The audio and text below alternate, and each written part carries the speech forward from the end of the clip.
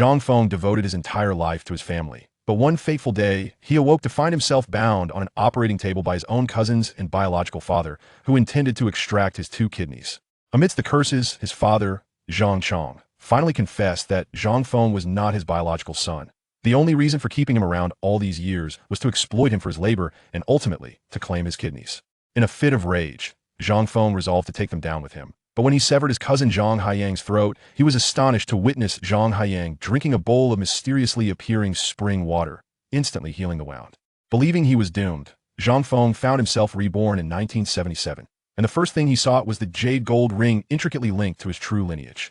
Unintentionally, the jade gold ring absorbed his blood, unlocking a personal space that not only contained spiritual liquid, but also spiritual wine. And furthermore, this space could evolve to benefit him. You wish for me to continue as your scapegoat? I retaliated by throwing Zhang Haiyang into the room, demanding that you announce to the entire village. You aspire to be a student at a labor and agriculture university? I will report you without hesitation. Do you look down upon me, assuming I would return to beg for your mercy?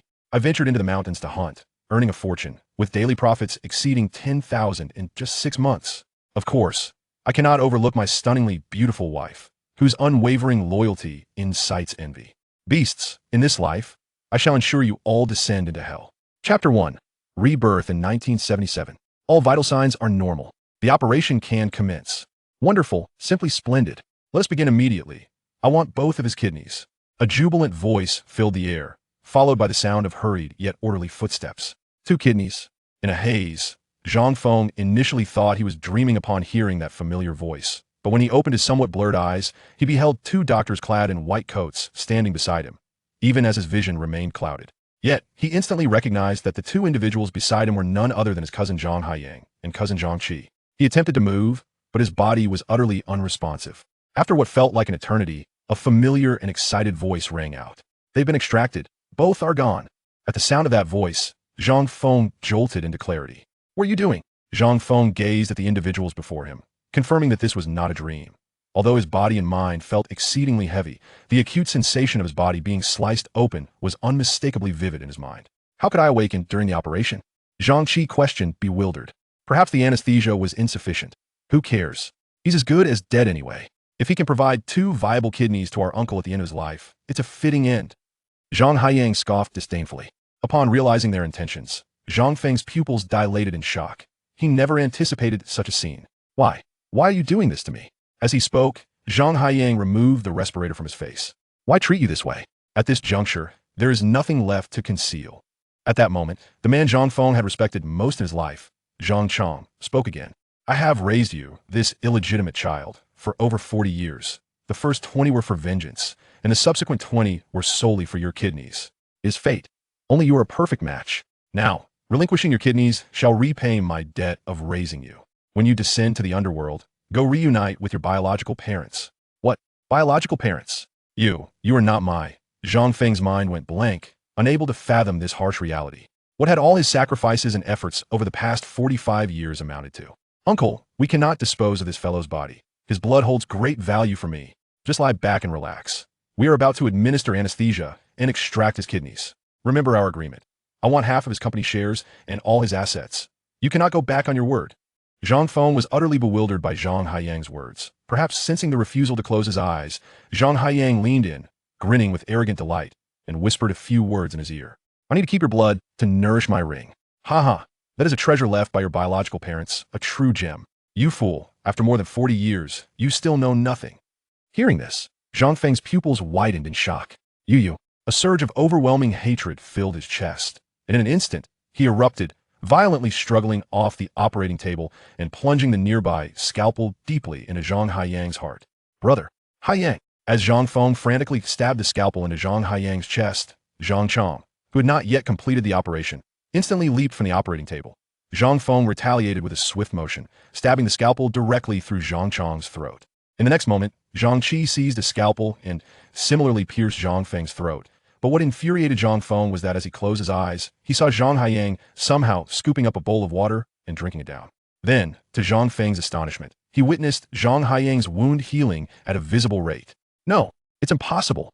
Zhang Feng struggled desperately, wanting to continue battling Zhang Haiyang. But darkness enveloped him, and he lost consciousness in an instant. When he opened his eyes once more, the entirety of the surgical room had vanished without a trace, and not only that, the three individuals who had previously surrounded him were equally absent. Am I not dead? How could I be here? Casting a glance around, Zhang Feng finally discerned that he was not ensnared in a dream, but had indeed been reborn. Furthermore, he had returned to 27 years prior, to March 15th, 1977, precisely at the age of 18. The calendar within the room vividly displayed today's date, and just as he attempted to rise from the bed, a sharp pain surged through his foot, causing him to draw a deep breath. Instantly, long-buried memories flooded his mind. He distinctly recalled that it was during this very time that he, worn down from laboring tirelessly in the fields to earn work points, was utilized as if he were 5 individuals, compounded by the fact that he was perpetually underfed, which ultimately led to him breaking his leg while working. In the Zhang family of Heishui village, Zhang Feng had been treated as a servant from a young age. Since he could remember, he had consumed the least amount of food and performed the most labor, while every member of the Zhang family would readily resort to beatings and scoldings, completely disregarding his humanity. Previously, Zhang Feng had believed that residing with his grandparents, living under their roof, was a consequence of his own shortcomings, and he had never measured up to his cousin Zhang Haiyang's cleverness or his cousin Zhang Qi's charm. But now he comprehended. He finally understood. He was not a member of the Zhang family at all. All of this turmoil stemmed from the misfortunes inflicted upon him by the Zhangs. With great effort, Zhang Feng managed to rise from the bed. Subsequently, gritting his teeth, Zhang Feng limped towards the main house, for he vividly recalled the whispered words of Zhang Haiyang in his ear. If it weren't for you, this worthless fool, I might never have discovered the immense secret of the ring. How pathetic to have spent a lifetime raising another's child. The irony is that only you remain oblivious to this truth. Hearing these two statements from Zhang Haiyang ignited an uncontrollable fury within Zhang Feng, particularly the last remark, which completely incensed him. Not only had he been schemed against, but the son he had painstakingly raised was indeed another's offspring. His entire existence had become a farce. Did the entire Zhang family know of this affair? Did that mean that from the very outset, his marriage to Wang Yeqian had been a calculated maneuver against him? And what a ring? The ring. The image of a ring swiftly flashed through his mind. It was an antiquated design, featuring an emerald stone set in a golden band. Zhang Feng had once witnessed the elderly matriarch Zhang retrieve it from an iron box beneath her bed, and later, it had been presented to Zhang Haiyang as a betrothal gift during his wedding. The door to the main house was firmly shut, even with Zhang Feng's broken leg. The Zhang family remained exceedingly cautious of him, having concealed all the food from the kitchen within the main house, providing him with nothing more than a bowl of thin porridge each day. Zhang Feng's gaze swept over the nearby stones, and he seized one to strike the door lock with great force. After 5 or 6 arduous minutes, the lock finally succumbed to his efforts, and despite injuring his finger, he paid it no mind. Without a hint of hesitation, he burst through the door and then crawled beneath the bed. As he rummaged about, he quickly discovered a patch of ground that felt softer than the surrounding area. Stretching out his hand and probing vigorously, he found it. Chapter 2. Space, Spiritual Liquid, Spiritual Wine. Zhang Feng finally unearthed the iron box, emerging from beneath the bed with great effort. Upon opening the box, he discovered a plethora of receipts and a substantial stack of banknotes. Though he hadn't meticulously counted, it was evident there were at least 200 or 300 yuan. It is noteworthy that even the average wage of a worker in the city barely exceeds 30 yuan. In the countryside, the sources of income are meager. Many families earn only a paltry sum after deducting expenses for food and drink, often less than 20 yuan for the entire year. Therefore, 200 or 300 yuan is indeed a considerable fortune in the rural context, a sum that most households in Heishui village could scarcely muster. However, Zhang Feng's attention was not fixated on the money, but rather on a jade gold ring, encrusted with ink green jade, nestled among the banknotes. It was the very ring he sought. Holding the ring delicately, he scrutinized it, yet remained perplexed by the cryptic words Zhang Haiyang had uttered to him on the operating table. My blood sustains? As this phrase flickered through his mind, he wasted no time pressing the ring against the wound on his palm. At that moment, as his blood stained the jade gold ring, a wave of disorientation washed over him, as if his very soul were being extracted in an instant. This sensation felt oddly familiar, and memories like fragments of a film flashed through his mind. Zhang Feng finally recalled when he had last experienced such a feeling. It was during Zhang Haiyang's wedding banquet in his previous life, where he had been serving dishes when Zhang Haiyang inadvertently collided with him, causing him to stumble and crash to the floor, shattering the plate and slicing his hand in the process. As he rose, his injured hand accidentally brushed against that very jade gold ring, prompting Zhang Haiyang to snatch it back, believing Zhang Feng was attempting to pilfer it. It was precisely the sensation he was now experiencing. Moreover, the memories in his mind were vivid. He could even sense Zhang Haiyang's own fleeting astonishment at that moment. Just as this realization dawned on him, an extraordinary connection formed between a realm and Zhang Feng's consciousness. This was space. He had awakened to the essence of space. With decades of experience from his past life, Zhang Feng had indeed heard of this wondrous phenomenon, yet he never anticipated it would manifest so tangibly within himself. With a mere thought, his body vanished from its location. When he opened his eyes once more, he found himself in a desolate expanse of approximately 100 square meters. The entire space appeared barren, save for two peculiar spots. Two small stone basins, each about the size of a wash basin. One basin bore the inscription, Spiritual Liquid Pool, containing about 1/3 of its volume filled with crystalline spiritual spring water, wreathed in ethereal mist. The other read, Spiritual Wine Pool, also filled to 1/3 with a clear liquid, exuding an intoxicating aroma that no renowned wine in the world could rival. While Zhang Feng was uncertain of the purpose of the spiritual liquid and wine, their presence in his space compelled him. Gritting his teeth, he plunged in to drink. The spiritual liquid was sweet upon entry, a flavor he had never savored in either of his lives. Similarly, the spiritual wine was seductively smooth, captivating even one who seldom indulged in alcohol. Before long, his previously hollow stomach swelled, having nearly consumed both basins of spiritual wine and liquid. After drinking, a wave of drowsiness enveloped him, and he soon succumbed to slumber within the confines of the space. As Zhang Feng drifted into unconsciousness, all his past memories surged forth, intertwining and clarifying many confounding aspects of his previous life, revealing answers he had long sought. Time passed, and when Zhang Feng groggily awakened, though a lingering vexation clouded his heart, a profound sense of ease enveloped him. Upon opening his eyes, he felt revitalized. Yet, this refreshing sensation lasted scarcely 3 seconds before a pungently foul odor assaulted his nostrils. Furrowing his brow, he scanned the surroundings, only to discern that the noxious scent emanated from his own body. Realizing the transformation within him, could this be the legendary cleansing of sinews and marrow? Recalling the scene in which Zhang Haiyang had instantaneously regained his vitality after consuming the spiritual liquid and wine, Zhang Feng's fury intensified. If such potent spiritual liquid and wine existed, why did Zhang Haiyang not simply administer it to Zhang Chang? Why resort to compromising his own kidneys? Yet in a flash, Zhang Feng grasped the underlying motive. Zhang Haiyang aimed to eliminate him while coveting his possessions, with Zhang Chang merely a pawn in his schemes. That wretched beast! Just as this realization struck him, a familiar string of curses echoed in his ears. Lifting his gaze, Zhang Feng could clearly observe the scene before him from within the confines of the ring's space, while those present remained oblivious to his existence. The voice cursing him was none other than his so-called grandmother, Huang Suihua. Her venomous tirades were a daily occurrence in his previous life.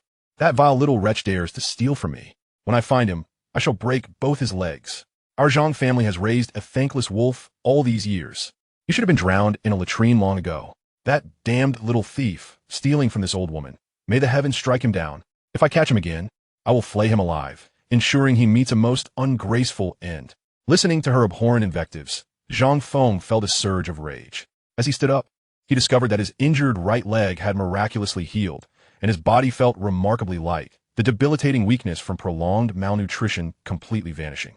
Turning to look, he found that both the spiritual liquid pool and the spiritual wine pool had replenished themselves. Though astonished, a wave of ecstasy surged through him. Undoubtedly, it was the spiritual liquid and wine from this realm that had restored his leg. In his previous life, after Zhang Haiyang had fatally stabbed him in the heart, it was the spiritual liquid and wine that had appeared and been consumed, since he was not a true member of the Zhang family. And given what Zhang Haiyang had said about the ring requiring his blood for nourishment, it implied a profound connection between the ring and himself, even relating to his very origins. As Zhang Feng pondered this, Huang Suihua's tirade concluded, and she exited the main house. Without hesitation, Zhang Feng stepped out of the space. Seizing the moment when no one was around, he dashed out of the courtyard. The stench emanating from him was unbearable. Should anyone catch sight of his current state, it would be impossible to explain. Having been granted a second chance at life, he understood the significance of the ring's space all too well. Other matters could be set aside for now, but the secret of the space must remain concealed from everyone else. Even the slightest possibility of exposure must be eradicated. Chapter 3. What is your dog's name? Zhang Feng sped towards a nearby stream, like a whirlwind. The weather had begun to warm, and every evening, village children would come to the river to bathe and catch fish. Arriving at the stream at an early hour, he found it still deserted. Without disrobing, he dove headfirst into the water. Suddenly, the refreshing sensation gradually calmed the fervor in his heart. The grime clinging to his body was completely washed away by the river's flow. Zhang Feng, possessing remarkable swimming skills, experienced a significant enhancement in his physical constitution after the cleansing effects of the spatial essence and spiritual liquor. Now submerged beneath the water, he moved with an agility surpassing that of fish. Once cleansed of filth, Zhang Feng swiftly dove and caught a hefty fish weighing 3 pounds. After swimming back and forth in the water a couple of times, he managed to catch 3 more fish, the smallest of which weighed a pound. At that moment, village children came running to bathe and play. Among them was a boy carrying matches, from whom Zhang Feng procured a spark.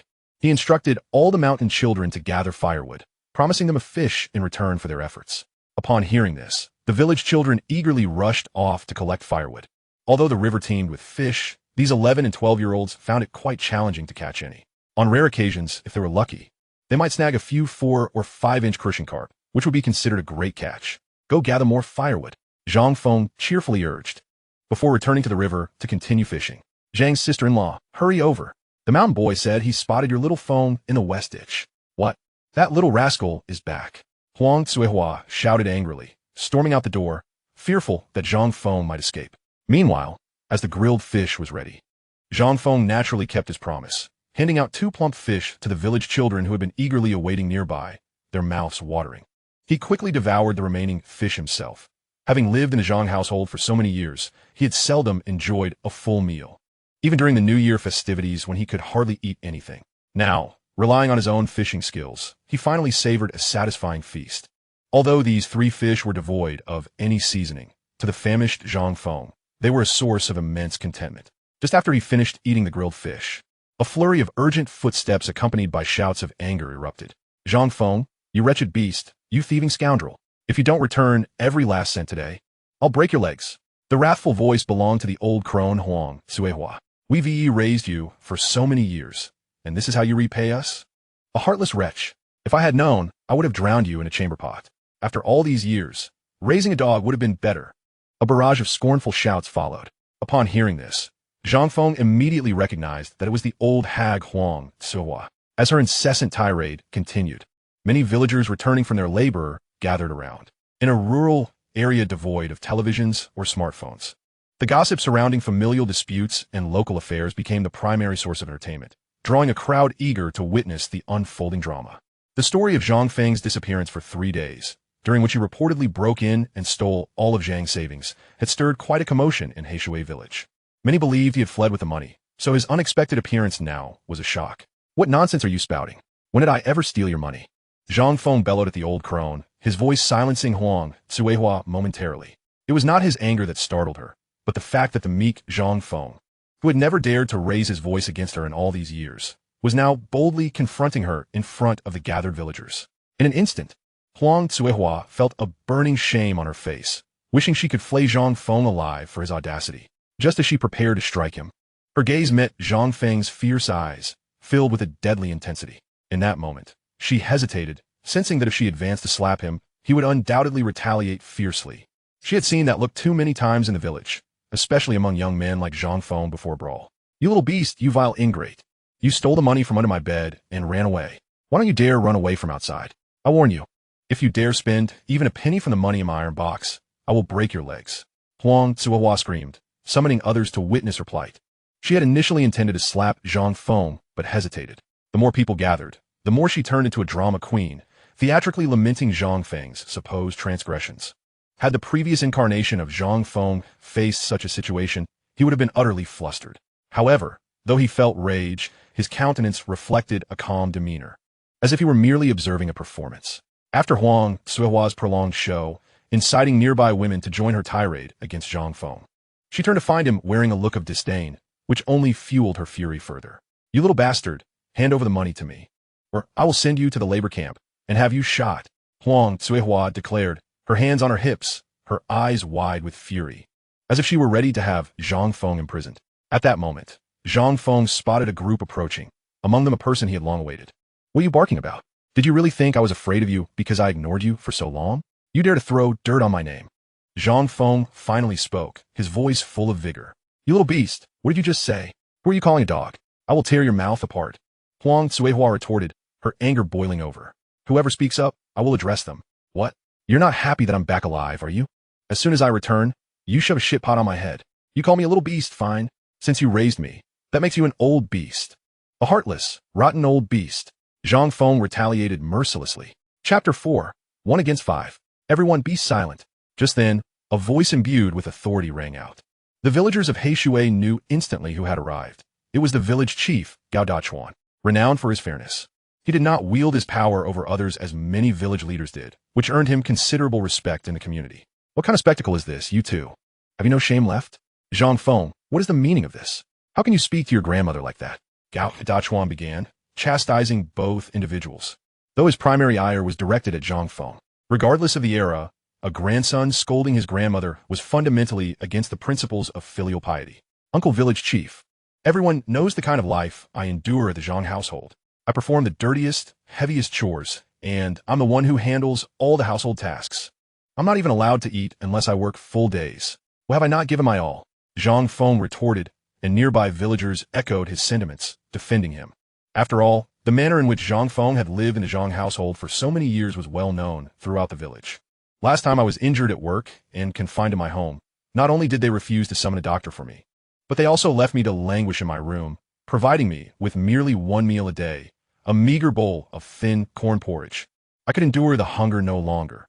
I felt as though I was on the brink of starvation, which compelled me to venture outside in search of sustenance in the mountains and to catch fish in the river. As Zhang Feng recounted his plight, many who had previously criticized him for his insolence began to cast scrutinizing and disdainful glances at Huang Cuihua, with some even starting to point fingers at her.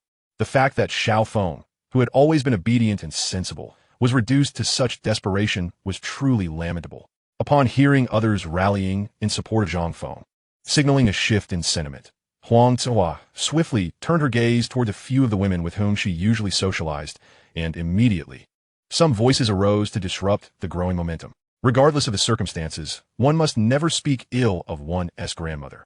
That would be an act of utter disrespect. Indeed, how can a grandson berate his grandmother without inviting divine retribution? Xiao Feng, did the Zhang family really deny you food and medical care? And what is this about going to the mountains? The village head, Gao Dachuan, wore a grim expression, casting several glances at Huang Cuihua's family. He dismissed Zhang Feng's words as pure fabrication. This boy has always been indolent and gluttonous, never uttering a single truth. Not far away, a few figures hurried toward them. The foremost being Zhang Feng's nominal grandfather, Zhang Youfu, accompanied by Zhang Youfu's younger son, Zhang Shan, who is also Zhang Feng's uncle. Hand over the money quickly, or I'll make sure you regret it today. Where is the money? Did you steal it? Zhang Youfu and Zhang Shan approached, intent on searching Zhang Feng. Get away. You two are no better. Zhang Shan was swiftly pushed aside by Zhang Feng. If you had tormented me daily, my leg wouldn't be so severely injured. Had I not encountered my master in the mountains, I might have been dead long ago. You little wretch. How dare you speak such nonsense? If you don't hand over the stolen money, I'll have you sent to work safety for a bullet. You are the one who steals money. Your entire family is a bunch of thieves. Zhang Feng feigned a furious demeanor and struck Zhang Shan across the face, simultaneously denouncing. Your entire family harbors malicious intent, wishing for my demise. If you desire my death, I shall drag you all down to hell with me. Zhang Feng's fury was genuine, reminiscent of the torment he had endured in his past life, where he was perpetually ensnared by this very family. The desire for vengeance surged within him.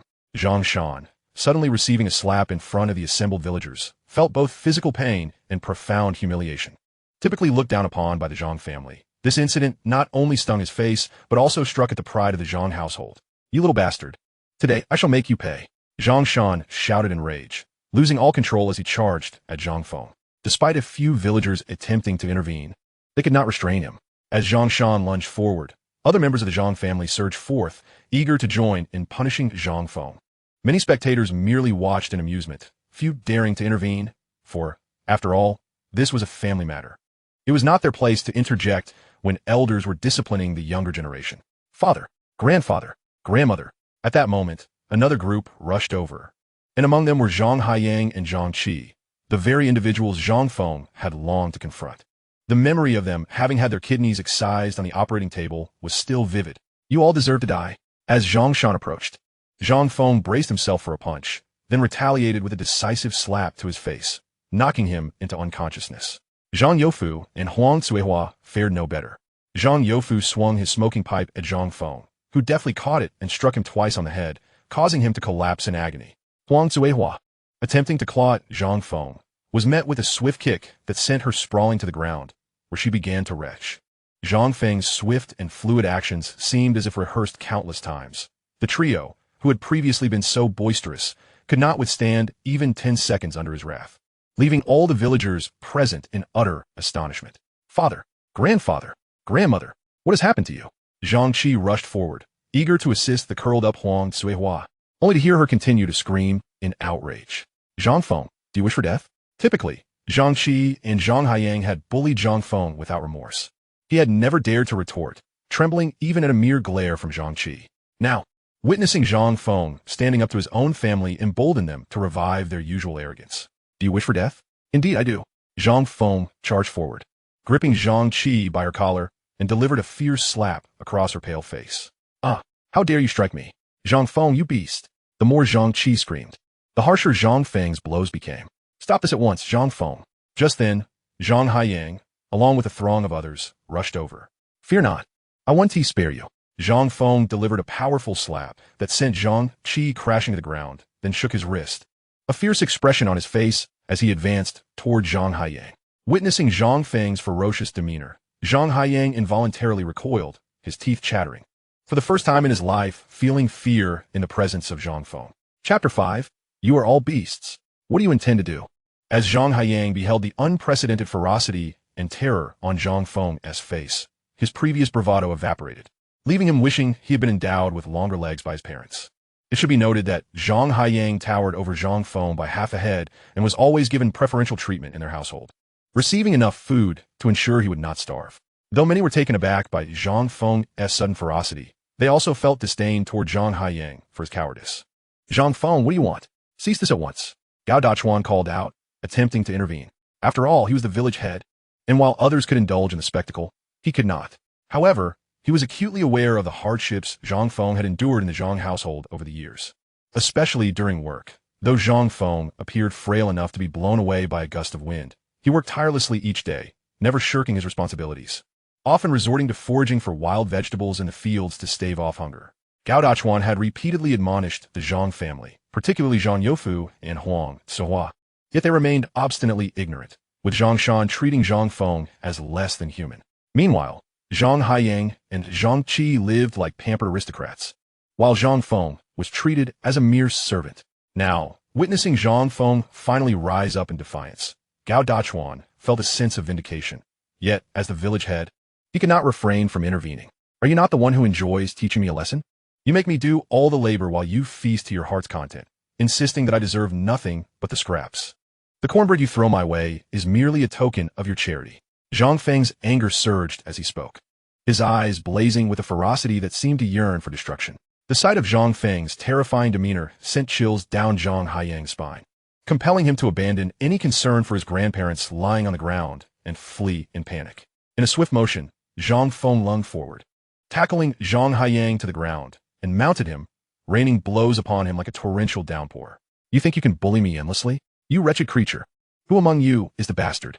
Your entire family is a disgrace. You have all conspired against me. May you all perish. Zhang Feng's shouts echoed with unrestrained fury, his hatred spilling forth with such intensity that, for a fleeting moment, he contemplated ending Zhang Haiyang's life right then and there. What are you all standing around for? Quickly separate them. He might just kill him. Gao Dachuan's anxiety peaked at that moment. Earlier, when Zhang Feng had unleashed his wrath, several had attempted to intervene, but each was swiftly brushed aside by Zhang Feng. Enhanced by the potent elixirs he had consumed, his physical prowess had multiplied tenfold, rendering any feeble attempts to restrain him utterly futile. Xiao Feng, do you truly wish to kill them and perish alongside them? Gao Dachuan's bellow momentarily halted Zhang Feng, giving a handful of villagers the chance to converge and pull him aside, preventing further violence. Meanwhile, Zhang Haiyang and Zhang Shan lay unconscious on the ground, and Zhang Youfu, having sat up, bore the marks of several blows on his head, presenting a pitiful yet comical sight. Report this to the authorities. We, the Zhang family, will not tolerate such barbarism. You must face justice. Zhang Youfu shouted vehemently. Hurry! Stop gathering here. Xuejuan, fetch old Master Huang to examine them, if necessary. Take them to the hospital immediately. As the village chief, Gao Dachuan promptly issued commands, ensuring Zhang Feng was restrained, preventing any further outbursts. Old Master Huang, the village doctor, usually tended to common ailments, but upon witnessing the dire state of the injured, he was taken aback. That Zhang Feng is indeed too ruthless. Zhang Shan and Zhang Haiyang were carried to a bed, and after examining their injuries, old Master Huang determined that Zhang Shan was merely unconscious and unharmed. In contrast, while Zhang Haiyang appeared gravely injured, his wounds were superficial, and with proper rest and medication, he would recover swiftly. Report this to the authorities at once. Zhang Youfu reiterated angrily. However, amidst his fervent outcry, his agitation inadvertently aggravated the swelling on his head, causing him to wince in pain. Calm yourself. Zhang Feng is your grandson. While his actions today are inexcusable, it does not warrant involving the authorities. Are you truly intent on having him imprisoned? Gao Dachuan interjected, frowning as he puffed on his pipe. In the room, discussions ensued regarding the situation, while Zhang Feng remained outside, watched over by 5 of the village's strongmen, anxious that he might lash out again. Previously, Zhang Feng had been inconspicuous within the village, often bullied by the Zhang family, and had seldom interacted with his peers, leading to their astonishment at his newfound strength. Zhang Youfu's home consisted of 6 rooms, with people now gathered at the entrance and even peering over the garden wall, eager to witness the unfolding drama. Grandson, my family has no such ungrateful wretch. What does incarceration matter? He has stolen from us and dares to raise a hand against us. He deserves nothing less than a bullet. Zhang Youfu's voice rang out, audible to all in the vicinity. Upon hearing this, Zhang Feng turned towards the main house. The burly villagers guarding him tensed, ready to intervene at a moment's notice. How dare you, Zhang Youfu? I ask you, who among your family witnessed me stealing money? Zhang Feng's voice boomed, filled with indignation. If the Zhang family accused him of stealing a ring, he might have accepted the charge, but he had not taken a single coin. Zhang Feng glanced at the calendar in the room, recalling that he had spent 3 whole days in the ring space. During that time, the money had undoubtedly been taken. Yet, regardless of who had taken it, he was not the culprit. You scoundrel, you still refuse to admit it. We all left for work, leaving you alone at home. The door was broken, the money gone, and you were the only one present. Tell me, if you did not take it, who else could have? Chapter 6. I will sever ties. How could I possibly know who took the money? I assure you, I did not. You refused to take me to the doctor. Nor do you even summon old Master Huang. I was so starved that I had to venture into the mountains for food. I never took your money. If you wish to wrongfully accuse me, I say to hell with you. If the authorities can prove I stole the money, I will accept my fate. But if they discover I am innocent, I swear your entire family will face dire consequences. Zhang Feng yelled defiantly across the distance, challenging Zhang Youfu. In his previous life, Zhang Feng had never endured such a scenario, nor had the Zhang family ever lost their wealth. He had indeed been bedridden for 3 months due to injuries, only to return to his role as the family's servant, laboring tirelessly. Now, in this rebirth, he vowed to break free from the shackles of his past. He sought vengeance and was determined to sever ties with the Zhang family at the earliest opportunity. They could no longer drain his essence or expect him to serve them. Such aspirations were nothing but folly. In this lifetime, Zhang Feng was resolute in reclaiming all that was rightfully his and ensuring that every member of the Zhang family was brought low, never to rise again. Enough! You wretched boy! Zhang Youfu emerged from the main house, finger trembling as he pointed at Zhang Feng. Had he not recently suffered a beating at Zhang Feng's hands, he might have charged forward to deliver a few slaps. Zhang Youfu was bewildered.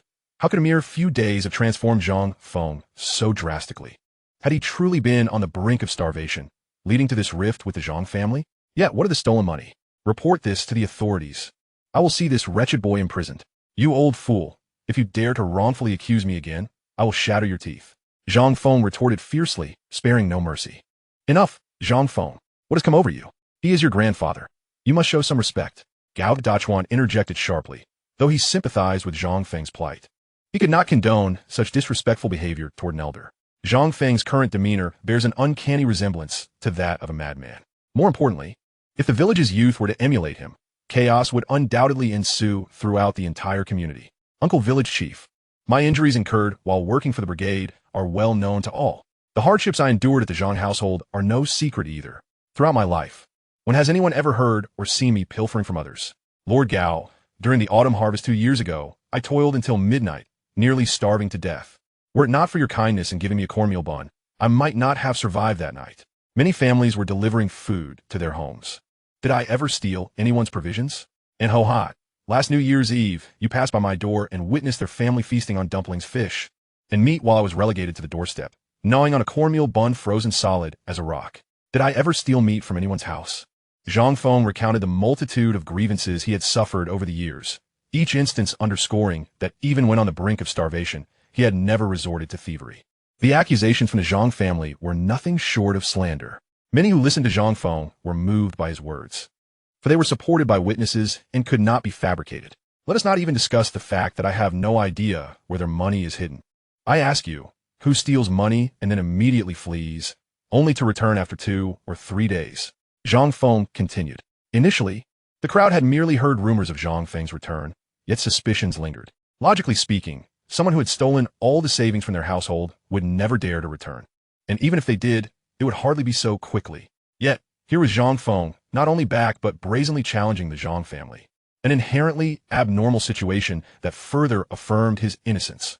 As Zhang Feng continued to unveil the injustices he had faced within the Zhang household, Zhang Youfu was already seething with rage. Zhang Feng's actions threatened to tarnish the entire Zhang family's reputation in the village. Such matters were commonplace in the rural areas of the 1970s, in an era marked by poverty and backwardness where no family thrived. It was not unusual for children from less favored households to endure mistreatment or deprivation. However, such grievances typically remained confined within family walls and were never subjected to public scrutiny or gossip. As Zhang Feng spoke, and with Zhang Youfu's repetitive, baseless assertions failing to provide any evidence of theft, more and more people began to believe Zhang Feng's account. Very well, Zhang Youfu, I ask you, who in your household witnessed Zhang Feng stealing the money? Gao Dachuan inquired directly.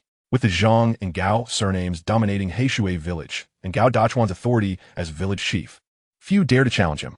What do you need to see? He was home, he fled, the door was broken, and the money is gone. Who else could have done it if not him?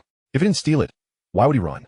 Zhang Youfu retorted, his confidence unwavering. You speak nonsense. What need have I to steal money? If I truly were a thief, I would have fled far away and never returned. Zhang Feng shot back defiantly. Now, this matter is fundamentally a family issue, and Zhang Youfu, you possess no evidence. Times have changed. Any action taken must be substantiated with proof, whether catching a thief in the act or recovering stolen goods. You have nothing but baseless accusations against your grandson. Do you deem this appropriate? Zhang Feng is of marrying age now. Your loud proclamations throughout the village will ensure he never finds a bride. Gao Dachuan counseled earnestly. I have no such ungrateful grandson. This wretch is a beast. Look at how he has treated our family. Zhang Youfu bellowed. And I have no family as cruel-hearted as yours. Zhang Feng shouted back. Uncle Village Chief, respected elders, today, in the presence of all, I declare my severance from the Zhang family. Severance? How dare you? Zhang Youfu's fury reached its zenith. Having raised Zhang Feng for over a decade, and with the elder son specifically entrusted to the village, the thought of this boy cutting ties was intolerable. Not only would it render those years of care meaningless, but his eldest son, Zhang Chong, would never consent to such a separation. What would become of the monthly stipend sent to support Zhang Feng? Though it amounted to merely 15 yuan, it was a significant sum in this impoverished village where many families struggled to save even 10 yuan in a year. Should the severance occur, their days of comfort would surely come to an end. You ungrateful wretch, after raising you, you now wish to sever ties? Unless I kill you first, you shall never be free from this family. Zhang Youfu thundered. He understood that should Zhang Feng truly sever ties, his son Zhang Chong would undoubtedly return to settle the score. Zhang Chong, now the deputy director of the county steel factory, was the most prominent figure to emerge from Heishui village. His position conferred considerable status upon the Zhang family, ensuring that even the village chief, Gao Dachuan, treated them with great respect. Moreover, the villagers were well aware that Zhang Feng was Zhang Chong's son, though Zhang Chong had never shown him any affection. From a young age, he had been abandoned at his grandparents' home and rarely acknowledged. The Zhang family had never publicly explained this estrangement. However, whispers about Zhang Feng's mother lingered. They maintained that she was Zhang Chong's ex-wife, who had become embroiled in political turmoil a decade ago and had perished as a result. Zhang Chong had severed ties with her immediately, even providing evidence against her, which made his disdain for their son understandable, even years later. The villagers were somewhat aware of the past, hence turning a blind eye to the Zhang family's mistreatment of Zhang Feng. Now, With Zhang Feng declaring his intent to sever ties, it was undoubtedly a slap in the face to Zhang Youfu's family. The villagers remained oblivious to the fact that Zhang Feng was not even Zhang Chong's biological son, a secret well concealed by Zhang Chong himself. Zhang Youfu would never consent to this severance. Kill me. Upon seeing Zhang Youfu's fierce and menacing demeanor, Zhang Feng burst into laughter, the derision palpable in his voice. For over a decade, I toiled and bore your scorn, treating you as family. Yet, you never regarded me as a human being, and now you wish to kill me? You are truly lower than swine. Should you refuse to sever ties, then I shall simply end your lives, ensuring your names vanish from existence. If you deny me life, I will drag you all down with me. Zhang Feng's voice rose in fury, leaving even the previously domineering Zhang Youfu momentarily speechless. He could not fathom how, in such a short span of 3 days, Zhang Feng had transformed so drastically. He was no longer under his control, and his newfound violence was alarming. Zhang Feng, you beast, you old beast. Zhang Feng immediately retaliated with sharp words, hurling insults that nearly left Zhang Youfu gasping for breath. The villagers gathered nearby, though they were pointing and whispering, could not help but chuckle at Zhang Feng's response to Zhang Youfu. Upon hearing their laughter, Zhang Youfu lost his composure and fainted on the ground. Quick, someone fetch old Master Huang. The crowd, witnessing Zhang Youfu's collapse, became agitated. Zhang Feng, seeing the commotion, turned to leave. Wait a moment, you rascal. Gao Dachuan rushed after him, seizing Zhang Feng's arm. Zhang Feng did not struggle against Gao Dachuan's grip, but merely turned to glance at him. Village chief, you can't leave just yet. Come with me, Gao Dachuan insisted, followed by several others from the brigade. Zhang Feng, accepting Gao Dachuan's words, did not argue and walked alongside him out of the courtyard. Soon, 3 more individuals joined them, village chief Gao Dachuan, the leader of the 5th team, Gao Eugene, and accountant Zhang Jinhua. Village chief, please speak your mind. Zhang Feng urged as they stepped outside. Xiao Feng, what happened to your leg? Has it healed in just 3 days? Gao Eugene was the first to ask, his concern diverging from the others. Although everyone knew that Zhang Feng had been bedridden for 3 days, his ferocious display when confronting the Zhang family earlier bore no trace of injury. I found a master in the mountains. It was he who saved me and healed my wounds, Zhang Feng replied, his demeanor steady and unflinching, showing no hint of guilt for his deception. A master in the mountains? Upon hearing this, Gao Dachuan, Gao Eugene, and Zhang Jinhua exchanged glances. Despite the encroaching darkness, the flickering light allowed them to discern each other's expressions, revealing their skepticism. What is your master's name? Zhang Jinhua pressed further. When I became his disciple, he instructed me to never disclose his name, lest he come down personally to retrieve me. Zhang Feng spoke with conviction, his tone grave. The more he shrouded his claims in mystery, the more the 3 men found themselves inclined to believe him. After all, the villagers of Heishui had long relied on a nearby Daxing mountain, and tales of the great mountain's legends had circulated for centuries, particularly among the elder generation, who held such matters in utmost reverence. The trio attempted to subtly probe further, but Zhang Feng remained tight-lipped, leaving them with no choice but to cease their inquiries. You truly didn't take any money from your grandparents? Gao Dachuan inquired again. I did not. If I had taken any money, I would never have returned. My parents in the city disown me, and the villagers treat me like a laborer. If I had truly stolen, I would never have come back here to be caught. Zhang Feng's voice was filled with indignation. The 3 men, upon hearing this, understood the rationale behind his words. Moreover, the entire affair was inherently suspicious. Typically, when a family faced such a scandal, they would protect their name and keep it hidden from public scrutiny to avoid shame, as reputation in the village was paramount. Otherwise, their descendants would struggle to find suitable partners for marriage. The Zhang family's public outcry only signaled something amiss. They seemed intent on tarnishing Zhang Feng's reputation. Chapter 8. Midnight Ascent to the Mountain. Observing the trio's silence, Zhang Feng continued, Village chief, you may find this amusing, but there is something I have harbored in my heart for 8 long years, and I can no longer contain it. The Zhang family has mistreated me for long enough, and now they wish to drive me to despair. Xiao Feng, what do you mean? The 3 men, now acutely aware that Zhang Feng was about to reveal something of grave importance, leaned in closer. I may not even be a member of the Zhang family, nor am I Zhang Chang's son, Zhang Feng declared boldly. At this proclamation, all 3 men gasped in disbelief. If this were true, it would indeed be stirring a hornet's nest. For years, the villagers had regarded Zhang Feng as the son of factory manager Zhang Chong. Although Zhang Chong had always been indifferent towards him, no one in the village dared to bully him, except for the Zhang family themselves. Now, Zhang Feng had audaciously claimed he was not Zhang Chang's offspring. Such a revelation, if not uttered by Zhang Feng himself, would have remained unspoken, even if doubts lingered in their hearts. Who told you this? You mustn't speak carelessly, Zhang Jinhua quickly admonished, as he had distant familial ties to Zhang Youfu's family, and, by virtue of their relationship, Zhang Feng should address him as uncle. This is not mere gossip. 8 years ago, when Zhang Youfu was inebriated, he confessed it himself. He even beat me with a stick while saying it. I could never forget. Zhang Feng's teeth clenched as he recounted the memory. Words spoken in drunkenness cannot be taken seriously. Do not let your imagination run wild. Zhang Jinhua continued to caution him. If this claim were indeed true, it would have dire consequences. Not only was Zhang Chang a prominent figure in their Heishui village, but his presence also kept the Gao clan in check, despite their numbers. They had seldom bullied the Zhang family. Should Zhang Feng's revelation hold any truth, it could undermine Zhang Chang's standing, and should he fall from grace, the Zhang clan would lose its advantage in Heishui village. Thus, upon hearing Zhang Feng's words, Zhang Jinhua was quick to intervene and counsel caution. After a moment of silence, Zhang Feng finally declared, regardless of whether this matter is true or false, I can never return to the Zhang family. My descent from the mountain was to seek you out, village chief. The gravity of his words struck the others. Xiao Feng, what are you planning to do? As I said, I will never return to the Zhang family. I am preparing to ascend the mountain. My master resides there, and I shall not starve. Had my master not healed my wounds, I would have perished on the mountain long ago. Zhang Feng's tone was resolute. Hearing this, Gao Dachuan and the others were taken aback. Although there were often hunters in the village who ventured into the mountains, they typically did so in groups for mutual protection.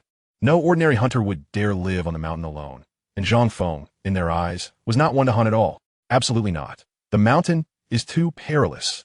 Gao Dachuan protested urgently. His concern for Zhang Feng stemmed not from a desire to question him about the Zhang family, but from genuine worry for his safety amidst the dangers of the mountain, where wolves and leopards prowled. Venturing there alone was tantamount to courting death. The mountain is far more dangerous than the Zhang family. Village chief, whether the Zhang family lost any money or who stole it, I urge you to report this to the authorities for a thorough investigation. If you require my cooperation, simply send someone to find me on the mountain. With that, Zhang Feng turned to leave. Gao Dachuan, unable to bear the thought of Zhang Feng heading up the mountain, attempted to stop him, but Zhang Feng had already vanished into the distance. Zhang Feng's hatred for the Zhang family was deeply ingrained, a resentment that felt like a lifelong jest played upon him, rendering it utterly impossible for him to continue residing within their confines.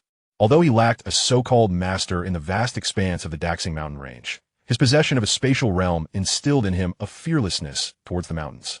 He could easily retreat and rest within this sanctuary, for he had no genuine desire to dwell amidst the rugged terrain. After all, should venomous snakes or fierce beasts suddenly emerge to attack him, it would certainly be quite the ordeal. As dusk approached, Zhang Feng made his way up the mountainside. After a brief interval, he swiftly stepped into his spatial realm. Outside, night had already fallen, yet within the confines of the ring, gentle, mellow light persisted. There was no distinction between day and night, each moment bathed in a comforting radiance that was far from harsh to the eyes. Upon entering the spatial realm, Zhang Feng endeavored to uncover more information about this newfound domain.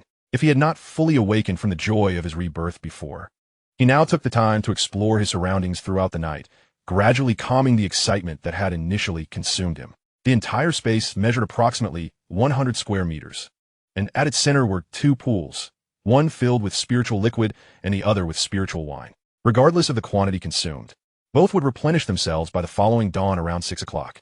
This was a realization Zhang Feng had made after idly indulging in the pools the previous night. Perhaps due to the cleansing effects of the spiritual liquid and wine during his initial consumption, even after drinking half of each again, he experienced no discomfort or intoxication. Despite having gone an entire night without rest, he felt no fatigue. Instead, he was invigorated, his physique noticeably stronger. Although Zhang Feng had set off towards the mountains the previous night, he had not traveled far. Now, with the dawn breaking, even hunters would not yet ascend the mountain at this hour. Emerging from his spatial sanctuary, Zhang Feng proceeded directly up the mountain. His decision to ascend was not a mere whim, but rather a resolution made since his rebirth. If he were to toil daily in the village, the hard-earned credits he accumulated would undoubtedly be appropriated by the Zhang family, forcing him to endure a life akin to that of a long-suffering servant once more. Only by venturing into the mountains could he devise a plan to completely liberate himself from the Zhang family and secure a decent existence in this era. Fortune smiled upon Zhang Feng. After approximately half an hour of walking, he stumbled upon a broken blade along the mountain path. While the blade appeared worn and tattered, it was a timely boon for Zhang Feng, who had no tools at his disposal. The Daxing mountain range stretched for hundreds of kilometers, lush with primordial forests and teeming with wild beasts. With his physique now enhanced tenfold, the mountains presented themselves as an immense treasure trove. Moreover, with the protective sanctuary of his ring, as long as he exercised caution, he would encounter no peril within the wilderness. Turning his gaze, Zhang Feng spotted a small grove in the distance, and an idea surged through his mind. Chapter 9. Hunting on a mountain in the blink of an eye. Much of the day had quietly passed. Spotting a small cluster of saplings nearby, Zhang Feng first sharpened the broken blade against a stone in the ravine, removing the rust entirely. Testing the edge with his fingers, he nodded in satisfaction. It was reasonably sharp. He then proceeded to fell all 15 saplings, roughly the thickness of an infant's arm, trimming their tops and roots to fashion them into spear-like weapons. Lacking experience in this craft from his previous life and finding the broken blade somewhat unwieldy, he managed to create a dozen spears, although the first 3 attempts had failed. After a few rudimentary trials, Zhang Feng concluded that while the spears fashioned from the saplings could not be deemed true weapons, they would suffice for smaller game. The quality was lacking, yet with a vigorous throw, they proved deadly enough. Thus, he continued honing his technique with the spears until approximately 3 o'clock in the afternoon. Had he not consumed a significant amount of the spatial liquid during this time, he might have been unable to endure, while the spatial liquid invigorated him. It did not quell the gnawing hunger in his belly. After several hours of practice, Zhang Feng was ready for actual hunting. Although the spears were inadequate for larger animals, they would surely suffice for creatures such as mountain chickens and wild rabbits. One shot, one kill. With his enhanced physical attributes, Zhang Feng enjoyed an overall elevation in his senses. Hearing, smell, reflexes, and strength were all markedly improved. As he gathered the spears and began to search his surroundings, he soon detected the sounds of small animals in the vicinity. With a swift motion, he launched 3 spears in quick succession. While the first 2 missed their mark, the third struck true, piercing a wild rabbit, which had no time to react and perished instantly. Delighted, Zhang Feng stored the rabbit within his spatial realm. Although he was growing hungry, he could hold out a little longer, envisioning a hearty meal once he had caught more game. After waiting for approximately 10 more minutes, he encountered a wild mountain chicken. This time his aim was remarkably precise, and he successfully shot it down with a single spear. With a cheerful demeanor, Zhang Feng skinned both the rabbit and the chicken by the brook, then used matches to kindle a fire. In under half an hour, both animals were roasting over the flames. Though devoid of salt and other seasonings, Zhang Feng was thoroughly satisfied with his meal, given his ravenous appetite. After relishing the grilled meat and drinking several hearty gulps of the spatial liquid, although he was not completely full, he felt rejuvenated, brimming with an energy he had never experienced during his time with the Zhang family. Subsequently, Zhang Feng covered the fire pit with dirt. Though no embers were visible on the surface, the wood inside continued to smolder, ensuring that he could easily rekindle the fire upon his return later. He possessed only a small box of matches, exchanged with a mountain dweller for roasted fish, and while it contained only a few remaining sticks, he had yet to procure additional supplies from the county, so he had to conserve them. After satisfying his hunger and thirst, Zhang Feng retreated to his spatial realm for a brief rest. Awakening an hour later, he set about repairing the spears he had previously utilized. Notably, 2 had embedded themselves in a rock, damaging their tips, necessitating repairs. Indeed, these wooden spears were quite prone to breakage. If he had iron spearheads, they would not only be more durable, but also possess greater lethality. As he pondered this, he diligently repaired all the spear tips before surveying his surroundings. Noticing no one in the vicinity, he finally stepped out of his spatial sanctuary. Over the course of the afternoon, he had managed to catch 2 more rabbits. Upon returning to the brook, he was unexpectedly greeted by the sight of 2 mountain deer. Sensing an opportunity, Zhang Feng's heart raced. Mountain deer were indeed valuable prey, estimating the larger of the 2 to be about 2 meters in length and weighing around 60 jin, while the smaller one was approximately 50 jin. He realized that if he could bring them down, he would have enough provisions to last at least a week. Zhang Feng harbored his own thoughts. The Daxing mountain range was a veritable treasure trove, teeming with an abundance of game and mountain goods. It was rumored that in a past life, some hunters had stumbled upon century-old wild ginseng, thus becoming overnight millionaires, while Zhang Feng dared not dream of such exquisite finds as century-old ginseng. He was acutely aware of the multitude of creatures that roamed the mountains. As long as his hunting skills were up to par, he could secure not only a continuous supply of meat, but also a steady stream of income. Although currently concealed in the mountains, He knew he could not dwell there for eternity. Seizing the moment, Zhang Feng approached with deliberate stealth, each hand gripping a spear, poised to strike at any instant. As he crouched closer, he was taken aback to witness the male deer, previously skittish, suddenly rear up and mount the female deer beside it. This unexpected display left Zhang Feng momentarily dumbfounded. However, it provided him with an excellent opportunity. He took aim at the mountain deer and hurled a spear with all his might. Though the spear was not exceptionally sharp, it pierced through the bodies of both deer with his full strength.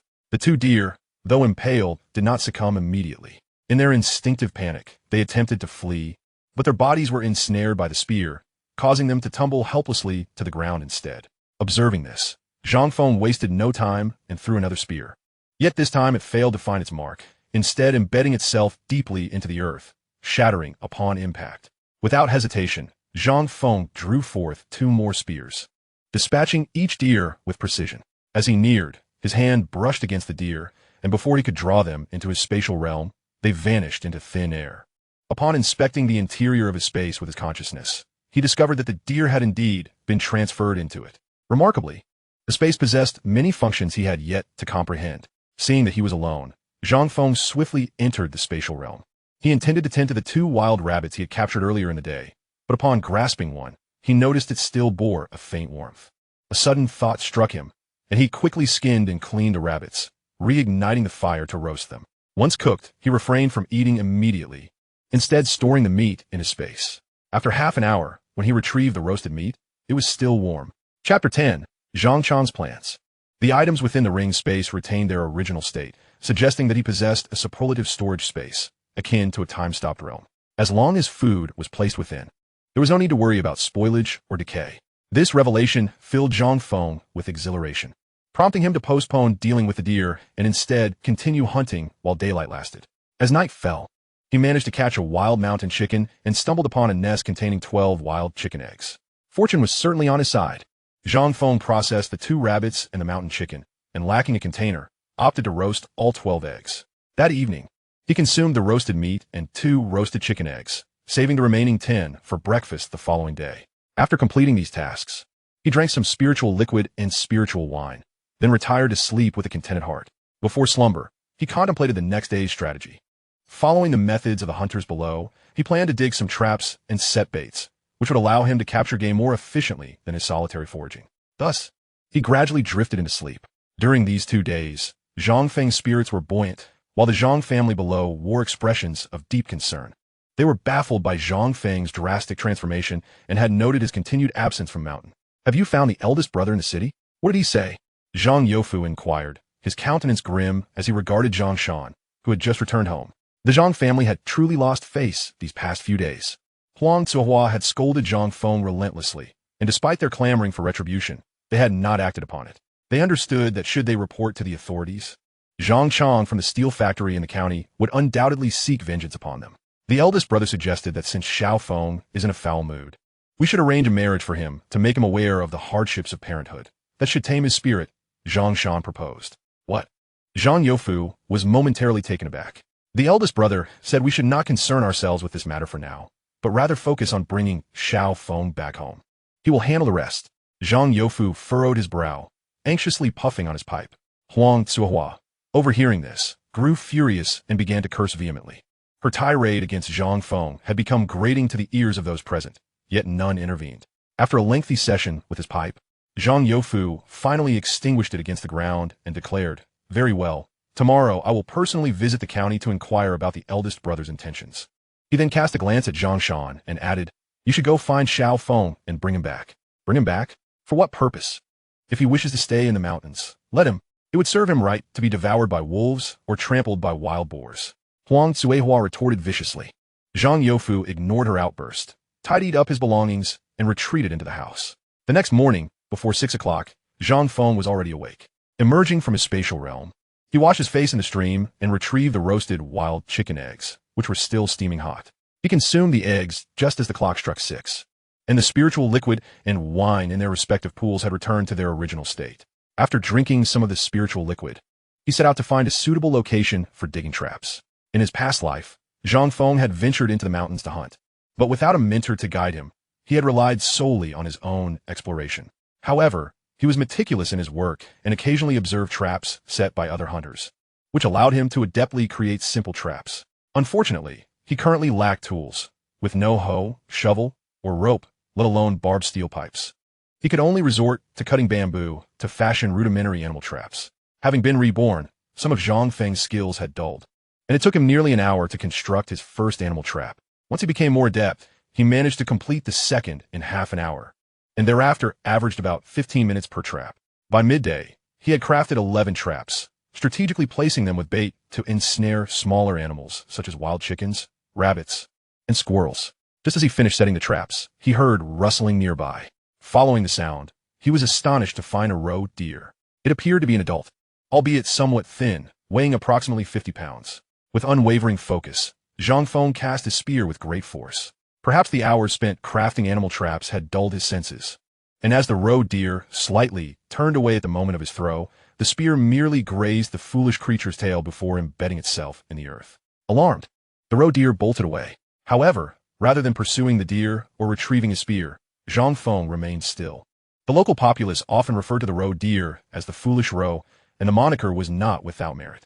Having dashed forward approximately 50 meters, the deer turned back, returning directly to the spear, sniffing curiously at it. With a flick of his wrist, Zhang Feng recalibrated his aim and launched another spear. This time, it pierced the deer's neck, and the creature struggled momentarily before succumbing to its fate. With a smile, Zhang Feng hurried over to collect both the deer and his spear, stowing them away in his own spatial realm. Today's haul was quite commendable. Nevertheless, he had no intention of consuming the roe deer, a creature he considered to be of medium size. On one hand, roasting it without seasoning would render the meat rather unpalatable. On the other, he lacked sufficient tools. He resolved to transport these medium-sized trophies to the black market in the county town, where he could barter for more tools and essential supplies. Zhang Feng bore a deep-seated grudge against those who had wronged him in his previous life, and he would not rest until he had exacted a fitting revenge. However, mere slaughter would not suffice. He intended to ensure that his enemies lived in perpetual regret and torment, ultimately leading them to a fate worse than death. Simultaneously, he would not neglect his own well-being. Having been reborn, he was determined to chart a course that would allow him to achieve aspirations unfulfilled in his previous existence, standing atop the pinnacle of success to behold vistas unseen before. Chapter 11. A Pig's Mouth Saves a Life. As evening fell, Zhang Feng's traps yielded only a single hare, alongside 6 wild chickens, 2 flying dragons, and a small squirrel. Undoubtedly, he cherished these small creatures, albeit in a manner distinct from others. He preferred to savor them at every meal. After consuming 10 roasted wild chicken eggs that morning, he found himself at around 2 o'clock in the afternoon without further sustenance. Checking the fire he had kindled earlier, he was relieved to find it still smoldering. With haste, he cleaned and prepared his catch, discovering that his current appetite was significantly greater than that of his past life. Even so, he had more than enough provisions to sustain him for a day. While preparing the small animals, he encountered the live squirrel and, with a sudden inspiration, placed it into his spatial realm. To his astonishment, the moment the squirrel entered, it perished instantly. Even retrieving it from the realm yielded the same result. However, upon reflection, this was not necessarily a misfortune. If he were to be attacked by prey in solitude, swiftly storing it in his space would mean instant death for the creature. This notion excited Zhang Feng, and he resolved to explore this newfound method further. After enjoying a hearty lunch and taking a brief respite, he readied himself for another round of hunting. Possessing a spatial realm, Zhang Feng preferred to remain unseen, unfazed by the myriad dangers of the mountains. Thus, he ventured deep into the forest, a place where only the most seasoned hunters would dare to tread. After his meal, he continued to meander through the woods. Having resolved to descend to the county town as dusk approached, Blackwater Village lay over 50 kilometers from the town, a journey that typically required 8 to 10 hours on foot. However, Zhang Feng could manage it in no more than 5. As he pondered whether to hunt additional medium to large game, 2 hours passed in the forest, during which he encountered 2 more wild chickens and a hare, all of which fell to his spear before being stored in his spatial realm. Just as he contemplated descending, the sharp crack of gunfire echoed through the woods, accompanied by a chorus of grunts and shouts. Were others hunting nearby? Zhang Feng mused, quickening his pace toward the source of the commotion. He was not inclined to intervene, but rather hoped to seize an opportunity should a hunter fall victim to their quarry, thus acquiring a firearm with ease. As he drew closer, the sounds grew increasingly distinct, and it became apparent that the target of the hunters was undoubtedly a wild boar. To his surprise, After 2 days of fruitless searching, he stumbled upon a group of them, and the cacophony indicated there was more than one. As he hastened forward, he heard 2 more gunshots ring out. Sanlingzi, run! A voice filled with desperation sent a chill through Zhang Feng. Sanlingzi was the son of Old Go from Blackwater Village. That shout had belonged to Old Go himself. With renewed urgency, Zhang Feng quickened his pace. Upon arrival, he witnessed a herd of wild boars charging towards 2 men. A mere glance was enough for him to recognize them. Old Go and Sanlingzi. The name Old Go was not a derogatory term, but rather a title given to an orphan he had raised, who had been named Go.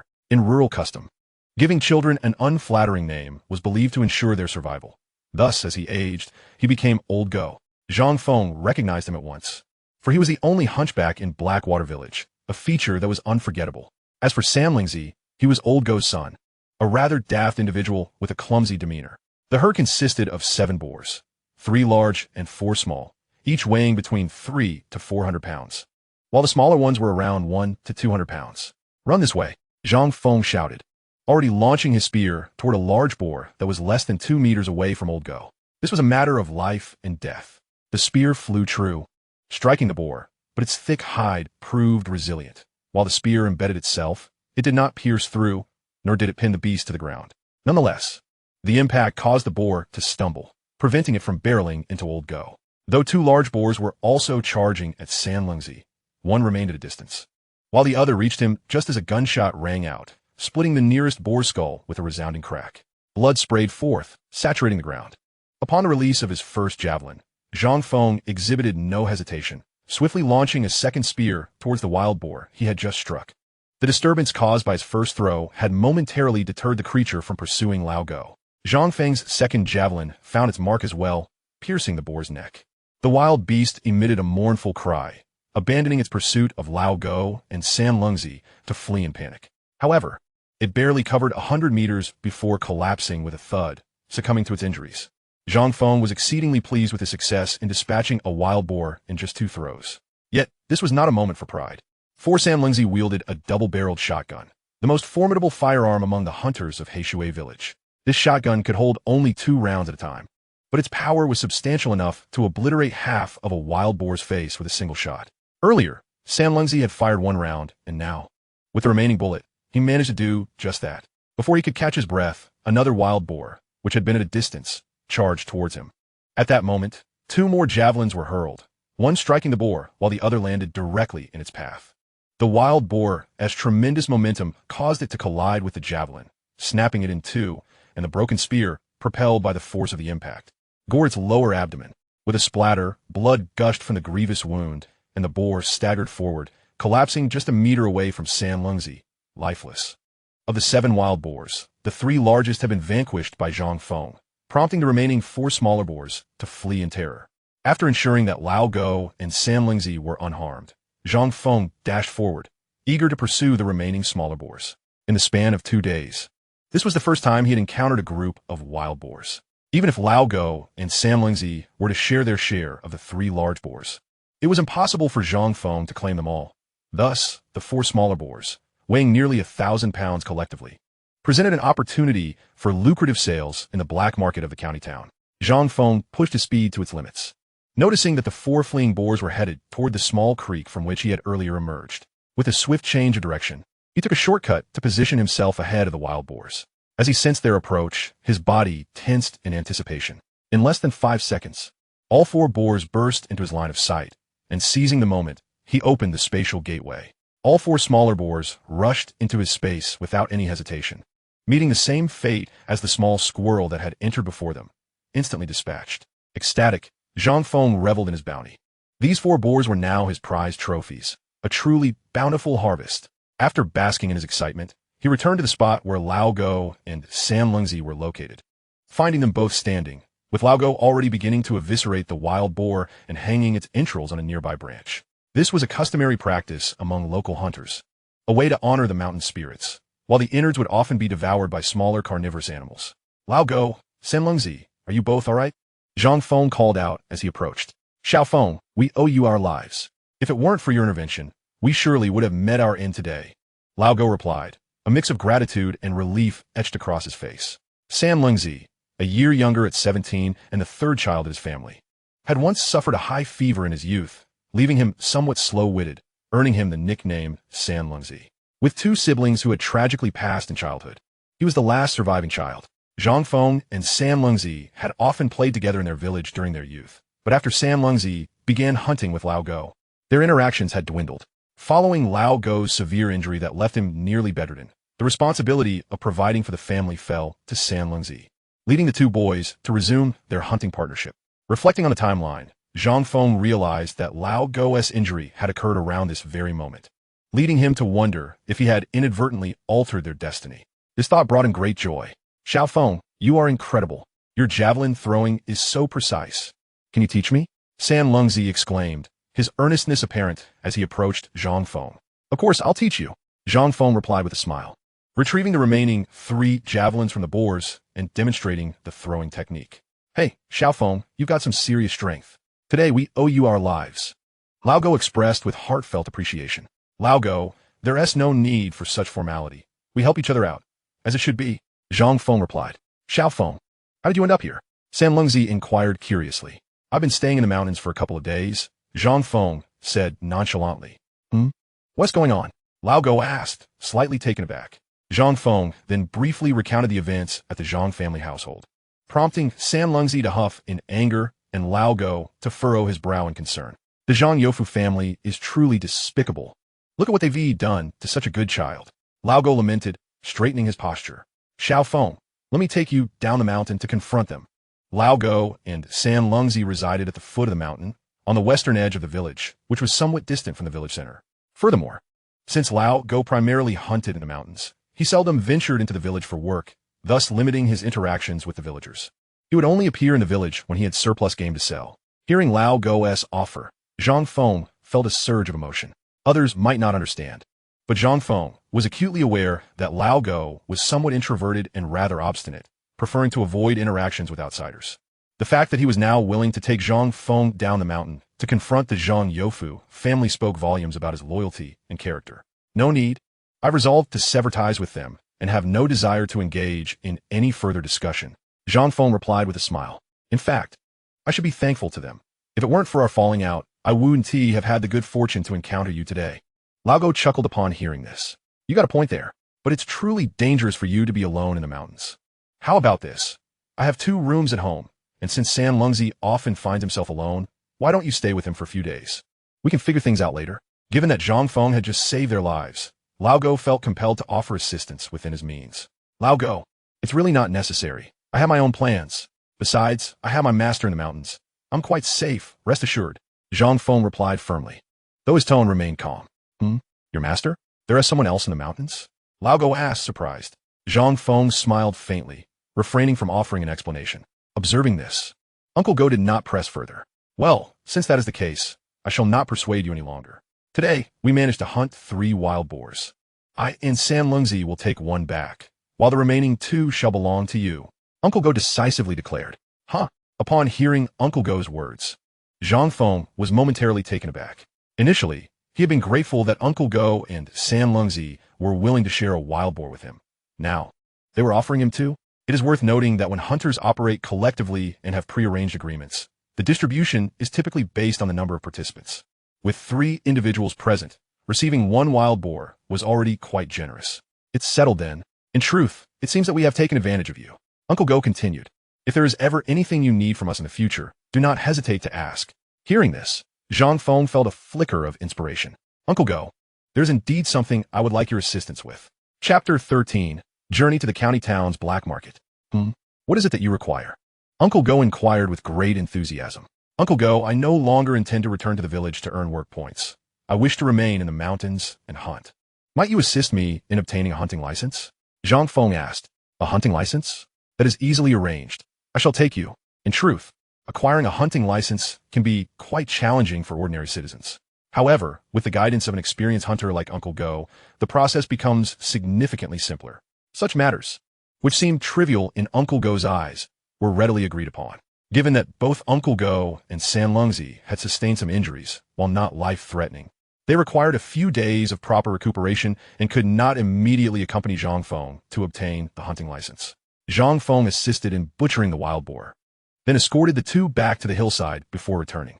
As he gazed at the two large wild boar carcasses on the ground, he reached out and stored them in his spatial pocket. Initially, he had considered hunting more game before heading to the county town, but now he saw no need to wait any longer. 6 wild boars, 2 large and 4 small. Zhang Feng even took the precaution of puncturing a few holes in the smaller boars to drain their blood.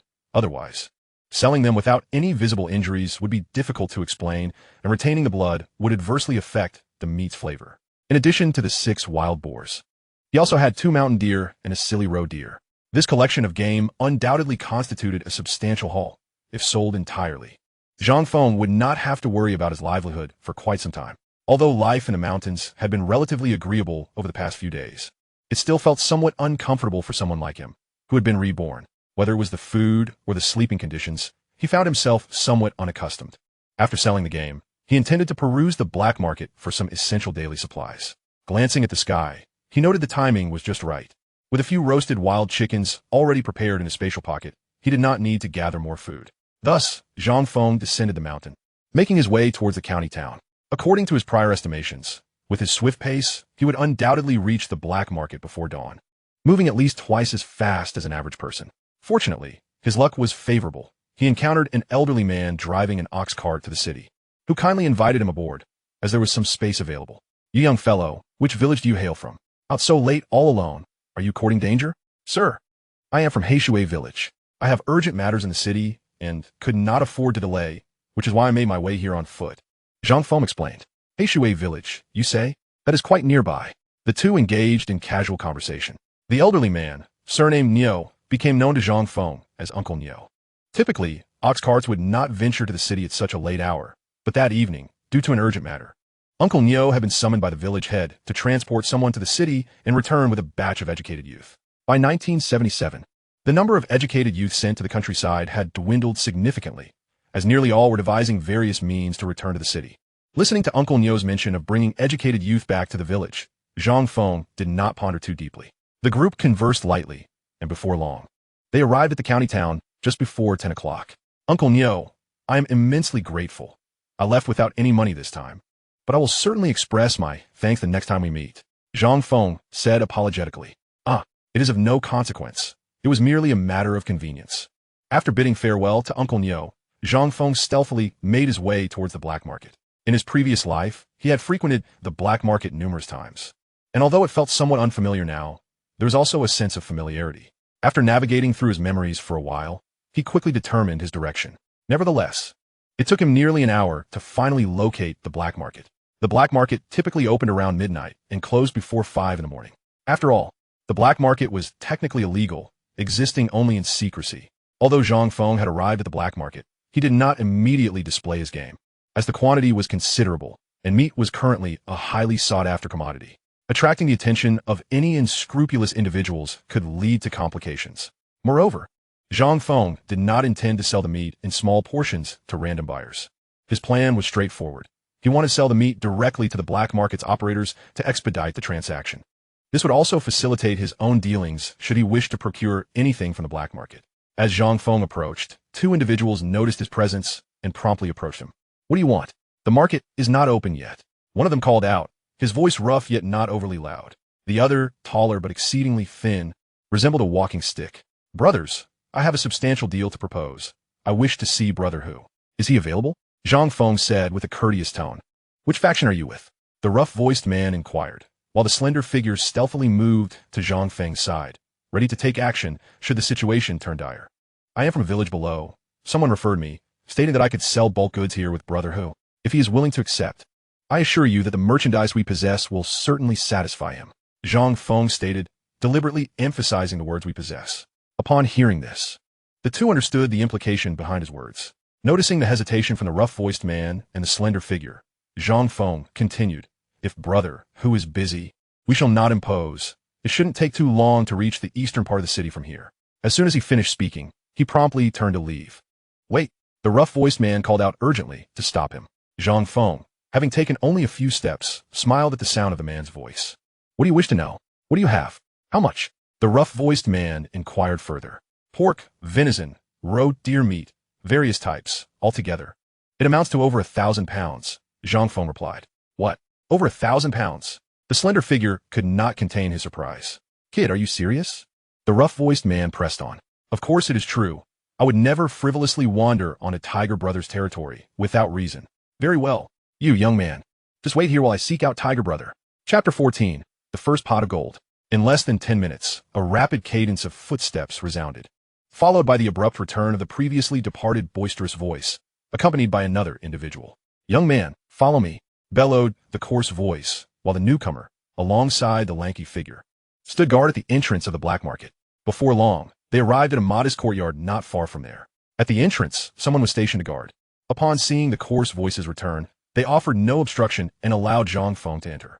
Upon entering the courtyard, Zhang Feng encountered Zhang Hu, known as Tiger Brother, with whom he had dealt multiple times in his past life. Tiger Brother was renowned for his loyalty and meticulous approach to business. This was their first meeting in this lifetime, and Zhang Hu scrutinized Zhang Feng with a discerning gaze, given that it was Zhang Feng who sought him out for collaboration. I am Zhang Hu. Do you have goods to sell? Tiger Brother inquired first. Indeed. May I know how to address you? Zhang Feng replied. Tiger Brother. You may call me Huang Daniu, he said, for the time being concealing his true identity to avoid unnecessary complications. Very well, Daniu. What about the meat you mentioned to my brother earlier? Tiger Brother asked, intrigued. Of course. Tiger Brother, I must clarify that our batch primarily consists of wild boar meat. At least 1,000 pounds, along with 2 mountain deer and 1 roe deer. Though these are all whole and unprocessed, Zhang Feng explained. He would have preferred to have the animals butchered beforehand, but he lacked the necessary tools, as his half-broken knife was insufficient. Well, if that is the case, the price for the meat may not be particularly high, Tiger Brother replied. Indeed, we are aware of that. However, we can assure you that all this meat is exceptionally fresh, procured just today. These animals were alive only hours ago. Ah, good. Tiger Brother's spirits lifted at this revelation. The fresher the meat, the higher the price it could command. Where is the meat, and how shall it be delivered? He inquired directly. Tiger Brother, as this is our first collaboration, it would be unwise to bring the meat directly to you without prior arrangements, Zhang Feng said earnestly. Thus, allow me to return with news. In no more than half an hour, I will contact you.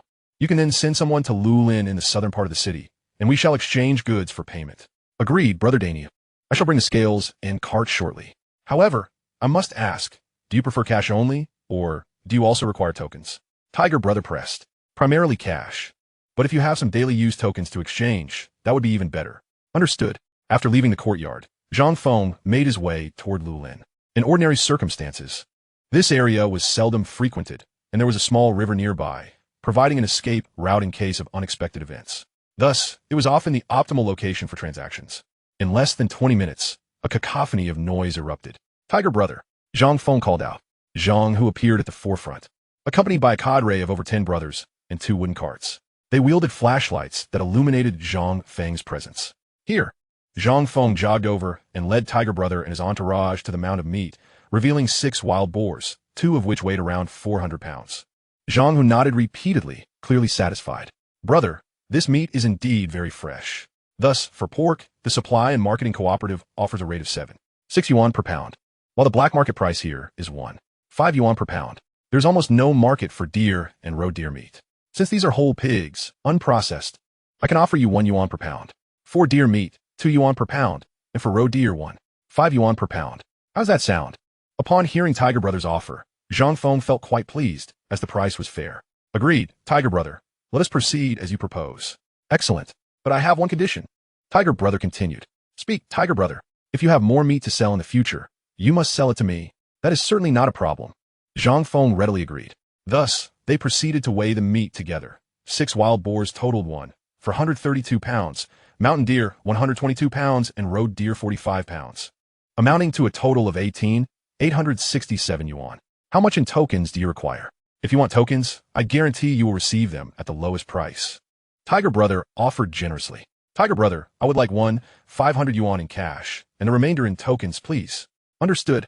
As Zhang Hu counted the cash and tokens, Zhang Feng spoke again. Tiger Brother, may I inquire if you know any blacksmiths? Also, I wish to buy some additional spices. Do you have any connections? A blacksmith? What do you need a blacksmith for? As for spices, I can certainly find some, at least twice the variety compared to the cooperative. Well, Tiger Brother, we are all hunters, and we wish to be well prepared when venturing into the mountains. If we could procure some defensive weapons and traps, that would be ideal. I don't know a blacksmith in the west of the city. When you go, Simply mention my name and say I sent you. As for the spices, when you bring the next batch of meat, I will bring them for you. Thank you very much, Tiger Brother. If all goes well, I shall visit once every Saturday. Indeed, the two engaged in lively conversation, and Zhang Hu felt an inexplicable sense of familiarity with Zhang Feng, as if they were old friends. Subsequently, Tiger Brother handed Zhang Feng the counted cash of 500 yuan along with a substantial amount of tokens. Zhang Feng's heart brimmed with joy upon receiving the money and tokens. Although this sum paled in comparison to the vast commercial empire he built in his past life, it represented his first pot of gold in this life, signifying the beginning of a transformation in his living conditions. The tokens provided by Tiger Brother were predominantly local grain tokens, supplemented by a few sugar tokens, cigarette tokens, and industrial tokens, though their quantities were modest. Nonetheless, this assortment of tokens was ample for Zhang Feng's needs. With the transaction concluded, the night had fully descended. Zhang Feng walked onward, finding the surroundings deserted. He concealed himself behind a large tree at a corner and swiftly slipped into his space. Today's transaction had proceeded remarkably smoothly, with no incidents of blackmail or deceit, and he detected no signs of being followed. Overall, he was quite satisfied with his inaugural venture into the black market. Upon entering his space, Zhang Feng inspected the money and tokens, confirming their accuracy before settling down to sleep. He dozed for less than 4 hours. Upon awakening, he contemplated returning to the black market to see if there were any items he required.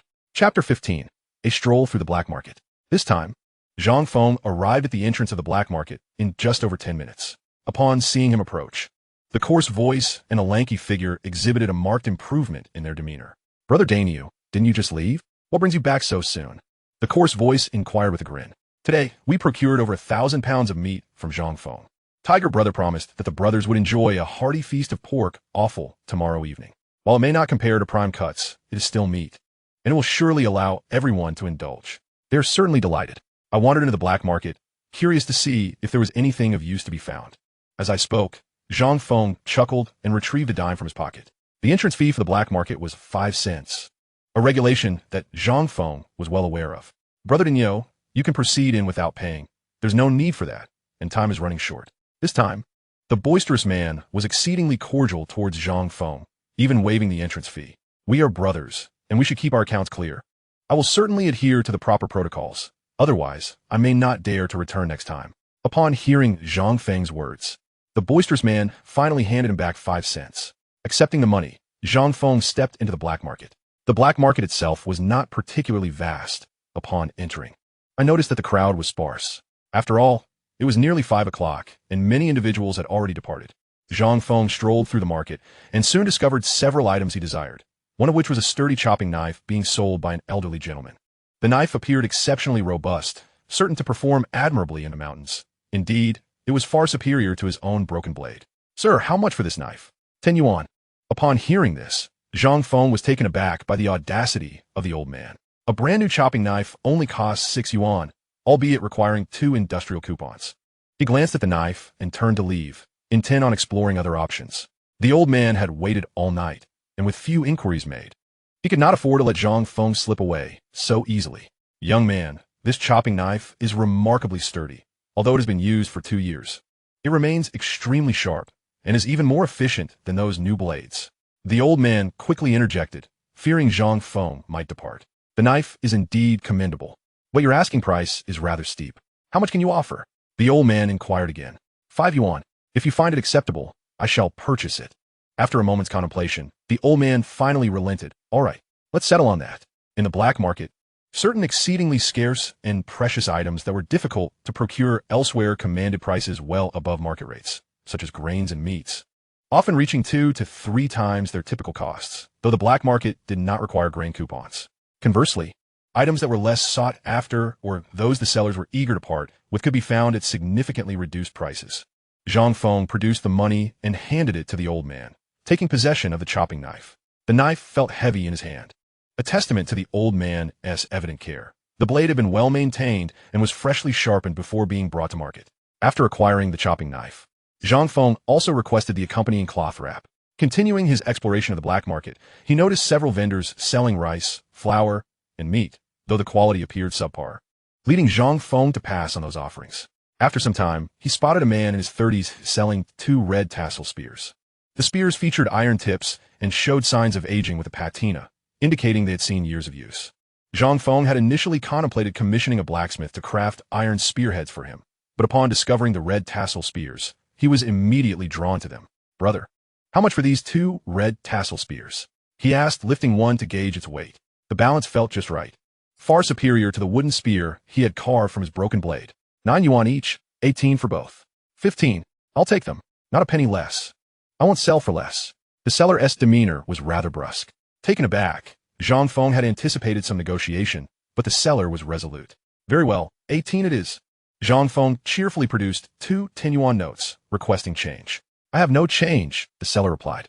"I only have 20, and I lack small denominations," Zhang Feng remarked, intending to seek someone to break his bill when he noticed the seller pulling a slingshot and 2 boxes of iron pellets from a nearby cloth bag, one of which was already opened and half full. "If you're interested, I can include the slingshot and iron pellets for an additional 2 yuan." Zhang Feng examined the slingshot. Finding it well crafted, combined with the half box of iron pellets, the price was quite reasonable. "All right, I'll take them both." He wrapped up these items. Continuing his stroll through the market, he observed various individuals selling old household items, though they lacked significant value, and thus did not pique his interest. Had they been antiques, Zhang Feng would not have hesitated to acquire them, as their value would surely appreciate over time.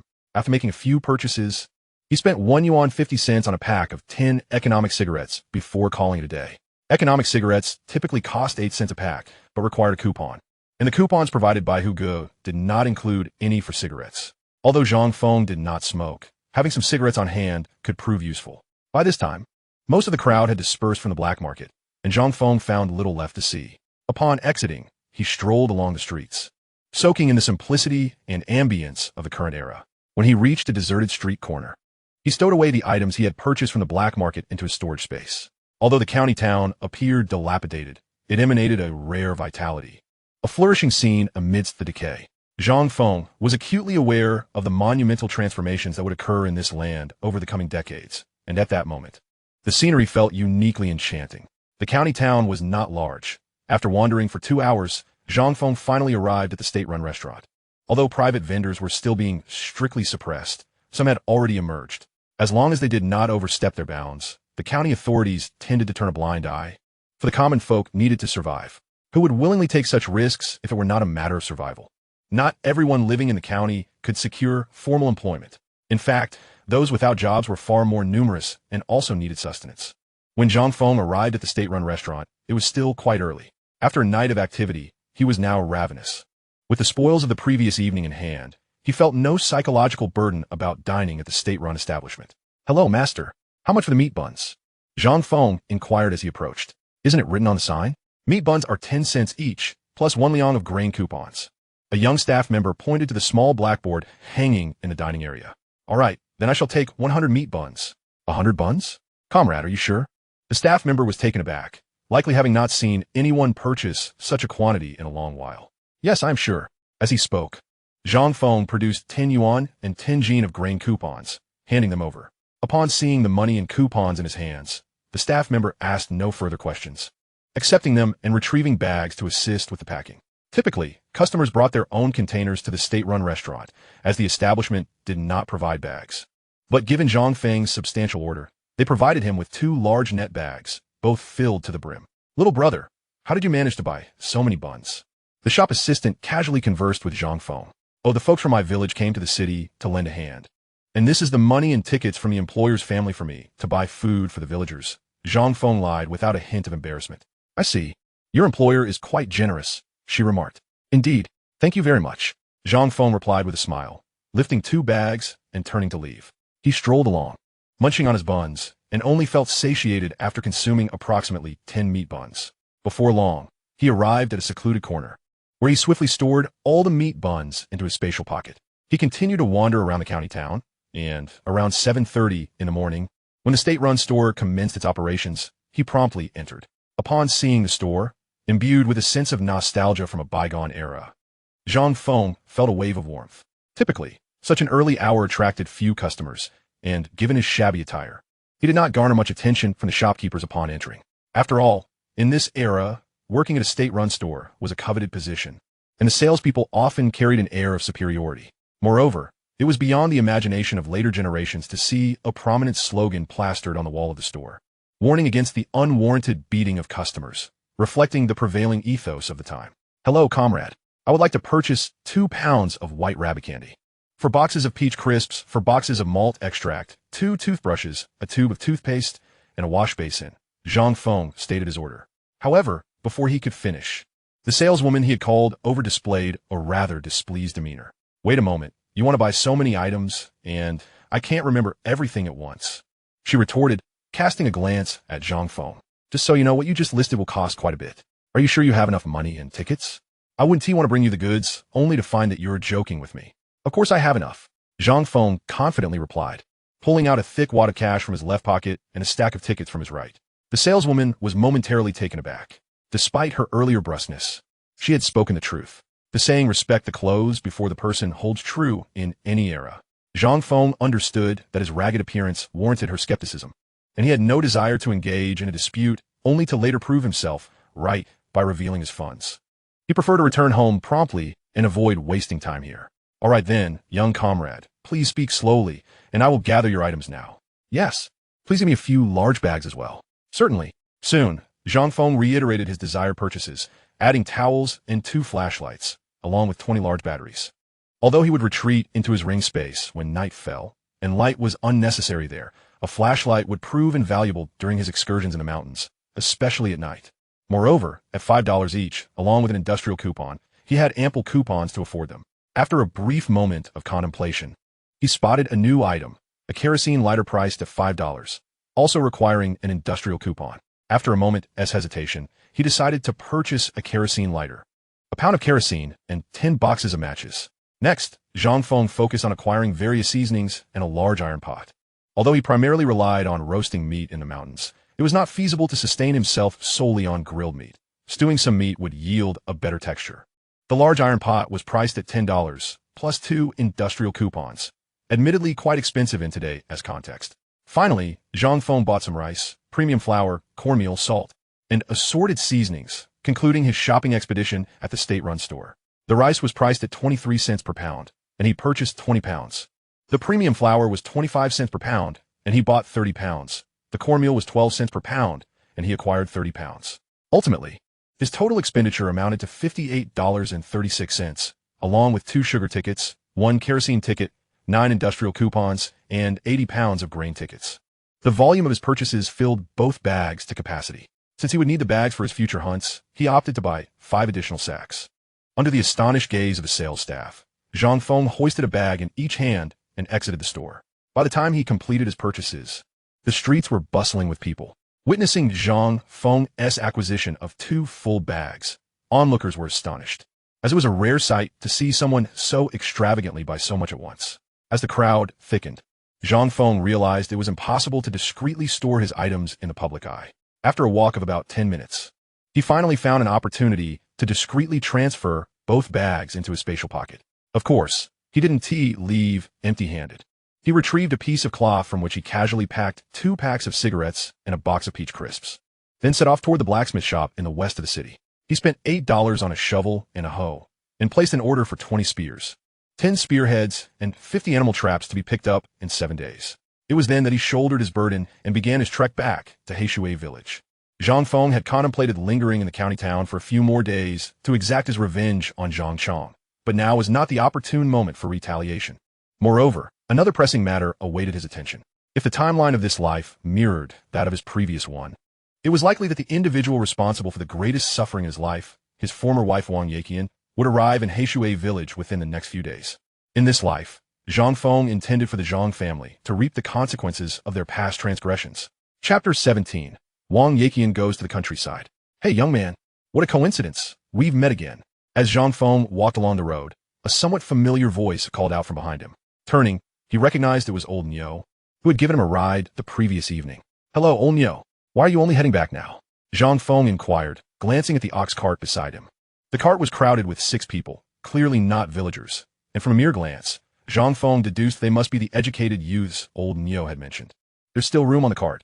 Come aboard, old Nyo urged. Grateful for the offer, Zhang Feng didn't hesitate.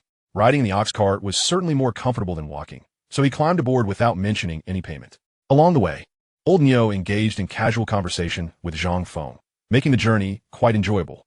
Although the educated youths on the cart wore expressions of uncertainty about their future and disappointment regarding their rural assignment, the disdain and superiority they directed toward Zhang Feng were unmistakable. In their eyes, he was merely a country bumpkin, utterly incomparable to their urban sophistication. The journey of over 2 hours unfolded leisurely, and upon reaching the fork in the road, old Neo realized that the direction he was heading did not align with that of Heishui village, prompting him to bring the cart to a halt. "Young lad, I cannot take you any further. You must alight here," he said, tightening the reins, causing the old ox to come to a standstill. Throughout the bumpy ride on the ox cart, Zhang Feng felt no discomfort, while the faces of the young intellectuals were painted with varying shades of pallor. As Zhang Feng disembarked, he approached old Neo once more, extending a pack of economy cigarettes towards him. "Old Neo, this is for the fare. I had intended to express my gratitude the next time we cross paths, and look at this serendipity. We meet today." Although economy cigarettes were the cheapest among the varieties, they still required cigarette coupons, which were even more precious than the cigarettes themselves. With a coupon, one could purchase a pack for 8 cents. Zhang Feng, lacking coupons, had procured his from the black market at 15 cents a pack. For old Neo, who typically smoked only hand-rolled tobacco, this pack of cigarettes was indeed a generous gift. "Good lad, are you truly giving all of this to me?" Old Neo chuckled heartily, initially not expecting any fare from Zhang Feng, merely hoping to lend a helping hand. "If you don't accept it, you'll be like my own grandson. You cheeky boy. Farewell, old Neo. Next time, be sure to save me a spot. Rest assured, if there is no space, I'll let you ride on the ox." After exchanging a few words, Zhang Feng set off towards Heishui village, though he did not head into the village itself, instead making his way directly up the mountain. Even though Zhang Feng did not return to the village, his figure was still seen by some villagers. Meanwhile, the very woman Zhang Feng despised most, the one who had caused him a lifetime of torment, was already aboard the ox cart from Heishui village, en route to the countryside. Alongside Wang Yiqian, there were 7 individuals heading to the countryside, 6 men and 1 woman. The expressions of Zhang Senge, the carter, and the village chief, Gao Dachuan, were far from pleasant. The reason was simple. The 7 young intellectuals were exceedingly frail, the 6 male youths appearing weak and incapable of any laborious task. What could such individuals contribute to the development of a new rural community? They would only serve as a hindrance to the village. Gao Dachuan's countenance darkened, yet the 7 young intellectuals remained oblivious to his displeasure. Initially, their faces bore the weight of uncertainty about the future, but after a while, as they became slightly more acquainted, Wang Yiqian began to engage the others in lively conversation, occasionally filling the air with laughter. The sound of their mirth only served to deepen the furrows in Gao Dachuan's brow. As they conversed, he naturally overheard snippets of their dialogue, and the young intellectuals occasionally inquired about the circumstances of Heishui village from the village chief. Among them, Wang Yiqian appeared particularly inquisitive about the village. Although many young intellectuals had sought information about Heishui village in the past, none had demonstrated the same fervent eagerness as Wang Yiqian. Glancing at her vibrant demeanor, Gao Dachuan couldn't shake the feeling that her intentions were not entirely innocent, as she seemed overly interested in the affairs of the village, deliberately probing for information about certain individuals. However, since Wang Yiqian refrained from directly inquiring about specific people, Gao Dachuan dismissed his suspicions. After approximately 2 hours of trekking, Zhang Feng finally returned to his makeshift base in the mountains.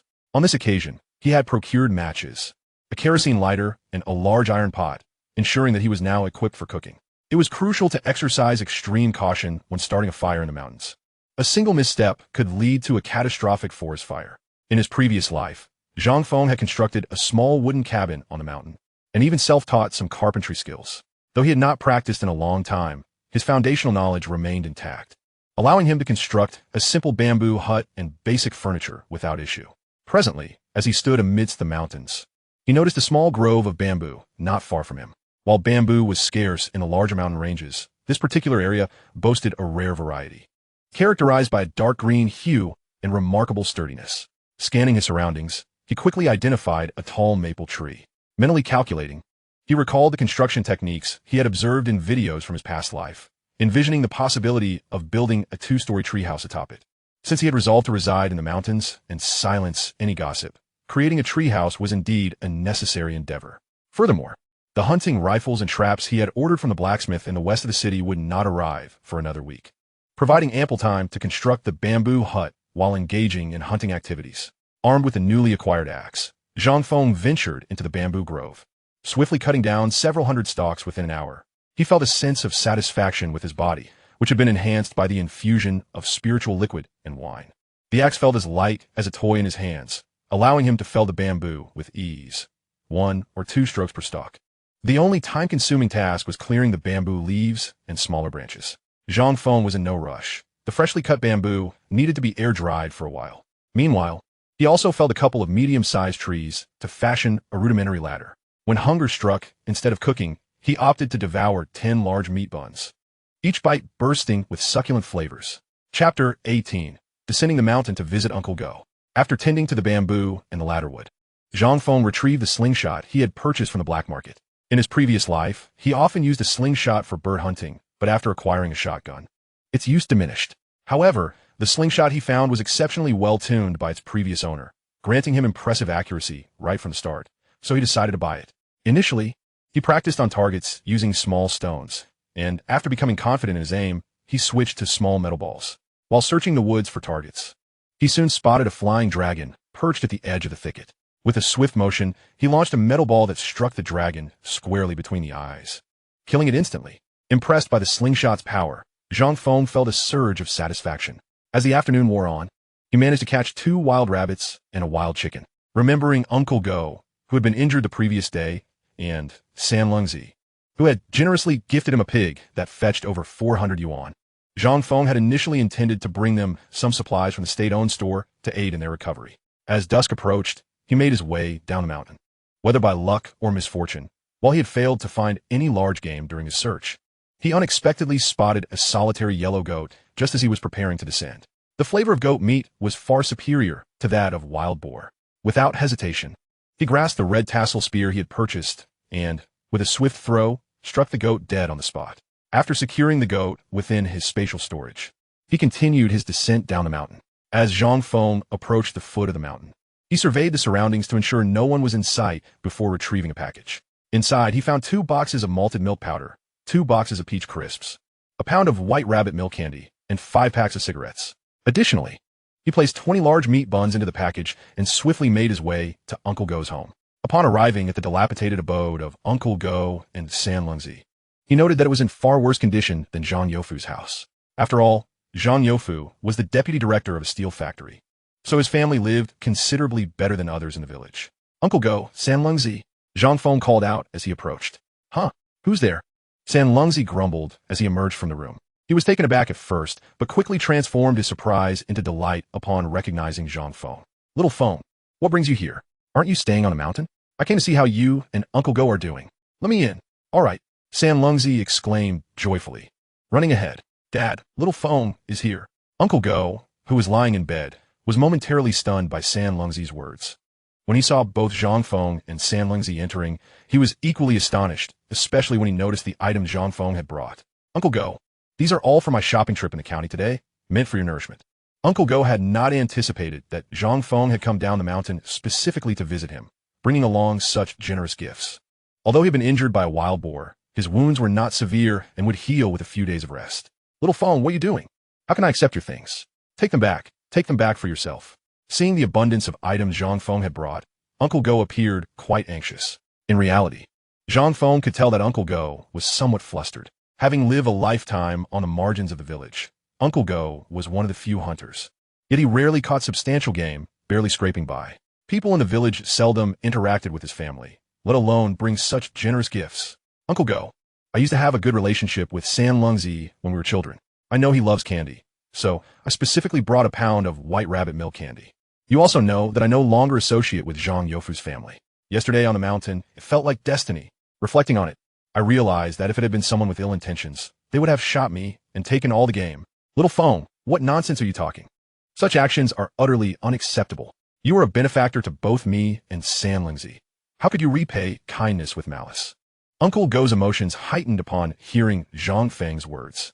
I know Uncle Go and San Lungzi are good people, which is why I was concerned about your injuries and came to check on you.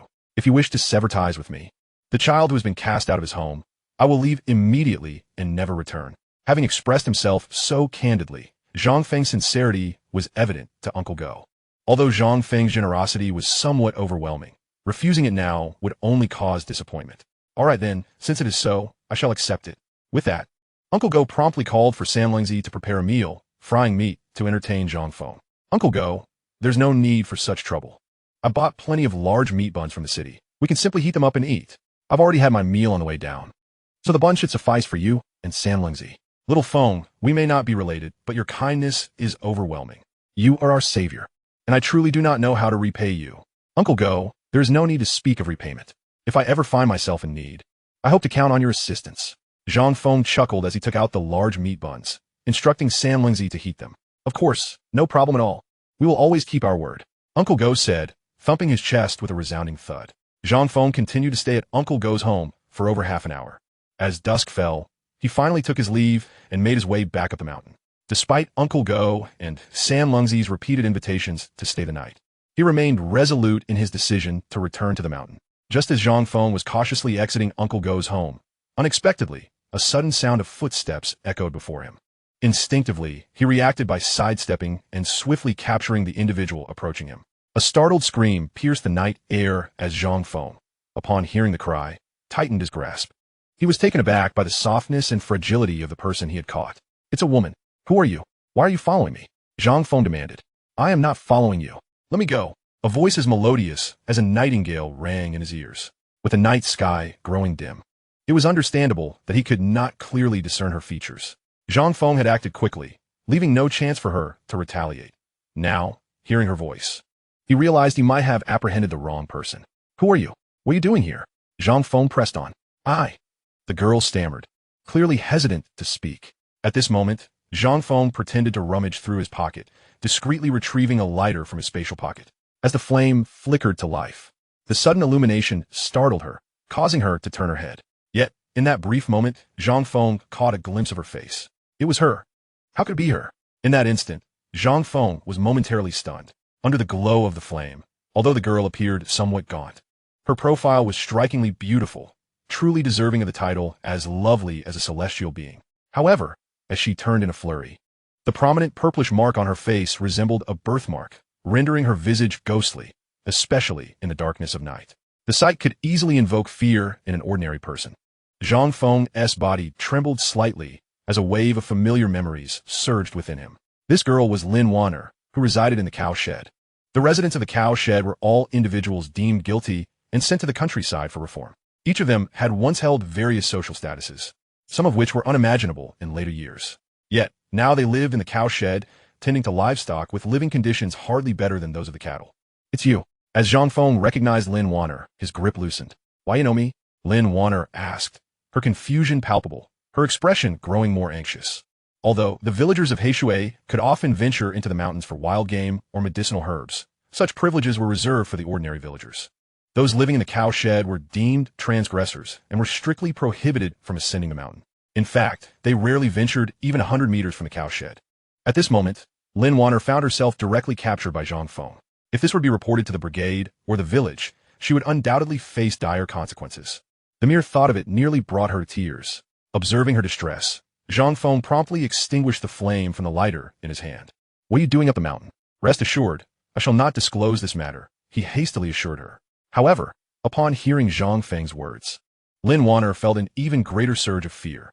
Instinctively, she attempted to flee, terrified that Zhang Feng might have ulterior motives. Zhang Feng swiftly reached out to block her path. What do you intend to do? I warn you, do not act recklessly, or I shall scream. Lin Wanner trembled, her voice quavering significantly. Zhang Feng, upon hearing this, realized that Lin Wanner had misunderstood his intentions. I have no desire to harm you. I merely wish to inquire why you are venturing up the mountain at such a late hour, he reiterated. After a prolonged hesitation, Lin Wanner finally spoke. My grandparents are in such frail health. I intend to gather some food from the mountain to nourish them. I fear they may not endure otherwise. Hearing her sorrowful sobs, Zhang Feng understood her sincerity. After all, the 4 families residing in the cow shed were living in abject poverty. He recalled that there used to be a 5th family living there, but they had succumbed 2 years prior, now resting beneath the nearby mountain's foot. You cannot ascend the mountain alone. What if you fail to find food and end up as prey for wolves? Lin Wanner fell silent at this. She too recognized that climbing the mountain at night was akin to courting death. Yet, she felt utterly powerless. During the day, It was impossible for her to venture up the mountain. "Wait here for me. Just 10 minutes, Zhang Feng declared, and without further ado, he strode towards the mountain, leaving no room for Lin Wanner to protest. Stunned by his departure, Lin Wanner pondered, "He is leaving? What am I to wait for? Now that he is gone, does this not present an opportunity for me to escape?" Just as this thought crossed her mind, she took a couple of steps but then hesitated. 10 minutes, merely 10 minutes. Though uncertainty gnawed at her, a voice within urged her to remain. Perhaps this man might offer her a glimmer of hope. Though this notion seemed utterly absurd, she refrained from turning back. Moments later, Zhang Feng emerged from the space with a wild rabbit and a wild chicken in hand, and after a brief contemplation, he also produced 5 wild chicken eggs. These provisions would surely suffice to bolster Lin Wanner's family for the time being. Shortly thereafter, he returned from the mountain. "I thought you had departed." Zhang Feng chuckled, then placed the rabbit and chicken into Lin Wanner's hands. Although she could not discern the exact nature of the items, she recognized them as furry little creatures. When Zhang Feng pressed the 5 chicken eggs into her hands, she nearly fumbled them, almost dropping them to the ground. Fortunately, she managed to grasp them securely despite the momentary wobble. "Are you truly giving all this to me? But I have no money. I cannot accept your gifts without recompense." "Wait for me," Lin Wanner stammered. "Take them. No payment is necessary. Just promise me you won't venture up the mountain at night again. It could cost you your life." With that, Zhang Feng turned to leave. "Wait, I still do not know who you are?" Lin Wanner bit her lip, finally voicing her inquiry. Zhang Feng's assistance had been invaluable, and she felt compelled to repay him in the future if the opportunity arose. "I am Zhang Feng, but you would do well to keep our encounter here a secret," he responded before heading back up the mountain. The darkness had deepened, making the path treacherous. Zhang Feng had no desire to court trouble, so after walking a few hundred meters, he slipped back into the space. As Zhang Feng's figure vanished, Lin Wanner hurriedly clutched her bounty and made her way back to the cowshed. Upon entering the room, her grandparents, Lin Guodong and Miaolon, sighed in relief at her return. "Wanner, where have you been? You've been gone so long." Grandma, quiet down." In the dim light of the oil lamp, when Lin Guodong and Miaolon beheld the wild chicken and rabbit she had brought back, they were utterly astonished and quickly shut the door, fearful of attracting attention. Their concern was not for the other 3 families in the cow shed, but rather for avoiding the gaze of the villagers. "Wanner, where did you acquire these? Did you really go up the mountain?" Lin Guodong exclaimed in disbelief. Though Lin Wanner had previously expressed her desire to search for food, both he and Miaolon had vehemently opposed the idea, citing the immense risks involved. Yet now, witnessing the bounty she had returned with, their astonishment deepened. Then Lin Wanner revealed the 5 chicken eggs she had carefully stowed in her pocket, all miraculously intact. "Wanner, what on earth happened?" Miaolon asked anxiously, her heart heavy with the fear that Lin Wanner might have encountered trouble. Their primary concern was not for their own safety, but for Lin Wanner's well-being. After all, having lived long lives, they had come to terms with many matters and prepared for the worst. However, should Lin Wanner find herself in peril, they, as her grandparents, would struggle to protect her. "Do not worry, Grandma," Lin Wanner reassured them, recounting the encounter she had with Zhang Feng while preparing to ascend the mountain. Although they had spent 5 years in Heishui village, they had scarcely ventured beyond the cowshed, and while the name Zhang Feng seemed familiar, they could not place him. Nevertheless, that name would now be indelibly etched in their hearts following this evening's events. Meanwhile, Zhang Feng lay in his own space, having consumed elixirs and spirits, and soon drifted into a slumber. His unexpected meeting with Lin Wanner had rekindled a long-dormant spirit within him. Having experienced a previous life, Zhang Feng was acutely aware that the so-called birthmark on Lin Wanner's face was a mere illusion, a result of her exceptional beauty that had been marred by a specially concocted poison before her arrival in Heishui village. In his past life, just before returning to the capital after vindicating Lin Wanner and her grandparents, she had taken an antidote that restored her original beauty, captivating the entire village with her ethereal allure. As Zhang Feng's business flourished, he had briefly encountered Lin Wanner in a distant land, but by then, she had become a renowned fashion designer, supported by the formidable Lin family in Kyoto. Even though Zhang Feng had risen to prominence as a capital mogul, he felt unworthy to approach her. Since his rebirth, Zhang Feng had been consumed with thoughts of avenging himself against the Zhang family and amassing wealth through trapping. Neglecting the plight of those in the cowshed, he realized that the 4 families residing there, once they achieved their dreams, would emerge as significant figures in the influential circles of Kyoto. With this realization, Zhang Feng's mind began to awaken. As he slumbered in the spatial realm, he found himself dreaming of the enchanting visage of Lin Wanner from a past life. However, Zhang Feng's conduct within the dream was far from that of a virtuous gentleman. Fortunately, The ring's space maintained a constant temperature, ensuring that Zhang Feng would not catch a chill while resting. Yet, upon awakening in the early morning and noticing an unusual sensation in his trousers, his cheeks flushed with embarrassment. He hastily washed his trousers without the need for drying, opting to wear them while still damp. Although the wet fabric was somewhat uncomfortable, Zhang Feng paid little heed to it, contemplating the necessity of purchasing additional clothing during his next visit to the county town to avoid future awkward situations. As dawn broke, he retrieved his flashlight and returned to his makeshift dwelling on mountain. Upon arrival, he had a simple breakfast before checking the traps he had set earlier. The traps he had laid the previous day had yielded no results, but today fortune smiled upon him as 2 traps contained prey, a flying dragon and a wild mountain chicken. He stored the 2 creatures in the spatial realm and gathered some branches to construct a bamboo shelter. After roughly an hour of work, he gazed upon a small platform nestled in a maple tree, a smile of satisfaction gracing his features. With the shelter established, he ventured into the forest, embarking on his hunting expedition for the day. Meanwhile, at the youth cadre point, an individual was making their way towards Zhang Youfu's residence.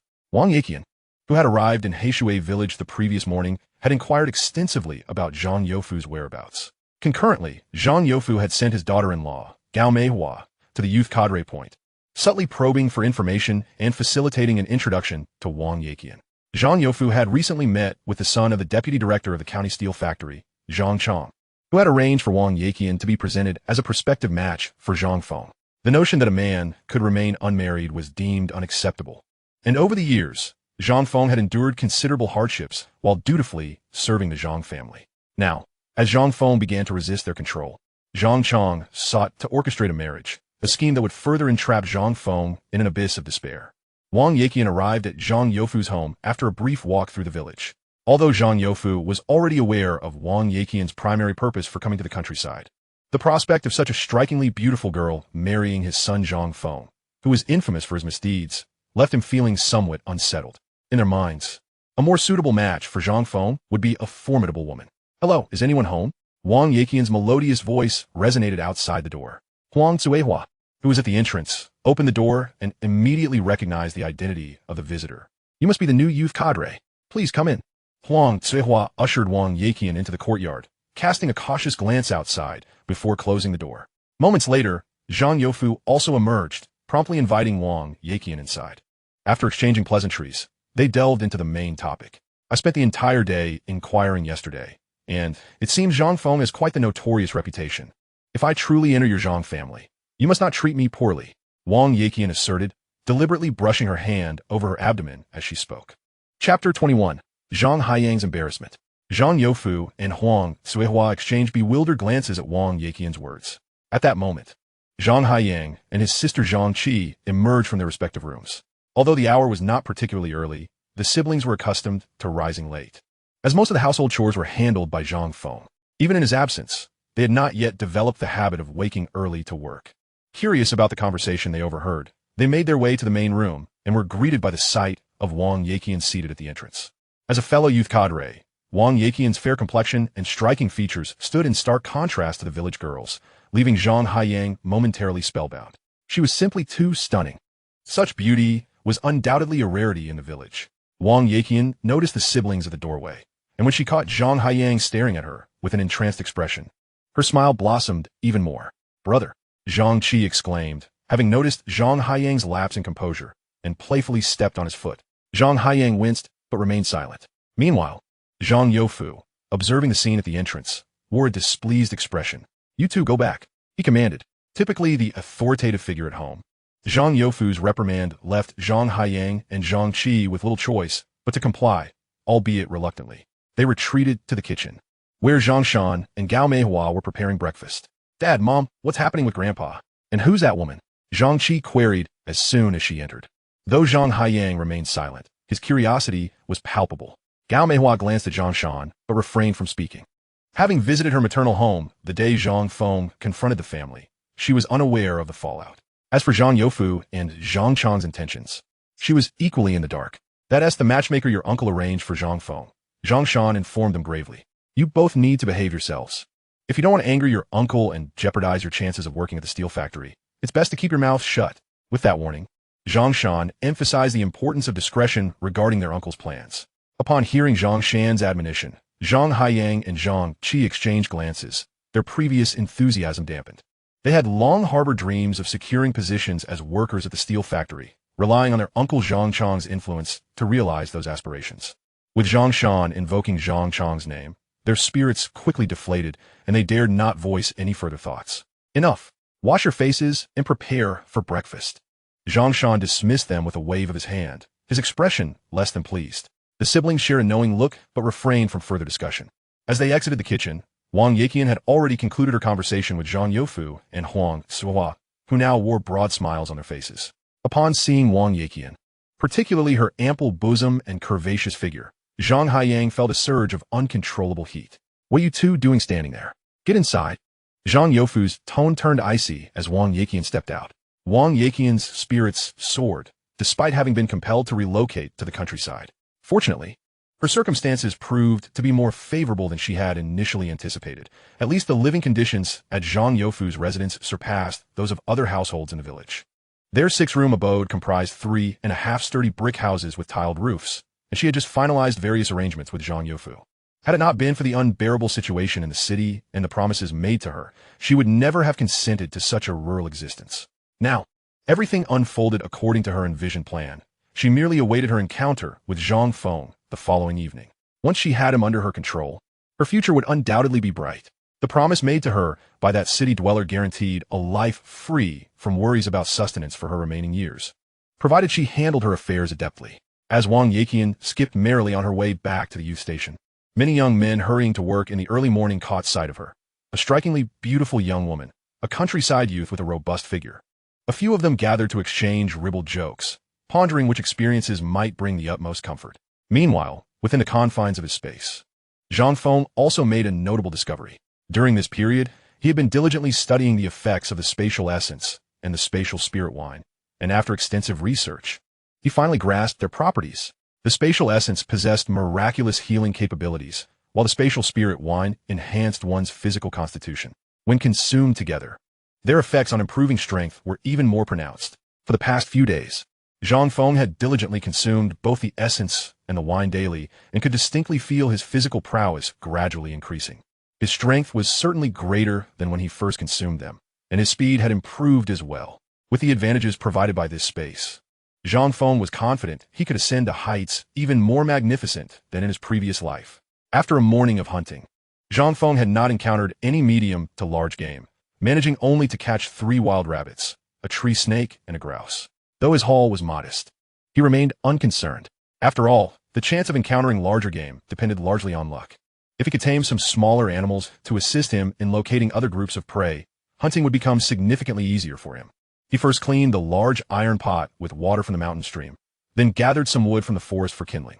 The game he had caught was swiftly prepared, and he placed all the ingredients into the pot, adding a variety of seasonings he had specifically purchased for the occasion. Crafting a simple braised meat dish was certainly within his capabilities. While preparing the dish, an idea struck him, and he added a few drops of the spatial essence into the mixture. After simmering for a full 2 hours, he used a bamboo tube and chopsticks he had crafted to serve himself a piece of the braised meat. With a single bite, the flavors exploded in his mouth. Delicious. Just as Zhang Feng savored the moment, he heard the sound of rustling footsteps not far behind him. "Xiao Fengge, are you there?" Upon hearing the voice, Zhang Feng turned to see Sen Lunzi peeking around the corner. "Sen Lunzi, what brings you here? Come over, I just finished cooking." Zhang Feng called out. San Lunzi, from a distance, caught a whiff of the enticing aroma of meat. Typically, meals at home were prepared by Uncle Go. But since Uncle Go was injured and needed to recuperate, the cooking responsibilities had fallen to San Lunzi. San Lunzi's culinary skills were not particularly noteworthy. In fact, they were practically non-existent. If he could manage to cook rice without burning it, Uncle Go would be thoroughly pleased. San Lunzi approached Zhang Feng without hesitation, reaching for the pot of braised meat, only to have Zhang Feng lightly swat his hand with the bamboo chopsticks. San Lunzi withdrew his hand, feigning injury while looking sheepishly at Zhang Feng. "Xiao Fengge, weren't you the one who told me to eat? Wash your hands first, or you'll dirty the broth." Zhang Feng instructed.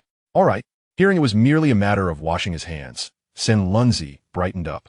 After he finished washing, Zhang Feng handed him another bamboo bowl and chopsticks, placing half a rabbit into his dish. "Dig in." Sen Lunzi took a single bite, and his eyes lit up. It was simply delectable. "Xiao Fengge, Your cooking is truly superb. It's the best in the world.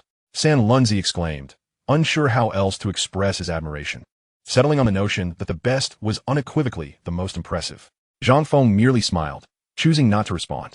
Thus, the two of them polished off the game Zhang Feng had caught throughout the day in no time, though they still felt somewhat unsatisfied. Zhang Feng noticed that San Lunzi had not had enough to eat, so he chuckled and said, "Wait a moment." Feigning a need to climb a tree, he took advantage of San Lunzi's line of sight being obstructed and swiftly scooped out 2 large bowls of noodles, placing them in a clean basin before beginning to knead the dough. In no time, he had produced a batch of wide noodles, which he then cooked in a large pot of the braised meat broth. The two of them slurped away, reveling in the delightful meal. "Xiao Fengge, can I take a bowl back for my dad?" San Lunzi, having never tasted such delicious braised meat noodles, naturally thought of Uncle Go. Of course, after they had nearly finished their meal, and with Zhang Feng having prepared more than enough, he chopped off a section of bamboo to make a lunchbox, filling it with noodles and crafting a lid for San Lunzi to carry back down the mountain. "Thank you, Xiao Fengge," San Lunzi exclaimed joyfully, clapping his hands as he prepared to head down the mountain. Zhang Feng, seeing this, said nothing further. Just as San Lunzi had taken only a few steps, he suddenly halted. "By the way, Xiao Fengge, I forgot to mention, Uncle Village Chief sent me up to find you. He said your grandpa wants to speak with you about something important," San Lunzi relayed. Upon hearing San Lunzi's words, Zhang Feng's heart stirred. It appeared that the troublemaker Wang Yaqian had arrived. "All right, I understand. You go ahead and deliver the food now," he replied. San Lunzi scampered off down the mountain in high spirits.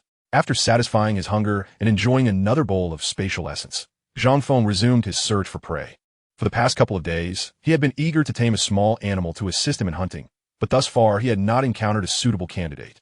Certainly, he could not tame a wild rabbit or a pheasant. They had no capability to help him find game. Ideally, he would first tame a small sable or train hunting dogs, wolves, or lynxes. As for the notion of taming a tiger, Zhang Feng had never entertained such thoughts, well aware that the mountain spirit was beyond his current level of capability. Moreover, although the Daxing mountain range was known to be home to the mountain spirit, even local hunters had not reported sightings of it in over a year. Continuing his wanderings through the forest, Zhang Feng soon stumbled upon the tracks of medium-sized game. A ram. As he drew closer, he was astonished to discover a herd of wild buffalo nearby. The buffalo were currently drinking from the stream alongside the ram, completely unaware of Zhang Feng's presence. Seizing the opportunity, Zhang Feng swiftly retrieved his spear and red tassel gun, holding 5 weapons in total, contemplating that with his speed, he could shoot at most 3 spears without alerting the game. If these creatures were to notice him, given the mountainous terrain and the fact that there lay a ravine between them, it would not be an easy task for Zhang Feng to swiftly swim across, despite the distance not being too far. Ultimately, he resolved to target the nearest ram, alongside a mature wild buffalo that was positioned nearby. The buffalo could be classified as a substantial quarry. Zhang Feng estimated its weight to be no less than 800 kilograms, or over 1,600 jin, significantly larger than a wild boar. If he could successfully hunt both of these animals, he would certainly have something worthwhile to present to Brother Hu. With this thought in mind, Zhang Feng slowed his pace and began to crawl toward his targets. As he got closer, he swiftly hurled his spear, piercing the abdomen of the nearest ram. The creature struggled to escape, but after a few futile steps, it collapsed, lifeless. Zhang Feng then directed the remaining 2 spears at the mature buffalo. One struck its neck, while the other pierced its belly. The buffalo, succumbing to the spear's blow, was rendered incapable of escape and fell directly into the ravine. The other buffalo, witnessing this, fled in terror. Zhang Feng hastened toward the ravine, plunging into the water to retrieve the buffalo, subsequently making his way to the ram and securing it as well. The ram appeared to weigh around 200 jin. With a buffalo in tow, his fortune was indeed on the rise. Zhang Feng felt a surge of joy, based on his previous dealings with Brother Hu. The 2 animals together could fetch at least 2,000 yuan, which was considerably more than the 6 wild boars he had caught last time. However, the only drawback was that the wooden spear and the head of the red-tasseled spear he had used were both rendered unusable. Just as he was about to wade back across the ravine, he suddenly noticed something unusual at the very spot where he had collected the buffalo. The residual blood had attracted a number of large fish. In his previous life, he had known that sharks were particularly sensitive to the scent of blood, but seeing river fish react similarly was a first for him. Upon closer inspection of the fish in the ravine, he understood why. Chapter 23. I mean no harm. Catfish. These catfish were at least half a meter long, weighing no less than 15 or 16 jin, with the largest ones reaching 30 or 40 jin. This realization sparked an idea in Zhang Feng's mind. Although many ventured into the mountains to hunt, He had never heard of anyone fishing there. He seized his spear and began to thrust vigorously into the water, his speed remarkable. In the crystal-clear ravine, catching fish was a simple endeavor for him, akin to child's play. Moreover, while spearing fish, he stumbled upon a school, even jumping right into it. Every fish that brushed against him was swiftly captured and met its demise. In this instance, Zhang Feng's catch far surpassed the yield of many fishermen over the course of several months. When he finally emerged from the ravine, he assessed his bounty: catfish, carp, and blackfish, totaling over 40, each of considerable size, the smallest being 3 jin, and the largest a colossal catfish over a meter long, weighing at least 100 jin. This foray had netted him nearly 1,000 jin of fish. Zhang Feng emerged from the ravine brimming with delight and returned to his hideout. This afternoon had proven to be incredibly fruitful. Had it not been for his desire to wait for the blacksmith to finish crafting his spear, spearhead, and traps, he might have ventured to the black market that very night to sell his goods. A buffalo, a ram, and 1,000 jin of assorted fish were already an impressive haul. As dusk approached, Zhang Feng, having dined in the afternoon, felt no hunger and decided to descend the mountain once more.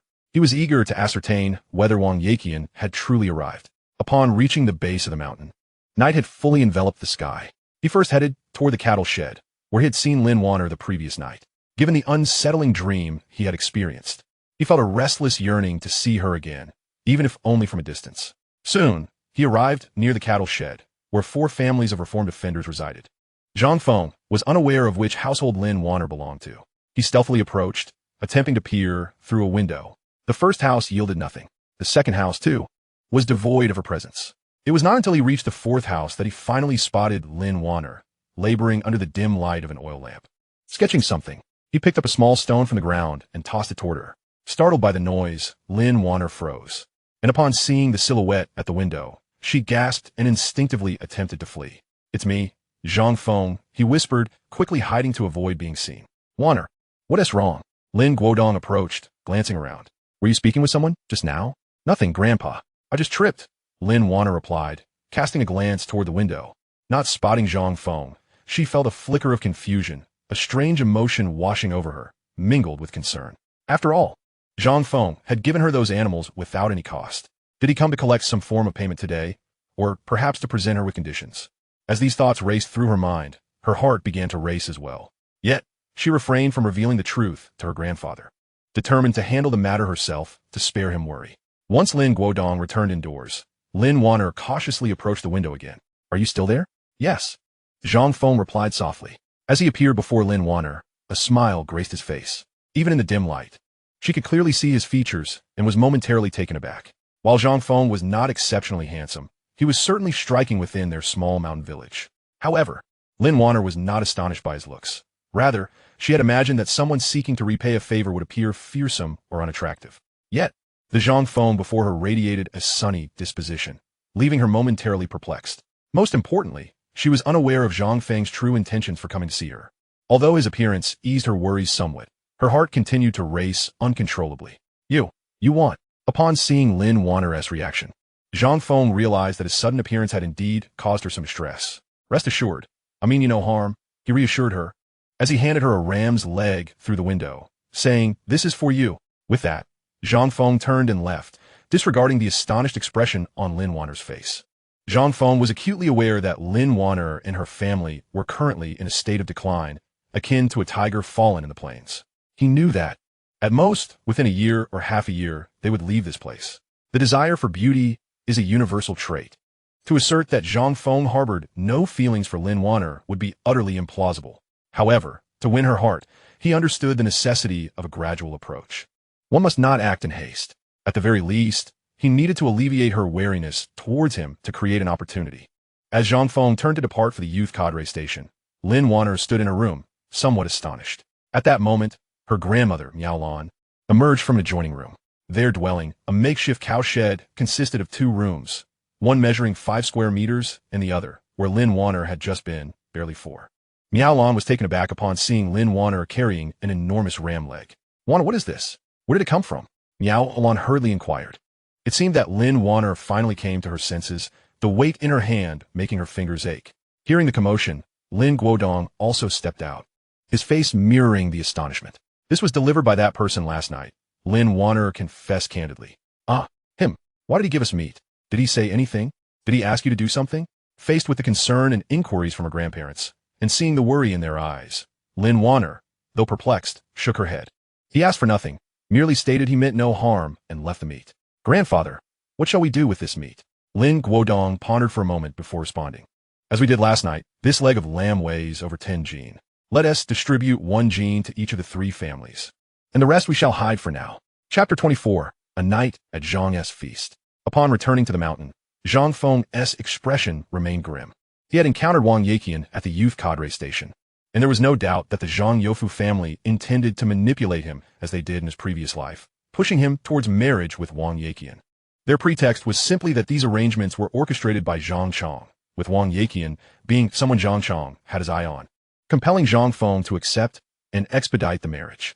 Reflecting on the events of his former life, a cold smile crept across Zhang Feng's face. The following morning, Zhang Feng awoke early, prepared himself breakfast, and went to check his traps, discovering he had caught a flying dragon overnight. The bamboo traps he had constructed were now partially unusable. After breakfast, as he was about to continue tidying up the treehouse, he heard a jubilant voice. Sanlingzi is back. However, this time he arrived bearing several large meat buns, not made of white flour, but rather cornmeal.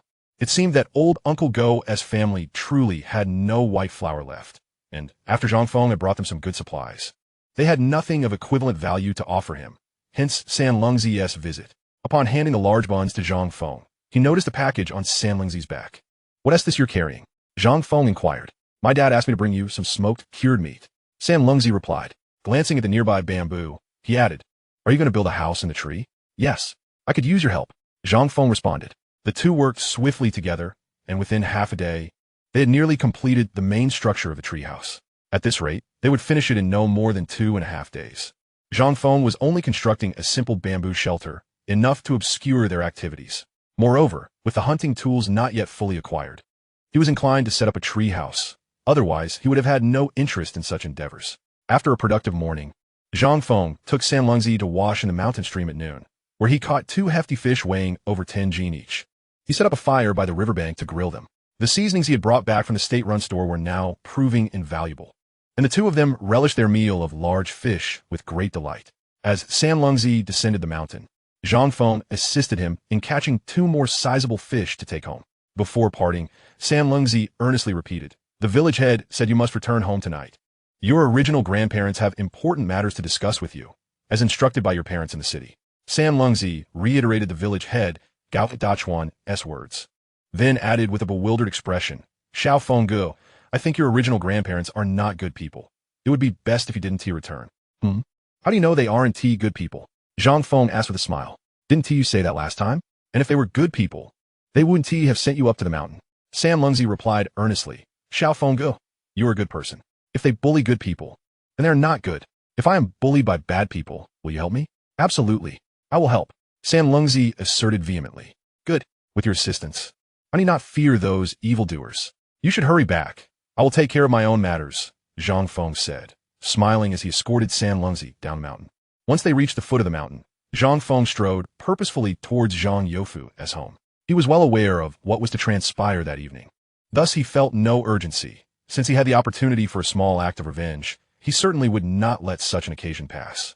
With this thought, Zhang Feng quickened his pace, eager to witness whether tonight's banquet would unfold as it had in his previous life. Meanwhile, at Zhang Youfu's home, Huang Zuohua had been watching the entrance for quite some time. Although Zhang Chong's plans had not been disclosed to Zhang Shan and his wife, nor to Zhang Haiyang and Zhang Qi, Zhang Youfu and Huang Zuohua were acutely aware that tonight's event was one of Zhang Chong's directives that they must fulfill. Should they fail to accomplish this task, the seemingly reputable vice director of the steel factory, Zhang Chong, would likely disregard their future pension concerns. Zhang Feng had been personally entrusted to them by Zhang Chong, and now that Zhang Feng had slipped from their grasp, if they could not steer him back onto the right path, Zhang Chong would certainly not continue to financially support the elderly couple as he had before. Moreover, Zhang Chong had promised them that if they succeeded in this endeavor, their monthly allowance would increase from 15 yuan to 25 yuan. Before long, Huang Zuohua finally spotted a somewhat familiar figure appearing in her line of sight. The little rascal is back. Upon seeing Zhang Feng's arrival, Huang Zuohua was elated. Her greatest concern had been that he might not show up tonight, but now that he was in view, the events of the evening seemed all but certain. A flicker of joy surged through her heart.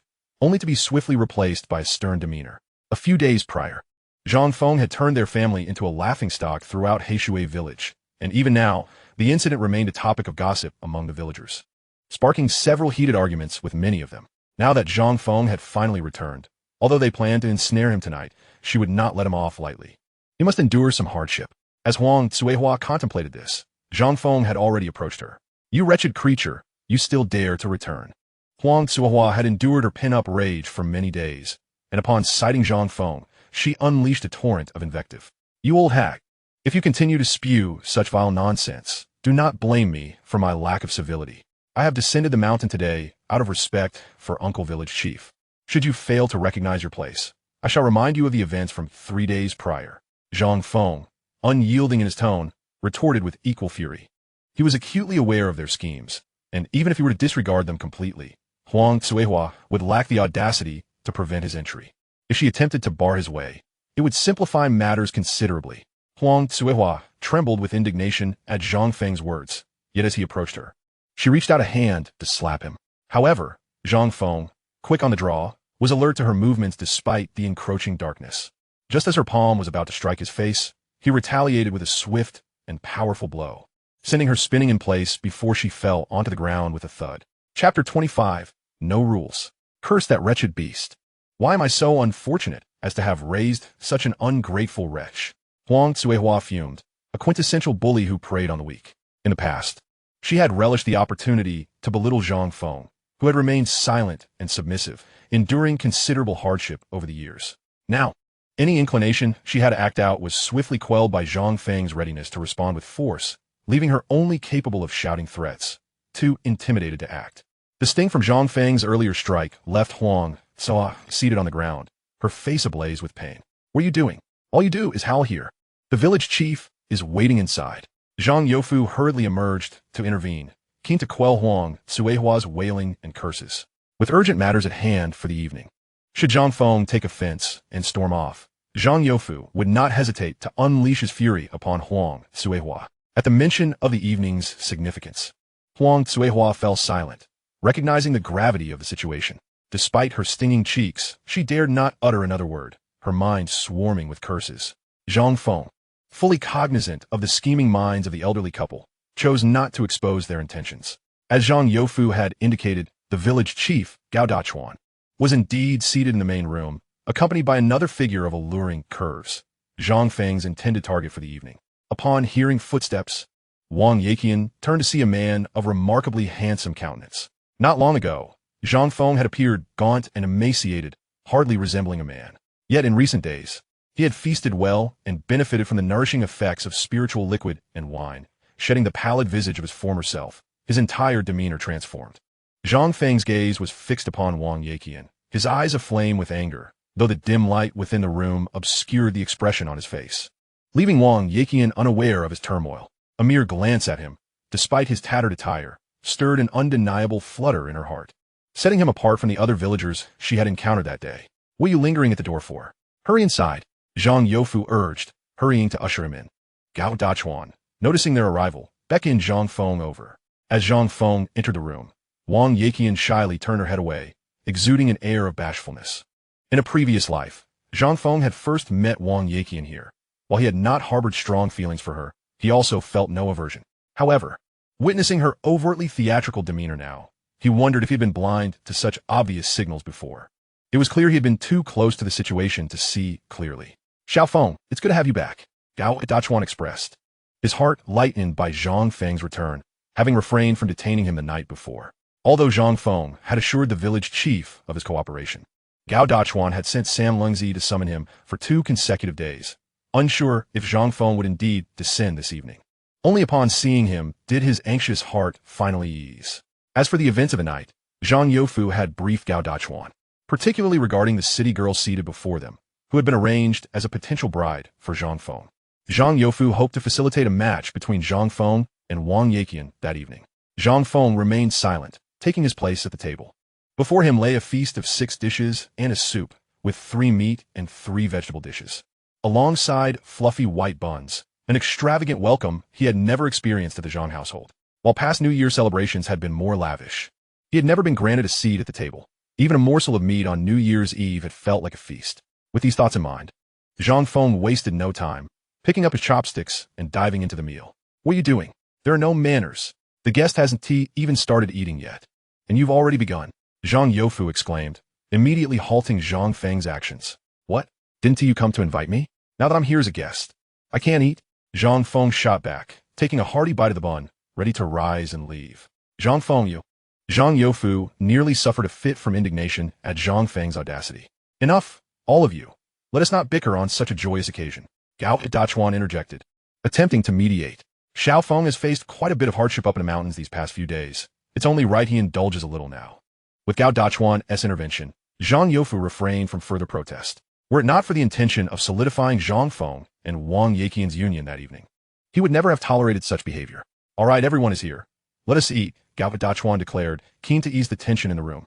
Noting Zhang Youfu's darkened expression and observing Zhang Feng already partaking of the meal, he recognized that lingering in silence would only heighten the awkwardness. Meanwhile, in the kitchen, Huang Cua gnawed on a simple bun accompanied by pickled vegetables and leftover broth, her heart heavy as she witnessed the scowls of her grandchildren, Zhang Haiyang and Zhang Qi, who cast resentful glances toward the four dining in the main room. What on earth is happening? How did that little beast, Zhang Feng, return? And why is he allowed at the dining table? Zhang Qi seethed through clenched teeth. This was arranged by your uncle. If you have a problem, take it up with him, Huang Cua retorted, acutely aware of the bitterness reflected in her grandchildren's eyes, her own swollen face still burning with pain. Is this the matchmaker your uncle has arranged for them? How dare he? Zhang Qi continued to grumble, though she considered herself the finest girl in Heishui village. The comparison to a city girl like Wang Yaqian left her feeling inadequate. The mere thought of Wang Yaqian's fair skin was something she could only dream of possessing. Hearing Zhang Qi's words, Zhang Haiyang felt an overwhelming sense of agreement, and he cast her an encouraging glance, silently urging her to continue. Enough. Your chatter won't fill your bellies. I must inform you all to behave yourselves tonight. Should anyone dare to disrupt your uncle's arrangements, forget about ever working in the city. Though Huang Cuihua was deeply reluctant, she nevertheless admonished the two. Chapter 26. The Hunger That Leaves No Room for Remorse. As Zhang Youfu gazed at the gleaming dishes and bowls of soup before him, his face darkened ominously. He truly did not expect that Zhang Feng would be so careless, nor that his appetite would be so prodigious. The food, ostensibly enough to sustain 4 individuals, had barely been touched by Zhang Youfu and Gao Dajuang, while Wang Yaqian, feigning modesty, had only taken a few morsels. Yet within a mere 5 minutes, Zhang Feng had nearly annihilated the entire spread. Is he a reincarnation of a starving ghost? Zhang Youfu's indignation surged, and he found himself on the brink of voicing his grievances multiple times. But recalling how Zhang Feng had shown them no respect these past few days, he swallowed his words. Xiao Feng, take your time eating. You've endured hardship on a mountain these past few days. Although Gao Dajuang had scarcely eaten himself, he felt compelled to refrain from picking up his chopsticks upon witnessing Zhang Feng's voraciousness. Conversely, Wang Yaqian was thoroughly displeased. She had been performing for quite some time, believing that Zhang Feng had been enchanted by her beauty. However, apart from a moment of astonishment at the door, he had concentrated all his efforts on devouring the food, which left her feeling quite irked. Yet, maintaining her facade of innocence, she knew that displaying displeasure would render her earlier efforts futile. Once Zhang Feng had cleared his plate, he let out a contented burp, his face radiating satisfaction. Having eaten, what is it you wish to discuss? He declared, nonchalantly retrieving a straw to pick his teeth, embodying the very essence of a carefree scion. Gao Dajuang's expression soured, while Zhang Youfu's countenance resembled one who had just swallowed a dead fly, his face betraying a myriad of emotions. Xiao Feng, I failed to introduce you properly earlier. This is Comrade Wang Yaqian, a youth sent to the countryside, whom your father specifically recommended for you to meet. After struggling to find his voice, Zhang Youfu finally managed to speak, his face a deep shade of blue. Me? To meet? Zhang Feng feigned ignorance, pointing at himself. Indeed, it was arranged by your father. Haha, I am but a child of fate. What father do I have? Zhang Feng retorted with self-deprecating humor, casting a provocative glance at Zhang Youfu. Zhang Feng, what nonsense are you spouting? Are you cursing your father? In Heishui village, the older generation referred to their fathers as dad, while the younger generation called them pa, though some children still use dad, like how San Lungzi referred to Lao Go. My father? Huh. Ask yourselves, since I came to the countryside all those years ago, have I ever laid eyes on that fabled father? And you expect me to meet a potential partner from him? Why not say she has transformed from a rice snail? Zhang Feng scoffed. Zhang Feng was acutely aware of Wang Yaqian's true nature, and seeing her feigned innocence and shyness only fueled his ire, wishing he could deliver a swift kick. How can you speak of your father in such a manner? Wang Yaqian, who had remained silent until now, finally interjected, her tone laden with grievance. As if Zhang Feng had wronged her. Director Zhang has done my family a favor, and to repay him, I am willing to come to the countryside and marry you. This was my decision, and I am eager to express my gratitude. I refuse, Zhang Feng declared emphatically. The three of them were taken aback by Zhang Feng's resolute demeanor, particularly his unyielding stance. What is happening? He has outright rejected them. Seeing their bewilderment, Zhang Feng couldn't help but smile. Rejecting them so bluntly would lack the thrill he sought. With a quick shift in tactics, he continued, Zhang Chang's kindness is his affair. What does it have to do with me? If you truly wish to repay him, why not marry him directly? What does marrying me entail? You. How dare you say such things? Aren't you afraid of divine retribution? Zhang Youfu, who had barely managed to contain his anger, trembled with rage at Zhang Feng's blatant disrespect. It's one thing to seek a wife for oneself, but never had he heard of someone with both father and mother seeking a stepmother. What do I fear? If divine retribution were real, your entire family would have been struck down long ago. So why should I be afraid? Zhang Feng retorted defiantly, his entire being vibrating with indignation. Everyone, please calm down. Gao Dazhuang interjected, sensing the situation had escalated. Xiao Feng, do not act impulsively. You are an adult now. Many young men in the village your age are already married. You are aware of your family's circumstances, and your father has gone through great lengths to bring you this prospect. This means he has consented. Since Comrade Wang has no objections, you should consider it carefully. Gao Dazhuang understood that had Zhang Chang not arranged this match for Zhang Feng, it was likely that the Zhang family would never have provided him with a marriage prospect in his lifetime. As for the reasons behind Zhang Chang's actions, Gao Dazhuang himself was perplexed. For years, Zhang Chang had relegated him to the rural homestead, showing no concern whatsoever, as if he had no son at all. Yet, after all this time, the father had finally thought of his son and facilitated this marriage. Gao Dazhuang was somewhat satisfied. Not to mention, Wang Yaqian's beauty and figure were unparalleled in the entire Heishui village. Zhang Feng was certainly aware of Gao Dazhuang's intentions, but he dared not accept such goodwill. Village chief, you know my situation well. My so-called father has never cared for my well-being. I can barely support myself. What would I do with a wife? Would I simply let her starve?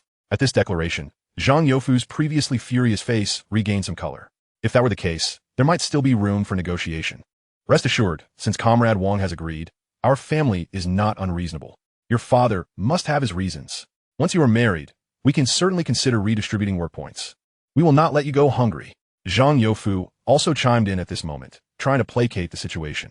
Wang Yaqian's eyes brimmed with tears, her expression one of profound grievance, as if the entire arrangement had been unfairly tilted in favor of Zhang Feng. Given his current circumstances, he should have been overjoyed to have a wife, especially one with such admirable qualities. Haha, redistributing? I have stated that I sever ties with the Zhang family. You still wish to take work points from me? How laughable. Casting a contemptuous glance at the now sullen Zhang Youfu, Zhang Feng continued, from this day forth, I refuse to work. I have absolutely no need for work points. At this juncture, Zhang Feng's gaze settled firmly on Wang Yaqian. Let be known, I am solely responsible for my own sustenance. If you truly marry me, your starvation is not my concern. So, tell me, will you still marry me? Chapter 27. Are you not ashamed? Zhang Feng's gaze remained fixed on Wang Yaqian, a playful smile curling at the corners of his lips, as if he were observing a performance. I. Wang Yaqian had never encountered such a situation before. In her initial imaginings, she believed that upon first laying eyes on her, Zhang Feng would be utterly captivated by her beauty. When she proposed marriage as a means to repay her debt of gratitude, she anticipated that Zhang Feng, overwhelmed with gratitude, would readily comply while allowing her to leverage certain demands to keep him in check. However, to her dismay, Zhang Feng displayed a complete disinterest, showing no inclination to agree to marriage whatsoever. Gritting her teeth, Wang Yaqian harbored resentment that she could not outwardly express. What do you want? If you refuse, just leave. Zhang Feng's tone was devoid of any courtesy. At that moment, Wang Yaqian felt genuinely heartbroken, but more so, she felt wronged. Tears brimmed in her eyes, giving her an appearance that evoked pity. Zhang Youfu suddenly slammed his hand on the table, pointing accusingly at Zhang Feng. You little beast. What exactly do you intend to do? This marriage was arranged by your father. What? Are you feeling sorry for her? The sarcasm in Zhang Feng's words was palpable. Zhang Youfu lunged forward, intending to slap Zhang Feng, but Zhang Feng swiftly seized him, holding him firmly in place. Zhang Youfu attempted to wriggle free to reprimand Zhang Feng, only to discover he was utterly immobilized by Zhang Feng's grip. Zhang Youfu wanted to demand his release, but the humiliation of his predicament held him back. It was the first time he had so vividly felt the extent of Zhang Feng's strength. Why are you so impatient? She hasn't even responded yet. Zhang Feng chuckled, releasing Zhang Youfu and pushing him aside. Zhang Youfu's face flushed crimson as Zhang Feng turned his gaze to Wang Yeqian, inquiring with a smirk. So, have you made up your mind? Wang Yeqian bit her lip, appearing deeply insulted and aggrieved. As she looked up, tears cascaded down her cheeks. Her expression so poignant that even Zhang Feng couldn't help but think it was a shame she wasn't an actress. Director Zhang has done us a great favor. I will accept any conditions you propose. I am not afraid of starving, nor will I starve. I'll earn my own merit points to sustain myself, Wang Yeqian declared with unwavering resolve, as if she were suffering under an unjust contract imposed by Zhang Feng. You can agree to that? Huh, how pathetic. Zhang Feng scoffed. You're truly desperate, aren't you? What did you say? Wang Yeqian was taken aback by Zhang Feng's harsh words, which struck her right at her emotional core. She burst into tears, unable to contain herself any longer. In that moment, Wang Yeqian truly broke down, standing up abruptly and racing towards the door. Regardless, Zhang Feng had no intention of letting her off easily, continuing in a nonchalant tone. A woman so eager to marry must either be mentally unstable or a discarded shoe. I have no interest. Zhang Feng. Zhang Youfu could no longer restrain himself and swung his hand towards him. Yet, Zhang Feng was too agile. There was no way Zhang Youfu's slap would land on him. You've gone too far. You little rascal. Today I will make you pay. Zhang Youfu shouted, brandishing a hoe he had concealed behind the door. Zhang Haiyang and Zhang Shan, who had been quietly eating in the kitchen while keeping an ear out for the commotion, rushed out upon seeing Zhang Youfu make a move. They had prepared a lavish feast of 6 dishes and a soup to welcome Zhang Feng. But now he had not only taken no leftovers for them, but had also committed such a grievous act. Coupled with the earlier beating Zhang Feng had inflicted upon their family, they all brandished farming tools and sticks, ready to enact their vengeance. I told you lot. You dogs can never change your ways. Want me to jump in the fire? If you old fool likes her, then marry her yourself, and see if you can still bloom anew and have a few little bastards. Zhang Feng laughed mockingly as Zhang Youfu swung his hoe, which Zhang Feng deftly dodged, subsequently delivering a swift kick that sent the old man crashing to the ground. Gao Dachuan, witnessing the scene unfold before him, found himself at a loss for how to intervene. He had intended to persuade Zhang Feng, but with Zhang Youfu wielding the hoe and now on the ground, chaos erupted as the other Zhang family members charged in with various farming implements and clubs. Stop! What are you all doing?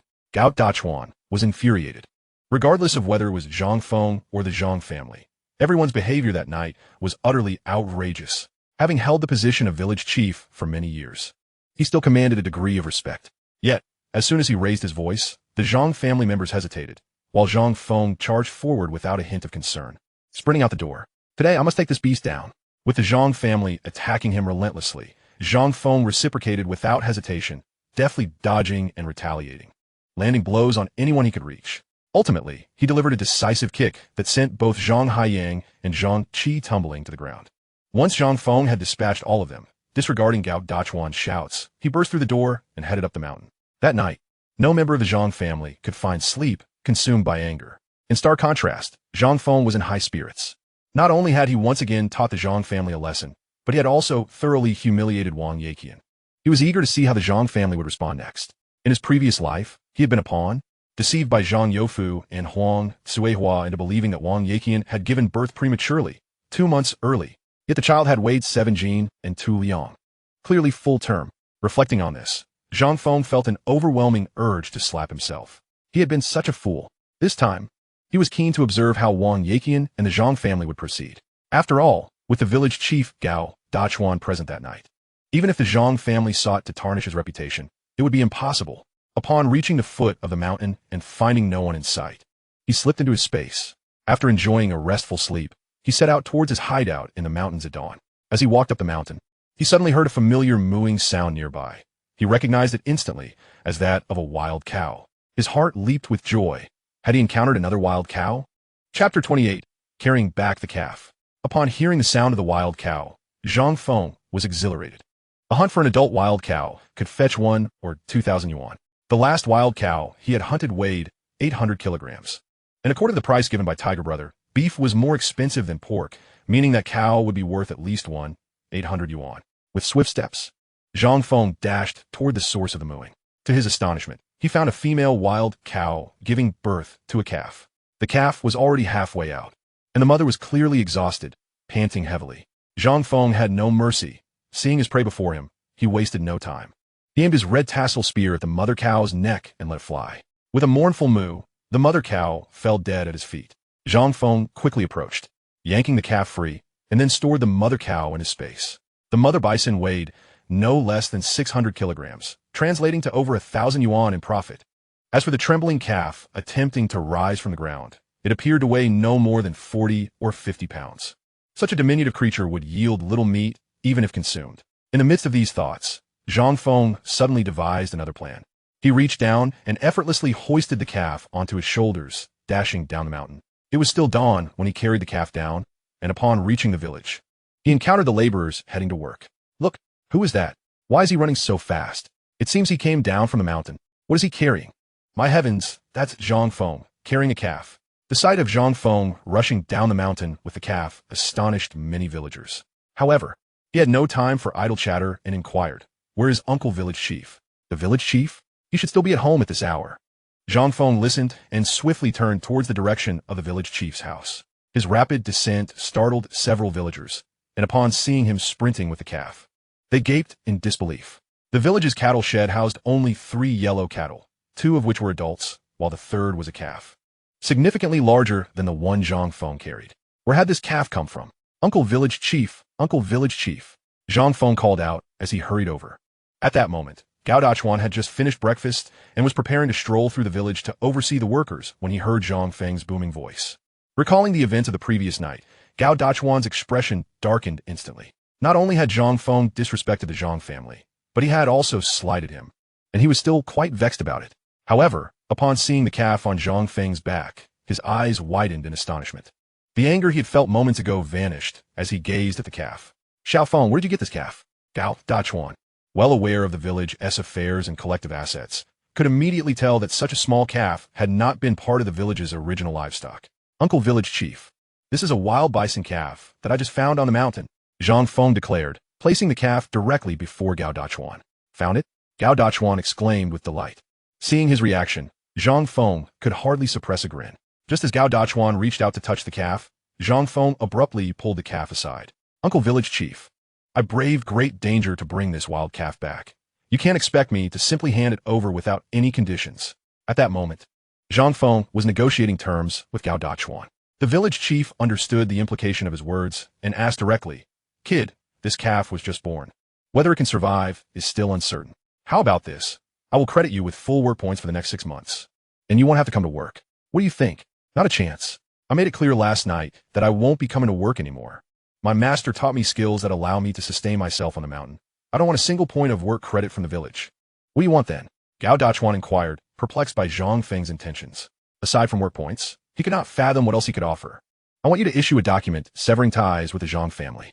I intend to cut all connections with Zhang Youfu and the others, and from now on, we shall have no dealings whatsoever. Zhang Feng stated resolutely. Nonsense. Such a significant matter cannot be dismissed so easily. Moreover, your parents would never agree to this. Gao Dachuan attempted to persuade him further, but was interrupted by Zhang Feng. Uncle Village Chief, you wouldn't want this calf, born less than half a day ago, to be returned to the wild, would you? Huh? Gao Dachuan momentarily failed to grasp Zhang Feng's words, only to see him place his hand around the calf's neck, threatening to strangle it. Xiao Feng, what are you doing? Don't be reckless. In the entire Heishui village, with over 100 households, there were only 3 draft cattle, invaluable during farming and the primary source of labor. The addition of a calf meant an increase in essential labor. How could Gao Dachuan allow Zhang Feng to kill it right before his eyes? Don't do anything rash. As for severing ties, Zhang Feng began to continue when suddenly, the village chief's wife, Zhang Lijuan, emerged from the house. Upon seeing the two of them, she curiously interjected, What are you two doing? Discuss it inside. Xiao Feng, how do you have a calf? At first, she hadn't even noticed the calf, but upon realization, she was equally astonished. Aunt Wan, I'm just discussing this matter with Uncle Village Chief. Xiao Feng, don't be foolish. Though Aunt Wan was curious, she refrained from probing further. Gao Dachuan's expression grew increasingly grave. If Zhang Feng were to harm the calf, he would undoubtedly confront him fiercely. Xiao Feng, think carefully. I cannot issue a document for severing ties, and even if I did, it would require signatures from both parties. Then I want to establish an independent household. Zhang Feng reiterated, finally revealing his true intention for this visit. What? You want to separate your household? Gao Dachuan's face stiffened at Zhang Feng's declaration. While the village may not facilitate the severing of ties, separating households was indeed within their authority. In the 1970s, the village's power was substantial. If a family wished to split, the village could coordinate with relevant departments. In practice, it merely required the village to provide the necessary documentation, with the rest being a mere formality. Gao Dachuan, who had previously claimed he could not assist, now found himself at a loss with Zhang Feng's request. Xiao Feng, why do you insist on leaving the Zhang family? These are merely family matters. You should sit down and discuss them. There is nothing a family cannot talk about.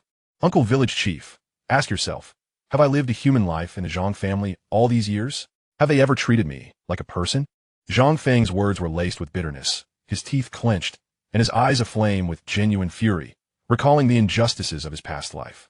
Gao Dachuan was already aware of these grievances, yet he could not simply acquiesce to Zhang Feng's demands. Do you want the calf? Zhang Feng observed Gao Dachuan's hesitation and pressed on. Of course. Just arrange for my household separation. If I manage to catch a live wild bison on the mountain in the future, I'll bring another one to the village. Zhang Feng stated his terms directly. Gao Dachuan attempted to dissuade him once more, but Zhang Feng tightened his grip around the calf's neck. Even as Gao Dachuan tried to intervene, Zhang Feng's strength proved formidable, and the calf struggled violently, on the verge of losing its breath. Fine, I agree. Just let it go. Gao Dachuan was acutely aware of Zhang Feng's formidable strength. After all, he was a man capable of single-handedly taking on the entire Zhang family, and dispatching this newly born calf would indeed be a matter of mere moments. A sly smile crept across Zhang Feng's lips as he declared, First, grant me the household separation certificate, and once that's accomplished, I'll retrieve the household registration book myself. With that, he left the calf at the village chief's residence. Just as he was about to depart, Gao Dachuan called out to Zhang Feng, attempting one last effort at persuasion. Xiao Feng, are you truly unable to return to your grandparents? Don't let regret seep in after the separation. It may be too late then. Gao Dachuan continued earnestly. I will never regret it. I would rather dwell in the mountains for the rest of my life than return to the Zhang family. Given a choice, I would prefer to live in a cattle shed. Even that would be cleaner than the Zhang family's abode. Such nonsense. Gao Dachuan's gaze swept around, warning him that such words should never be uttered publicly. Should they be reported, he would find himself in dire straits. What kind of people reside in a cattle shed? They're all wrongdoers. Uncle Village Chief, you're overreacting. Immediatist. And what I meant was that I would rather live in a cattle shed than return to the Zhang family. Why are you making a mountain out of molehill? Zhang Feng replied with a chuckle. I have consented to the separation. You are now an adult, and while this matter is not insurmountable, you must consider it carefully. Are you truly resolute? Absolutely. If only you could directly sever ties for me. Gao Dachuan, unwilling to engage further with Zhang Feng, waved him off, hastily inspecting the calf's condition. Fortunately, although Zhang Feng had been somewhat rough, he had not genuinely harmed the calf. They quickly arranged for it to be taken to the cattle shed, where it would likely thrive. Gao Dachuan understood that having agreed to Zhang Feng's request, he must follow through, otherwise, the boy, in his reckless fervor, might venture to the cattle shed and harm the calf himself, something the current Zhang Feng was entirely capable of doing. After leaving the village chief's home, Zhang Feng encountered several of his former playmates. Xiao Feng, off to work? Not going. From now on, I won't be going at all, Zhang Feng replied, making his way toward Old Go's house. Having rested for 2 days, coupled with the nourishing soup noodles and braised meat brought back by San Lingxi, which contained Zhang Feng's spatial liquid, Old Go's recovery had significantly progressed. Now, he was able to get out of bed and walk normally. Upon seeing Zhang Feng, Old Go was visibly delighted. Xiao Feng, you've come. San Lingxi's somewhat husky voice chimed in, tinged with a hint of innocence. Yes, I've come to seek your help. Great. I'll accompany you to the mountains shortly. Zhang Feng's request for San Lingxi's assistance pertained to the construction of a bamboo house, a task San Lingxi was already inclined to undertake. Having finally ventured down from the mountains, he was eager to check on Old Go's condition. Xiao Feng, are you certain you wish to become a hunter? Old Go inquired once more. Certainly. All right. My leg has healed sufficiently. I will head to town tomorrow to obtain your hunting license. Once it's ready, I'll have San Lingxi deliver it to you. Wonderful, thank you, Old Go. Zhang Feng did not linger long at Old Go's home before heading back up the mountain with San Lengzi to continue constructing the bamboo house. In half a day's time, their progress was commendable, and the framework of the two-story dwelling was complete. As afternoon approached, Zhang Feng intended to hunt, pausing the construction work. By the following morning, the two-level bamboo treehouse would likely be finished. Zhang Feng surveyed the surrounding area. The previous cooking spot was a small clearing, and he envisioned excavating a small swimming pool nearby. If he added some fish to the pool, his little haven would be even more splendid. Although he possessed spatial abilities, Zhang Feng relished the prospect of personally crafting his sanctuary. Furthermore, he was eager to savor this rare leisure time and enjoy life to the fullest. However, Zhang Feng's luck took a turn for the worse that afternoon. Not only did he fail to encounter any prey, but he also saw not a single hare. Undeterred, he made his way to the mountain stream to fish. After more than an hour, he managed to catch nearly 300 pounds of fish before he finally ceased his efforts. Zhang Feng's recent days had been quite enjoyable, yet on the flip side, the Zhang family was shrouded in desolation. Zhang Youfu had been incessantly puffing on his dry tobacco, the pipe hardly leaving his hand, while Zhang Haiyang's heart felt as though it were overrun with weeds. After encountering Wang Yiqian twice, he found himself unable to shake her from his thoughts. Last night, he had succumbed to temptation and sneaked into Zhang Qi's room to take one of her intimate garments. After using it, he hurriedly washed it and hung it alongside the other clothes. Though Zhang Haiyang typically put on a facade of respectability, he felt an overwhelming sense of shame after engaging in such sordid behavior, and he struggled to sleep that entire night. Unbeknownst to Zhang Qi, her elder brother, who prided himself on his integrity, had defiled her cherished belongings. Chapter 30. The Hunter-S license. The next day, Zhang Qi awoke early but found her intimate garments missing. When she spotted them hanging on the clothesline in the courtyard, she thought nothing of it, assuming her mother, Gao Meihua, had washed them. However, upon bringing one to her nose, she detected an odd scent. Having spent an entire sleepless night, Zhang Haiyang's heart raced as he saw Zhang Qi sniffing her garment. He felt as though it were lodged in his throat. When he noticed that Zhang Qi did not suspect anything, he finally relaxed. At that moment, Zhang Youfu called out, "Haiyang, come here." Upon hearing his grandfather's call, Zhang Haiyang wasted no time in approaching. Perhaps due to his anxiety, his complexion appeared somewhat unnatural. "Grandfather, did you call for me?" "Haiyang, there is something I wish to discuss with you." "Grandfather, just tell me what it is," Zhang Haiyang replied, exuding an air of entitlement. Seeing Zhang Haiyang's submissive demeanor, a satisfied expression crossed Zhang Youfu's face. This was the essence of their Zhang family. Unlike that Zhang Feng, who was nothing but an ungrateful wretch, how could he be compared to Zhang Haiyang? However, after Zhang Youfu finished speaking, Zhang Haiyang, who had been earnest and sincere moments ago, suddenly stood up as if shocked, startling Zhang Youfu. "Haiyang, what is wrong?" "Grandfather, why must Wang Jiqing marry that Zhang Feng? Why must I pretend to marry her? If I am to marry, let it be for real." Zhang Haiyang was elated at the prospect of being told to marry Wang Yiqian. Yet, that joy was fleeting as Zhang Youfu's words plunged him into despair, leaving him bewildered. "You foolish boy, not allowing you to wed Wang Jiqing is for your own good. Why can't you understand? Why? On what grounds? I simply do not comprehend." Zhang Haiyang had been consumed by thoughts of Wang Yiqian's graceful figure for days, and now that fate seemed to smile upon him, how could he willingly let it slip away? You.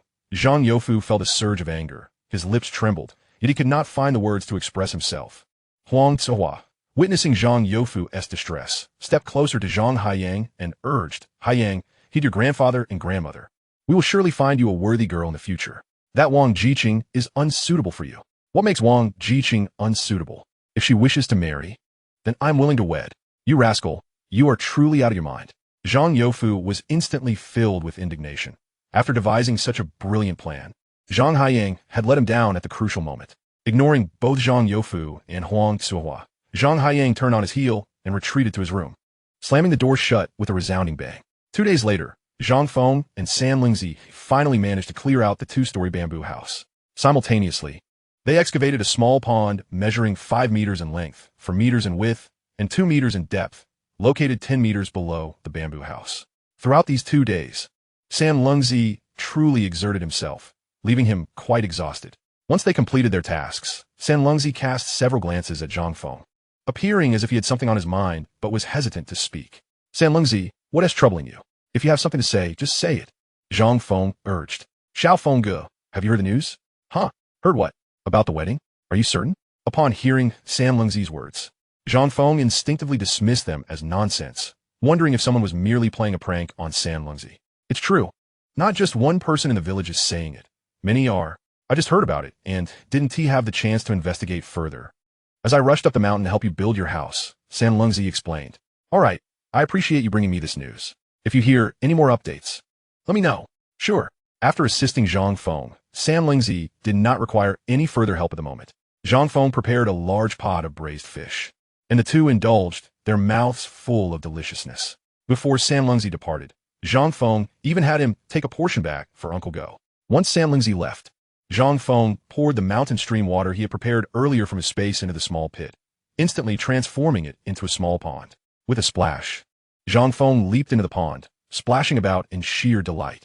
After playing in the water for a while, he noted that the pond's water would remain fresh for at least a week, and he could simply swap it out using his space when necessary. With such a resource at hand, many cumbersome tasks became remarkably effortless for Zhang Feng. The next day, Zhang Feng spent the morning catching 2 wild rabbits and 2 wild chickens. At that moment, he heard San Lungzi's voice approaching from not far away, clearly heading toward his own nest. Zhang Feng hurried back and soon encountered San Lungzi. What is up? Xiao Fengge, I brought you your hunting license. My father arranged it for you yesterday afternoon. As Zhang Feng accepted the license from San Lungzi, a smile graced his lips. Now, he had a proper identity for hunting on the mountain. Although it held little significance for him, it could silence certain villagers' gossip. Additionally, I inquired about the matter you wanted me to look into.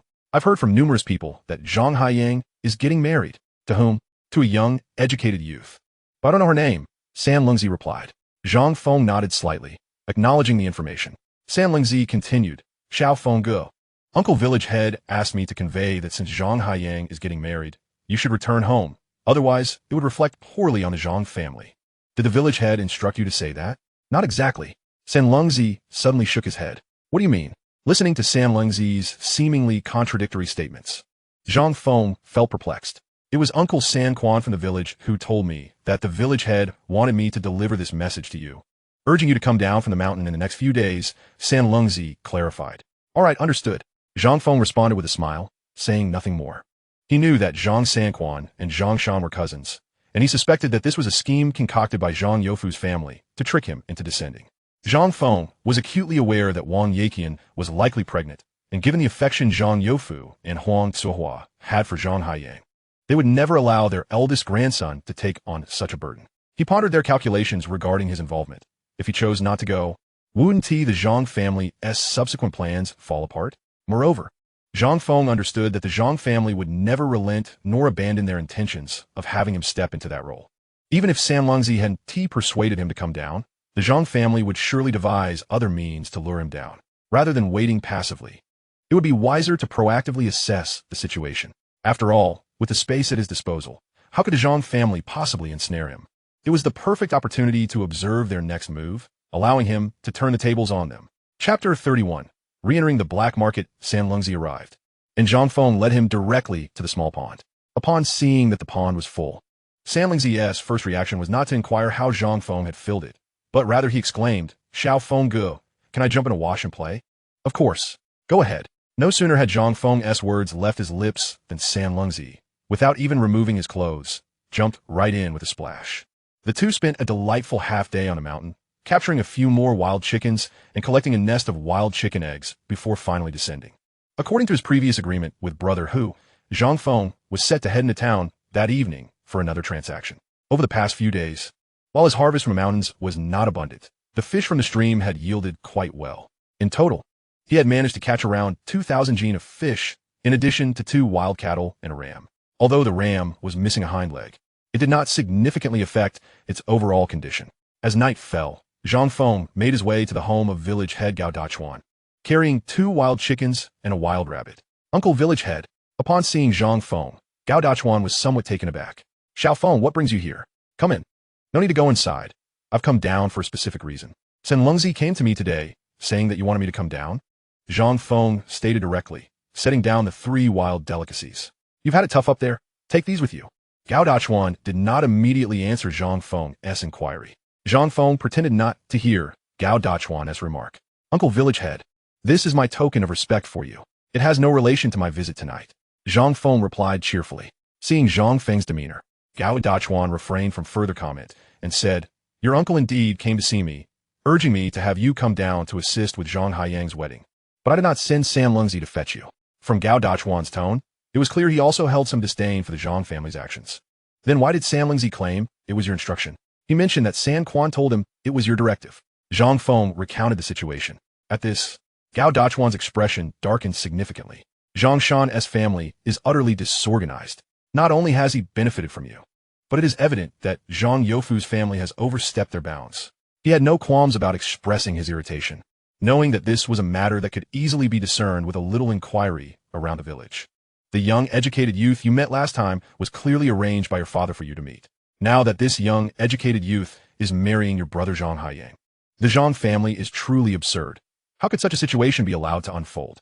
Gao Dachuan exclaimed, clearly agitated. Unbeknownst to him, the true circumstances were far more complicated. To him, it seemed as though Zhang Youfu had orchestrated Zhang Haiyang's engagement, effectively usurping Zhang Feng's intended match, an act that would undoubtedly lead to scorn in rural society. How could Zhang Youfu be capable of such a scheme? What is even more absurd is that Wang Jiqing, who incessantly demanded repayment for marrying Zhang Chong's son, Zhang Feng, now intends to marry Zhang Chong's nephew instead. What kind of nonsense is this? Viewed in this light, it appears that the woman is not of commendable character either. Observing the furious demeanor of Gao Dachuan, Zhang Feng merely smiled faintly and continued, "Village chief, I believe this matter is far from straightforward." What do you mean? Gao Dachuan, evidently still grappling with the situation, inquired. "The last time they summoned you to call me down, they intended for me to acquiesce to that woman's marriage proposal. After I declined, what business is it of mine if Zhang Haiyang chooses to wed her? Why must they invoke your name to involve me? Hence, I surmise the Zhang family must have ulterior motives waiting for me. Do you believe me, village chief?" Zhang Feng said with a cheerful grin. Gao Dachuan furrowed his brow, nodding in agreement. In truth, he had sensed something amiss from the outset, yet he had not considered Zhang Youfu and Huang Tsuehua to be particularly nefarious. However, after Zhang Feng's reminder, he conceded that there indeed could be such a possibility. "Village chief, if they attempt to scheme against me again, you must assist me." Having uttered this, Zhang Feng did not wait for Gao Dachuan's response and swiftly departed. That little rascal. After Zhang Feng left, he set off directly towards the county town. Previously, he had traveled by ox cart, allowing for a leisurely pace. However, this time, Zhang Feng's fortune was not as favorable. He encountered no vehicles heading to the town. From 7:30 until noon, he walked, even jogging for a stretch. Whenever fatigue set in, he would sip on the spiritual liquid and liquor, swiftly replenishing his stamina without hindering his progress. When Zhang Feng finally met the boisterous and lanky figures, they immediately recognized him. "Brother Daniu, you're here. We've been waiting for quite a while." Zhang Feng smiled, handing each of them a cigarette from a newly opened pack, which they gratefully accepted. "Where's Brother Hu? We'll take you to him."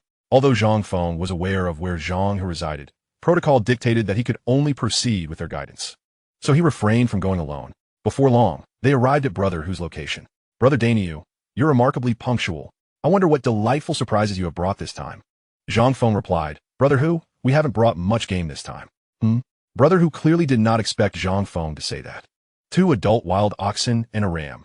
Though we consumed the ram's hind leg ourselves," Zhang Feng chuckled. "2 adult wild oxen? That's a substantial haul. How can you say it's not much?" Upon hearing Zhang Feng's words, Zhang Hu was instantly exhilarated. However, when Zhang Feng mentioned an additional 2,000 pounds of fish, that brought Zhang Hu the utmost joy. The fish were still alive on the way here. They only died upon reaching the city, ensuring they're fresh. Zhang Feng elaborated. Upon hearing this, Zhang Hu was naturally overjoyed. "Good brother, where are the goods? I'll gather people to haul them now. Same old place. Wait half an hour before heading over. I'll return to have the cargo ready." "All right, half an hour it is." After half an hour, Zhang Feng finally awaited Zhang Hu's return with his crew to load the goods. The fresh fish, upon entering Zhang Feng's space, had died instantly, yet retained their freshness at the moment of death. When Zhang Hu saw at least 2,000 pounds of fish, he was over the moon. "Good brother, your connections are truly impressive. Come, let's weigh them diligently." Zhang Hu commanded, and the others began the weighing process. The 2 wild oxen weighed a total of 124 pounds, while the ram, missing a hind leg, weighed 182 pounds, and the fish totaled a remarkable 320 pounds. "Brother, beef is more expensive than pork. Given you're selling whole oxen, I'll calculate the meat yield at a maximum of 70%. In the black market, the selling price for beef is 3 yuan per pound. I'll offer you 2 yuan per pound. For lamb, I'll give you 1. 2 yuan per pound, and these are ordinary fish. So I'll average them at 0.6 yuan per pound. How does that sound? Agreed. Brother Hu, let us proceed as you suggested. Operating such a black market necessitates a substantial supply of meat, and Zhang Hu, with a cadre of underlings to feed, offered Zhang Feng a relatively fair price. Even if he made a considerable profit, it was hardly exploitative. Furthermore, what Zhang Feng deemed most significant was that this man conducted business with utmost integrity. Even when taking advantage, it was done transparently. If one disagreed, they could simply choose not to engage in the trade, for business must maintain a semblance of brotherhood. The total transaction amounted to 5,984 yuan, and Zhang, who was forthright, handing Zhang Feng a neat 6,000 yuan. Over the course of this week, he had turned a substantial profit, and should news of this circulate, it would surely astonish many. Brother, how would you like to receive your payment? How much cash versus tickets? Also, I have the spices and salt you requested last time, totaling 200 yuan. Zhang Hu inquired. Here, that's the deal.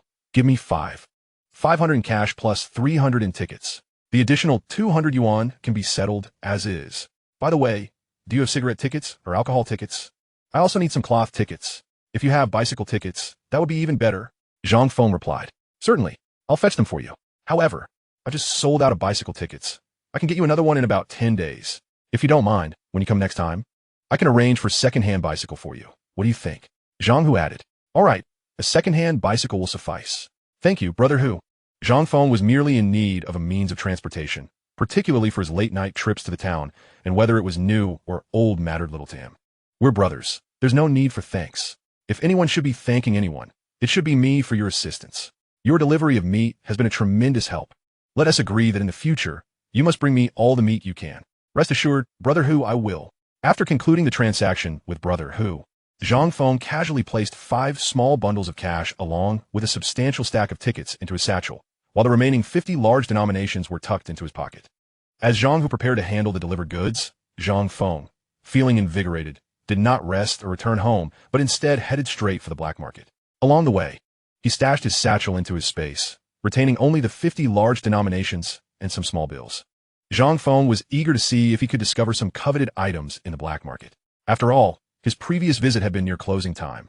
Arriving earlier this time would naturally present more opportunities. With this thought in mind, Zhang Feng wasted no time and promptly arrived at the black market, where he once again encountered the boisterous and lanky figures standing guard. After handing out cigarettes to the two and paying the 5-cent entrance fee, Zhang Feng stepped inside. The nominal 5-cent fee was a mere formality. Both buyers and sellers were required to pay it. The guards at the black market, like Zhang Hu, were not there to profit from this small fee. Their main earnings came from the buying and selling of goods. For instance, if they processed all the meat acquired from Zhang Feng, they could easily make over 1,000 yuan, and with skilled handling, profits exceeding 2,000 yuan were not out of the question. Upon re-entering the black market, Zhang Feng quickly began to explore. Arriving early this time, Zhang Feng was indeed greeted with an abundance of sights. However, the wares on sale were predominantly mundane, failing to pique his interest. While he wandered about, he soon spotted a figure in the crowd with a small animal confined within an iron cage. At first glance, he recognized it immediately. This was a little sable. It is well known that although the sable is diminutive in size, its speed and combat prowess are formidable. It can effortlessly tackle game such as wild chickens, flying dragons, and hares within the forest, and even holds a significant advantage against weasels. Throughout the past week, he had longed to capture a small beast to domesticate for the purpose of aiding in his hunts. Among all the creatures, the little sable intrigued him the most, and he never anticipated that he would encounter one in the black market before spotting it on the mountain. As Zhang Feng crouched down, the little sable noticed him as well. Their eyes met, and to his astonishment, the sable raised its tiny paws in a gesture of supplication, its expression seemingly pleading for Zhang Feng to purchase it. Good sir, what is the price for this sable? Zhang Feng inquired with a smile. Judging from the man's attire and demeanor, it was evident that he too was a hunter, and this little sable was likely his catch. It is worth noting that sable fur has always been highly valued. From 1982 to 1990, a complete sable pelt could fetch up to 1,000 yuan. Although the current year is 1977, making the price more reasonable, the living sable would still command a steep price. 300. 300? Upon hearing this figure, Zhang Feng felt it was indeed somewhat exorbitant. Nevertheless, this amount was not beyond his means at that moment. However, being a licensed hunter, he found it a tad peculiar to spend money on a sable. That seems a bit pricey, he murmured softly. Hearing his words, the little sable grew increasingly animated. bowing repeatedly in front of Zhang Feng, its anxious yet endearing demeanor almost human-like in expression. This sight tugged at Zhang Feng's heartstrings. To the left cage, Zhang Feng commanded the little sable. Without a moment's hesitation, it dashed towards the left side of the cage, then turned back to Zhang Feng, seemingly awaiting his next instruction. Remarkable, it truly possesses a certain intelligence. Observing this, Zhang Feng felt a strong urge to buy the sable outright. Good sir, I am sincerely interested. Please propose a better price. The man paused for a moment before replying. A firm price. Reduce it by 20. If you agree, it's yours. If it doesn't sell today, I will skin it and sell the pelt, which can fetch at least 200. Then how about 200? If that works, I can pay immediately. Zhang Feng countered. After a protracted negotiation lasting several minutes, they finally settled on a price of 260 yuan for the little sable, along with the long whip that hung from the man's waist. Chapter 33. The Treasure Sable, a Priceless Gem. The sable's fur was sleek and smooth, providing a delightful tactile experience, far superior to petting a cat. Having acquired the sable, the cage also became Zhang Feng's possession. Noticing the well-worn long whip at the hunter's waist, Zhang Feng found it quite appealing due to its age and evident use, making it an attractive addition to his collection. With the sable and whip in hand, his spirits soared. As he strolled through the black market, holding the sable, he passed a stall selling miscellaneous items when the sable suddenly began to chirp excitedly. Zhang Feng paused, glancing at the sable before turning his gaze to the stall beside him. Although he had only recently acquired the sable, he was certain it was no ordinary creature. He had never encountered such a spirited being in his past life. Observing the sable's actions, he also began to take notice of a nearby shop. Deliberately, he strolled around the miscellaneous shop, soon crouching down to feel the various copper and iron trinkets. When his hand brushed against a small black iron dog, the sable inside the cage began to chatter incessantly. Intrigued, Zhang Feng quickly retrieved his flashlight to inspect the little iron dog more closely. After a few moments, he set it down and began to explore other goods. He was impressed by the array of items at the stall, discovering a small military dagger, a rarity indeed. Holding it in his hand, he noted its fine steel craftsmanship, reminiscent of remnants from the Japanese invasion. Master, how much for this dagger and the little iron dog?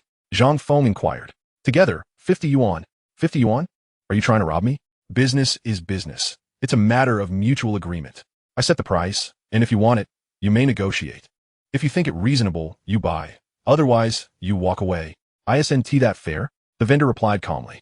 That is certainly true. How much are you willing to accept? Flat rate, 20. All right, deal. Whoever backs out is the fool. The vendor readily agreed without further ado. Zhang Feng felt a bit dismayed. Goodness, you truly are something. He regretted not offering a mere 2 yuan from the outset. The vendor extended his hand, awaiting Zhang Feng's payment, and feeling he had no choice. Zhang Feng produced 2 large bills. As he departed, holding the dagger and the little iron dog, he felt a twinge of regret. Glancing back at the sable, he warned, "You had better provide me with a reasonable explanation later. Otherwise, I won't hesitate to sell your pelt." Zhang Feng threatened, and the sable, seemingly understanding, chirped back in protest.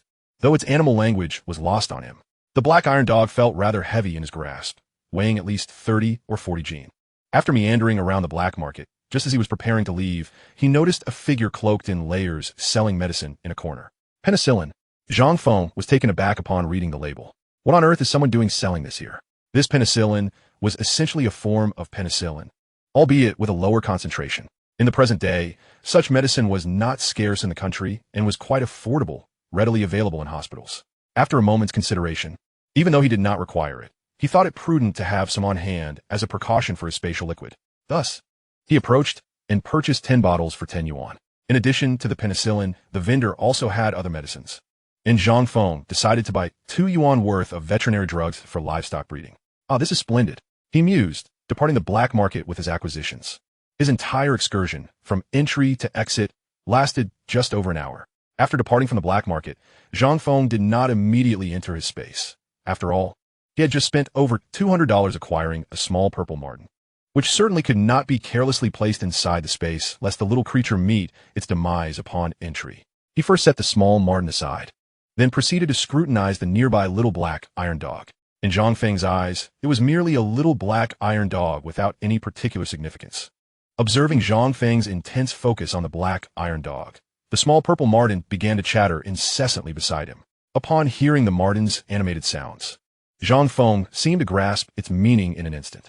Without hesitation, He drew a dagger and scraped it across the surface of the little iron dog. This action revealed an extraordinary peculiarity. As the outer layer of black paint was scraped away, a faint golden hue emerged beneath. With a flashlight in hand, the moment Zhang Feng beheld the golden glimmer, his heart skipped a beat. Initially, he had thought little of the iron dog, but the small marten was evidently quite concerned about it. Now, upon discovering the golden sheen, one thought consumed Zhang Feng's mind. Could this possibly be gold? With heightened caution, Zhang Feng sought a secluded area devoid of onlookers and meticulously continued to scrape away the outer black paint. The more he revealed, the more astonished he became. Gold. Without a doubt, it was gold. This meant he had stumbled upon a golden dog weighing around 30 to 40 pounds. Given the current black market price of gold at $30 per gram, this golden dog was worth at least $500,000. What does $500,000 represent in the current era? It is worth noting that even having $10,000 is exceedingly rare. There are not many in the entire county, and those who do possess such wealth are often under considerable risk of being reported. Such situations were common post-reform. Yet even then, 500,000 remains an astronomical figure for the vast majority. This was 500,000 in 1977. Having acquired such a treasure for merely $20 would surely infuriate the vendor if he were to discover it. Suddenly endowed with such immense wealth, Zhang Feng felt his head spinning. To further ascertain the authenticity of the gold, he planned to take it into his space and cleave it in half for a thorough examination. With this in mind, he first placed the small purple marten in a hidden spot. He then cradled the golden dog as he entered his space, only to find himself utterly bewildered upon returning with a chopping knife. Where had the dog gone? Chapter 34. Am not picky. As Zhang Feng turned to search for the golden dog, it had vanished. Where's my dog? He scoured the surroundings, but the golden dog was nowhere to be found. At that moment, he distinctly sensed that the space he was bound to had begun to undergo subtle changes. Initially unnoticed, Zhang Feng soon realized that the space was expanding. Though the transformation was gradual, it became vividly apparent to him once he took notice. Unable to control the unfolding changes in the space, he decided to exit. Contemplating the now missing golden dog, Zhang Feng was almost certain that this alteration in his space was a result of it. There was no need for further confirmation, but he pondered other means to indirectly validate it. With this thought, he returned to the black market. Upon seeing Zhang Feng return, particularly with a small purple marten in hand, both the loud-voiced man and the lanky fellow were taken aback. Brother Daniel, what brings you back? One inquired. I just purchased this marten and discovered some issues with it, so I'm going back to inquire with the seller about what is going on. Zhang Feng replied with a smile. Since he had already paid the entry fee, he had no intention of parting with even a single cent more. Hearing Zhang Feng's words, the two were unwilling to relent. They clamored about assisting him in confronting the seller, threatening to teach the vendor a lesson should he fail to provide an explanation. No, I really don't want to trouble you. It's a minor issue. I'll just ask, and by the way, I forgot to buy some items earlier, so I'll browse a bit. Zhang Feng quickly interjected. Upon hearing this, the two naturally refrained from following him. Inside the black market, it wasn't long before Zhang Feng encountered a vendor selling small yellow fish. During the Republic of China era, a small yellow fish weighed 3,125 grams. At the current black market gold price of $30 per gram, Zhang Feng spent $9,375 to acquire the fish. As he placed the small yellow fish into his pocket, he simultaneously transferred it into his space. This time, Zhang Feng's consciousness keenly focused on the newly entered small yellow fish. And sure enough, the moment it entered the space, it transformed into a streak of light, absorbed instantaneously. Although spending nearly $1,000 felt somewhat painful, he now possessed the absolute means to profit. And $1,000 spent verifying the authenticity of the golden dog was worth it. With that in mind, Zhang Feng returned to the stall of the vendor who had sold him the golden dog. Upon seeing him, the vendor wore a beaming expression, clearly believing he had pulled one over on Zhang Feng, profiting handsomely. Zhang Feng longed to inform this individual that he had missed the opportunity to become a top-tier millionaire. After all, 500,000 now far surpasses 1 million in later times. Moreover, 500,000 was merely Zhang Feng's estimated minimum value of the golden dog. Engaging in casual conversation with the vendor, Zhang Feng soon noticed several pairs of eyes fixated on him from the periphery. Despite the dim lighting of the black market, where many vendors relied on lanterns and only a few wielded flashlights, he could distinctly sense that some gazes within the crowd were awry. Perhaps this was a heightened sense of danger bestowed upon him by the space. After exchanging a few pleasantries with the vendor, Zhang Feng spent $10 on two multifunctional small knives.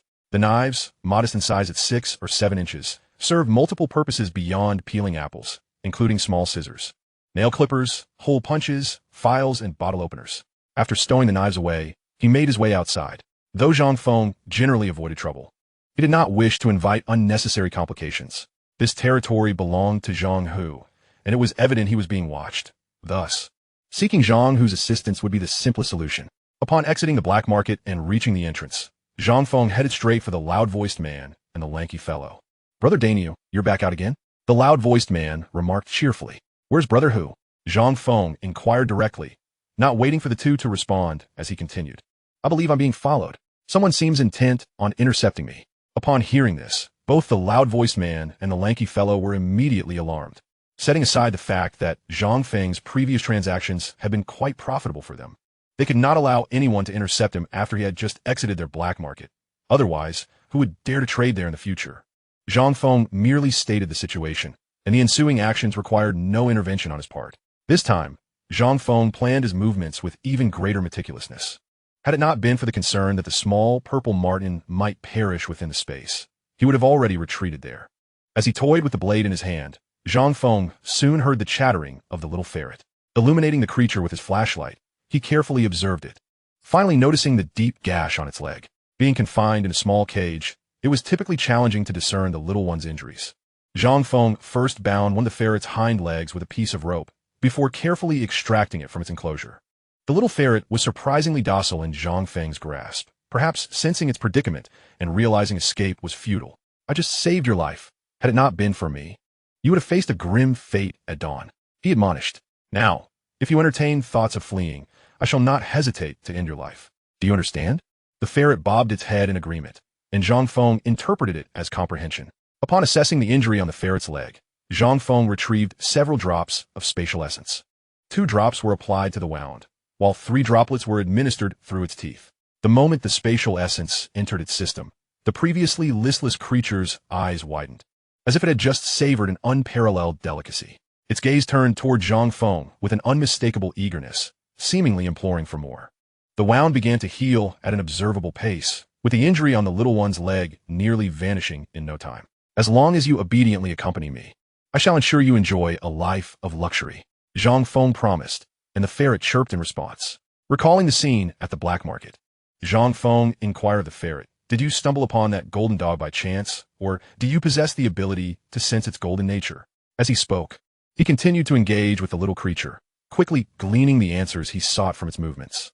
Subsequently, he produced a large bill and some smaller denominations from his pocket, presenting them to the ferret. "Can you find these? Or perhaps some smaller pieces of gold will suffice. I am not particular."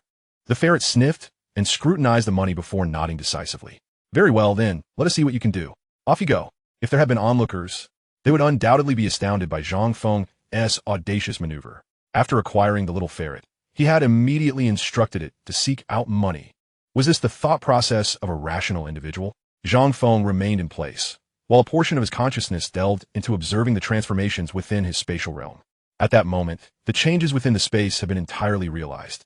Previously, the area spanned only about 100 square meters, but now it had expanded to nearly an acre, approximately 700 square meters. At the center of this newfound space remained the pools of essence and spirit wine, but the area surrounding them had been divided into 4 distinct sections. The upper left, lower left, and upper right were open spaces, while the lower right featured a small river, roughly 100 square meters in size, filled with crystal clear water. Zhang Feng sampled the river water, which, though not spatial essence, was remarkably sweet, far surpassing the well water he usually consumed. Clearly, this spatial upgrade was a result of absorbing nearly 40 pounds of the golden dog. After taking a furtive glance around to ensure no one was present, he stepped into the space. Zhang Feng sought to personally experience the alterations, and while he could not communicate with the space, he felt an undeniable connection that conveyed its transformations.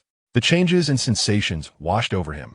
The space had grown larger, and he sensed a newfound vitality within it. Previously, any living creature entering this realm would meet an instantaneous demise, but that sensation had vanished. With this thought, an audacious idea blossomed in Zhang Feng's mind. Could it be that his space could now sustain life? Just then, he heard the familiar chirping of the ferret returning. The little creature scanned its surroundings, unable to locate Zhang Feng, and as it scratched its head in confusion, he suddenly materialized before it. "What have you found?" Zhang Feng's abrupt appearance startled the ferret. Upon turning to face him, it revealed a large bill clutched in its mouth. Impressive. This little creature had indeed managed to procure money. After accepting the bill from the ferret, Zhang Feng refrained from sending it out again for riches, as he currently possessed 6,000 yuan and had no need for more. Now bring me a small animal, alive, regardless of what it is, and be swift. Upon hearing Zhang Feng's command, the ferret dashed off. The small animals in the county town were incomparable to those in the mountains. Yet capturing a few was hardly a challenge. Within 10 minutes, the ferret returned, clutching a small mouse in its mouth. The mouse struggled in vain to escape the ferret's grasp. With a thought, Zhang Feng summoned the mouse into a space from about a meter away, without needing to touch it. This revelation delighted him. Previously, he had to physically contact items to draw them into his space. But now he could do so from a distance. Although the effective range was limited to 1 meter, it was nonetheless a remarkable benefit of the spatial upgrade. After drawing the mouse into the space, Zhang Feng observed with astonishment as the creature, which would have perished upon entering before, was now lively and curious, scurrying about in its new environment. Under Zhang Feng's careful supervision, the mouse traversed the 4 areas, but upon reaching the 4th section in the upper right corner, it suddenly collapsed. Clearly, the space's previous functionality remained intact, albeit with its capabilities now consolidated.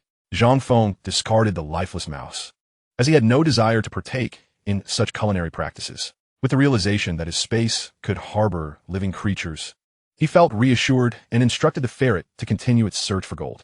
Zhang Feng resumed his exploration of the space, and, through his investigations, he discovered an additional feature previously unobserved. He found that he could throw his ring anywhere and, thanks to the space, teleport to the ring's location without hindrance. This capability would prove invaluable for future treasure hunts or hasty escapes. After waiting for half an hour, the ferret finally returned, this time bearing a gold earring, likely weighing around 3 grams. Zhang Feng directly stowed the golden earrings into his spatial storage. Noticing that the hour was late, he promptly placed the little sable into the space as well, cautioning it never to venture into the upper right quadrant. After rewarding it with a few drops of spatial essence, he finally succumbed to slumber. The pools of spatial essence and spirit liquor were Zhang Feng's exclusive domain. Without his explicit permission, no other beings could approach them, thus allowing him to rest without worry that the little sable might take the opportunity to sneak a drink.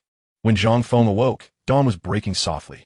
After scanning his surroundings and confirming he was alone, he stepped out from his spatial realm. Previously, he had purchased numerous items at the state-run restaurant and stores, and this time, he intended to indulge in a shopping spree once more, primarily to acquire several new outfits, as he lacked even a change of clothes in his daily life. Lost in thought, he soon arrived at the state-run restaurant. Observing a line of patrons queuing for breakfast, he humbly joined the end of the line. When it was his turn, he ordered 100 large meat buns, just as he had done previously. After handing over 10 yuan and 10 jin of grain tickets, he departed with his bounty. Once satiated, he discreetly stored the buns into his spatial realm while retrieving 2 large meat buns for the little sable, ensuring the little creature had a hearty meal. Thereafter, he did not rush to the state-run store, for it was still early, and they had yet to open for business. He made his way to the old blacksmith in the west of the city, who was already hard at work forging iron. Master Shang, I'll come to collect my goods. Zhang Feng called out cheerfully from a distance. Master Shang, perhaps due to his long association with iron, possessed a rather cold demeanor. And even upon seeing Zhang Feng, a valued customer, he did not offer a smile. This was consistent with their previous encounter, but Zhang Feng did not mind. When he received the spear, spearheads, and animal traps, a satisfied smile spread across his face. It must be said that Master Shang's craftsmanship was truly exceptional. Zhang Feng had not anticipated that the products crafted by Master Shang would exceed his expectations in quality. In this era, where ironwork was solely hand-forged, such skill was indeed rare. The spears cost 8 yuan each, the spearheads 6 yuan apiece, and the animal traps 3 yuan each, totaling 370 yuan. Such a private order in this current age was undoubtedly substantial. Fortunately, Master Shang's skills justified the price. Master Shang, here, as the payment, please count it. Zhang Feng handed over the money and offered a cigarette to Master Shang. With a cigarette perched in his mouth, Master Shang began counting the payment, ensuring everything was settled. Do you need delivery? Master Shang inquired. No need, I can carry it back myself. I have others with me who will help. Zhang Feng replied with a smile, then packed everything into a sack and departed, turning into a secluded corner of the street. He promptly stored the items in his spatial realm before leisurely making his way to the state-run store. At this hour, the store had just opened its doors. As soon as Zhang Feng entered, The sales clerk who had attended to him previously recognized him immediately. "Ah, you're back for more shopping," she greeted warmly. The last time Zhang Feng had visited, she had displayed a somewhat haughty attitude, but her demeanor had shifted considerably, reflecting the significant difference in treatment. After all, Zhang Feng had spent a considerable sum on daily necessities during his last visit, a luxury that ordinary citizens could scarcely afford. Zhang Feng exchanged pleasantries before commencing his shopping. This time, he had specifically requested Zhang Hu to exchange a substantial amount of liquor and cigarette tickets for him. Currently, the price of Maodai at the state-run store was a mere 8 yuan per bottle, a price that would appreciate exponentially in the future, making it exceedingly cheap.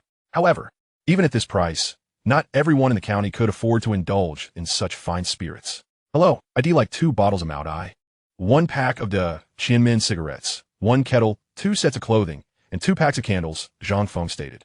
The clerk did not hesitate to begin selecting the items for him. Having learned from his previous visit, they recognized that despite his tattered appearance, he certainly had the means to spend. Nonetheless, Zhang Feng was mindful of attracting attention through excessive purchases, as being reported could lead to significant trouble in this planned economy era. Thus, he made selective choices, opting for fewer high-cost items. Although he possessed ample money and tickets, he was in no rush. Before long, he had gathered 2 boxes of milk powder, 5 gene of white rabbit candy, 2 gene of peach crisps, and 3 gene of fruit candies. He then handed over a total of 686 yuan along with some tickets. Having completed his shopping, Zhang Feng felt quite pleased, though the restriction on spending freely left him somewhat anxious. This train of thought led him to recall a notion from his past life. Many had engaged in similar tactics. The liquor and cigarettes he was purchasing were intended for future endeavors, and with current prices being relatively low, any acquisition would surely appreciate in value, making it a venture worth pursuing. Soon after, he spotted a group of aimless young men loitering about. Such youths were plentiful across the nation in these times. Securing a job in the county could be quite challenging, often requiring examinations, family connections, or monetary transactions to obtain a position. Regardless of the method, most young people found it exceedingly difficult. Consequently, many of these idle youths had previously been sent to the countryside as educated youth to support rural development. However, with the gradual relaxation of policies, the number of educated youth in the countryside had begun to decline yearly. Now, finding a plethora of unemployed youths was effortless. Zhang Feng approached one particularly slender and short fellow. Upon noticing Zhang Feng's approach, fixed his gaze intently upon him. "Brother, interested in earning some money?" Zhang Feng inquired. "What kind of work?" The young man asked. "I need assistance purchasing more liquor and cigarettes discreetly. I'll pay you. For each bottle, I'll give you 20 cents. What do you say?" Zhang Feng proposed with a smile. "Are you serious?" The young man responded, eyes widening. "Absolutely. I'll wait right here. If you try to abscond with the money and tickets, I assure you, I will break your legs." Zhang Feng added, not forgetting to issue a light-hearted threat. "Don't worry, I'm not that kind of person," the young man assured. Thus, Zhang Feng waited in a nearby alley. Before long, the young man in less than 10 minutes, a short and slender man arrived with a group. Zhang Feng, not wishing to become the target of attention, had already prepared to retreat immediately after sending them to purchase Maodai. However, he soon realized that procuring Maodai in such a manner was rather cumbersome. It seemed more prudent to seek out Zhang Hu for some Maodai liquor instead. After acquiring another 10 bottles of Maodai, Zhang Feng felt sufficiently stocked for the time being. He chose not to linger in the county town any longer. Having finally obtained these tools, and with the addition of the remarkable little sable, he was brimming with confidence regarding his future hunting endeavors. On his way back, fortune smiled upon him once more as he encountered old Nio, whom he had met previously. After gifting him a pack of economical cigarettes, Zhang Feng managed to hitch a ride with him. Meanwhile, chaos ensued back at the Zhang family residence. They were orchestrating a sham marriage between Zhang Haiyang and Wang Yeqian, not a genuine union. Despite Zhang Haiyang ultimately yielding to the coercion of his grandparents, he was far from cooperative, much to the Zhang family's chagrin. Earlier that morning, Zhang Haiyang had approached the youth commune. The young men and women at the commune quickly learned of his impending betrothal to Wang Yeqian, but upon seeing him, Wang Yeqian was seething with resentment towards him. "Let us not linger here. We should move to another place." Chapter 37. Like a tiger gaining wings. Wang Yeqian was perplexed as to why Zhang Haiyang had sought her out at such a moment, but with so many eyes upon her, it felt as if she were being roasted over a volcano. She could hardly ignore him. As Zhang Haiyang's gaze swept over her, it ignited a fervor within him. Although Wang Yeqian refrained from scrutinizing him closely, she sensed his possessiveness, which made her exceedingly uncomfortable, yet she could not show it. As they walked forward, They quickly reached a secluded area beneath a large tree, where they could converse without interruption. Wang, what are your thoughts on our marriage? Zhang Haiyang asked bluntly. Over the past few days, his obsession with Wang Yiqian had intensified to such an extent that even Zhang Qi began to suspect that Zhang Haiyang had ulterior motives regarding her clothing. Naturally, Zhang Haiyang would never admit to such things. He had come to confront Wang Yiqian directly. He did not wish to consider her as a mere substitute. He genuinely desired to marry her. What are you thinking? Did your grandparents not clarify things for you? Though Wang Yiqian projected an image of a well-read and gentle woman, she dropped the facade in the face of Zhang Haiyang. She was acutely aware that Zhang Haiyang had developed feelings for her. However, allowing him to take the role of a placeholder was not her intention. Failing to complete her task might mean she could never return to the city. Although the place arranged for her was merely a rural production team within the county, a mere 50 kilometers away, that distance could feel insurmountable for many. This excursion as a youth worker was also a means of escaping disaster. Once she bore a child, she could decide whether to cast Zhang Feng aside at her leisure. For now, her utmost priority was to ensure her marriage to Zhang Feng. Zhang Haiyang had initially prepared many words for Wang Yiqian, but in that moment, he found himself at a loss for words, particularly given Wang Yiqian's unexpected demeanor. After a brief hesitation, under her watchful gaze, he mustered the courage to declare, "To be honest, I was enamored with you from the very first day we met. If you are willing, I truly wish to marry you. That matter should be discussed with your family first. If they agree, I have no objections." Once she uttered those words, Wang Yiqian was no longer inclined to engage in further conversation with Zhang Haiyang. To her, both he and Zhang Feng were mere peasants unworthy of her hand in marriage. All her efforts thus far had been mere compromises, temporary measures to navigate her predicament. The life she envisioned was one that these rustic men could never provide. As Wang Yiqian turned to leave, Zhang Haiyang was swept up in a wave of exhilaration. What did her words mean? She had no objections? Did that imply her agreement? In that moment, Zhang Haiyang was filled with an uncontainable desire to shout with joy, and he hurried homeward like the wind. However, unbeknownst to him, no matter how fervently he rushed home, he would be met with a cold splash of reality, for Zhang Youfu and Huang Cuihua would never consent. Zhang Feng was unaware of the turmoil unfolding within the Zhang family, as in his previous life. He had been ensnared by a plot orchestrated by Zhang Youfu and Huang Cuihua upon Wang Yiqian's first arrival, leading to a scandalous night spent together in disarray. The following day, the news had spread throughout the village, and under Zhang Youfu and Huang Cuihua's machinations, the two were hastily wed. Even though Zhang Haiyang had feelings for Wang Yiqian at that time, the fact that she had shared a bed with Zhang Feng made it impossible for him to accept marrying a woman who had been with another man. This life, however, was entirely different.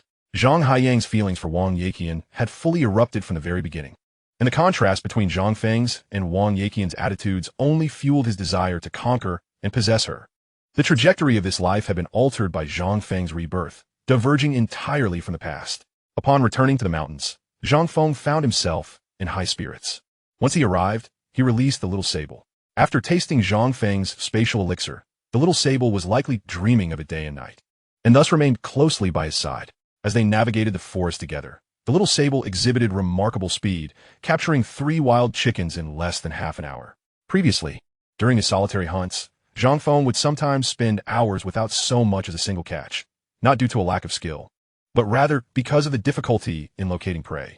Now, however, with the little sable at his side, not only had he acquired several dozen pounds of gold to upgrade his space, but its exceptional hunting skills were proving to be a tremendous asset.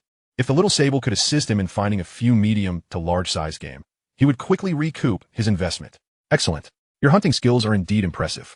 Go and see if you can find any larger game, and notify me immediately upon your success. Zhang Feng instructed, and the little sable dashed away with remarkable speed.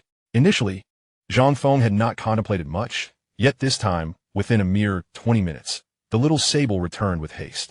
Upon witnessing the frantic demeanor of the small sable, Zhang Feng's heart jolted. Could it be that the moment had arrived so swiftly? Despite such thoughts, his pace remained unhurried. Thus, he followed the little sable, running for approximately 10 minutes, until he finally discerned a peculiar commotion ahead. Upon laying eyes on the quarry before him, Zhang Feng felt a surge of joy. Lo and behold, a rare sight indeed. A pair of sika deer, one male and one female, were leisurely feasting on the foliage nearby. The little sable's keen sense of smell and abilities were truly remarkable. The presence of a sable was akin to wings bestowed upon Zhang Feng.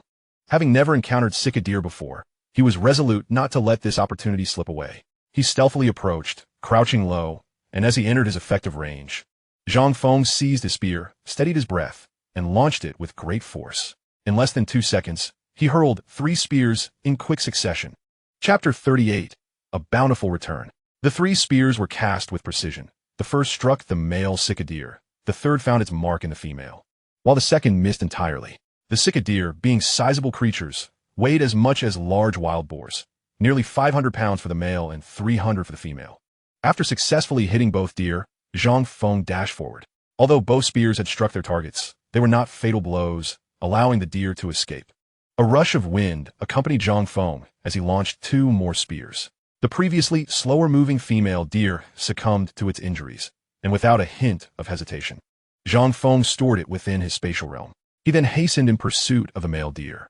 Though his previous spear had not claimed its life immediately, the injury significantly hampered its speed. Navigating through the mountainous terrain was already a challenge, and with an injury, it became increasingly arduous. Zhang Feng remained unperturbed, fully aware that the male deer's speed would only diminish, and it might even perish mid-escape. After approximately 20 minutes of pursuit, Zhang Feng once again encountered the male cicadere, only to find it fortuitously confronted by a small pack of wolves. Zhang Feng was taken aback.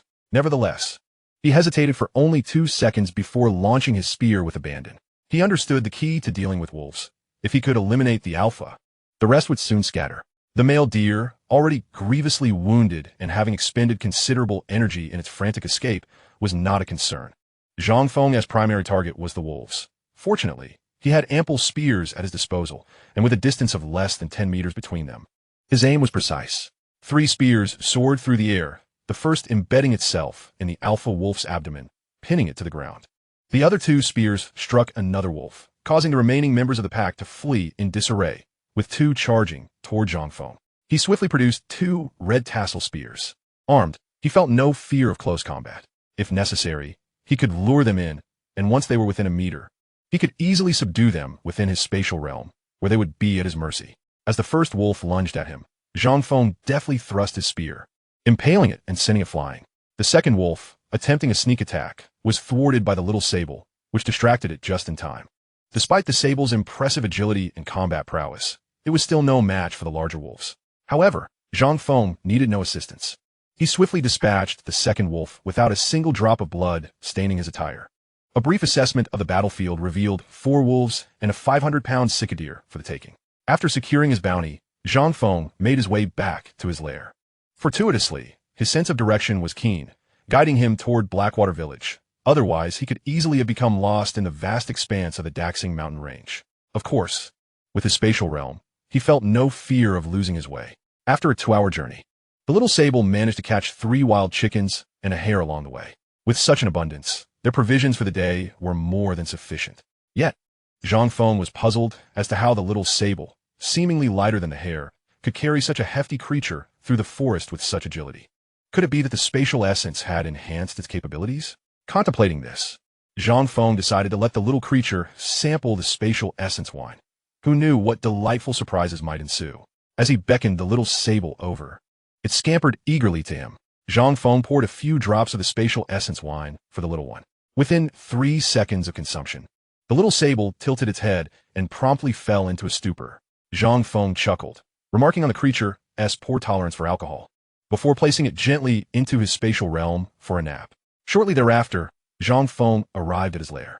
Just as he approached, he noticed a figure flitting past in his bamboo cottage. Upon closer inspection, a smile crept across his face. Who else could have found their way here at this hour but San Lingzi? San Lingzi, Zhang Feng called out, prompting the figure from within the cottage to peer out. Brother Xiaofeng, where have you been? I've been looking for you for ages. San Lingzi exclaimed with a grin as he rushed over. Seeing San Lingzi approach, Zhang Feng smiled and handed him a multi-functional knife he had acquired from the black market. I managed to get 2 of these knives, 1 for each of us. Delighted with the multi-functional knife, San Lingzi played with it for a while, beaming with joy. Let us go hunting, Zhang Feng declared, feeling a marked enhancement in his physique during their journey. It was evident that his time in the spatial realm had positively influenced his physical form, fortifying him further. All right, Brother Xiaofeng, just wait for me. Thus, Zhang Feng, accompanied by San Lingzi, meandered through the mountains. Before Zhang Feng could locate any prey, San Lungzi had already encountered a young yellow goat, which appeared to have strayed from its parents. Unfortunately, it crossed paths with the ruthless San Lungzi, who swiftly dispatched the helpless creature with a single shot. Along the way, Zhang Feng managed to catch a flying dragon, and the duo meticulously skinned and cleaned both the goat and the small dragon by the mountain stream before returning to their lair. Subsequently, while San Lungzi gathered firewood, Zhang Feng set up an iron pot, and the two commenced simmering their bounty in a savory meat stew. Chapter 39. Ascending the Mountain in Search of Challenge. It is often said that a young lad can consume his father's resources, and indeed, both Zhang Feng and San Lungzi emptied the pot of meat they had prepared. After their meal, Zhang Feng skillfully transformed the remaining broth into wide noodles, saving them for their evening repast. Satiated and content, the two frolicked in a small pool. As they were engaged in their playful antics, a sudden commotion emanated from a short distance away. Upon hearing the noise, both Zhang Feng and San Lungzi paused, realizing it was someone seeking Zhang Feng. "I'm here," Zhang Feng called out, exhibiting no intention of hiding. Upon hearing his voice, the approaching party hastened towards him. As the figure emerged, Zhang Feng recognized the visitors. In Heishui village, there were 3 families of hunters. Aside from Uncle Go and his son, San Lungzi, the remaining 2 families were present as well. "You couldn't find me?" Zhang Feng inquired with a knowing smile, feigning ignorance. Undoubtedly, this was the group sent by Zhang Youfu to bring him down the mountain. Upon seeing the 5 of them, Zhang Feng contemplated teasing them for a moment, but quickly dismissed the idea, realizing that it was not the right time to provoke unnecessary trouble. "Xiao Feng, San Lungzi, is this your doing?" The group approached, their eyes widening in surprise at the sight of the treehouse, the adjacent pool, and the well-maintained courtyard that Zhang Feng had tended to. Zhang Feng could also discern a flicker of astonishment in their gazes. Just imagine, in the future, if they were unable to return to the village after hunting, this would serve as a splendid place to rest. "Of course, we did this, and this is my domain," Zhang Feng asserted emphatically, effectively quelling their fantasies. The individuals present were no fools. They recognized Zhang Feng's awareness of their intentions. However, when they noticed the remnants of meat and wide noodles in the iron pot, their surprise deepened. "This is the mountain. It belongs to everyone. And where did you acquire the pot and fine flour?" The man who inquired, named Zhang Quan, was distantly related to Zhang Youfu and had been hoping to enlist Zhang Chang's assistance in finding him work in the city. Upon hearing about the recent events involving Zhang Youfu and Huang Tsuhua attributing the theft of money to Zhang Feng, he believed the current scene validated Zhang Youfu's claims.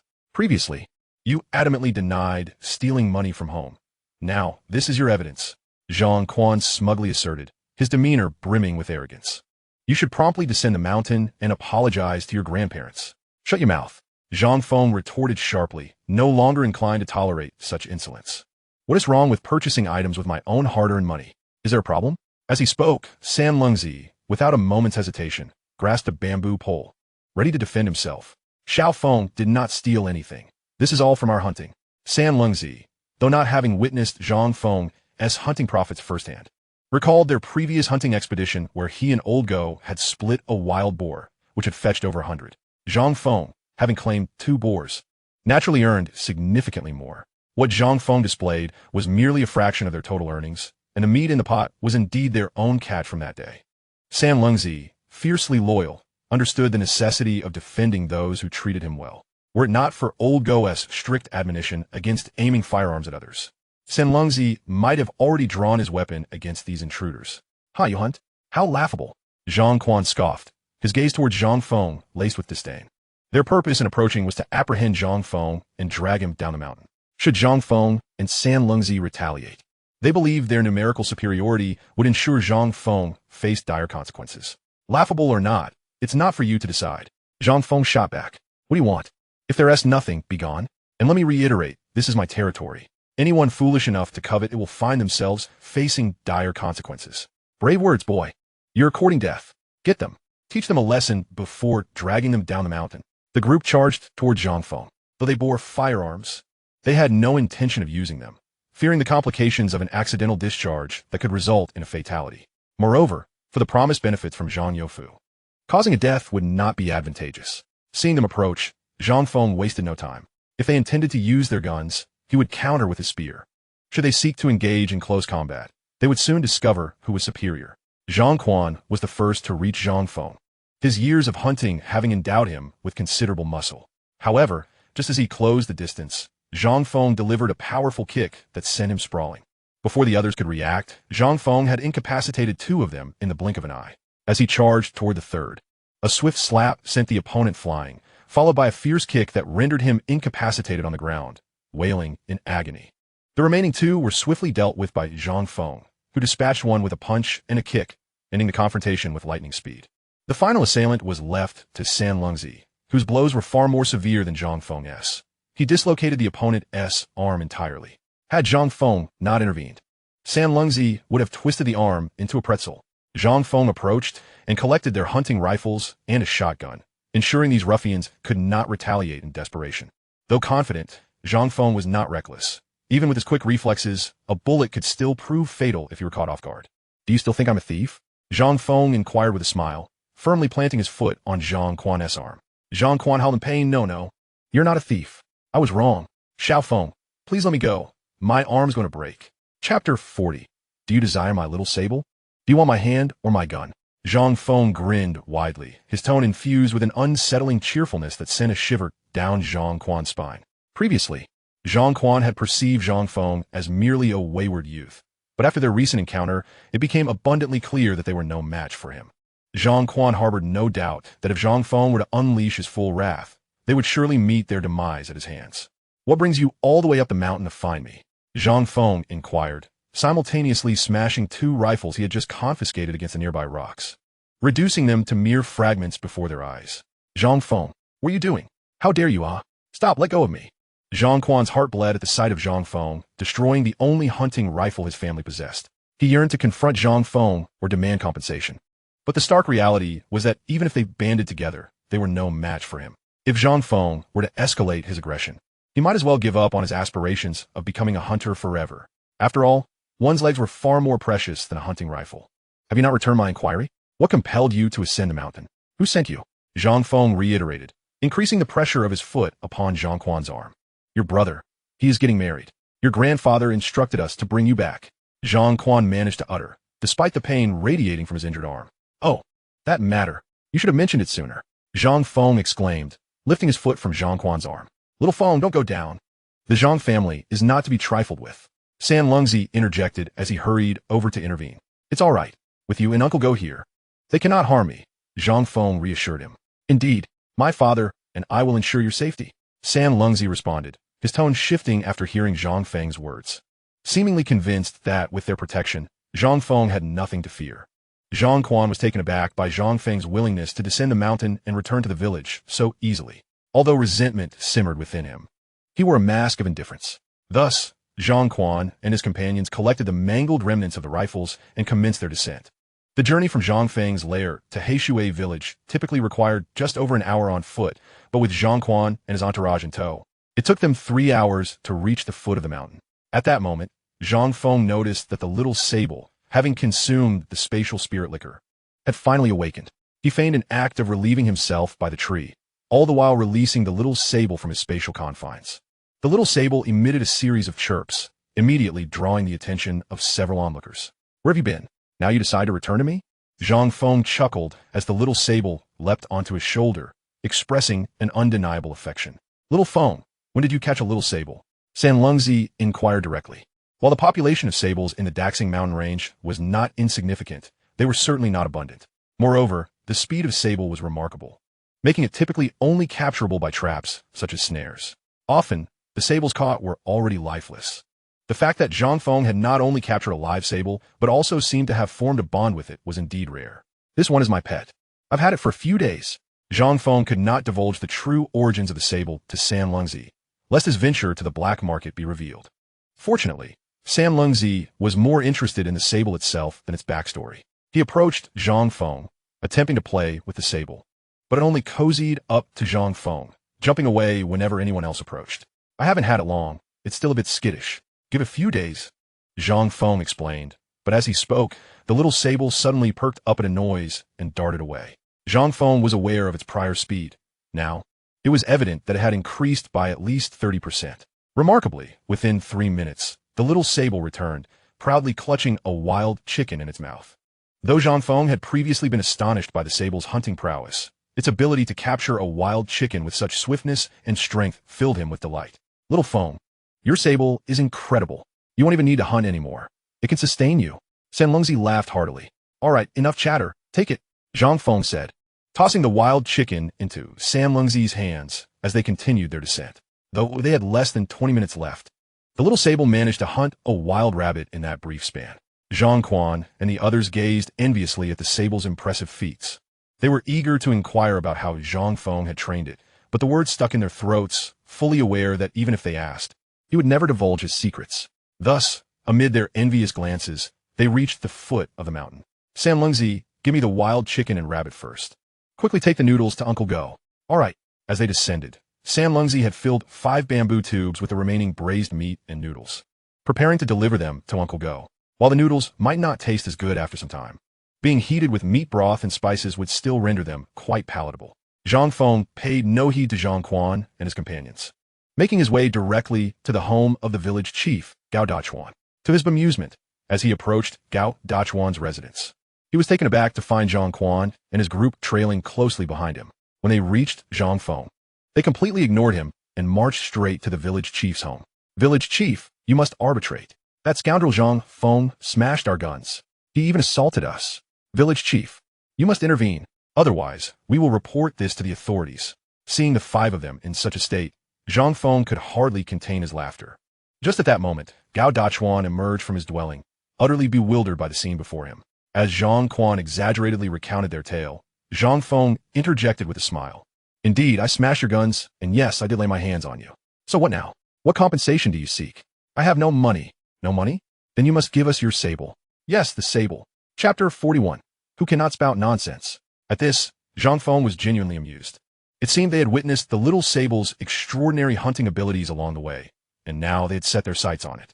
Just as Sanlungzi had mentioned earlier, with such an extraordinary sable, they would never lack for wild chickens or rabbits again. What need was there for hunting rifles? As for larger game, although the rewards were greater, the risks were also higher. The allure of the sable was undeniable. With this thought, a broader smile crept across Zhang Feng's face as he cast a cold gaze at the group.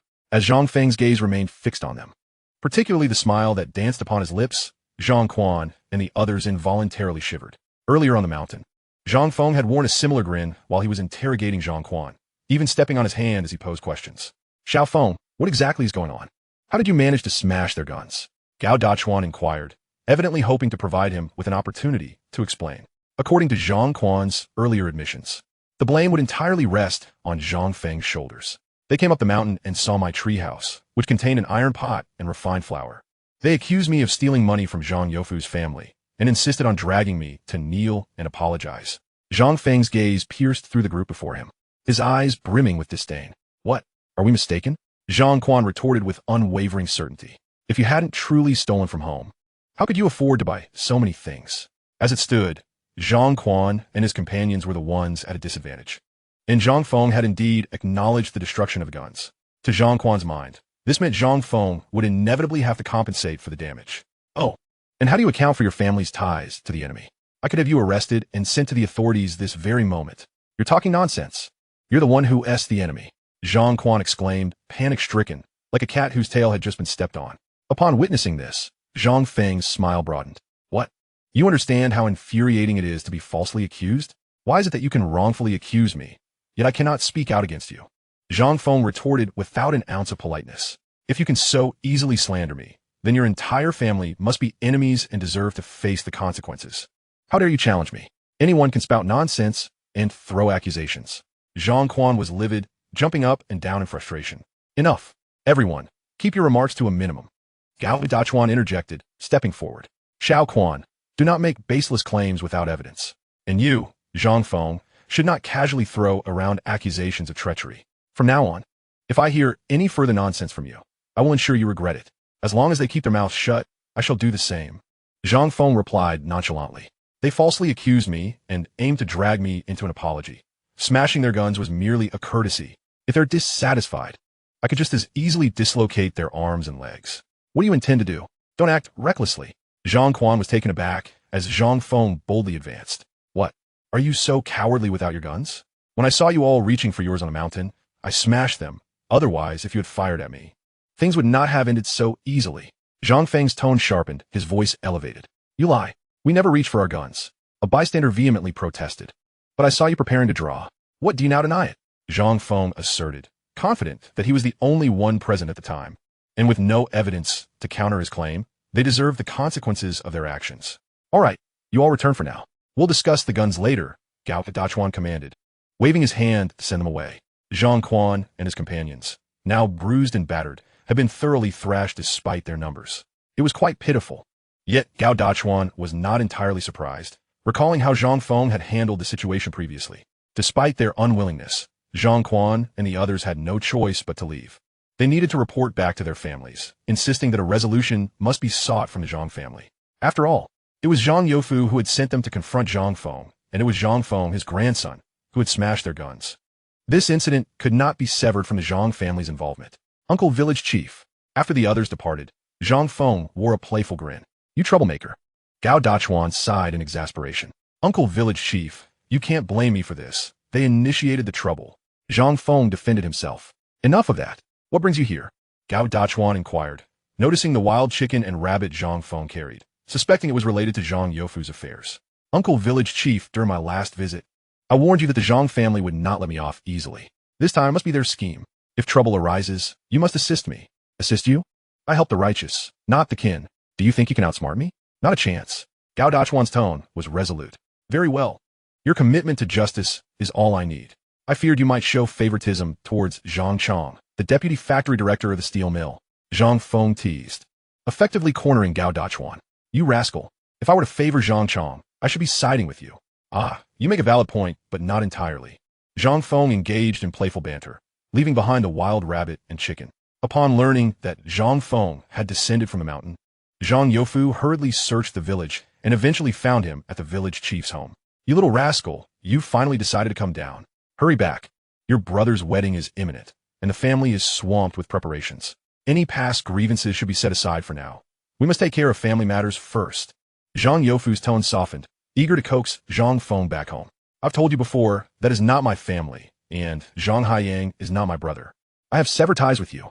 Zhang Feng persisted in his defiance, showing no inclination to respect Zhang Youfu. Although Zhang Feng intended to return to the Zhang family to stir up trouble, he could not easily acquiesce to going back. Doing so might raise suspicions in Zhang Youfu.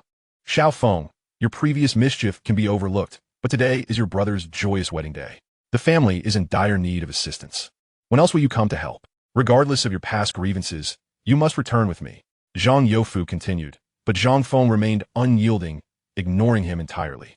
At that moment, Gao Dachuan stood by, caught in an awkward position, unsure whether to speak or remain silent. Moreover, the wild chicken and rabbit Zhang Feng had brought were still present. If Zhang Youfu were to bring them up, Gao Dachuan would find it challenging to navigate the conversation. Zhang Youfu was nearly fuming, yet Zhang Feng was unmoved. It seemed he finally recalled Gao Dachuan's presence. Dachuan, please tell him that during such a momentous occasion, Zhang Feng's absence is improper. If he does not show up, what will others say if he spouts nonsense later? How will we preserve the Zhang family's dignity? Zhang Youfu continued his complaints. What nonsense could I possibly say? That the marriage was originally arranged for me, but I declined, and thus it went to Zhang Haiyang? Zhang Feng replied with a teasing tone, laced with provocation. Upon hearing Zhang Feng's words, Zhang Youfu's expression darkened.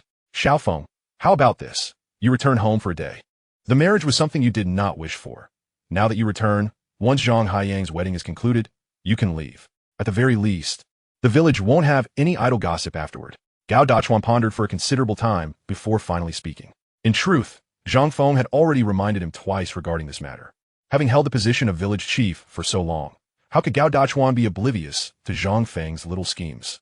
If Zhang Feng were truly reluctant to return to the Zhang family at this juncture, he likely wouldn't have descended from the mountain at all.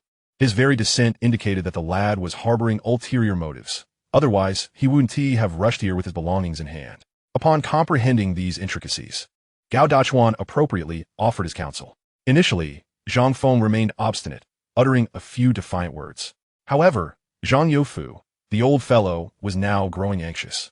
As long as he could coax Zhang Feng back to the Zhang household, he was willing to say anything. I see you're infatuated with Wang Jiqing and now dare not return. If you truly are dissatisfied with the arranged marriage and have no feelings for Wang Jiqing, then come back with me. What are you afraid of? Why don't you dare return with me? Once you accompany me back, after your brother's marriage is settled, you can flee wherever you wish.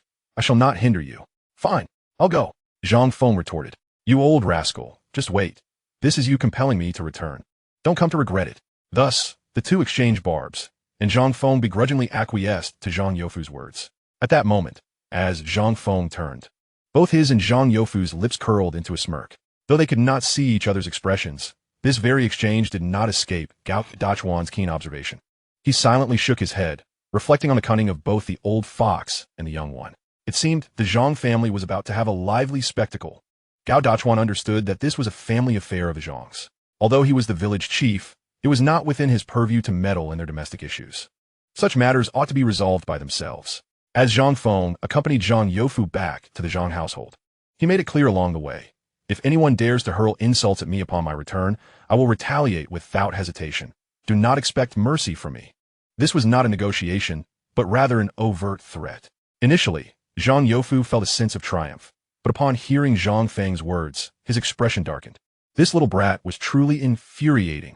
Although anger simmered within him, he did not outwardly show it, merely emitting a cold snort in response to Zhang Feng's declaration. Thus, the two continued their journey toward home. In less than 10 minutes, they arrived at the Zhang family's doorstep. At this hour, Huang Cuihua was not waiting by the entrance. Perhaps after having endured several slaps from Zhang Feng earlier, she now harbored a certain fear of him, daring not to confront him alone. Moreover, Zhang Feng had become utterly unrestrained. Even if the entire family were present, he would act without regard for consequences. Despite Zhang Youfu and Huang Cuihua's ongoing schemes against Zhang Feng, both were somewhat intimidated by him, fearing that he might strike at any moment. Their thick skins could only withstand so much humiliation from Zhang Feng's relentless assaults. As Zhang Feng stepped into the Zhang household, Zhang Youfu, though feeling smug, found his brow furrowing upon entering. The sparse lighting within the home did not convey any celebratory atmosphere. Hearing footsteps, Huang Cuihua and Gao Meihua emerged from their rooms. Gao Meihua had previously escaped Zhang Feng's wrath while at her maternal home, but during his second display of violence at the Zhang residence, she had been severely beaten by him. Upon seeing Zhang Feng again, she was ready to unleash her vitriol. Fortunately, having been chastised twice, Huang Cuihua had finally learned her lesson and dared not speak carelessly. During these past few days, the family had been nursing their wounds, and the swelling on their faces had finally subsided. They feared that by the time of the wedding, they would appear as grotesque as pigs, becoming the laughingstock of the village. Xiao Feng, you've returned? It was Zhang Haiyang who emerged from the room. Previously, Zhang Haiyang had looked down upon Zhang Feng. He had everything he desired at home, while Zhang Feng had nothing. Even in these tumultuous times, Zhang Haiyang had managed to continue his studies in high school. Though he was a scoundrel, his intellect was undeniable, as evidenced by his acceptance into Kyoto Medical University in his previous life. Zhang Feng merely cast a glance at Zhang Haiyang, disregarding him entirely. Zhang Youfu observed the two for a moment before turning around. Xiao Feng, go talk things over with your brother. Clear the air. You are still brothers after all, and families should not harbor grudges overnight. You've caused enough ruckus these past few days. It's time to let go of any resentment. Go on. Xiao Feng, come here. I have something to discuss with you. Zhang Haiyang, for once, wore a smile, though it was more grotesque than any frown. Chapter 43. Zhang Haiyang's persuasion to drink confronted by the face of one of his greatest adversaries from his past. Zhang Feng felt revulsion, though he maintained an air of indifference. He was acutely aware that they were waiting for him. Although he remained silent, his steps led him into Zhang Haiyang's room. Zhang Youfu's household was among the best accommodations in the entire Heishui village. They were the third family, after the village chief and the accountant, to have constructed a brick house, and theirs was even larger than the accountant's. As Zhang Feng observed Zhang Haiyang's room, he couldn't help but reflect on the meager storage shed he had called home for so many years. In comparison, his own living conditions were indeed worse than those of a pig or dog. What do you want from me? Zhang Feng asked coldly. Seeing Zhang Feng's detached demeanor, Zhang Haiyang showed no sign of anger. In the past, if he or any other member of the Zhang family had treated Zhang Feng with such indifference, he would have been elated. However, now, Zhang Feng felt only disgust. To entrap him, they would resort to any means necessary. He couldn't help but wonder if Zhang Haiyang intended to ply him with alcohol again, just as in his previous life, hoping to create a scenario where he appeared drunkenly abusive towards Wang Yaqian. Given the intellect of the Zhang family, it was unlikely they could devise a more effective plan. Even though Zhang Feng had turned their household upside down, he knew they wouldn't dare to take drastic measures against him at this moment. Moreover, with the spatial spirit liquid and spirit wine at his disposal, he felt utterly fearless. Over the past few days, Zhang Feng had been studying the spatial spirit liquid in wine, discovering their remarkable ability to neutralize toxins. Thus far, he had yet to encounter a poison that the spatial spirit liquid could not remedy. With such a formidable trump card in hand, if the Zhang family were to attempt to outmaneuver him, he might as well throw himself into a pit of despair. Seated before Zhang Haiyang, he remained silent. Zhang Haiyang, meanwhile, was visibly struggling to maintain his composure. His smile was nearly breaking apart, and the rage simmering within him felt as though it might ignite him. Yet, he could not unleash his fury. Patience was paramount. Zhang Chang had indeed promised Zhang Haiyang that should he successfully accomplish this task, he would assist in securing either a spot for him at the Agricultural University or a formal position at the steel mill. It is worth noting that either of these opportunities held immense allure for Zhang Haiyang, being the very aspirations he had long coveted. Otherwise, given Zhang Haiyang's temperament, how could he possibly endure playing along with Zhang Feng's charade? Before long, Zhang Qi entered, bringing several plates of food. Upon noticing this, Zhang Feng could not resist a few sarcastic jabs, exclaiming, "Oh, so you can serve dishes too?" Zhang Qi cast a cold glance at Zhang Feng, ready to retort, but was halted by a warning look from Zhang Haiyang. Just as Zhang Qi turned to leave, Zhang Feng wrinkled his nose slightly and remarked, "Hey, how curious. Why do you smell like Zhang Haiyang? It's quite an odd scent. Stinky and foul." With that, he waved his hand in front of his nose. Hearing Zhang Feng's words, Zhang Haiyang's heart skipped a beat, and his pulse quickened, his fingers trembling uncontrollably. "What do you mean by that, Zhang Feng?" Zhang Qi, overhearing the comment, became irate. She had not caught the part about her smelling like Zhang Haiyang, but she did hear the insult about being stinky, which was downright offensive. "Qi, why don't you step outside for a moment?" Zhang Haiyang hastily interjected, unwilling to let Zhang Qi remain in the room, nor permit Zhang Feng to continue with such remarks, for fear of revealing the truth. With a suppressed fury, Zhang Qi placed the dishes down, kicked the door as she exited, leaving only Zhang Feng and Zhang Haiyang in the room. Observing the scene, Zhang Feng had surmised much of what he expected. Zhang Haiyang appeared intent on either drowning his sorrows in drink or perhaps even drugging himself. Yet regardless of whether the drinks contained any narcotics, he had no intention of consuming them. Each time Zhang Feng lifted his glass, he would nonchalantly position it beneath the table or beside himself, managing to spill its contents into the void, only to refill it with a small cup of his own spirit liquor from his spatial reservoir. Thus, Zhang Haiyang consumed ordinary grain liquor while Zhang Feng savored his ethereal brew. Brother, such a fine girl as Wang Jiqing should not be dismissed lightly. Do not blame me if you miss your chance. As they exchanged toasts, Zhang Haiyang could no longer keep his feelings at bay. During this time, his thoughts had been consumed by Wang Yiqian, although he had been swayed by Zhang Chang's earlier offers.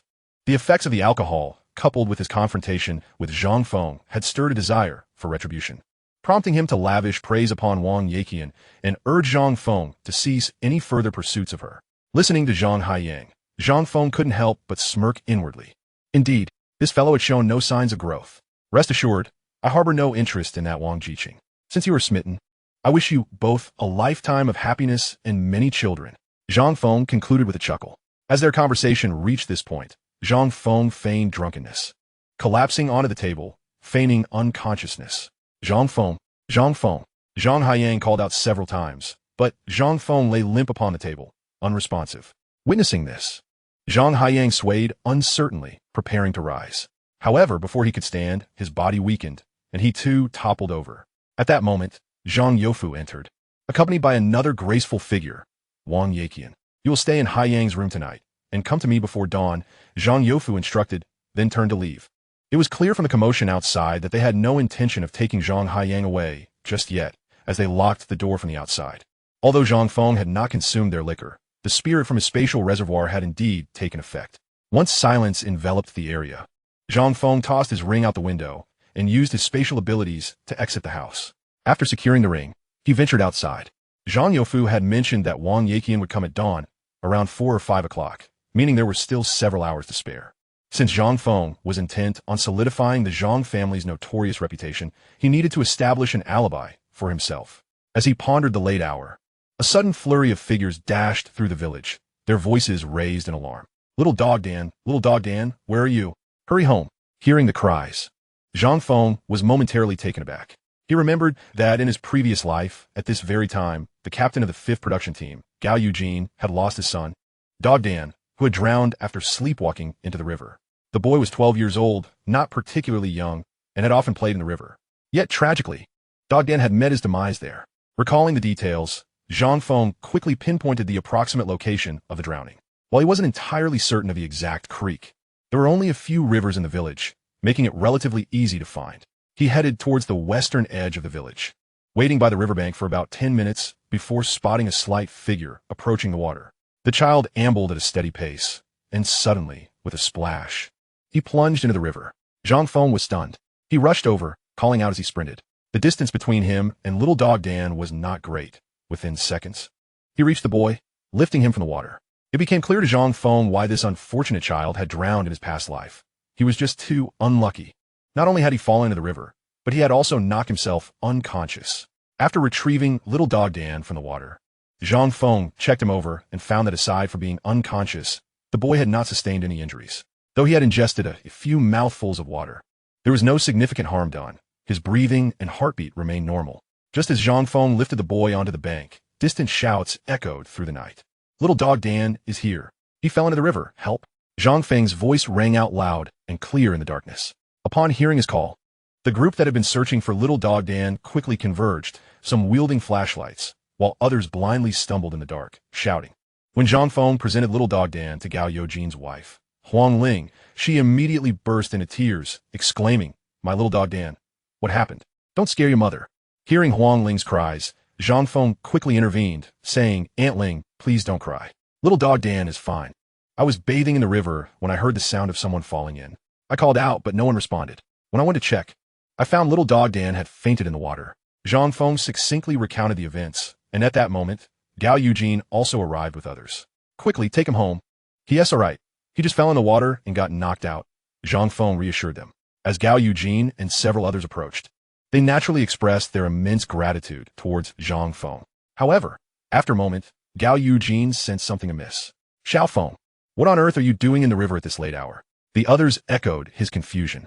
In fact, had Zhang Feng failed to provide a reasonable explanation, they might have easily pinned the blame for little Dog Dan's misadventure in the river squarely on him, as such nocturnal escapades were wholly absurd.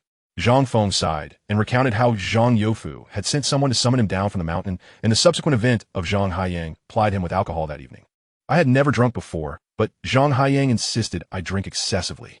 When I finally regained consciousness, my body felt feverish and my throat was parched. I had no idea they had locked me in my room, so I had to escape through the window," Zhang Feng explained with resignation. Upon hearing his words, the crowd felt a chill in their hearts.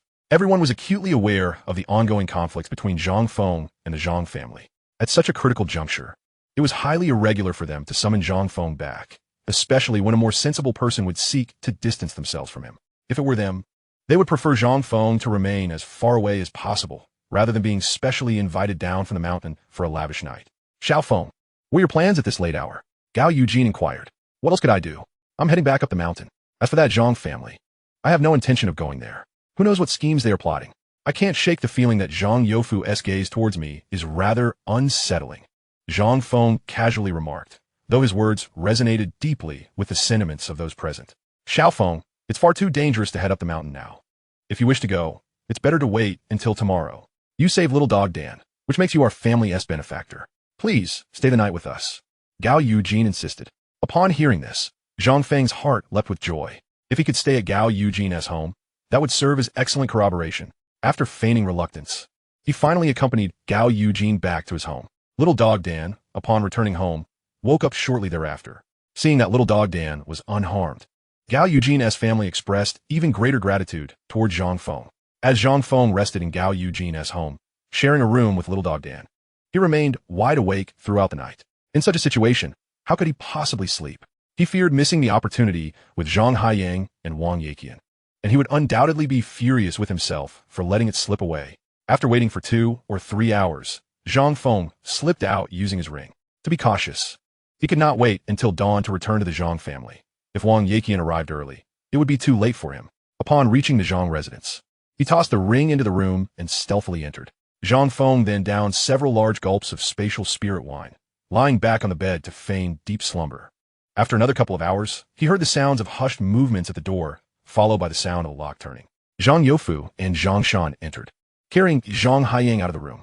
Zhang Feng then heard footsteps approaching, unmistakably belonging to Wang Yaqian. All right, place him on the bed. Zhang Youfu and Zhang Shan laid Zhang Feng onto the bed and carelessly tossed his clothes onto the floor. They exited the room, locking the door behind them.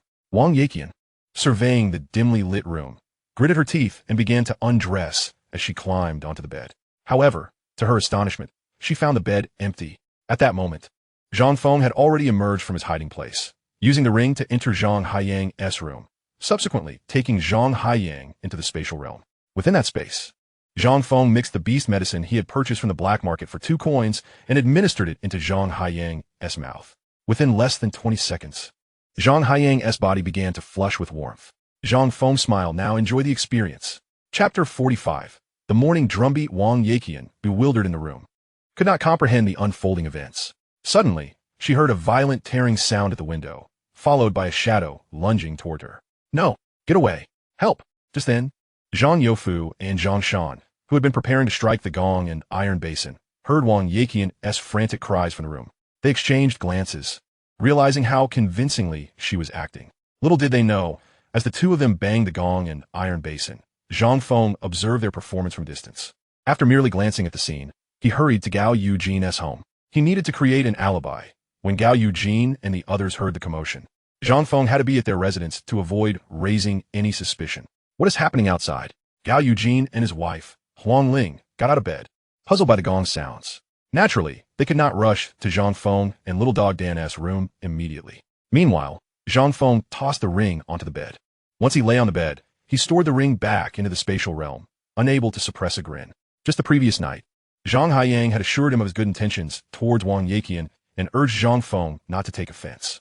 In the previous life, hadn't they ended up together after many years? In this life, he would facilitate their union ahead of time. Gao Eugene and Huang Ling emerged from their room, and Zhang Feng followed suit. Uncle, Aunt, what is going on?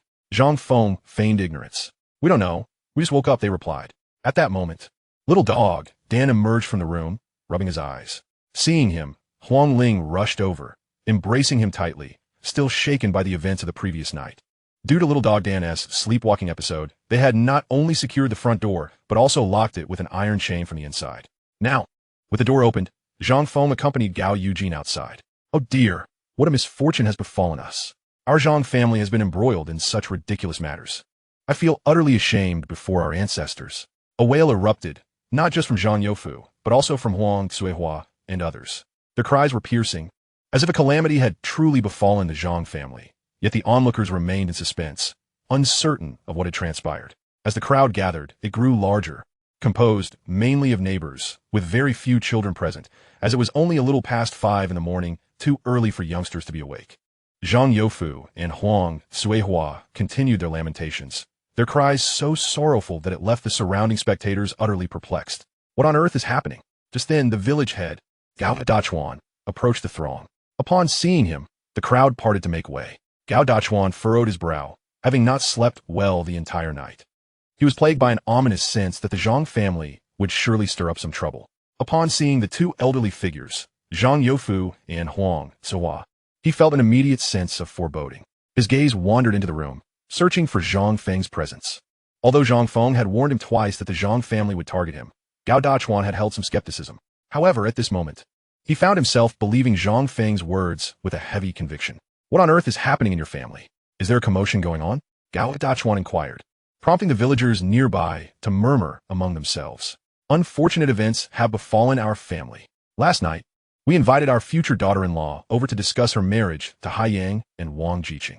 I've already informed everyone in the village. Zhang Youfu lamented, his expression heavy with sorrow. This wretched situation is driving us to despair. How could our Zhang family produce such a heartless wretch? Huang Cuihua joined in, weeping dramatically, while Zhang Shan stood nearby, his eyes ablaze with indignation. After all, in terms of sentiment and reason, Wang Jiqing was his fiancée. Let us get to the point. What has transpired? Gao Dachuan insisted. It was late yesterday, and considering Wang Jiqing would eventually become part of the Zhang family, we let her stay overnight. Who would have known that this morning we would encounter that little wretch, Zhang Feng? I can hardly bear to say it. He is still inside. We locked the door as soon as we saw him. Zhang Youfu expressed his frustration, his countenance betraying a mixture of anger and despair, as if he would gladly strike Zhang Feng if he stood before him. Though Zhang Youfu had not fully articulated his thoughts, His words clearly indicated that Zhang Feng had committed some unspeakable act against Wang Jiqing that aroused the ire of both gods and men. Gao Dachuan's face paled. He had been present when Zhang Feng was introduced to Wang Jiqing as a potential bride, and he had distinctly witnessed Zhang Feng's blatant disdain for her. Now, to hear Zhang Youfu insinuate that Zhang Feng had taken advantage of Wang Jiqing was utterly preposterous. Bring him out, Gao Dachuan commanded, his voice resonating with authority. Deeming it inappropriate for others to linger and spectate, he then turned to those around him, urging, "No need to crowd here. Go about your business." Uncertain of the truth behind Zhang Youfu's claims, Gao Dachuan thought it best to disperse the crowd. Even if Zhang Feng had indeed fallen into the Zhang family's trap, there was no need to escalate the situation further. However, just as Gao Dachuan's words settled, Zhang Youfu interjected vehemently. "I've gathered these people at my doorstep for a reason. If they leave now and Zhang Feng denies everything, all our efforts will be in vain. No, today, in front of the entire village, we must compel this little wretch to confess. Our Zhang family has no fear of losing face, but this matter must have an explanation," Zhang Youfu declared, his voice laced with fervor. "Indeed, there must be accountability. Those who refuse will be cursed."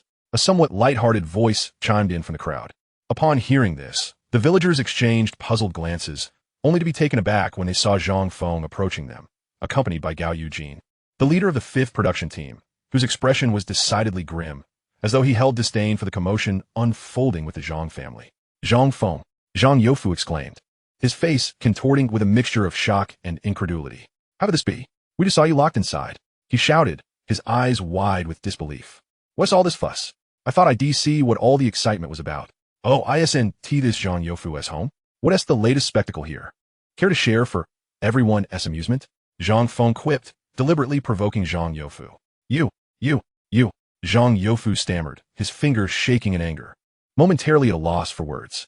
You. What's with all this pointing? You were just trying to keep everyone from leaving to showcase your family's disgrace, weren't you? Why linger at the door? Let everyone come in and see," Zhang Feng retorted, striding past them. Zhang Youfu, Huang Cuihua, and Zhang Shan stood guard at the entrance, initially intending to present Zhang Feng's embarrassment to the villagers. Now, faced with Zhang Feng standing before them, their plans unraveled. "Stop right there." Zhang Shan was the first to react, rushing to block Zhang Feng. In response, Zhang Feng deftly shoved Zhang Shan aside and stepped into the room, where he heard heart-wrenching cries emanating from Zhang Haiyang's quarters. Indeed, the sounds were audible even outside, as Wang Jiqing's screams pierced the air, having been amplified by Zhang Youfu and the others, who had intentionally left the courtyard gate wide open for all to hear. Standing outside the courtyard, it was clear that the person inside could not be him.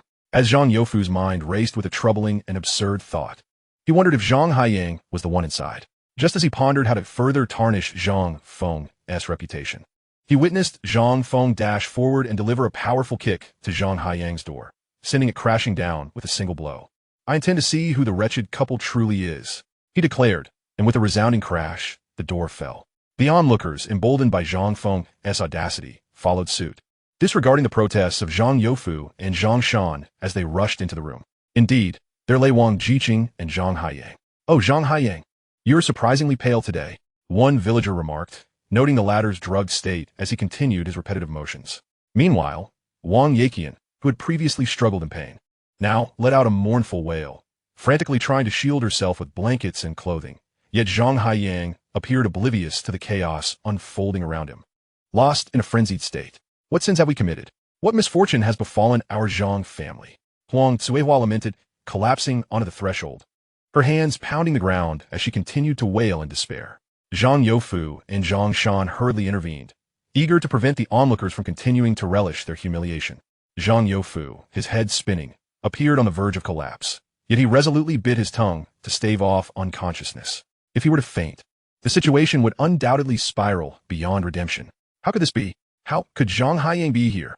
Just moments ago, they had distinctly assisted Zhang Haiyang to his own room, leaving Zhang Feng behind. Now, how could this turn of events have transpired? "Everyone leave at once. You are not permitted to remain here." When Gao Dachuan witnessed the commotion surrounding the Zhang family, he bellowed to disperse the crowd, desperate to prevent this disgraceful incident from escalating any further. He then turned to cast a penetrating gaze at Zhang Feng. Others might be oblivious, but Gao Dachuan was utterly convinced that this entire debacle was orchestrated by Zhang Feng.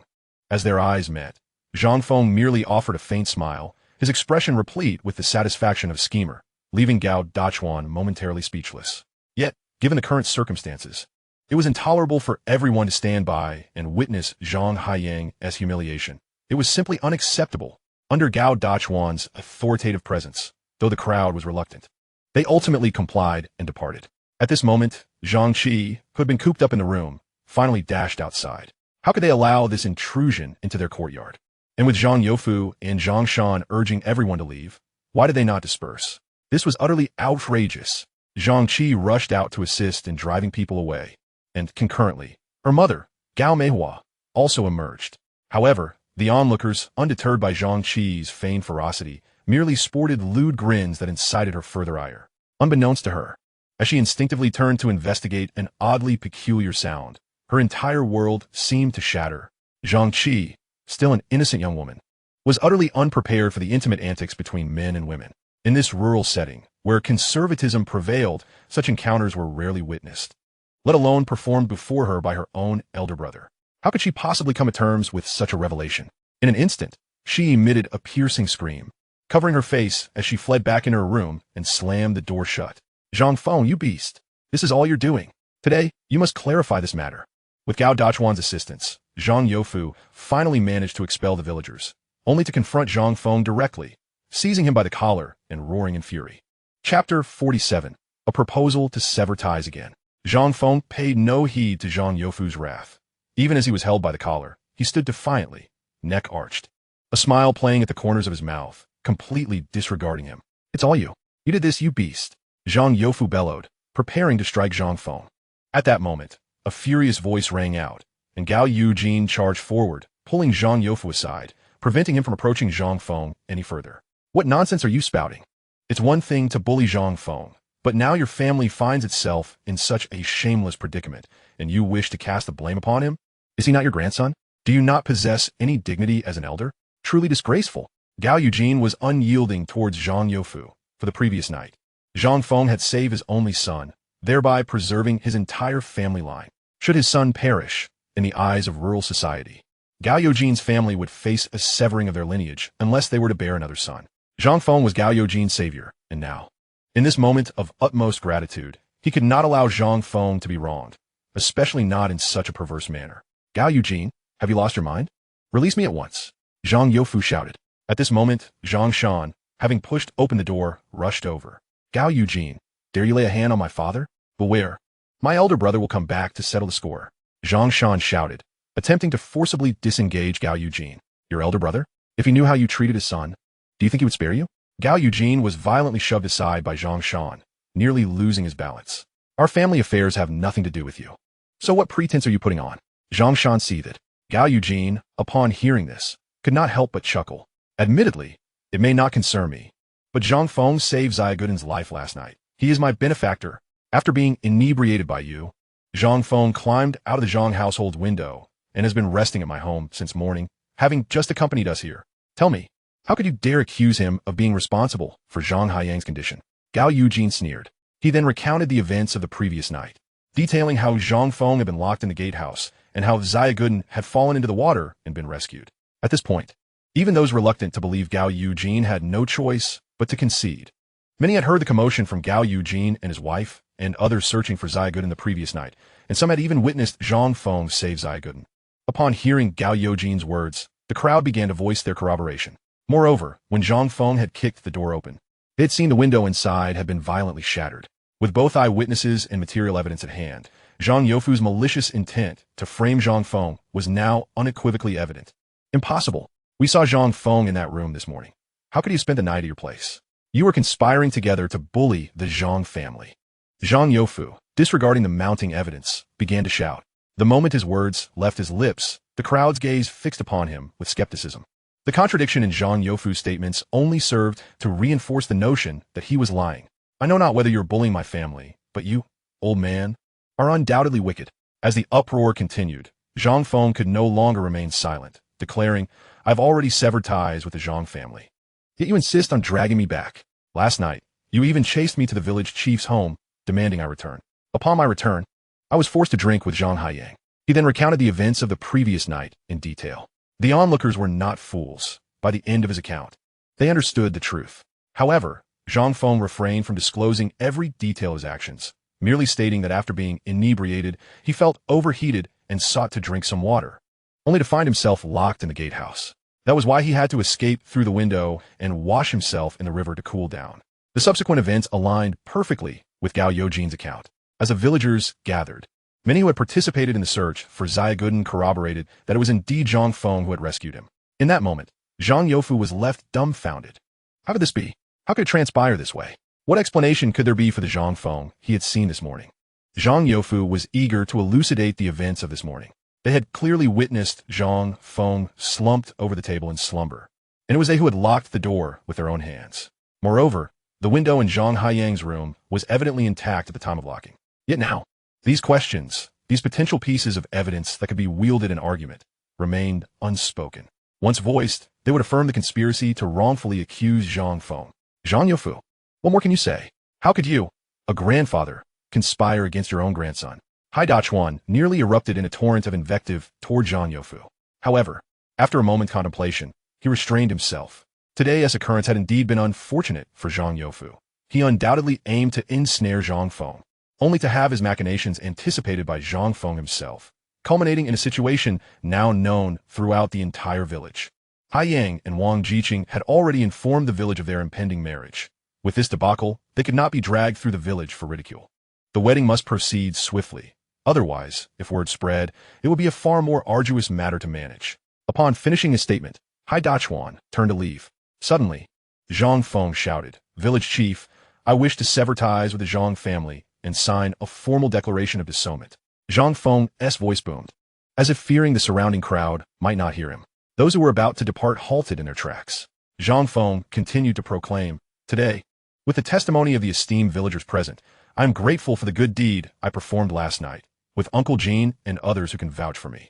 Otherwise, relying solely on my word would not suffice against those who wish to condemn me to ruin." Upon hearing this, the crowd recognized the truth in his words. Should Zhang Youfu and his cohorts prevail today, Zhang Feng would be doomed for life. Consider, if they wrongfully accuse me today, what would become of my reputation? To be found in a compromising position with my sister-in-law on the eve of my cousin's wedding. Who could bear such disgrace? In the past, such matters would have warranted a bullet. Zhang Feng declared vehemently. Chapter 48. San Lungzi stuns the crowd. Report to the authorities? Absolutely not. This matter must not reach them. Upon hearing Zhang Feng's declaration, Zhang Youfu grew anxious. Not only Zhang Youfu, but also Hai Dachuan, as the village chief, could not allow such a scandalous incident to tarnish the village's reputation. Nor could he permit a trivial matter to escalate into a major issue that would attract the attention of the authorities. Who dares to bully my brother Xiao Feng? At that moment, a rather simple-minded voice rang out, catching everyone off guard. They turned to see a small figure, reminiscent of a bear cub, pushing through the crowd with determination. He brandished a firearm, pointing it directly at Zhang Youfu. Who dares to bully my brother Xiao Feng? I'll take you down. Sanlingzi's bold entrance left everyone speechless. Though he typically appeared foolish and naive, in a crisis, his simplicity transformed into a formidable presence that instilled fear. More importantly, he was armed. While others might hesitate to use a weapon, such considerations were foreign to Sanlungzi. The villagers knew that only his father, Old Go, could command Sanlungzi's obedience. With a swift motion, Sanlungzi pressed the gun against Zhang Youfu's head, causing Zhang Youfu's legs to tremble, nearly losing control of himself. With a firearm aimed at his head, who could remain unafraid? Sanlungzi, what are you doing? Put the gun down immediately. You must not point it at people. Have you forgotten my instructions? Hai Dachuan, witnessing the scene, was equally alarmed and urgently admonished Sanlungzi. Sanlungzi twitched, poised to pull the trigger at any moment. Armed with a hunting rifle, should he fire, Zhang Youfu's head would surely burst like a watermelon. Hai Dachuan's words fell on deaf ears with Sanlungzi. Sanlungzi, cease this madness. As the situation appeared to spiral out of control, Zhang Feng quickly interjected. Noticing Sanlungzi panting heavily, it was evident he had heard the commotion from the Zhang family and rushed over with his rifle. While Zhang Feng wished for the Zhang family to face consequences, he did not desire their demise to come so easily. Moreover, if Sanlungzi were to truly harm Zhang Youfu, it would spell disaster for him as well. Since his rebirth, Zhang Feng had formed a close bond with Sanlungzi, who genuinely appreciated him and followed his lead. Zhang Feng could not allow Sanlungzi to fall into such trouble. As Sanlungzi, ready to act, caught Zhang Feng's voice, he turned his head slightly. Seizing the moment, Zhang Youfu quickly tilted his head aside and stepped back several paces, evading the gun's muzzle. Under the threat of the firearm, Zhang Youfu felt as though his legs had turned to jelly. San Lungzi, don't you remember? I will call upon you when I need you to act. Zhang Feng said with a smile directed at San Lungzi. All right, San Lungzi replied decisively, holstering his weapon. The crowd observed San Lungzi's prompt compliance, fully believing that had Zhang Feng commanded him to fire, San Lungzi would have obliterated Zhang Youfu without hesitation. Esteemed villagers, you are all men of reason. You have witnessed today's events from beginning to end. Surely you understand the situation. I reiterate, I must sever ties today. Otherwise, with relatives like these, I fear I shall never sleep soundly again. Who knows, I might be accused of being abandoned in my dreams. Zhang Feng continued to shout. No, absolutely not. We have raised you for over a decade. Now that you are grown, you cannot simply declare a severance. Zhang Youfu vehemently opposed. When Zhang Feng previously proposed disownment, Zhang Youfu's family had dismissed it as a mere jest. However, with Zhang Feng raising the issue again, it alarmed Zhang Youfu, signaling that his grandson was genuinely intent on severing ties with the Zhang family. This was a scenario he would not allow to transpire. Not permissible? Very well. I shall report this to the authorities. I will also publish a declaration of disownment in the county newspaper. If that is insufficient, I shall escalate it to the city paper. If that too is inadequate, I will take it to the provincial paper. Zhang Feng's declaration astonished everyone present. They had not anticipated such a turn of events. In their eyes, how could Zhang Feng dare to act in such a manner? Should he follow through? It would expose the family's shame for all to see, leaving them forever subject to ridicule. Xiaofeng, do not jest. This is not a matter to be taken lightly. Hai Dachuan interjected. Village chief, I am not jesting nor am I playing around. I genuinely intend to sever ties with them. Zhang Feng asserted. Then turned to the gathered villagers. You all have witnessed my life with the Zhang family. Now they seek to unjustly tarnish my name and trap me. Would you endure such treatment? Would you desire such relatives? His inquiry rendered the crowd speechless. Who would not wish to distance themselves from such a family? See, none of you wish for such ties. I am not foolish enough to desire them myself. Zhang Feng sneered. Upon hearing this, Zhang Youfu once again gasped in indignation. I will ask one last time. Do you agree to sever ties or not? If you refuse, I will immediately report this to the authorities. Today, the scheme you have concocted against me will be dealt with by them. Furthermore, regarding your grandson's scandalous behavior, I will ensure that a case is filed with the authorities as well. Upon hearing Zhang Feng utter the words about the scandal, Zhang Shan was incensed and lunged forward, ready to slap him. However, just as Zhang Shan reached Zhang Feng, a swift hand struck his face first, causing him to spin around in a rather impressive manner. Dazed, Zhang Shan soon realized that it was not Zhang Feng who had struck him, but rather San Lungzi. If you dare to lay a hand on my brother Feng, I will make you regret it. San Lungzi brandished his shotgun again, this time aiming it squarely at Zhang Shan. San Lungzi, why have you drawn your weapon again? Gao Dachuan was furious at San Lungzi's actions. In the village, there were 3 families of hunters, each armed. However, if they resorted to pointing their guns at others for every little incident, how could he, as village chief and production team leader, maintain order? Listen to the village chief and put away the gun. You can fight, but not with firearms. Zhang Feng interjected. All right. Without hesitation, San Lungzi sheathed his shotgun. Perhaps finding it cumbersome, he handed the weapon to Zhang Feng, appearing ready for a confrontation at any moment. What are you doing? What do you intend? Despite being riled up by San Lungzi's earlier slap, Zhang Shan's family had a tendency to bully the weak and cower before the strong. It is often said that the timid fear the bold fear the reckless, and the reckless fear the desperate. San Lungzi, known for his recklessness, seldom considered the consequences of his actions. He and Lao Go rarely interacted with others in the village, making him both reckless and fearless. Lao Go had always doted on San Lungzi. Although their family was not particularly well off, Lao Go's hunting skills were renowned across several villages, ensuring that San Lungzi would never go hungry. Thus, with his imposing stature, San Lungzi would undoubtedly overpower Zhang Shan. As San Lungzi approached him, Zhang Shan felt a twinge of fear. Zhang Feng, though eager to teach Zhang Shan a lesson, saw no reason to let San Lungzi escalate the situation further. He reached out and pulled San Lungzi back. You wanted to strike me. It serves you right that San Lungzi dealt with you, Zhang Feng declared, preventing any further aggression from San Lungzi. He then turned to Zhang Youfu. Are you certain you refuse to sever ties? Zhang Feng's tone was notably calm. And at that moment, the sound of a pile driver in Zhang Haiyang's room had ceased. Aside from Wang Yaqian's muffled cries, There was an air of ease and joy from Zhang Haiyang having completed his work. Everyone awaited Zhang Youfu's response, intrigued by the unfolding drama, resulting in a heavy silence. This made the sound from Zhang Haiyang and Wang Yaqian's room even more pronounced, followed by Wang Yaqian's uncontrollable sobbing. Her cries were truly heart-rending. "Help me! Save me!" The agony in her voice was palpable, and as her desperate pleas echoed, the onlookers remained indifferent, knowing that any rescue should come from the Zhang family, who had brought about this predicament. "I will sever our ties only over my dead body. If you wish to report this to the authorities, go ahead. If the entire village suffers because of you, you will be the villain of Heishui village." Zhang Youfu was acutely aware that the Zhang family had lost face today, and he was unwilling to let Zhang Feng, this young upstart, dominate him. He had never encountered such a situation before. Today, whether out of pride or due to Zhang Chang's past instructions, he was resolute in not bowing his head. Watching Zhang Youfu turn to leave, Zhang Feng smirked coldly. "You old fool, even now you think to use the entire village to morally bind me. Help me, save me." Wang Yaqian's voice rose from the room, sounding increasingly frantic. Little did she know, Zhang Feng, Zhang Youfu, and Huang Suihua were fully aware that she was pregnant, though barely 2 months along. The first trimester is notoriously unstable, and after Zhang Haiyang's tumultuous treatment, the viability of her pregnancy was in jeopardy. Zhang Feng, oblivious to Wang Yaqian's condition, had already escalated matters to this extent. Yet the Zhang family remained unwilling to sever ties. Thus, without hesitation, Zhang Feng turned and left as the Zhang family departed. "Xiao Feng, where are you going?" Gao Dachuan called out, attempting to stop him. "To report to the authorities. Someone is trying to frame me, and I cannot let this slide," Zhang Feng responded, quickening his pace. Gao Dachuan understood the gravity of the situation.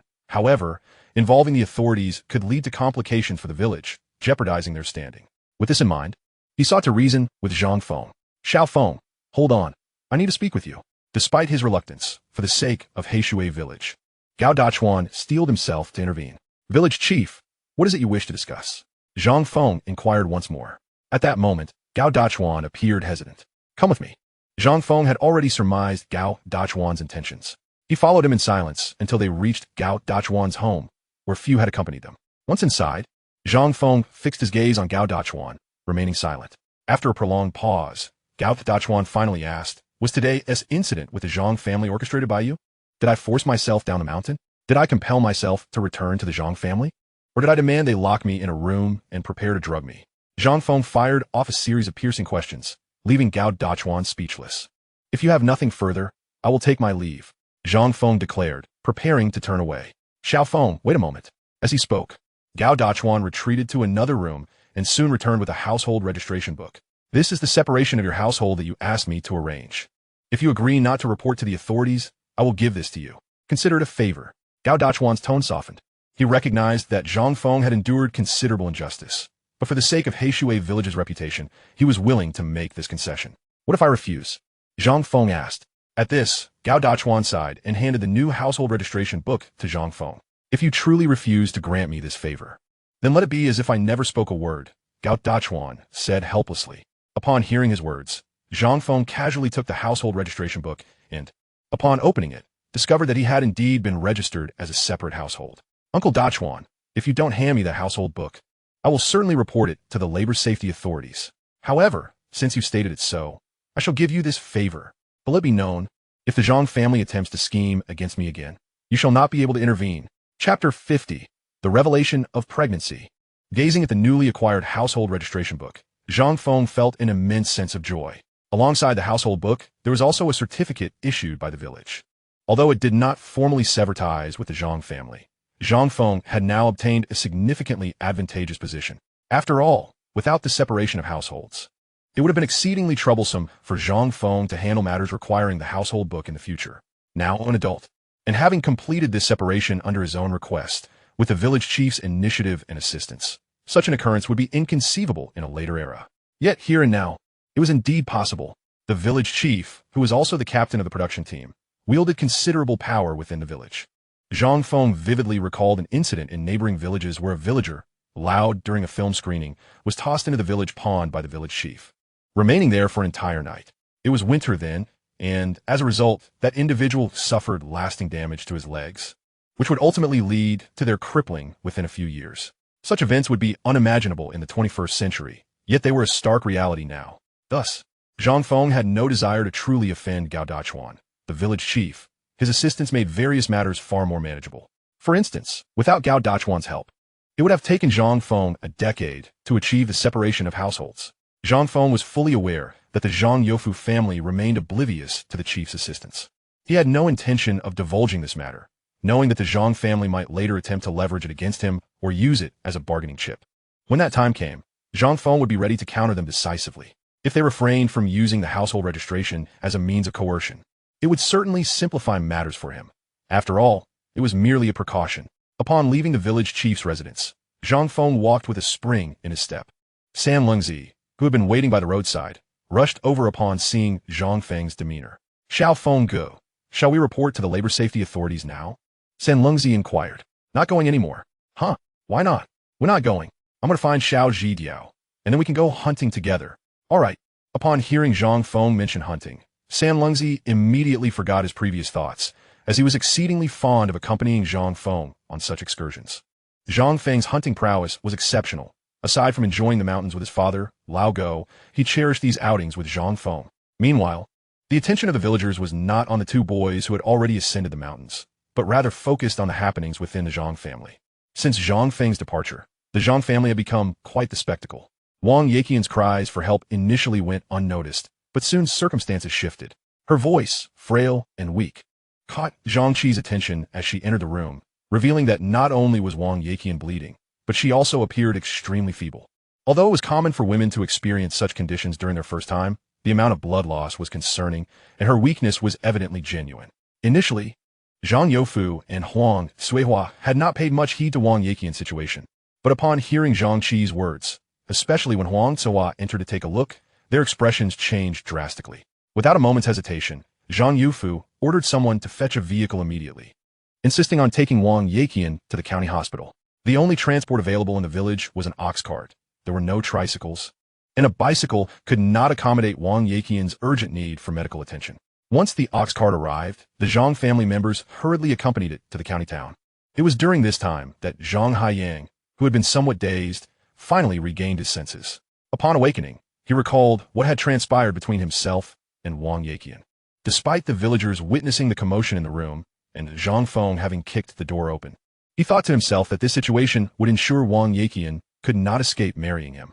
With this thought, Zhang Haiyang felt a surge of excitement. The Zhang family remained unaware of his mental shift, as their sole focus was on ensuring Wang Yeqian reached the county hospital without delay. The journey in the ox cart was bumpy, yet they arrived in a timely manner, and thankfully, Wang Yeqian's life was not in jeopardy. After a thorough examination, the doctor addressed Zhang Youfu and Huang Suihua. What on earth happened? She has been pregnant for over a month. How could you allow such vigorous activity for a couple in her condition? Fortunately, you arrived in time, or we might have lost the baby. Upon hearing the doctor's words, both Zhang Youfu and Huang Suihua wore expressions of grave concern. At that moment, Zhang Haiyang, who had been standing in the doorway, was utterly astonished. What? Pregnant? And already over a month along? Doctor, are you certain? She's pregnant. Zhang Haiyang was taken aback, urging the doctor to double-check. You must be mistaken, right? Who are you? I'm a doctor. Are you questioning my judgment? The doctor retorted curtly, not appreciating Zhang Haiyang's dismissive attitude. After all, the situation with Wang Yeqian was infuriating. Had they arrived an hour later, the child within her would have been lost. Most importantly, the doctor's irritation towards Zhang Haiyang stemmed from recognizing that the condition of the female patient was a result of his actions. His behavior was far from that of a concerned husband, raising the doctor's suspicions. Last month, there had been a case in the county involving the trafficking of women, which had nearly cost a young girl her life. After failing to receive adequate care at a small clinic, she had to be rushed to the county hospital. That incident had stirred quite a commotion, and the medical staff at the county hospital remained vigilant regarding such matters. With this in mind, the doctor instinctively inquired, "Where's your marriage certificate?" Huh? Marriage certificate? Zhang Haiyang appeared bewildered. Doctor, do we need a marriage certificate for medical treatment? Their marriage certificate is at home. We didn't bring it along. If it's necessary, we can send someone back to fetch it. Zhang Youfu interjected to diffuse the tension. If Zhang Haiyang were left to face the doctor alone, he would undoubtedly expose inconsistencies. All right, Huang Suihua chimed in. Seeing that Huang Suihua and Zhang Youfu had said this, the doctor chose not to press further, merely advising them to ensure the patient received proper care and nutrition during recovery. Understood, doctor, they replied in unison. After the doctor departed, Zhang Haiyang seemed to finally grasp the gravity of the situation, his gaze fixated on Zhang Youfu and Huang Suihua, yearning for answers. Grandfather, grandmother, what on earth is happening? Zhang Haiyang uttered through clenched teeth. Chapter 51. Encountering the hunting party on the mountain. Xiaowang, keep a close eye on the patient in room 302. I have a nagging feeling that something is awry with their condition, the attending doctor remarked as he exited Wang Yaqian's hospital room. Dr. Dai, what is it? Do you recall that last week, Gong'an instructed us to be vigilant for any cases involving the trafficking of women? Dr. Dai reminded her. Upon hearing this, Nurse Wang immediately understood. She was aware of Wang Yaqian's situation. She had been pregnant for a month, yet due to the negligence of a man, she had suffered a miscarriage, nearly losing the child. What kind of normal person would behave in such a manner? Generally, even if a woman has intimate relations during the first month of pregnancy, there shouldn't be any severe repercussions. The fact that Wang Yaqian ended up in such a dire state indicated the brutality of the man involved. If it weren't for this, the doctor wouldn't have casually inquired about it. However, he was also cognizant that it was somewhat inappropriate to ask for a marriage certificate from a patient merely seeking treatment, and he had no authority to do so. Nevertheless, Dr. Dai advised Nurse Wang to remain vigilant. As soon as Dr. Dai left, Zhang Haiyang's expression reflected his near collapse as he stared at his grandparents. He couldn't comprehend why this was happening. Why was Wang Yaqian pregnant? Whose child was she carrying? Zhang Haiyang longed to question them. But Zhang Youfu and Huang Suihua would never divulge such information. I had made it abundantly clear before. We must deal with that Zhang Feng lad, ensuring you secure a suitable match. Now, this is all of your own making. What do you intend to do? Zhang Youfu pondered for a long time, filled with frustration at his grandson's recklessness. The matter had escalated to such an extent that the affair between Zhang Haiyang and Wang Yaqian had become the talk of the village. Their previous plans to ensnare Zhang Feng had unraveled completely. Even if they tried to deceive him again, they could no longer manipulate the situation regarding his marriage to Wang Yaqian. Zhang Youfu felt an overwhelming sense of indignation and frustration. Disregarding Wang Yaqian still being in the hospital room as he stepped outside to smoke his pipe. Ultimately, Zhang Youfu made his way to his eldest son Zhang Chong, determined to clarify the recent events. Otherwise, should any further complications arise, and if Zhang Chong were to neglect their family's affairs, it would spell trouble. Although Zhang Youfu enjoyed a certain status in the village as the father of a vice factory director, he was acutely aware of the strained relationship he shared with his son. Ever since Zhang Chong had ascended to the position of vice factory director at an astonishing pace during that recent political movement, he had seemingly transformed into a different person, devoid of any familial affection towards the Zhang family, with only mutual exchanges of interest remaining. This was a matter Zhang Chong had tasked him with, and now, having failed to manage it properly, he dreaded the conversation to come. In stark contrast to the oppressive atmosphere enveloping Zhang Youfu's family, Zhang Feng and San Lungzi on the mountain were in high spirits. Having separated his household, Zhang Feng was no longer listed on the same household register as them, significantly alleviating future complications. Moreover, the thought of the Zhang family's considerable embarrassment in the village filled him with delight. Upon reaching the mountain, Zhang Feng feigned a search for a while before, taking advantage of San Lungzi's inattention, releasing the little sable. Subsequently, the two began their hunting expedition. With the little sable's assistance, Zhang Feng and San Lungzi thrived in the wilderness, often not needing to actively seek prey, as the sable adeptly located suitable targets. Their hunting was more akin to a playful romp in the woods, and once they had their fill of fun, they let the sable assist in the hunt. Before long, the sable had helped Zhang Feng find 2 goats, with San Lungzi wielding the shotgun and Zhang Feng armed with a spear. They positioned themselves to ambush the goats from 2 different angles. As they reached the ideal vantage point, they struck simultaneously, Zhang Feng targeting the larger goat and San Lungzi the smaller one. Their coordinated efforts proved effective, and they secured both animals. Brother Xiao Feng, we both hit our targets. Haha, we are truly impressive, Zhang Feng exclaimed, brimming with joy. Initially, he had found it troublesome to track down prey, but with the little sable by his side, locating their quarry became exceedingly simple. Along their journey, the sable had even caught 2 flying dragons, which Zhang Feng particularly relished. He reminisced about how he hadn't visited Lin Wanner at the cattle shed in days and wondered if she had finished the sheep leg he had given her last time. As Zhang Feng and San Lungzi continued on their path, they unexpectedly encountered a hunting party. There were several hunters from a village nearby. It was a common occurrence to encounter fellow hunters in the mountains. However, as Zhang Feng was new to the area and he and San Lungzi appeared quite youthful, the hunters did not regard them seriously. They merely noted the luck of the two for having caught 2 goats. Hey, young brothers, what splendid luck you have. Where did you catch those 2 goats? A burly man inquired with a grin. Just up ahead, in the mountain hollow, San Lungzi replied without much thought. The mountain hollow? You caught the goats in a mountain hollow? A slender-faced man behind the burly one echoed, his tone tinged with rudeness. What is the problem? Zhang Feng discerned the hostility in the man's voice. Kid, you don't seem to be from our Haiga village. That mountain hollow is our territory. It seems a bit unreasonable for you to hunt on our land. The slender-faced man remarked with a smirk.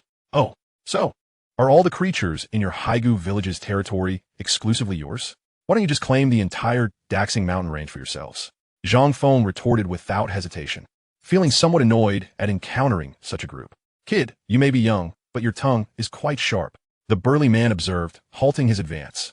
Although each village has its own territorial boundaries, if memory serves, an agreement was established 3 years ago among several villages regarding the hunting rights in Daxing Mountain. Whatever prey one captures belongs to them. Ultimately, it is all under the state's jurisdiction. Wouldn't you agree? Ah, you're quite eloquent for someone so young. Chapter 52, The Mad Wild Boar King. Being eloquent is nothing special. I've merely listened a lot and learned a bit, Zhang Feng replied with a smile. Which village do you belong to? Heishui Village, San Lungzi answered. The bearded man cast several glances before finally addressing San Lungzi. Are you from the Old Go family? Old Go is my father, San Lungzi replied. Despite his usual daftness, he recognized that Zhang Feng had spoken rather brusquely with these men earlier. Thus he felt a tinge of wariness towards the bearded man and his companions. However, being as simple-minded as he is, his unease was plainly written across his face, which, amusingly, elicited a chuckle from the bearded man. Ha ha, you little rascal. No wonder you look somewhat familiar.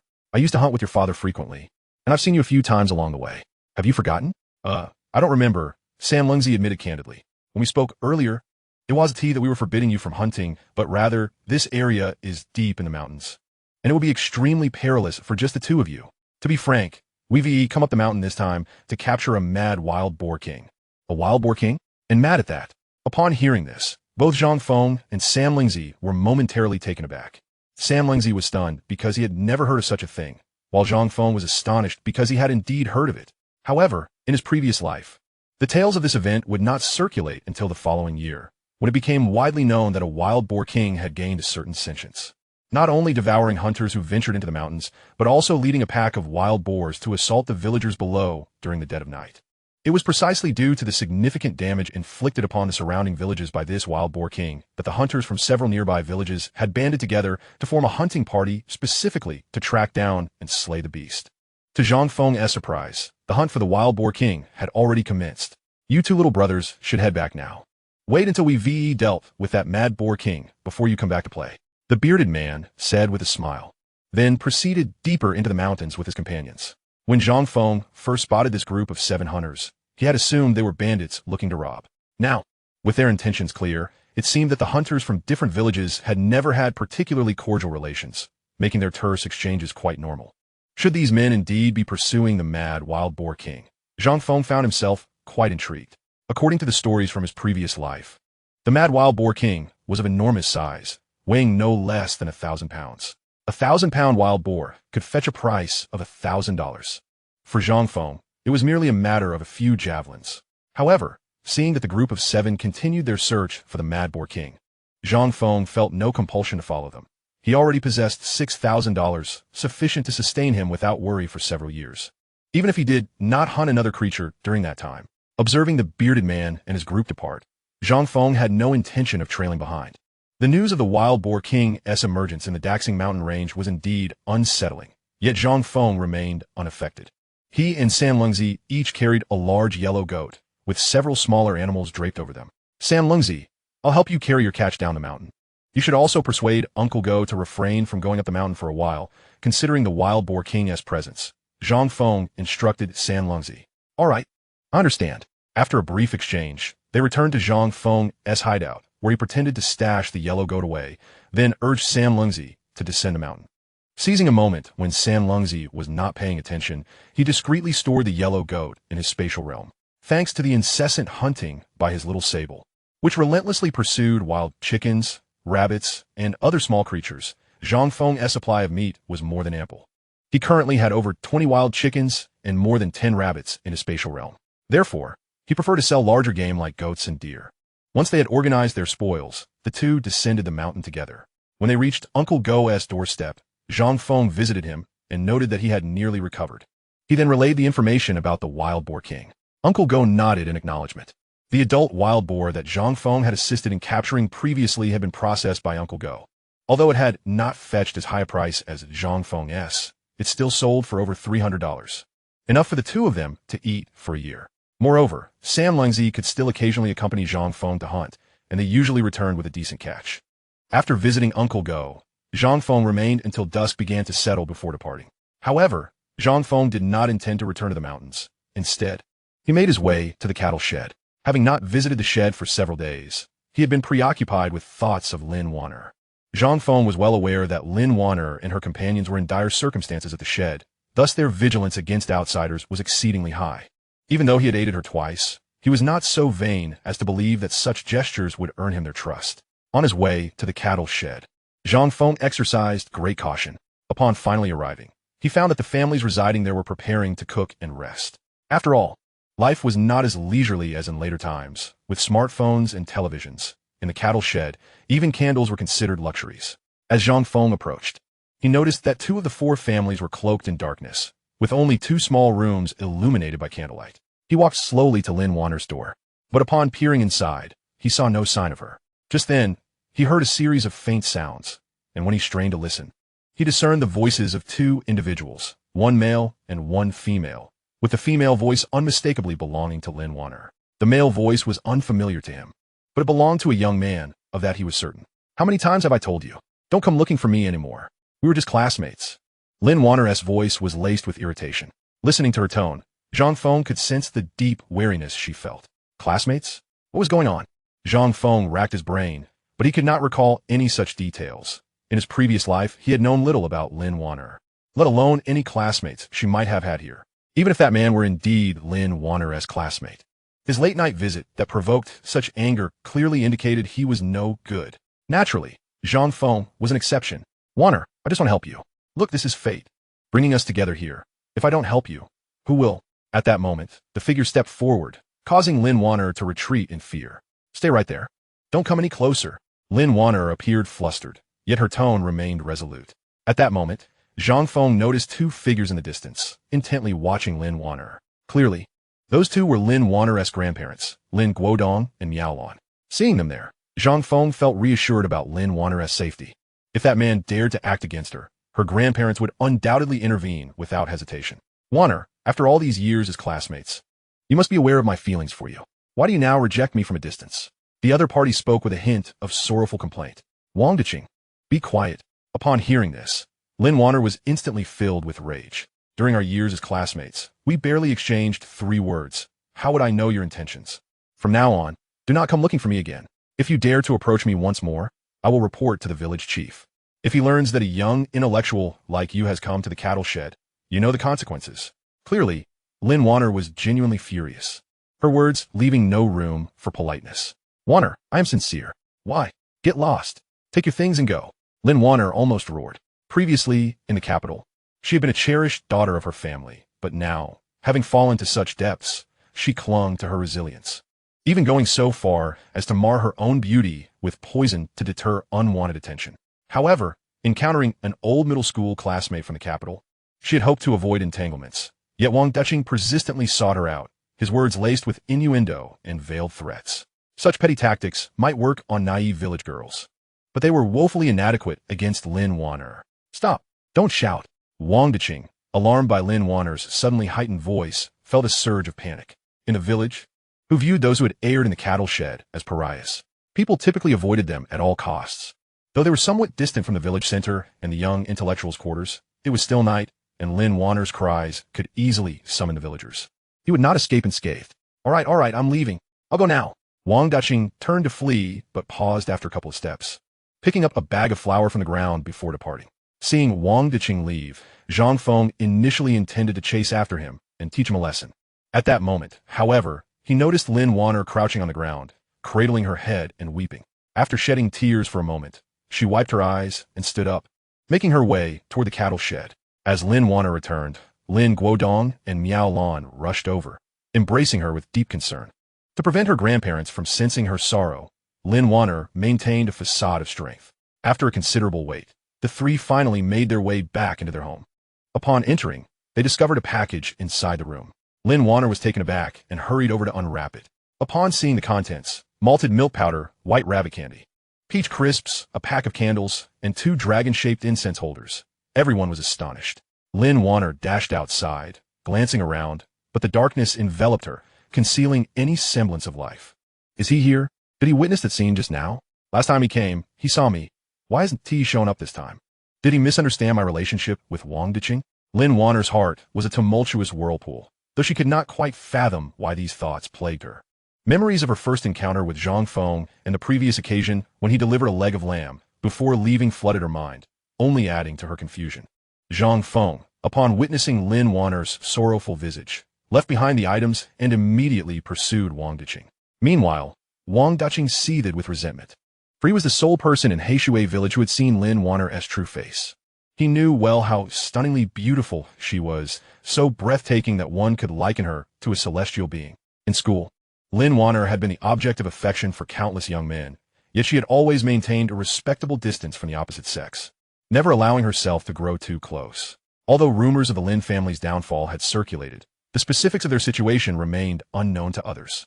It wasn't until Wang Diqing was sent to the countryside and, after 2 months, stumbled upon the Lin family laboring in the cattle shed, most notably Lin Wanner, that he was filled with uncontainable joy, despite not understanding the unsightly blemish on Lin Wanner's face. He was certain it was her. A whirlwind of thoughts surged within Wang Diqing. This was an impeccable opportunity. He was aware of the grim fates that befell those who had been sent for re-education, most of whom met their demise in the cattle shed. If they were destined to perish, why not take advantage of the situation for himself? When he returned to the capital, he could regale his classmates with tales of having courted the campus belle. The prospect of being with Lin Wanner, perhaps even marrying her, was absurdly enticing. With the Lin family's current status, anyone who associated with them would be cursed. They were doomed. You wretched girl, once I have you in my grasp, I will make you suffer, he thought. You still think of yourself as the young lady of the Lin family? The Lin family is finished. Were you now? My interest in you is merely a stroke of fate. Just as Wang Diqing was lost in his resentful thoughts, he stumbled, almost falling. As he regained his balance, a sharp pain shot through his knee, a powerful force striking him directly, causing him to scream and collapse to the ground. Who the hell is assaulting me in the middle of the night? Show yourself, Wang Diqing shouted, cursing incessantly. As he raged, a figure rushed toward him, followed by a foot aimed directly at his face. Chapter 54. Reluctant to be a turtle. TCH, what a worthless fool, Zhang Feng muttered in dissatisfaction, having barely moved a couple of steps before the man fainted. Truly, he was no match for a fight. Reflecting on the vile words Wang Diqing had uttered earlier, Zhang Feng was merciless as he unleashed a flurry of slaps to his face, transforming it into a swollen mess before finally relenting. Though this man was wicked, he was also cowardly, a classic case of having a thief's heart without the courage. Zhang Feng was not inclined to eliminate him completely. Doing so could cause trouble for Lin Wanner and ultimately be counterproductive. Thus, he delivered a powerful kick, ensuring that Wang Diqing would be bedridden for at least a month. This time, although Zhang Feng did not converse with Lin Wanner, he gained a clearer understanding of her arduous circumstances. He had also witnessed the meager wild vegetables they had for dinner, lacking even the most basic seasoning, let alone proper salt. Zhang Feng decided against bringing salt and spices this time, opting instead to collect lard from the mountain to deliver to them later. While Zhang Feng harbored his own intentions toward Lin Wanner, he recognized that winning her heart would not be an easy endeavor. Such matters must not be rushed. They require a gradual approach. After all, there remains over half a year until their family is vindicated and returns to Kyoto. As long as he is diligent in his efforts, opportunities will surely arise. With this thought in mind, Zhang Feng set forth towards the mountains, taking a respite in the space he had created along the way. Meanwhile, as Zhang Feng slumbered deeply, Lin Wanner found herself unable to sleep. Having just delivered food and candles to the 3 neighboring families, she had yet to close her eyes. It was not that she was unwilling to share.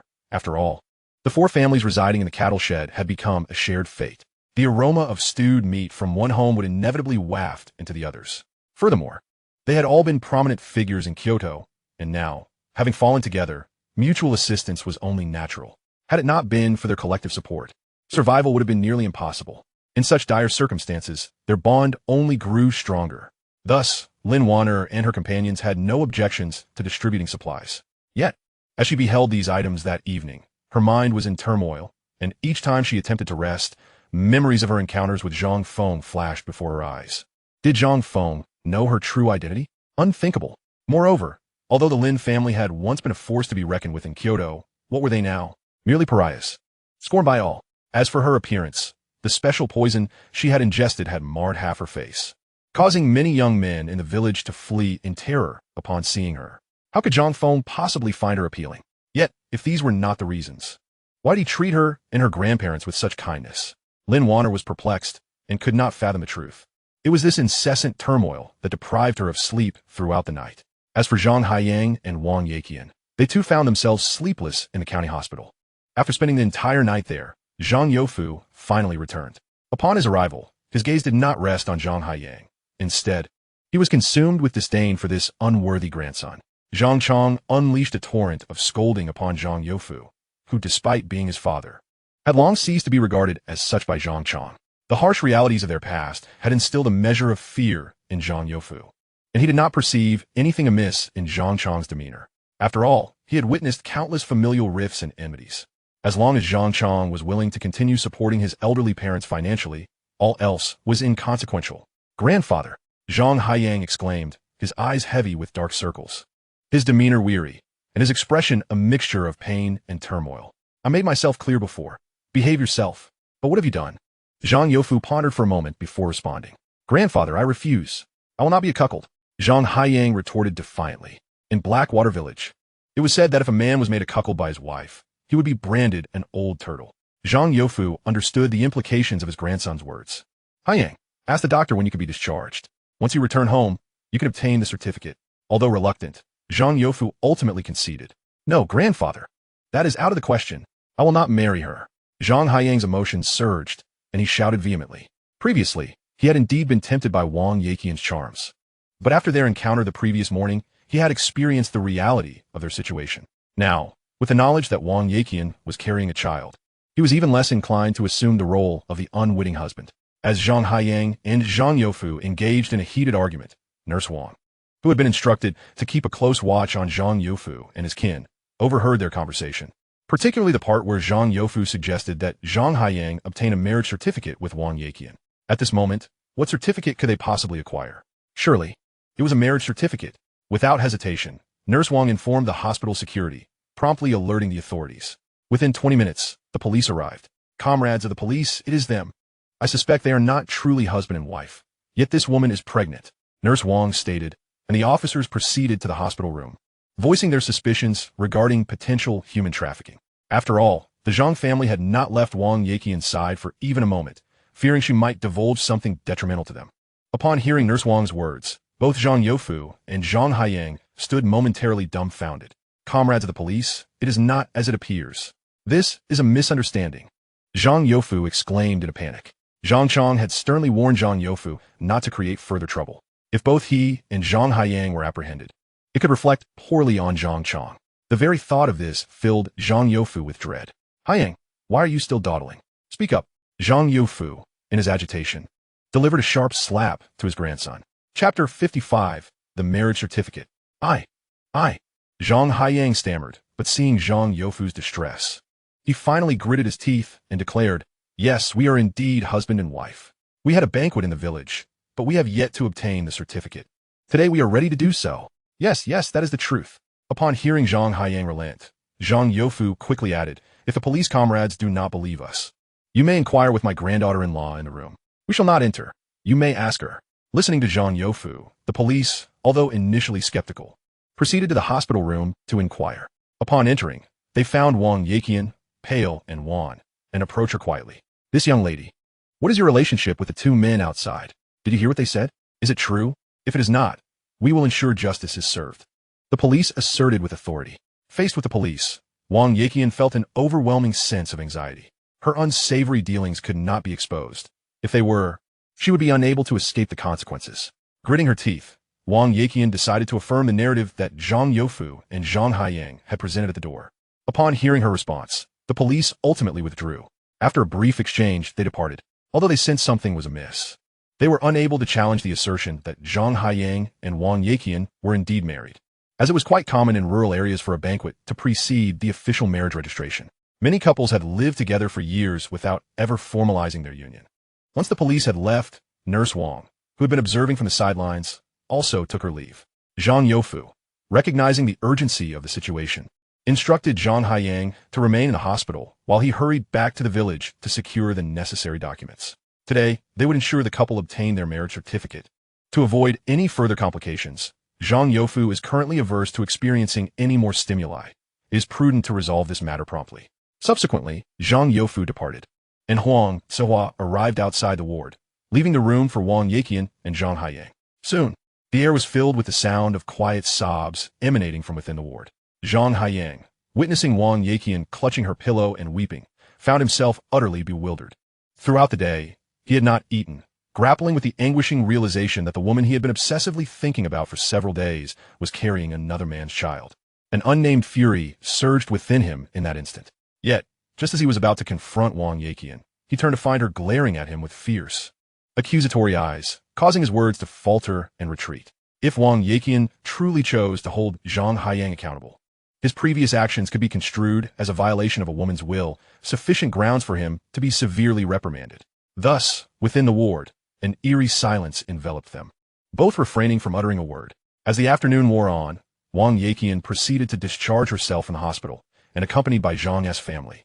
She went to the supply and marketing cooperative to purchase 5 pounds of fruit candy. Following this, Zhang Haiyang and Wang Yeqian went directly to the Civil Affairs Bureau to obtain their marriage certificate. On this day, when Zhang's family was away from the village, Zhang Feng's spirits were exceptionally high. He had previously advised San Lungzi not to venture to the mountains for a few days, and today, San Lungzi had indeed stayed away. During the morning, Zhang Feng dedicated 3 hours to crafting a rocking chair from bamboo in his hideout. He envisioned creating a bamboo bed, a table, and 4 chairs next.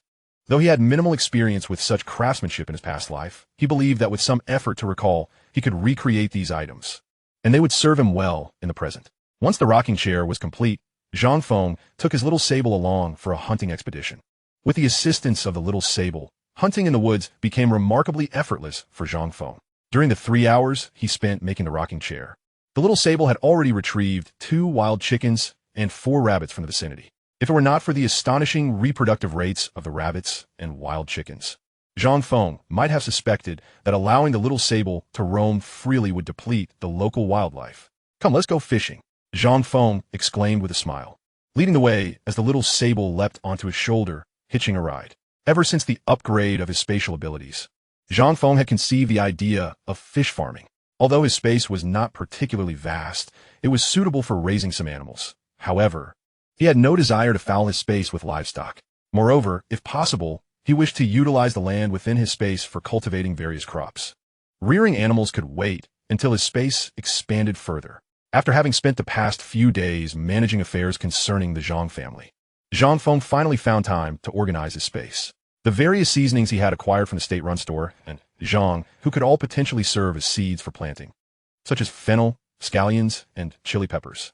However, Zhang Feng's primary desire was to cultivate vegetables. Among them, he particularly enjoyed pickled snow cabbage. Paired with millet peppers and steam buns, it was truly a delight. Yet, he currently lacked sufficient seeds. This was not a significant obstacle, as he could easily procure some from the supply and marketing cooperative tomorrow. Lost in thought, Zhang Feng soon arrived at the mountain stream. Previously, he had caught over 2,000 pounds of fish here, but this time, his primary objective was not to hunt fish, but to capture them.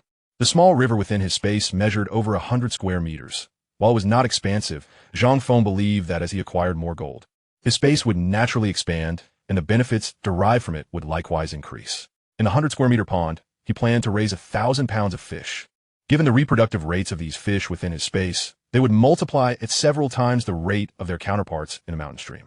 Upon his arrival, the little sable swiftly plunged into the stream, and within 2 minutes, it emerged with a hefty 3-pound fish in its mouth. Zhang Feng smiled, then jumped into the small river as well.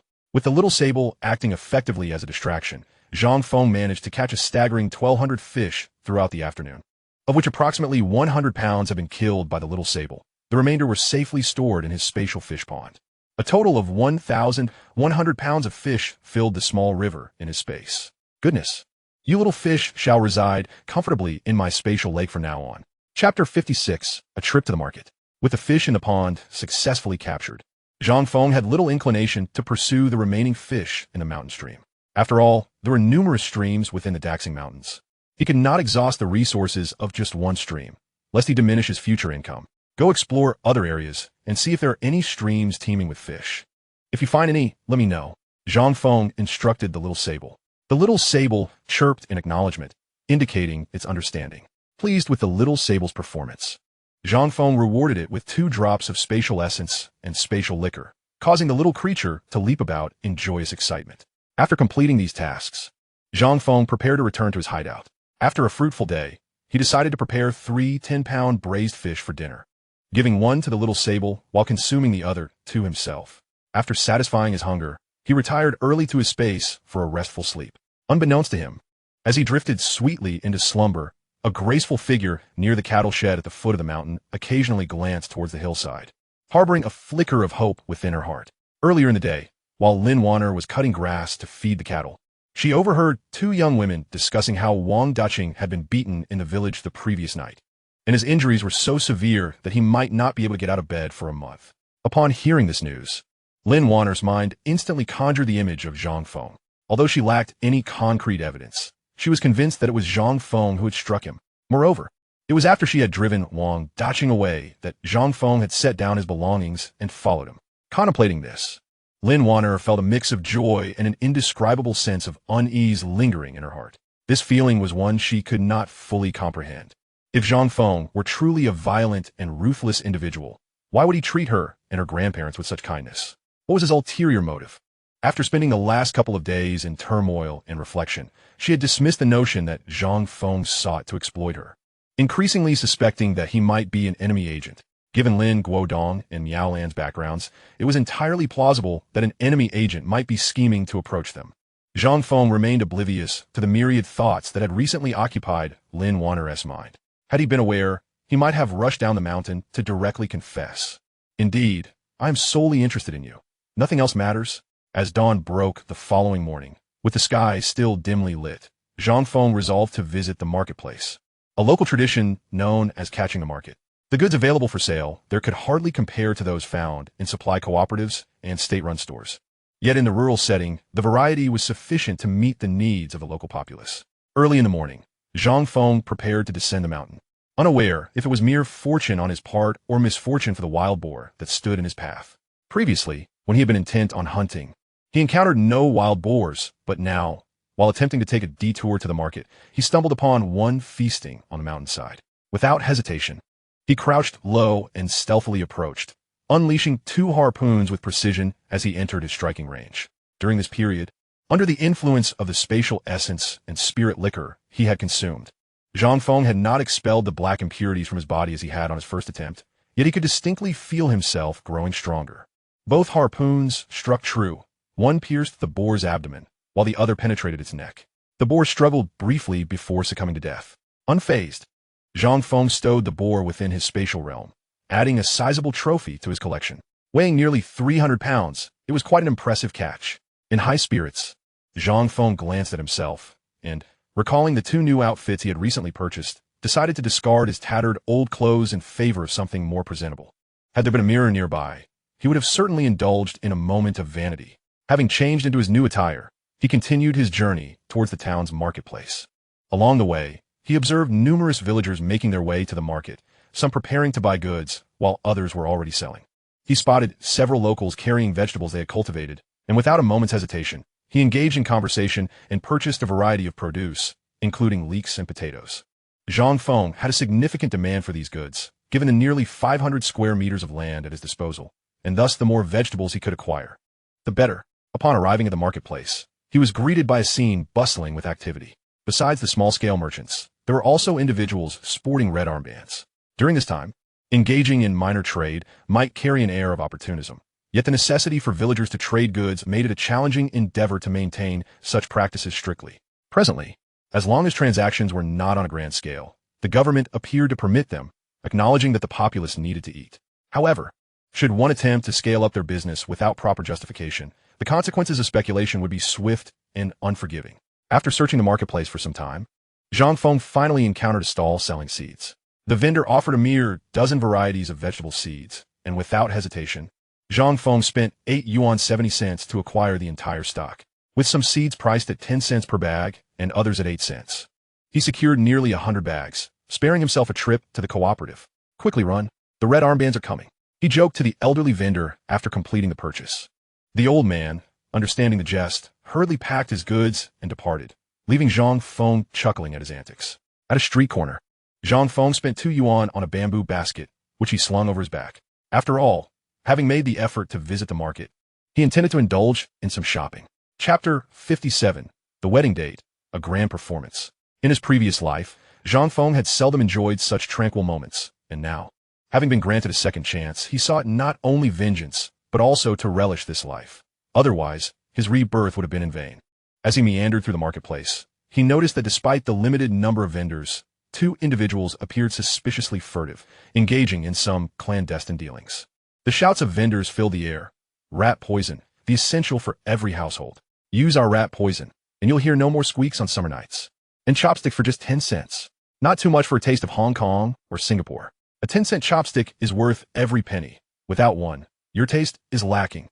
Amidst the cacophony of calls, Zhang Feng soon stumbled upon some novel items, particularly toilet paper, which was sold by the pound.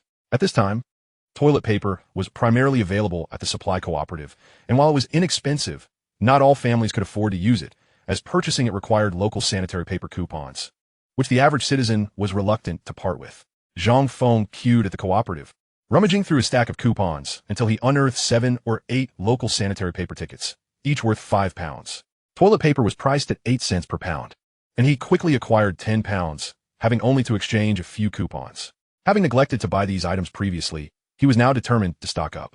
Subsequently, Zhang Feng purchased several daily necessities at the cooperative: a porcelain basin for washing his face, toothpaste and toothbrushes, an oil lamp, 20 pounds of kerosene, and some local delicacies akin to mooncakes. After spending 23 yuan and 68 cents along with a handful of tickets, he was grateful for the ample supply of tickets he had exchanged with Zhang Hu earlier, ensuring he wouldn't need to acquire more for the upcoming year. Outside the cooperative, a sudden commotion erupted as 2 individuals with red armbands apprehended the 2 suspicious characters Zhang Feng had noticed earlier. Listening to the murmurs of the bystanders, he learned that the duo had been caught pickpocketing.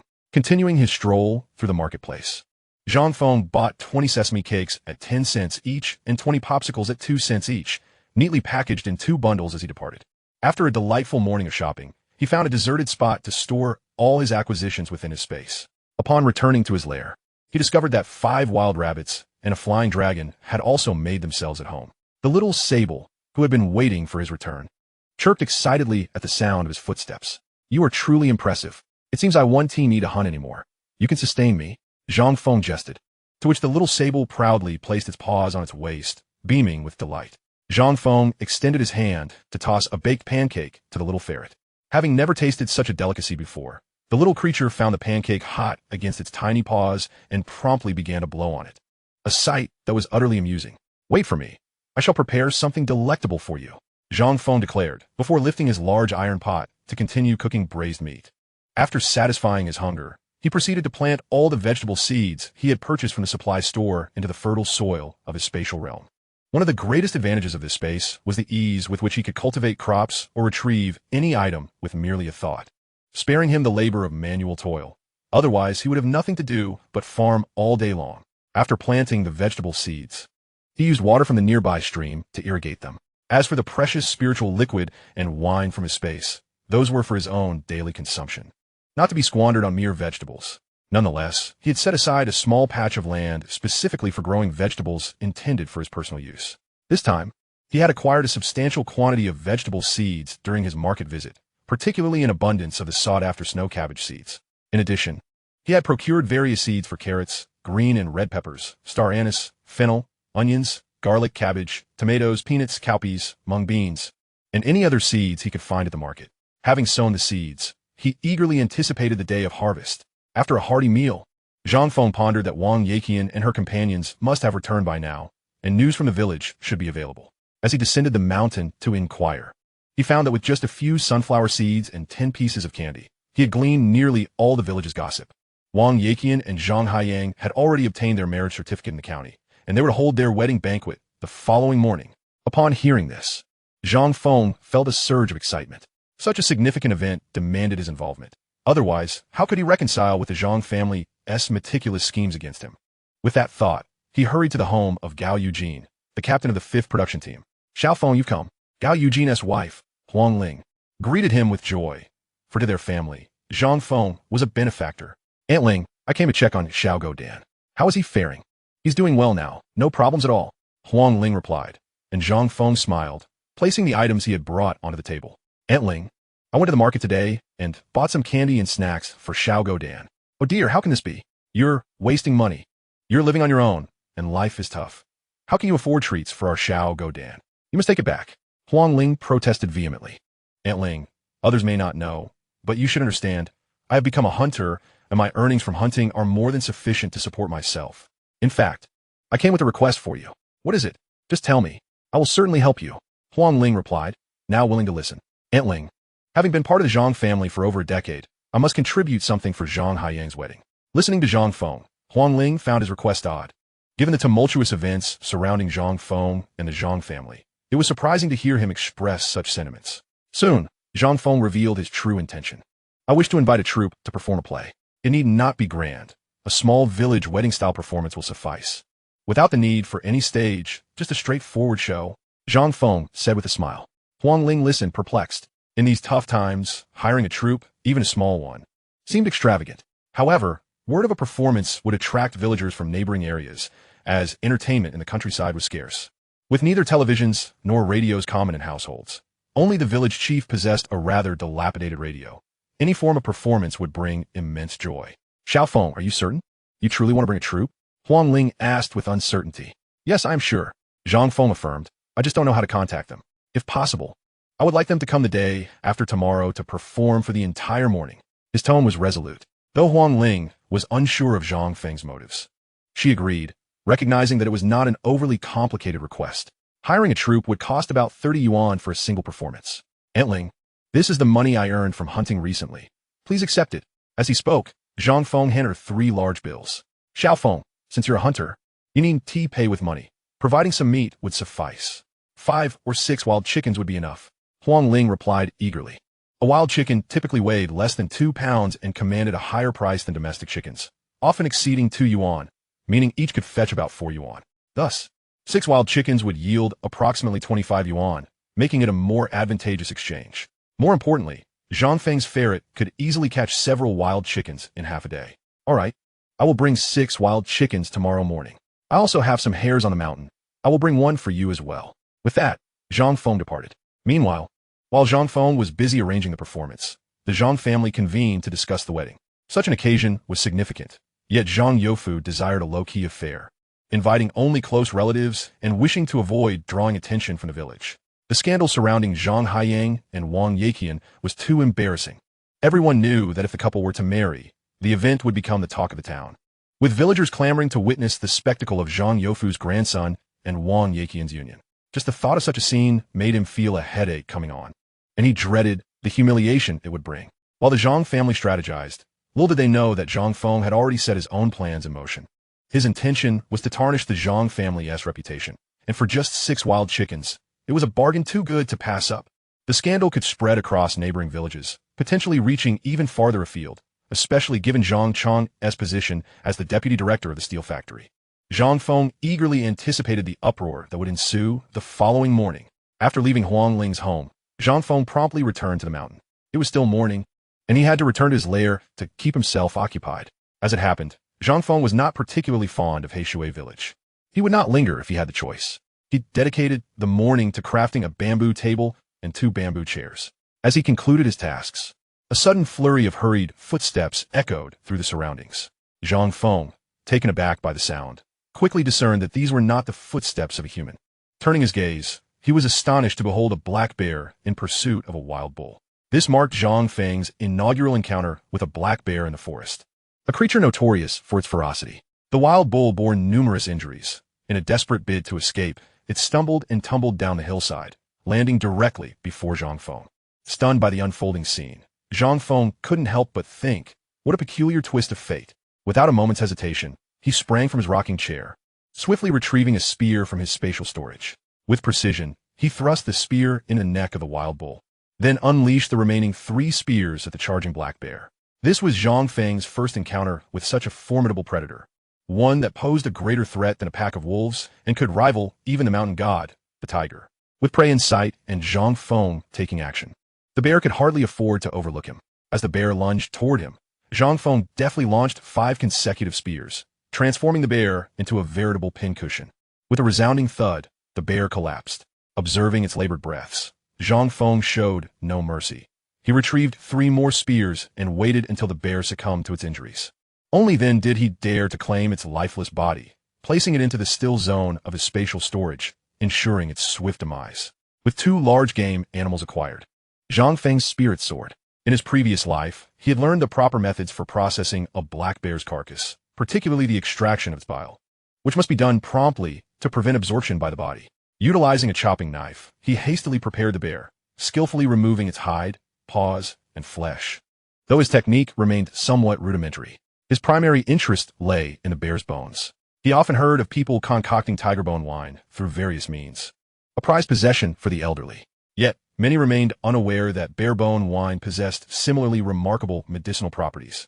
Both tiger and bear bone wines are known for their strength-enhancing and pain-relieving qualities, proving beneficial for ailments like rheumatism and arthritis in the elderly. Of course, tiger bone wine was deemed superior due to its renowned potency in invigorating the kidneys, bolstered by the tiger's status as the king of beasts, making it more sought after.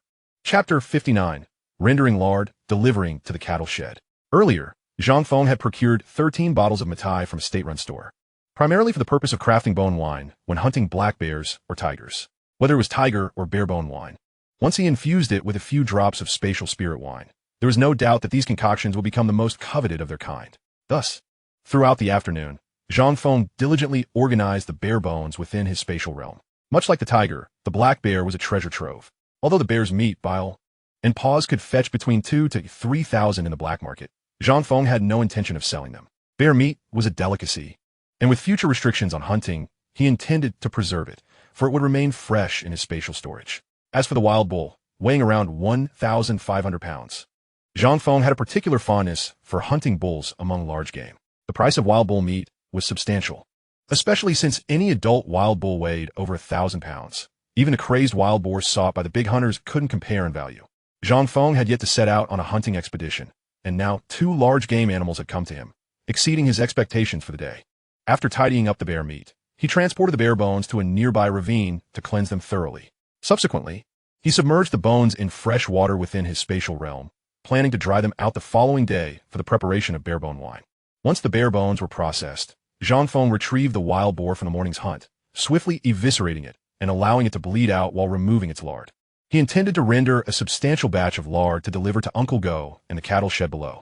Zhang Feng, lacking experience in romance from his previous life, understood that his current actions mirrored those of an infatuated admirer. Yet, he felt compelled to take such measures in hopes of winning Lin Wanner's favor. Beyond that, he found himself devoid of alternatives. It was inconceivable to invite Lin Wanner to a movie or indulge in romantic escapades, given her sensitive circumstances. Such notions would be absurd. The more romantic gestures he entertained, the more guarded she would likely become. Zhang Feng's approach was straightforward, to exchange sincerity for affection. Individuals of this era valued emotional connections far more than in later times, particularly under such arduous conditions. Should he fail to win Lin Wanner's heart, he would not be at a loss. Once the influential figures in the cattle shed were vindicated, his gratitude would serve as a catalyst for his success, a guaranteed profit in his eyes. After a year, not only would he be able to bring them food, but even truckloads of provisions might not grant him entry into their home. By the end of the afternoon, Zhang Feng had successfully prepared all the bear bones and beef, alongside a large pot of rendered lard. He typically used little oil for his cooking, as most of his meals consisted of braised meat or meat buns from state-run restaurants in the county, rendering the excess fat from meat unnecessary. The last time he visited the cattle shed, while observing Wang Duqing's interaction with Lin Wanner, he noted their lack of basic cooking essentials, including oil and seasonings. Thus, he resolved to prepare some lard for them today, along with life necessities he had purchased. Zhang Feng was acutely aware of the stark contrast Lin Wanner faced. Having once lived as a privileged young lady, now reduced to a living condition inferior to that of the servants. He wished to assist them as much as he could. As dusk approached, he made his way down the mountain. Upon arriving at the cattle shed, Zhang Feng hesitated. Lin Wanner's previous demeanor towards Wang Duching had been quite resolute, leaving him uncertain of her reaction upon seeing him again. Resolving to push through his apprehension, he approached and gently knocked on the window. Although the window lacked glass and even paper, he still tapped lightly, a gesture of respect. Upon hearing a sound, Lin Wanner looked up and, under the faint flicker of candlelight, was startled to see a shadowy figure. However, as she discerned the facial contours of the person standing by the window, a sense of relief washed over her, accompanied by an inexplicable flicker of joy. You have come? Lin Wanner exclaimed upon recognizing Zhang Feng, who responded, Yes, I have brought you some items. As he spoke, he began rummaging through his belongings outside. No, we cannot accept any more of your gifts. You have already given us far too much. I do not know how to repay you. Lin Wanner stammered, visibly flustered by Zhang Feng's continued generosity. There is no need for repayment. These are all given willingly. However, you must never venture into the mountains at night. It is far too perilous. If you require anything, please do not hesitate to inform me, and I shall assist you, Zhang Feng declared, producing a large bundle of toilet paper he had purchased at the market that day, along with some baked goods and snacks he had stashed in his backpack. This bamboo tube contains the lard I have rendered, along with some spices he added, revealing a multitude of items from his pack. Lin Wanner, who had initially refused his offerings, found herself at a loss for words. The items Zhang Feng presented were precisely what they needed. Though her grandparents' health had improved slightly, they still required more nourishment to recover fully. Among the items, the toilet paper, though the least expensive, was what Lin Wanner longed for the most. It had been an arduous ordeal for her during her visits to the lavatory over this prolonged period. When Zhang Feng produced toothpaste and a toothbrush, her composure faltered, and tears brimmed in her eyes, threatening to spill over. Despite the dim light, Zhang Feng could clearly see the moisture gathering in Lin Wanner's eyes, rendering him momentarily disoriented. He could not fathom what had caused her distress. Had he inadvertently said something wrong that had upset her? Unbeknownst to him, Lin Wanner's wariness towards him had not entirely dissipated, yet his thoughtfulness and care profoundly moved her, evoking feelings of grievance regarding her current circumstances. Please do not cry. I am sorry if I have said something inappropriate, Zhang Feng said, his heart racing at the sight of her distress. No, you need not apologize. I should be thanking you. Lin Wanner managed to regain her composure. However, we truly cannot accept these gifts. I am grateful for everything you have done over these past few days. There is no need for thanks. I'm a loss for words, Zhang Feng stammered, unsure how to express his sentiments without appearing overly forward. It would be inappropriate to directly confess his affection by stating that he cared for her simply because he was drawn to her. Yet, failing to articulate his feelings might lead her to perceive his intentions as nefarious. Lin Wanner regarded him in silence. I believe you are a wonderful person, different from the other girls in our village. I want to help you. I want to be able to see you always, Zhang Feng declared, steeling himself.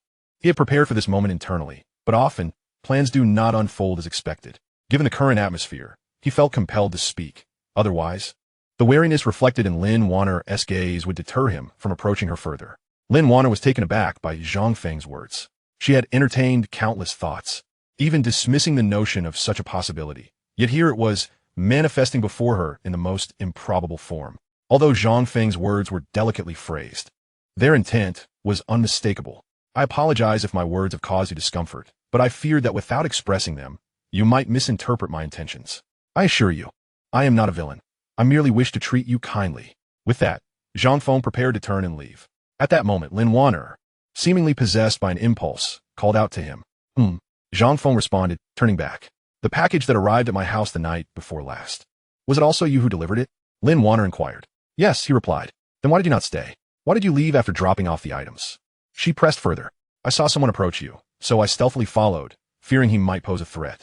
While tailing him, he spoke ill of you, and I intervened to teach him a lesson, ensuring he would not trouble you for some time, Zhang Feng admitted candidly. He spoke ill of me? Lin Wanner asked, her expression shifting to one of shock. Zhang Feng briefly recounted what he had overheard Wang Duching saying, and as Lin Wanner listened, her complexion paled. Although she had harbored considerable suspicion regarding Wang Duching, she had not anticipated him to be so utterly reprehensible. Lin Wanner had no doubt that Zhang Feng was truthful, as Wang Duching was by no means a person of integrity. I will take my leave now. I shall return in a few days, Zhang Feng stated, stepping away. He had previously contemplated a slow, cautious approach weighing various strategies, but after seeing Lin Wanner tonight, especially the caution in her eyes, he understood she might misconstrue his intentions. It was precisely this realization that compelled him to reveal his feelings so recklessly. As a man from the 21st century, he found it unacceptable to continue being evasive. Once Zhang Feng departed, Lin Wanner's mind became increasingly tumultuous. At that moment, her grandparents, Lin Guodong and Miao Lan, emerged from the adjacent room.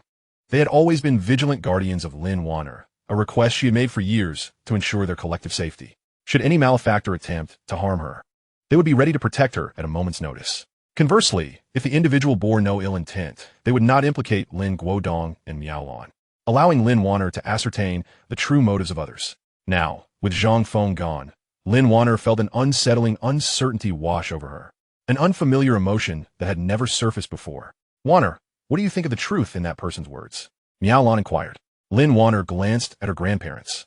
Aware they had long suspected Zhang Feng might be an enemy agent, given their esteemed status in the Lin family of Beijing, which could easily attract adversaries. Yet, if he were indeed a foe, his actions had been rather uncharacteristic. The more pressing matter was Lin Wanner's stance, for she had spent the most time with Zhang Feng and, despite her youth, had cultivated considerable insight over the years. Otherwise, she would not have chosen to leave the bustling city for rural life with her grandparents, nor would she have resorted to self-harm to alter her appearance. Lin Wanner observed the worried expressions on her grandparents' faces and, after a moment's pause, spoke. I cannot say for certain, but I feel she does not seem to be an enemy agent. Upon witnessing Lin Wanner's demeanor, both Lin Guodong and Miao Lan felt a flicker of contemplation in their hearts. This young girl had always been cautious in her actions, and for her to make such an uncharacteristically loose judgment about Zhang Feng, whom she had only recently met a few times, prompted them to refrain from further inquiries. They were also left with mixed emotions upon receiving the daily necessities Zhang Feng had sent, for to them, who had once erred and sought redemption, even the most mundane items from the countryside felt like extravagant luxuries, especially since they were confined to the barn and could not even venture into the marketplace. The fact that Zhang Feng was capable of such generosity spoke volumes about his thoughtfulness. As Lin Guodong and Miao Lan retired to their room to rest, Lin Wanner's mind was flooded with Zhang Feng's earlier words. Wang Ducheng had spoken ill of her, prompting Zhang Feng to intervene. This feeling of being protected planted a seed within Lin Wanner that was entirely different from her previous sentiments. After leaving the barn, Zhang Feng soon made his way up the mountain and entered his own space. Upon inspecting the condition of his fish pond, he then turned his attention to the various vegetable seeds he had sown. To his astonishment, the seeds he had scattered during the day had already begun to take root and sprout. The growth rate of crops in his space was exponentially faster than that in the outside world. Chapter 61, The Wedding Stage. Realizing this, Zhang Feng felt a surge of joy in his heart. This meant he would soon have an abundance of vegetables at his disposal, and within his space, he could cultivate whatever he wished without concern for seasonal changes or the fear of theft. It appeared his space held many functionalities yet undiscovered, and he resolved to continue his research diligently. As he contemplated these thoughts, he eventually laid down to rest. Just as he was about to succumb to sleep, he became acutely aware of a significant oversight. His space lacked a bed and bedding. Although the environment in his space was perpetually comfortable, he had previously overlooked this detail. Meanwhile, Lin Wanner had made efforts to ensure her room appeared as cozy as possible, even if it meant merely arranging some straw grass. In stark contrast, Zhang Feng's living conditions seemed rather neglectful. Crafting a bed and bedding would not pose an insurmountable challenge. Many possessions had been confiscated during his time of athletic training, and numerous families, struggling to make ends meet, had sold their old furniture at bargain prices. It was certainly not impossible to acquire quality furnishings from the county town. After all, the old landlords of the county were numerous, and even Blackwater Village had once been renowned for its affluent landowners. Now, the dilapidated estate of the former landlord still stood in Blackwater Village, though it had fallen into disrepair. In his previous life, that estate had also been seized later on. Yet, he had heard rumors that something valuable had been unearthed there, though he remained oblivious to the specifics. With these thoughts in mind, Zhang Feng hastened to sleep, for a splendid spectacle awaited him the following day. Indeed, it promised to be a grand affair. At this moment, the atmosphere was markedly less stringent than in prior years. As a result, whenever a family in the village celebrated weddings or births, they aspired to do so with great fanfare. For the Zhang family, who were nearly the most illustrious in all of Blackwater Village, the wedding of their eldest grandson was unfolding with a surprisingly modest demeanor. Many had speculated whether the Zhang family would host a lavish banquet or set up a stage for performances, But Zhang Youfu and his kin firmly declined such notions. What Zhang Youfu never anticipated was that, early that very morning, a somewhat renowned troupe had come to their doorstep, erecting a small stage and commencing their performance. Upon hearing the strains of opera, villagers began to spread the word, not only within their own community, but also reaching out to neighboring villages, for who among them lacked relatives in nearby locales. At that moment, Zhang Youfu stood at the door, his expression darkening with confusion. What was going on? Who had commissioned this small stage? Approaching to inquire, he was met with the troop leader's congratulations. As the words of celebration reached him, Zhang Youfu's face twitched uncontrollably. Just moments ago, he had speculated whether others in the village were holding festivities, but the demeanor of the troupe left no doubt that this performance was indeed for the Zhang family. It is often said that one should not strike a smiling face, especially when the visitors had come specifically to offer congratulations to the Zhang family. Though he was perplexed by the circumstances, he could not simply turn them away. To do so would risk offending the troupe, potentially dissuading them from returning to Blackwater Village and incurring the villagers' ire. He resolved to find out who had invited them and what had transpired. The troupe clearly had come to celebrate the Zhang family's joyous occasion.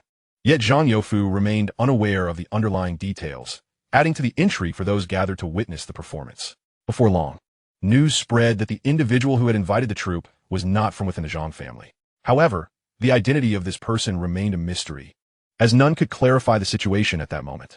Even those aware of the recent commotion involving the Zhang family hesitated to voice their suspicions, as they found it hard to believe that Zhang Feng would engage in such an act of bringing glory to the family.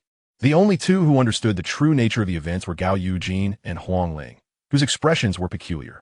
They too were eager to share the story with the others, but they realized that voicing it could potentially offend the Zhang family.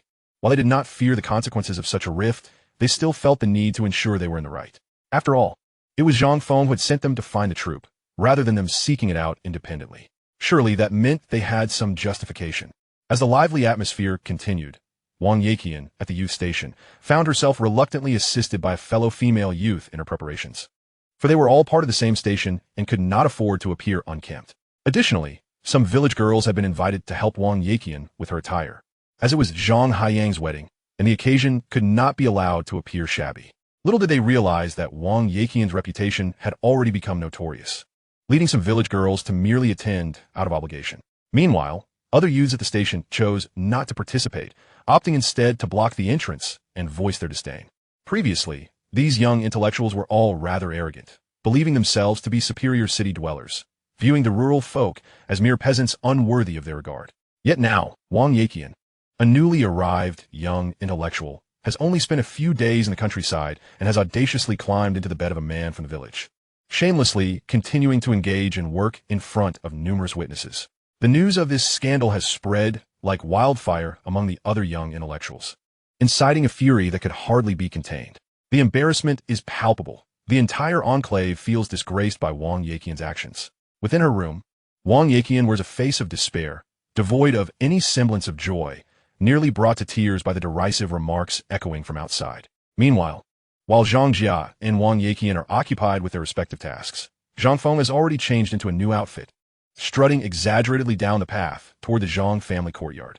Today, as festivities are not to be missed, especially since he has wild game to present. Chapter 62. Greetings, everyone. I have a few words to share. It must be said that Zhang Feng is in exceptionally high spirits today. He is genuinely pleased for the union of Zhang Haiyang and Wang Yiqian, even extending his blessings to the couple. Let this pair of scoundrels be bound for life. When Zhang Feng makes his entrance into the village, there are not many villagers around. Yet those who do see him are taken aback, as they are well aware of his contentious relationship with the Zhang family. The fact that he has descended from the mountains to attend Zhang Haiyang's wedding has piqued their curiosity. Many speculate that a spectacle is about to unfold. Before long, the news of Zhang Feng's descent and his approach to the Zhang family spreads throughout the village.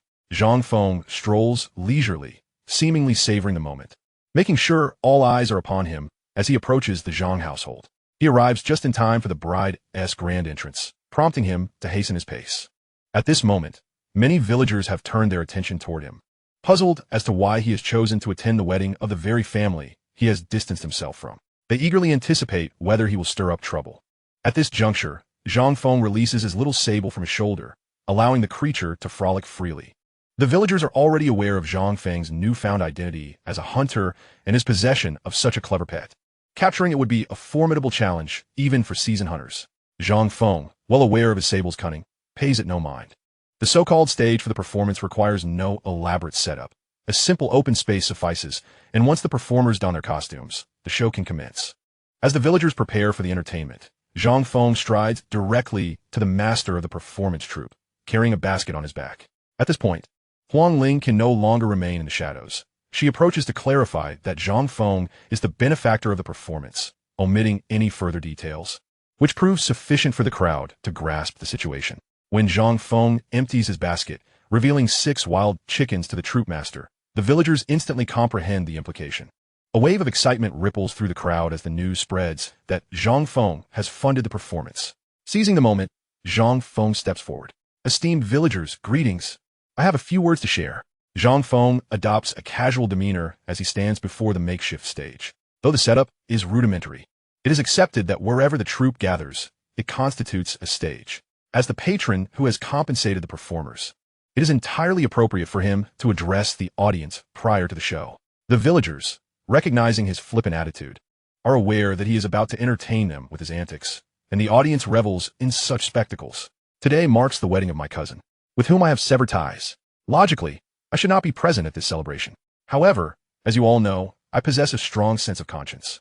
Unlike certain individuals who are consumed by deceit and mischief, they wallow in their own sordid affairs and yet seek to tarnish my reputation. Nevertheless, I am magnanimous, and today, I have invited this troupe to bring joy to our village. As Zhang Feng speaks, those in the know share hearty laughter, while some bewildered youths, misunderstanding his intent, applaud enthusiastically. Witnessing their fervor brings Zhang Feng even greater delight. The anticipation for the performance is not confined to the residents of Heishui village. Individuals from neighboring villages have gathered as well.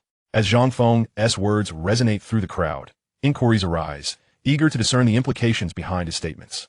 A single question leads to a cascade of revelations, igniting a fervor among the villagers. Recently, due to the machinations of others, I have encountered considerable trouble.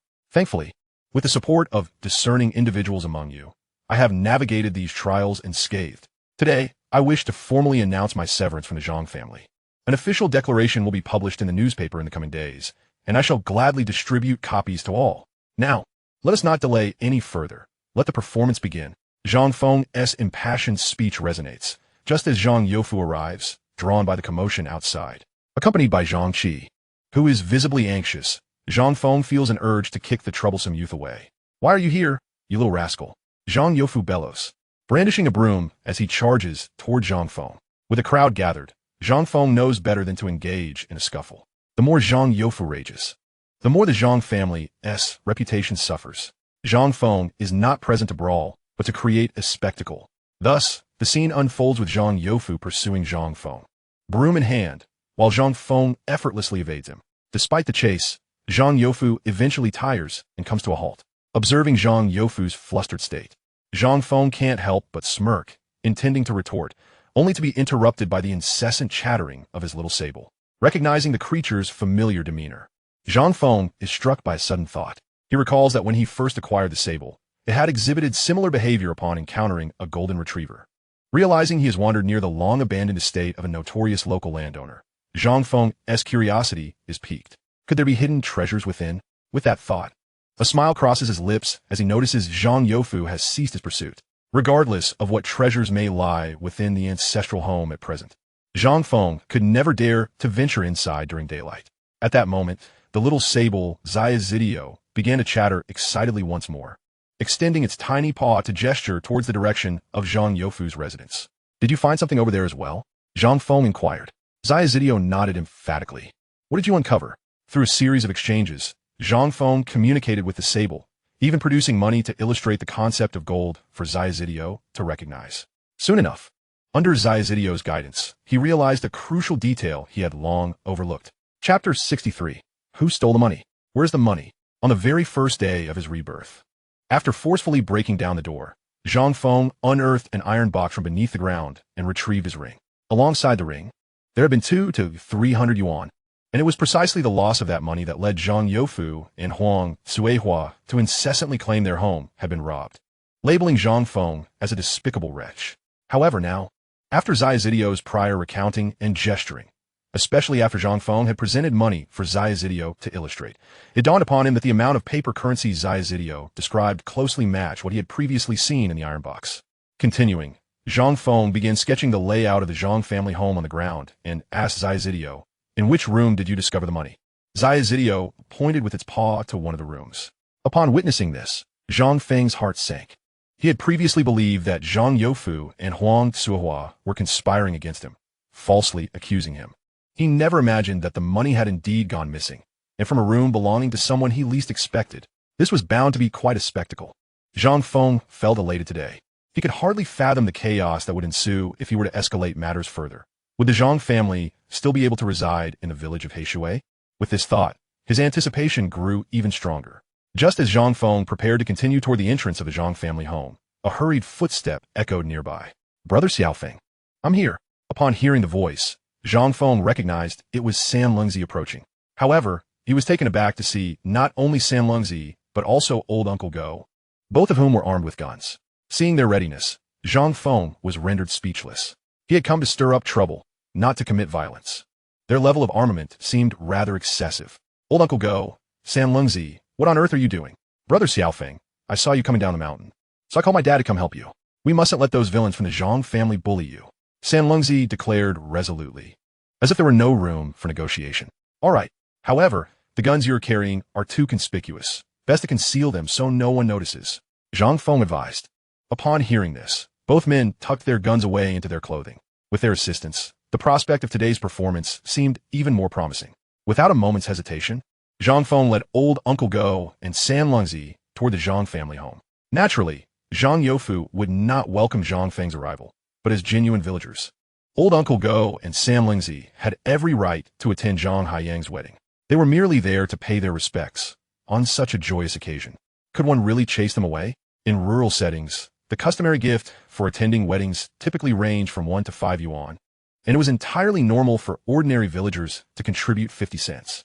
Some villagers, facing financial constraints, might even offer just 20 cents without anyone raising an eyebrow. Since old Uncle Go and San Lungzi were bringing money as their gift, there was no reason for the Zhang family to refuse them entry. As it happened, although the small stage was indeed arranged at the cost of 6 wild chickens, an expense Zhang Youfu was undoubtedly reluctant to bear, it did contribute to the festive atmosphere of the wedding ceremony. Moreover, since Zhang Feng had financed the performance, Zhang Youfu had no authority to dismiss anyone. With a crowd gathering outside to enjoy the show, should Zhang Youfu take action, he would surely incur the wrath of the masses. In this era, even the construction of a performance stage was not a matter to be taken lightly. Not just anyone could be invited to perform, nor could they simply take to the stage without the proper permissions. Thus, Zhang Feng sought out Huang Ling, in order to facilitate the event, required the endorsement of Gao Yujin, the leader of the 5th production team. Once that endorsement was secured, organizing the performance would pose no issues. However, given the characteristics of the current times, the performances would naturally focus on celebrating the state. Although such entertainment might seem rather monotonous, it represented a significant form of high-class amusement in the rural setting of the present day. Accompanied by old Uncle Go and the others, San Lungzi first presented a gift of 50 cents. They then spent a while observing the small stage performance. Zhang Feng had little interest in the stage entertainment of this era, but seeing the crowd gathered tightly together, he took a few moments to glance at the spectacle before spotting Xiao Godan in the throng. An idea suddenly struck him. Zhang Feng called out to Xiao Godan, who was particularly grateful to him for having saved him previously. "Xiao Godan, when the bride arrives, the room will be less crowded. Would you take a few friends to play hide-and-seek?" Zhang Feng smiled. Brother Xiao Feng, is that okay?" "Of course," Zhang Feng replied, patting his chest while handing him 10 pieces of fruit candy. "When you play hide-and-seek, make sure to give each of them a piece of candy. But remember, you can only play inside the Zhang family home. Can you do that?" "Yes, I can." "Good. Just remember, you mustn't tell anyone that I asked you to do this." Zhang Feng whispered confidentially in Xiao Godan's ear. "If you follow my instructions, when I bring you a rabbit tonight, I'll also give you a pack of white rabbit candy." Upon hearing white rabbit, Xiao Godan nodded vigorously. After all, white rabbit milk candy was far tastier than fruit candy. With his instructions complete, Zhang Feng once again mingled into the crowd. As for the money hidden in Zhang Qi's room, he had already arranged for Ziazideo to unearth it and place it in a conspicuous spot. Thus, after waiting for roughly an hour, the bride finally arrived. As everyone eagerly anticipated the arrival of the bride, naturally, They were also looking forward to the distribution of sweets and peanuts. At this moment, the performance on the small stage paused. It simply wouldn't do to overshadow the main event and disrupt the joyous occasion. As Wang Yaqian entered, a throng of children rushed forward to snatch up the candy. And amidst the celebratory atmosphere, Xiaogou Dan seized the opportunity to slip into Zhang Qi's room. Just as he peeked beneath the bed, he spotted a small black bag tucked away. Upon opening the bag, he was astonished to discover it filled with money. "Dad, Mom, I found a lot of money." Xiaogou Dan burst forth, accompanied by his friends, shouting excitedly. What had previously been a jubilant celebration turned into a frenzy as the crowd turned to look at Xiaogou Dan, initially assuming it was merely a child's prank. However, upon seeing the large handful of bills he held, it quickly incited a commotion among the onlookers. "Oh dear, my money!" Huang Cuihua exclaimed as she rushed over. "You little rascal, did you steal my money?" She accused Xiaogou Dan without a moment's hesitation. Chapter 64. The stolen money reappears. As the elderly Huang Cuihua unleashed her vitriol upon the little dog Dan, the expression on Gao Youjin's face darkened considerably amidst the crowd. Just as Huang Cuihua was about to strike the small creature, Huang Ling darted forward with remarkable speed, swiftly intercepting the old woman's outstretched hand. "What do you think you're doing?" Huang Ling was renowned for her fierce protectiveness, and given that little dog Dan had nearly drowned in the river just 2 days prior, she had developed a profound affection for him in that short span. Now, with Dan clutching a handful of money, Huang Cuihua's intention to slap him was something Huang Ling could not abide. At this moment, Gao Youjin also stepped forward, preventing Huang Cuihua from proceeding with her aggression. "You all witnessed it. Your son stole my money. It's only right that I punish him."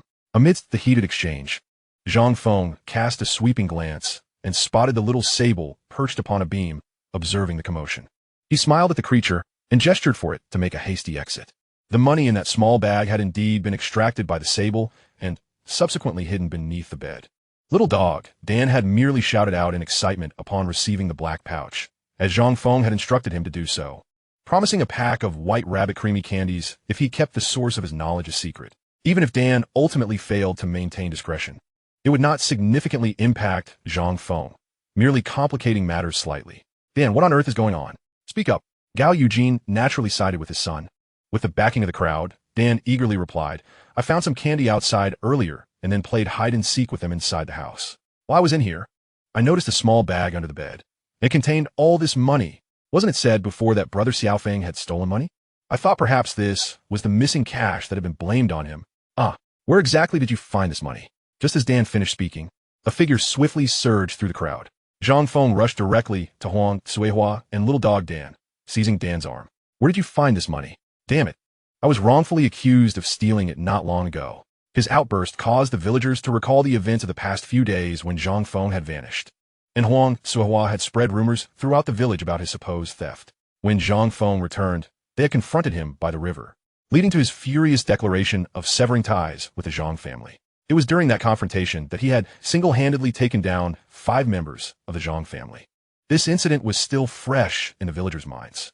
At that time, the village head, Gao Dachuan, had mediated the situation, while Huang Cuihua and Zhang Youfu vociferously accused Zhang Feng of being a thief.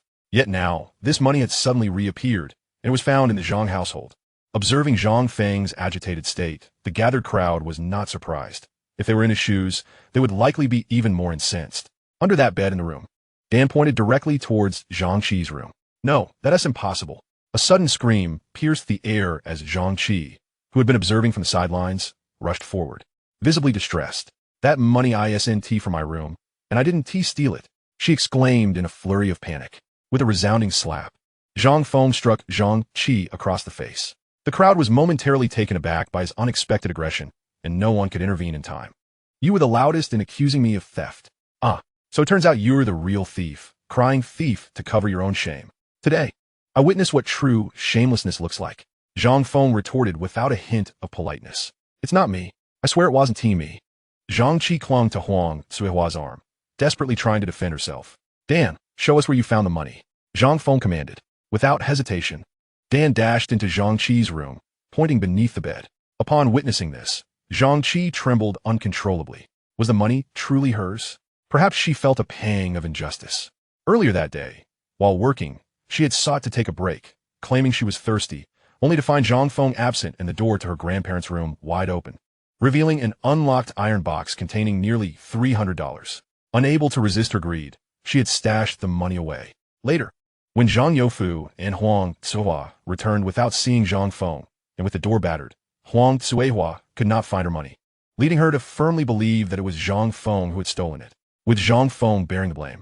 Zhang Qi felt justified in hiding the cash beneath the bricks under her bed. Little did she expect that on this joyous occasion for Zhang Haiyang, her hiding spot would be unearthed. Regret and resentment filled her heart.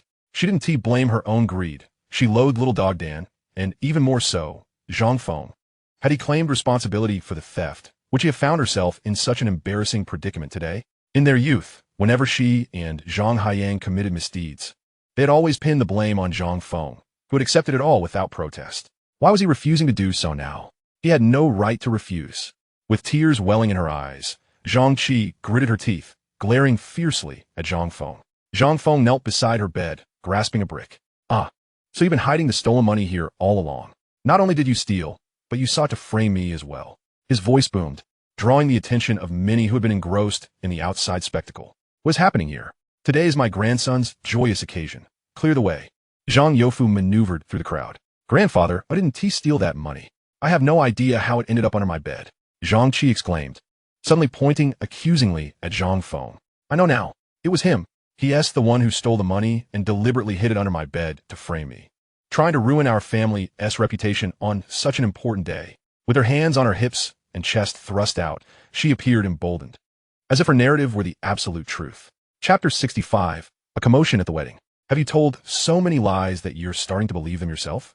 Zhang Feng scoffed, regarding Zhang Qi as if she were a fool. "Since leaving the Zhang family, aside from the other day when you all tried to ensnare me into returning, when have I ever set foot in the Zhang household? During this time, the Zhang home has been bustling with visitors. Would I even have had the chance to steal? Furthermore, you're the one who locks your room most diligently. Tell me, how would I have gained access?" He spoke with disdain. Those present, provided they were not fools, began to piece together the unfolding drama.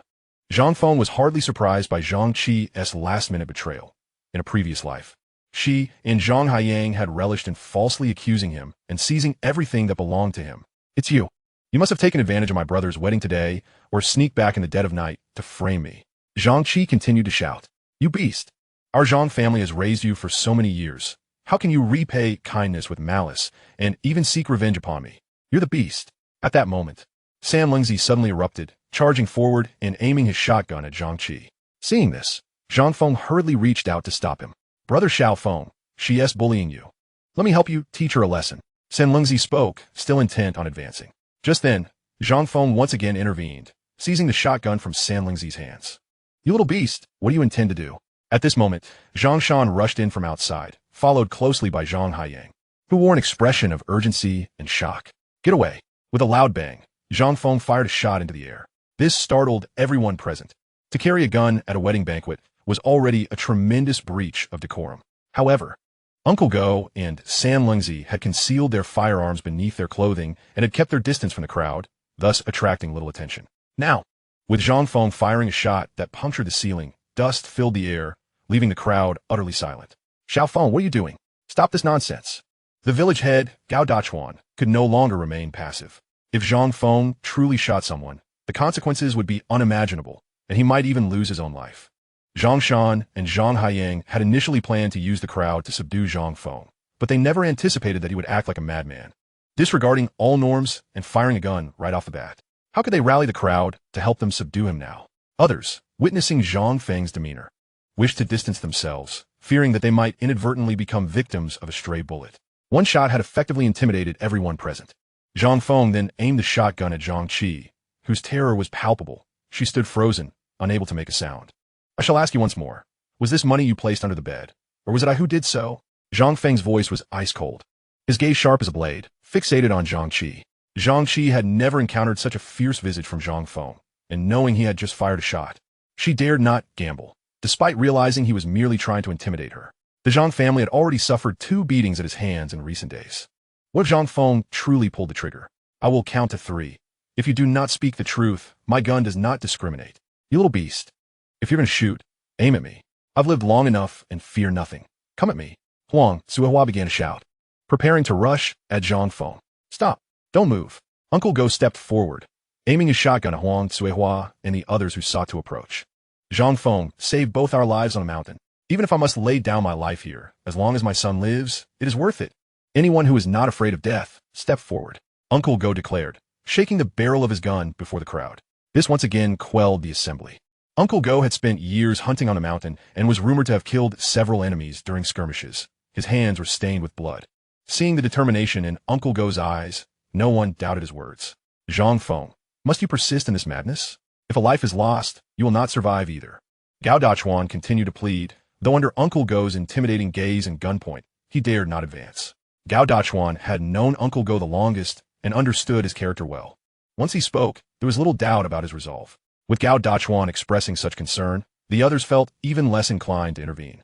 Village head, it's not that I don't respect you. The stolen money is right here.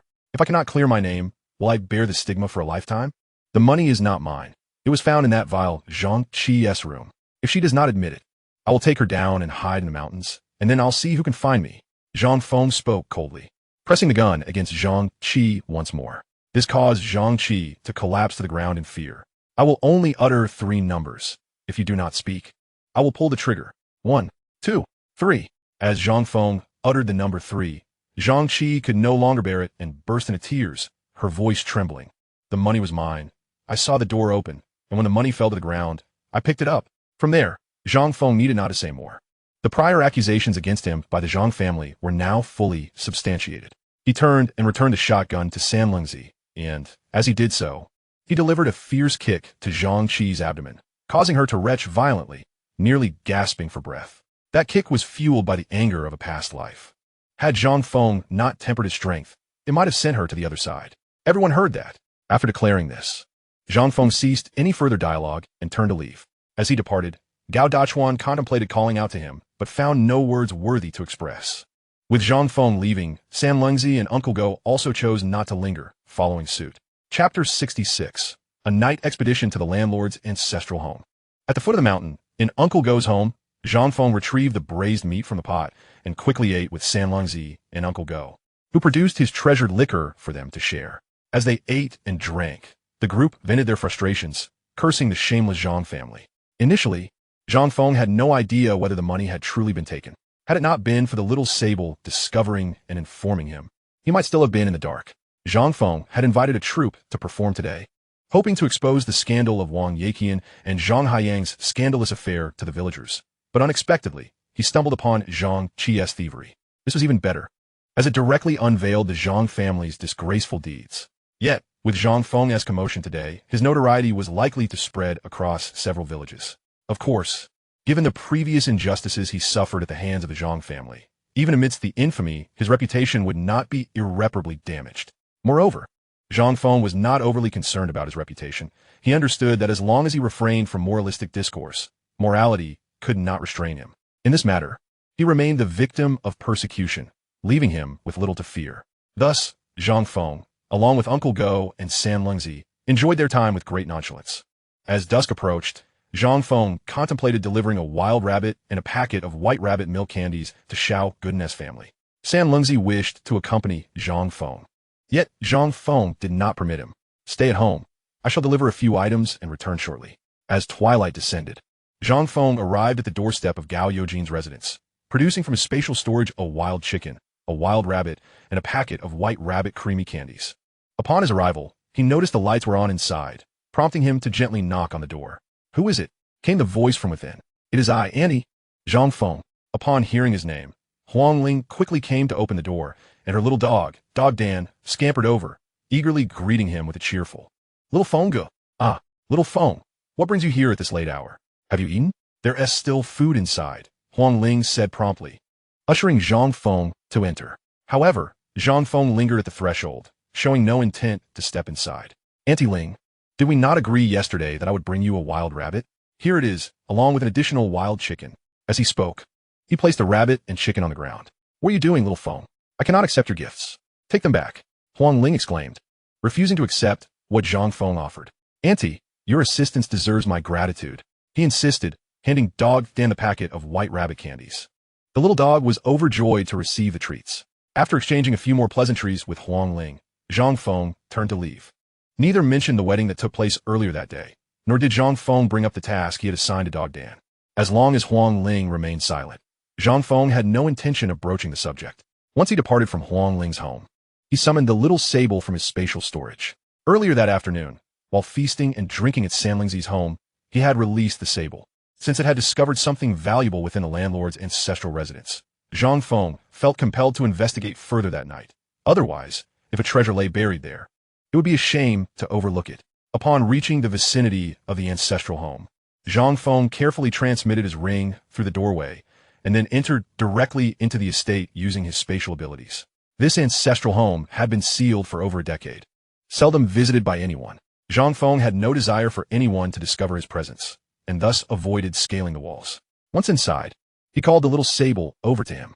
Lead the way. The sable chirped a few times before dashing ahead. The entire ancestral home was shrouded in darkness, and as Zhang Feng ventured further in, he felt an unsettling chill.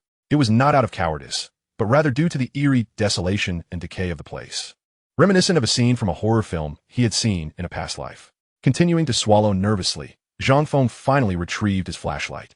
Lighting candles would reduce the risk of detection, yet he dared not do so. Soon, the sable halted before a dilapidated room. Are you suggesting we enter? Zhang Feng inquired. The sable nodded vigorously. Though uncertain of what the sable had discovered, it was clear it was significant, likely surpassing their prior finds at the black market. Gritting his teeth, Zhang Feng followed the sable inside. During daylight, he would never have dared to enter alone, fearing detection. Following the sable further into the room, the dust-covered interior appeared even more sinister. Zhang Feng called out a few times, and the sable popped its head out. In the darkness, the beam of his flashlight illuminated the sable's eyes, which glimmered in the shadows, causing Zhang Feng's heart to skip a beat. By heaven, this place is truly haunted, he muttered. The sable continued to lead him deeper, eventually stopping at a wall behind a pile of discarded furniture. Are you telling me to break down this wall? Zhang Feng asked. The sable shook its head, urging him forward instead. After much effort, Zhang Feng cleared the debris and discovered that the floor beneath the wall was made of stone slabs. The sable had already nudged one slab aside, revealing a small hole akin to a mouse's den. Seeing this, Zhang Feng's lips twitched with disbelief. Are you certain it's down there? The sable nodded affirmatively. What was the space like below? Zhang Feng pressed on. Once informed that the underground space was ample, an idea struck him. He handed his ring to the sable, instructing, hold this in your mouth. When you get inside, chirp 3 times, understood? In less than 2 minutes, Zhang Feng heard a faint series of chirps. His enhanced senses, bolstered by spatial essence and spirit wine, allowed him to perceive the sounds clearly. Otherwise, even in the depths of night, he might have missed the sable's calls. Stepping into his spatial realm, he immediately arrived at the location of the ring. Upon entry, he shone his flashlight around, quickly locating the sable. Come here, Zhang Feng said, retrieving the ring from the sable's mouth before scanning the area. Before long, his eyes fell upon several large chests, all covered in dust. Using a cloth to shield his mouth and nose, Zhang Feng approached the nearest chest. Upon opening it, he was nearly blinded by the gleaming gold within, an entire chest filled with gold ingots. He estimated there were at least 100 pounds. In an instant, his heart raced with exhilaration. He was about to strike it rich. Each ingot weighed 2 taels, and there appeared to be 500 or 600 of them. And that was merely one chest. Opening the adjacent chests, he found one identical to the first, filled with gold ingots, while the second contained larger 10-tael ingots, over 100 of them. Another chest was packed with silver ingots, which were larger and solid, unlike the hollow gold ingots, totaling several hundred pounds. Feeling breathless, Zhang Feng glanced around. There were 10 chests of the same size, yet he had only opened 3. Continuing to unlock the remaining 7 chests, he discovered 5 filled with exquisite jewelry and silver ornaments, while the last 2 contained ancient texts and priceless artworks. Although Zhang Feng possessed little knowledge of antiques, he had no doubt these were treasures of great worth. With a grand gesture, he summoned all 10 large chests into his spatial realm. As soon as the items entered the space, Zhang Feng promptly opened all 10 boxes. The moment he lifted the lids, he observed with astonishment that the treasures of gold, silver, and jewelry previously contained within those boxes began to vanish at a visible pace, while the last 2 wooden boxes filled with ancient texts and antique paintings remained utterly undisturbed. It appeared that his space had a preference solely for precious metals and jewels, showing no interest whatsoever in the ancient manuscripts and artworks. This time, the little purple Martin had truly accomplished a remarkable feat.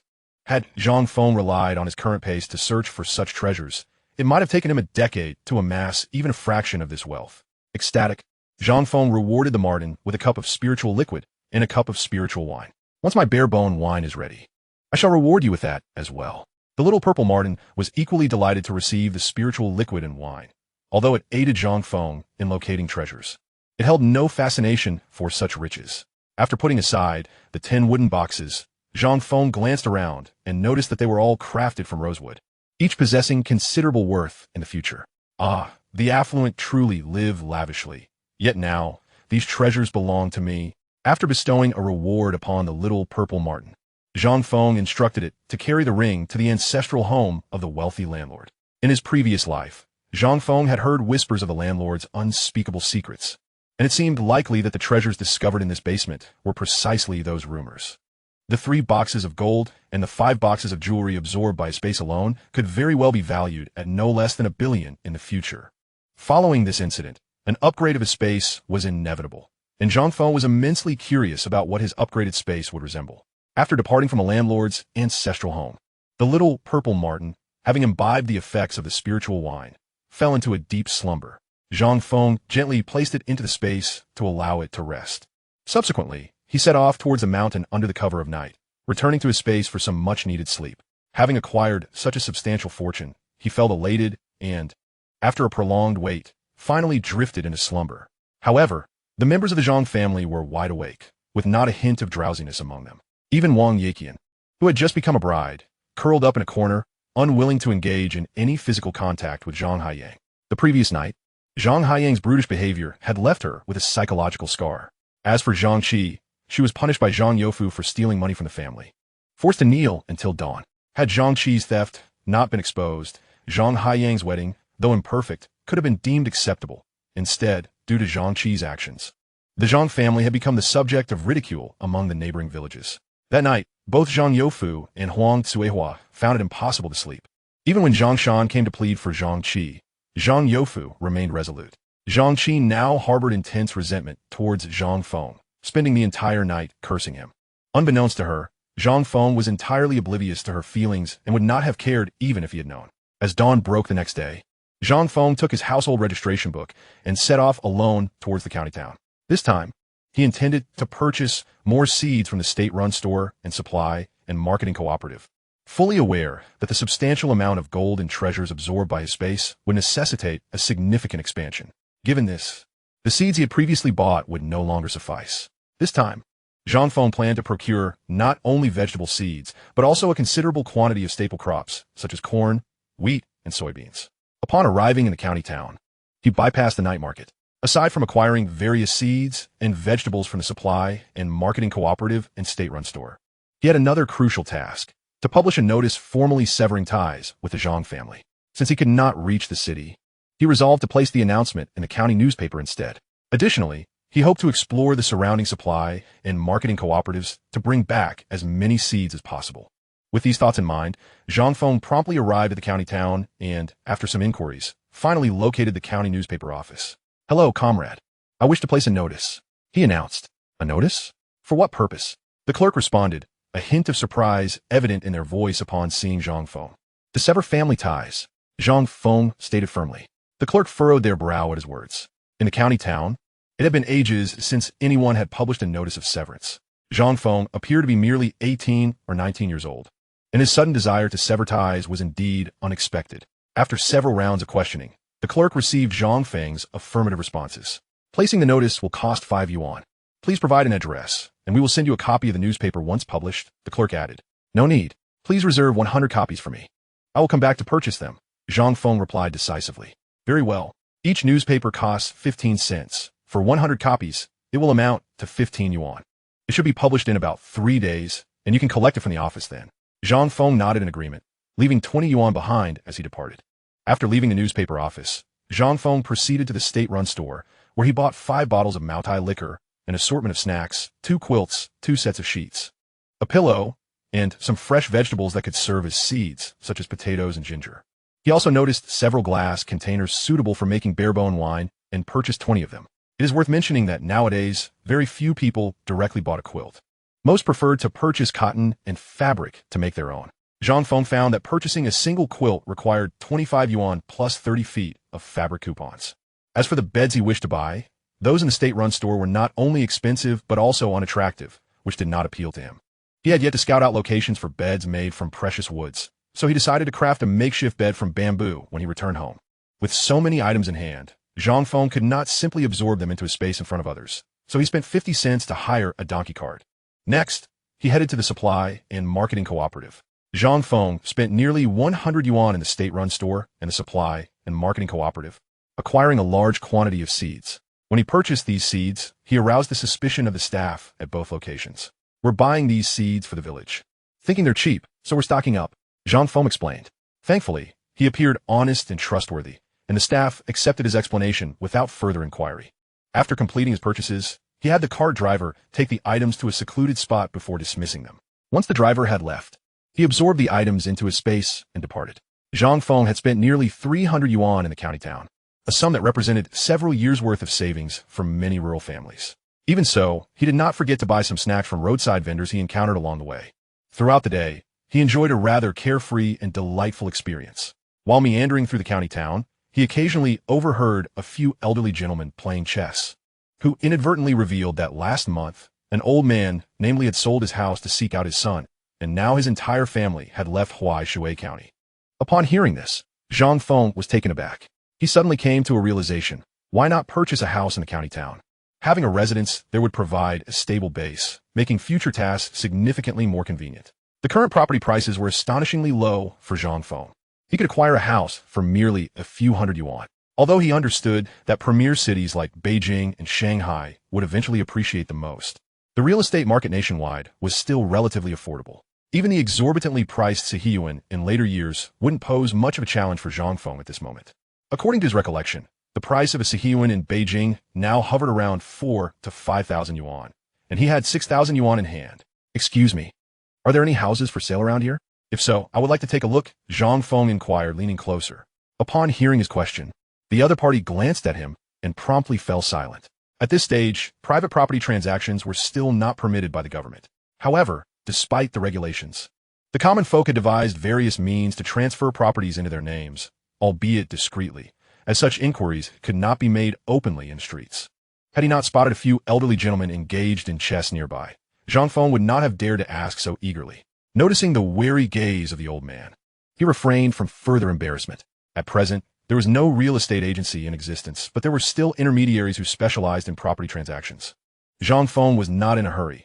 By the time he returned to Shui village from the county town, it was already afternoon.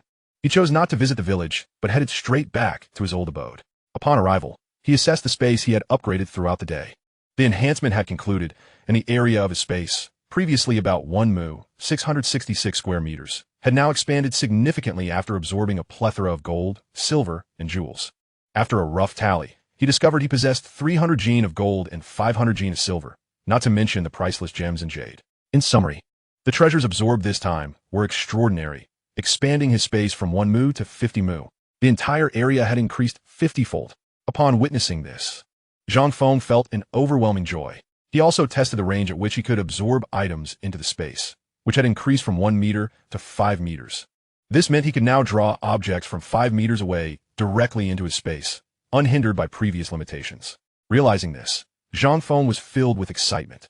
As he continued to examine his space, he noted that the pools of spiritual liquid and spiritual wine had also grown considerably, their capacities more than doubling. Moreover, within the 50 mu space, 2 mu were designated as lakes, and 3 mu remained as tranquil areas. The previously small stream had expanded by 13 times. Without hesitation, Zhang Feng planted all the newly acquired vegetables and seeds. Initially worried about insufficient seeds, it now appeared that he had just the right amount, with no waste. In the 2 mu lake, he had raised 1,200 jin of fish, and now, with the enlarged lake, it could easily accommodate over 10,000 jin. For the remaining 45 mu, he planned to dedicate 20 mu to crops like wheat, soybeans, and peanuts, while the other 25 mu would be divided into 15 mu for growing snow vegetables and the remaining 10 mu, 3 for various spices and 5 for assorted vegetables, leaving 2 mu for fruit trees.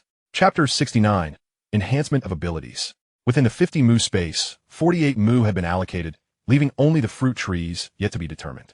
Zhang Feng was not anxious. mainly because he could not find fruit trees at the moment, but he knew this area would remain available. The other spaces were ample enough to accommodate his needs. To acquire fruit trees, he would rely on luck or inquire about vendors selling saplings. He was confident he would eventually find them. With such thoughts, Zhang Feng felt an immense sense of satisfaction. Now that his space had grown to this extent, as long as he could cultivate these vegetables, even without hunting, he would undoubtedly secure a life of abundance, potentially becoming a local magnate. Little Martin, go find a spot to make your nest, Zhang Feng said with a smile, generously allowing the little Martin to choose a place in his space. The little creature joyfully set off to find its new home, while Zhang Feng continued to wander through his space. For Zhang Feng, the expansion of his space and the enhancement of his abilities were exhilarating. As he probed his physical capabilities, he distinctly felt his strength had been further amplified by the upgrades. His physical prowess was now estimated to have increased 30-fold. It was worth noting that when Zhang Feng had first awakened his space, the assistance from the spiritual liquid and wine had only elevated his physique 10-fold. Now, having surged to 30-fold, his senses and instincts had dramatically sharpened. He even felt an impulsive urge to challenge the mountain deity tiger purely in a test of physical strength. Of course, this was merely a fleeting impulse. He wished to live many more years.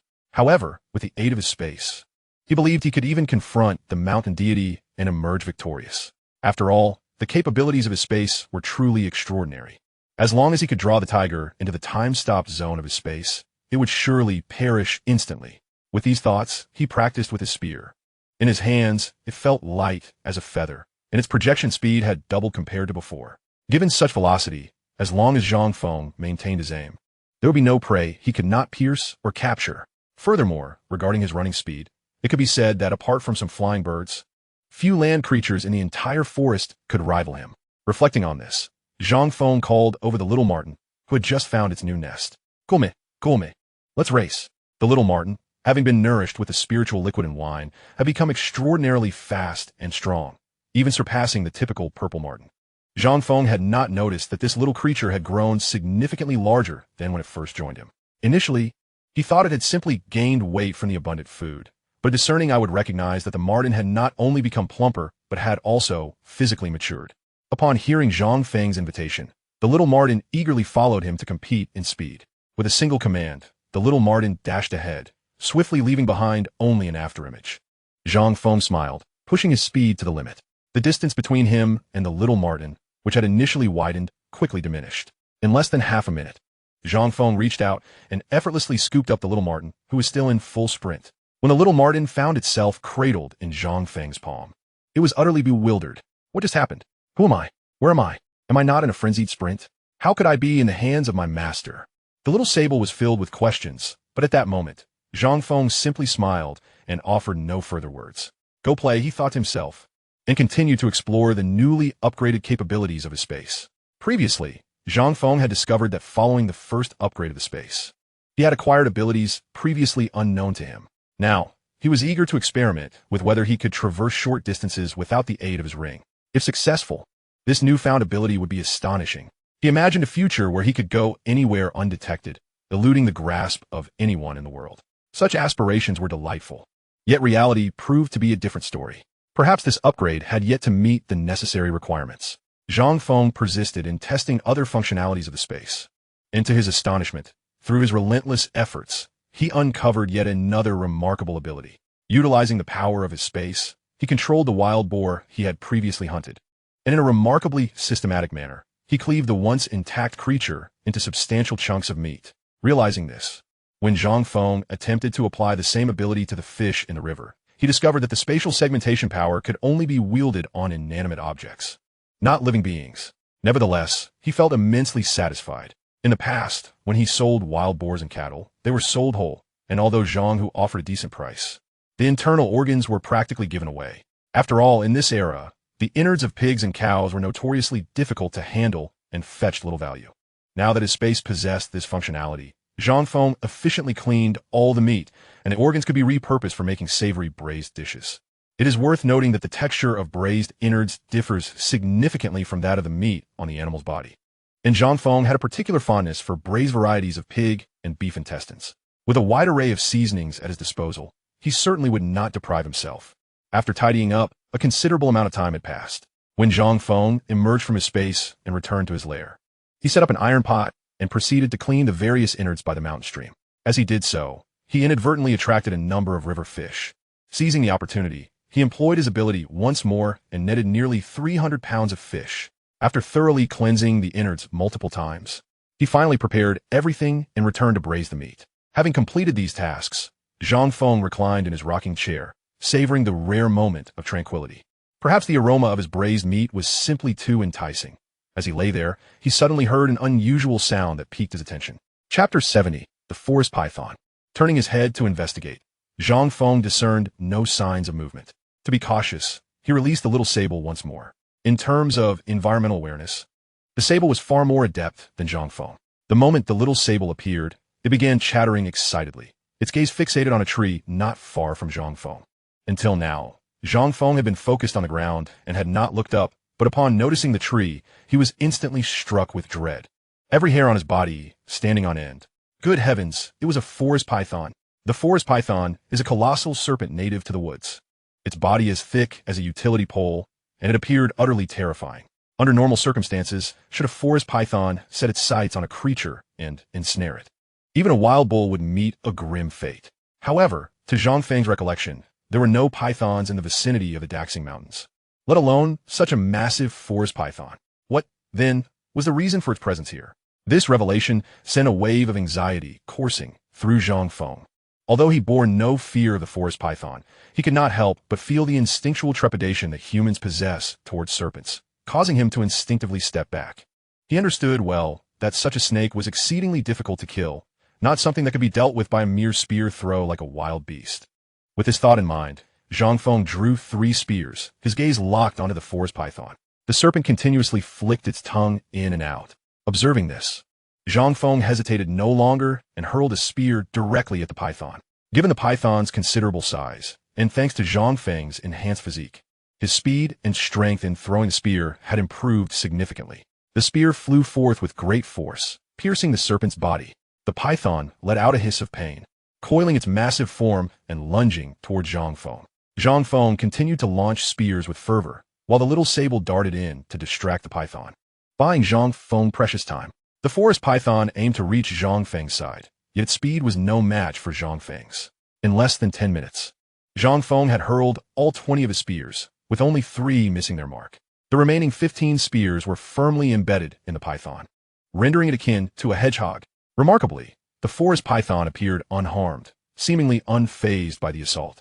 Initially drawn by the enticing aroma of Zhang Feng's braised food, it now had no desire to linger here any longer. If it could, it would prefer to flee quickly or wished it had never appeared in this place at all. As the forest python attempted to escape, it broke several of the spears lodged in its body. Seeing this, Zhang Feng rushed forward, swiftly collecting the 3 spears from the ground before charging towards the python. Zhang Feng's speed was already remarkable, and with the significant damage inflicted upon the python, it could not match his pace.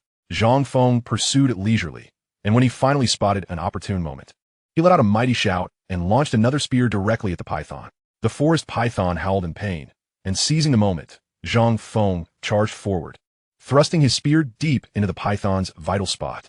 The python emitted a chilling cry, and in an instant, Zhang Feng leaped off its body, swiftly retreating 3 meters away.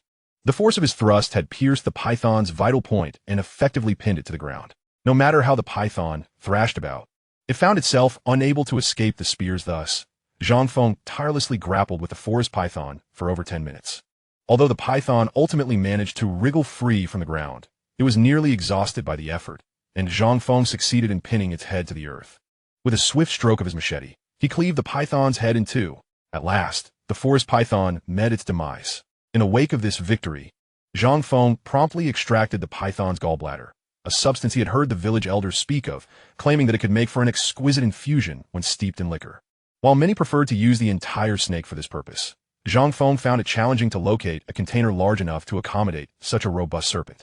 As for selling the python's flesh in the county town, Zhang Feng shook his head. It was best to avoid that notion. Even in the village, not everyone would dare to consume it. After removing the gallbladder, Zhang Feng pondered for a moment before deciding to store the entire python in his spatial pocket. He would return home to prepare braised meat and contemplate further plans. Upon returning, Zhang Feng enjoyed a delightful meal of braised meat alongside steamed buns. His appetite had grown, but so had his culinary creations. Reflecting on this, he ventured out to chop 2 more bamboo stalks, crafting 5 bamboo tube lunchboxes. He then placed the remaining braised meat into these containers and stored them in his spatial pocket.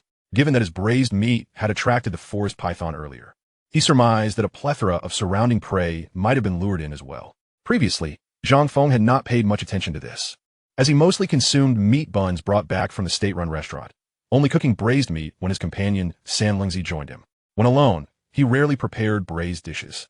But considering the current circumstances, he resolved to make more in the future. This way, he would not need to venture out in search of prey. Rather, he could wait for it to come to him at home. The thought filled Zhang Feng with delight. This little venture was truly splendid. For 3 days, Zhang Feng waited, during which he grew somewhat lethargic. Although he had been hunting in the forest, his excursions were limited. In this span, the little Marten had discovered 4 other mountain streams teeming with fish, while Zhang Feng's primary task was fishing. His efforts bore fruit. Over 3 days, he caught approximately 5,000 fish, depleting over 90% of the fish in the 2 streams. Moreover, in recent days, his traps yielded a commendable harvest, netting 20 wild chickens, 2 flying dragons, and 10 wild rabbits. Since his spatial pocket could now accommodate living creatures, Zhang Feng stored 12 unharmed wild chickens, 1 flying dragon, and 6 wild rabbits for nurturing, envisioning that once they multiplied, he would no longer need to concern himself with such small prey. As for the severely injured animals, he had no intention of selling them. They were all reserved for his own consumption. This evening marked the time Zhang Feng had arranged to deliver his catch to Zhang Hu, and he eagerly anticipated the transaction. It wasn't merely about the profit. Wandering through the black market would also provide a welcome distraction from his mundane existence. Taking stock of his current haul, Zhang Feng decided to bring along the 2 elk, 3 wolves, a wild boar, and a bison he had previously hunted, while reserving the black bear for his own use. Perhaps he would sell the bear at a later date for a handsome price. After all, rarity commands a premium. All his prey had been meticulously prepared in advance. He retained some animal entrails for his braised dishes, while the remainder was left at his lair, simmering daily to attract further prey. Although he had not captured more medium to large game, his current bounty was more than sufficient. That afternoon, Zhang Feng was packing his belongings to leave when suddenly, the little Marten dashed back, chattering excitedly. Upon seeing its demeanor, Zhang Feng knew something was amiss. His heart raced as he began searching the surroundings, and within 2 minutes, he spotted his target. When a small creature appeared before him, Zhang Feng was momentarily taken aback. Initially, he had thought he had attracted larger game, but to his surprise, it was a musk deer or a fragrant deer. This creature was not large. It resembled a diminutive roe deer. However, upon seeing it, Zhang Feng wasted no time and lunged forward. This creature had to be captured, not because its meat was particularly delectable, but because the musk deer was exceedingly valuable. Zhang Feng immediately recognized it as a male. Male musk deer possess musk, which is worth more than gold. Zhang Feng preferred to refer to the musk deer as moving gold. In the black market, a male musk deer could fetch at least 1,000 yuan. Yet, musk deer are inherently cunning and prefer uninhabited areas, making encounters with them exceedingly rare. Who would have thought that this one would venture into his lair? Whether it was drawn by the aroma of his cooking or merely curious about its source, Zhang Feng did not know. After all, musk deer are herbivores. Regardless, he sprinted forward. Although the musk deer was swift, it was no match for Zhang Feng. As he drew his spear, ready to strike, a thought crossed his mind. Perhaps it would be better to keep this creature alive. Allowing it to breed and produce a multitude of offspring could yield immense wealth. If he were to cultivate a population of musk deer, he would need to find some female deer to accompany this male. Yet there was no rush. As long as they existed in the forest, Zhang Feng was confident he could locate them. While contemplating this, he had already dashed in front of the male musk deer, which had thrived in the forest due to its agility and speed. However, here, its agility and speed were rendered ineffective against Zhang Feng. As the musk deer sprinted, it also had to evade the marten's incessant pestering. Just as it prepared to make a turn, a figure suddenly appeared before it. In the blink of an eye, under the astonished gaze of the musk deer, the shadow flashed by, and as it lunged forward, it stumbled to the ground. What was happening? Where was this? The musk deer was utterly perplexed, unable to comprehend its surroundings. After Zhang Feng secured the musk deer in his spatial pocket, he paid it no further mind. Within his spatial realm, the spirit liquor pool and spirit liquid pool were the core areas. Even without Zhang Feng's control, no living creature could approach them, something he had known all along. As for the multitude of vegetables cultivated in his space, even the incursions of small creatures such as fragrant deer and wild rabbits could scarcely consume a fraction of them. in just a brief span of 4 to 5 days. Some fast-growing vegetables had reached maturity, yet Zhang Feng had not paid particularly close attention to them during this time and remained uncertain about their precise ripening. It seemed imperative for him to observe more diligently and to reconsider his plans. With a mere thought, he harvested all the vegetables, subsequently separating their seeds. Lacking significant experience in cultivation from his previous life, he did not deliberate extensively and directly sowed the seeds into the soil. Having completed these tasks, Zhang Feng wasted no further time and set forth towards the city. Even with Zhang Feng's current speed, it took him an hour and a half to meander to the county town. It was still early, and he had no desire to sprint like a madman. Upon arrival, he made his way to the black market. When a rough-voiced, lanky man spotted Zhang Feng, a broad smile lit up his face. Having conducted 2 transactions previously, they now regarded Zhang Feng as one of their own. Brother Daniel, I shall take you to meet Brother Hu. Excellent. Soon, Zhang Feng found himself back in the familiar courtyard. Aware of Zhang Feng's arrival, Zhang Hu was equally delighted, emerging from his room to greet him directly in the courtyard. Brother Daniel, I missed you terribly this week, you god of wealth. Zhang Hu exclaimed, enveloping Zhang Feng in a bear hug. It appeared that the meat Zhang Feng had provided him last time had indeed netted him considerable profits. Chapter 72. Help me acquire some goods. Seeing Zhang Hu's exuberant demeanor, Zhang Feng was not particularly taken aback. Before Zhang Feng could inquire, Zhang Hu began speaking animatedly. And it soon became clear to Zhang Feng that in the realm of black markets, one could only thrive when their goods surpassed those available elsewhere. Thanks to Zhang Feng's provision of meat, Zhang Hu's black market had utterly eclipsed his competitors, earning him over 2,000 yuan in just a week.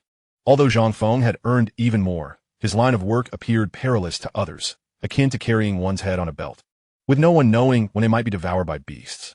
In contrast, while Zhang Hu's black market held its dangers, as long as they exercised caution and had protection from above, the risks were relatively minimal. Brother Hu, I brought some substantial goods this time.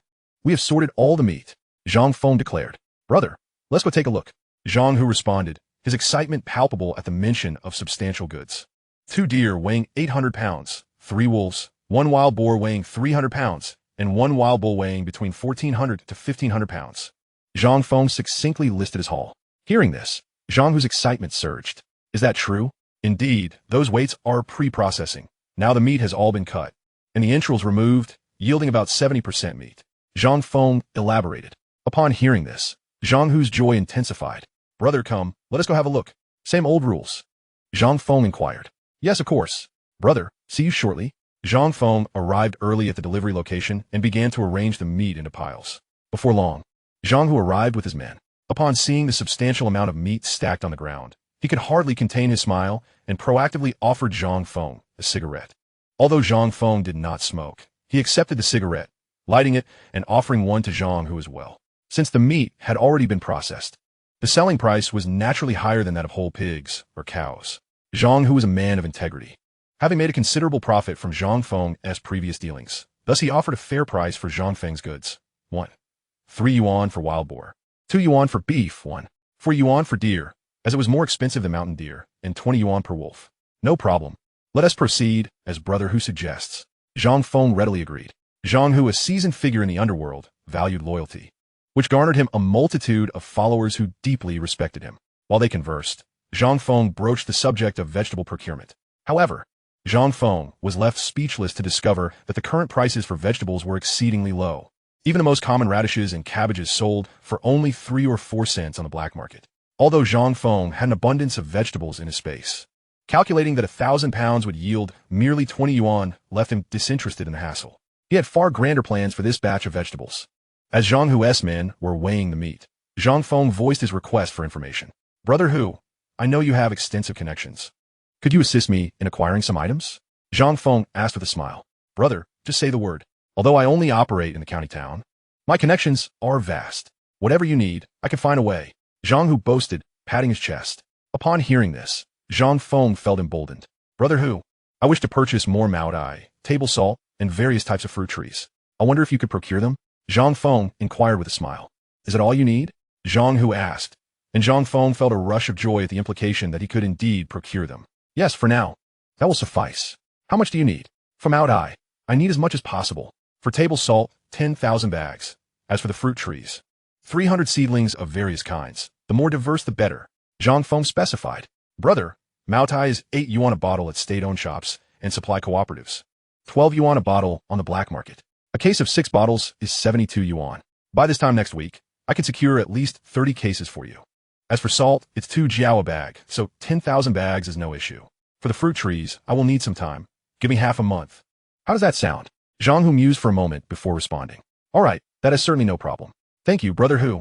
Zhang Feng replied gratefully. Between brothers, there is no need for such formalities. Hey, Brother Hu, since we're on the topic, I have a small favor to ask. Could you introduce someone to help me find a courtyard in the county town? I wish to purchase it outright. In the future, we could conduct transactions there, alleviating some of the troubles here. I also fear that lingering too long might attract undesirable attention. Zhang Feng continued. Acquiring property in the county town without a trustworthy intermediary could prove exceedingly difficult, as such matters necessitate reliable contacts. Otherwise, sellers would be reluctant to proceed. Buying a courtyard? Ha!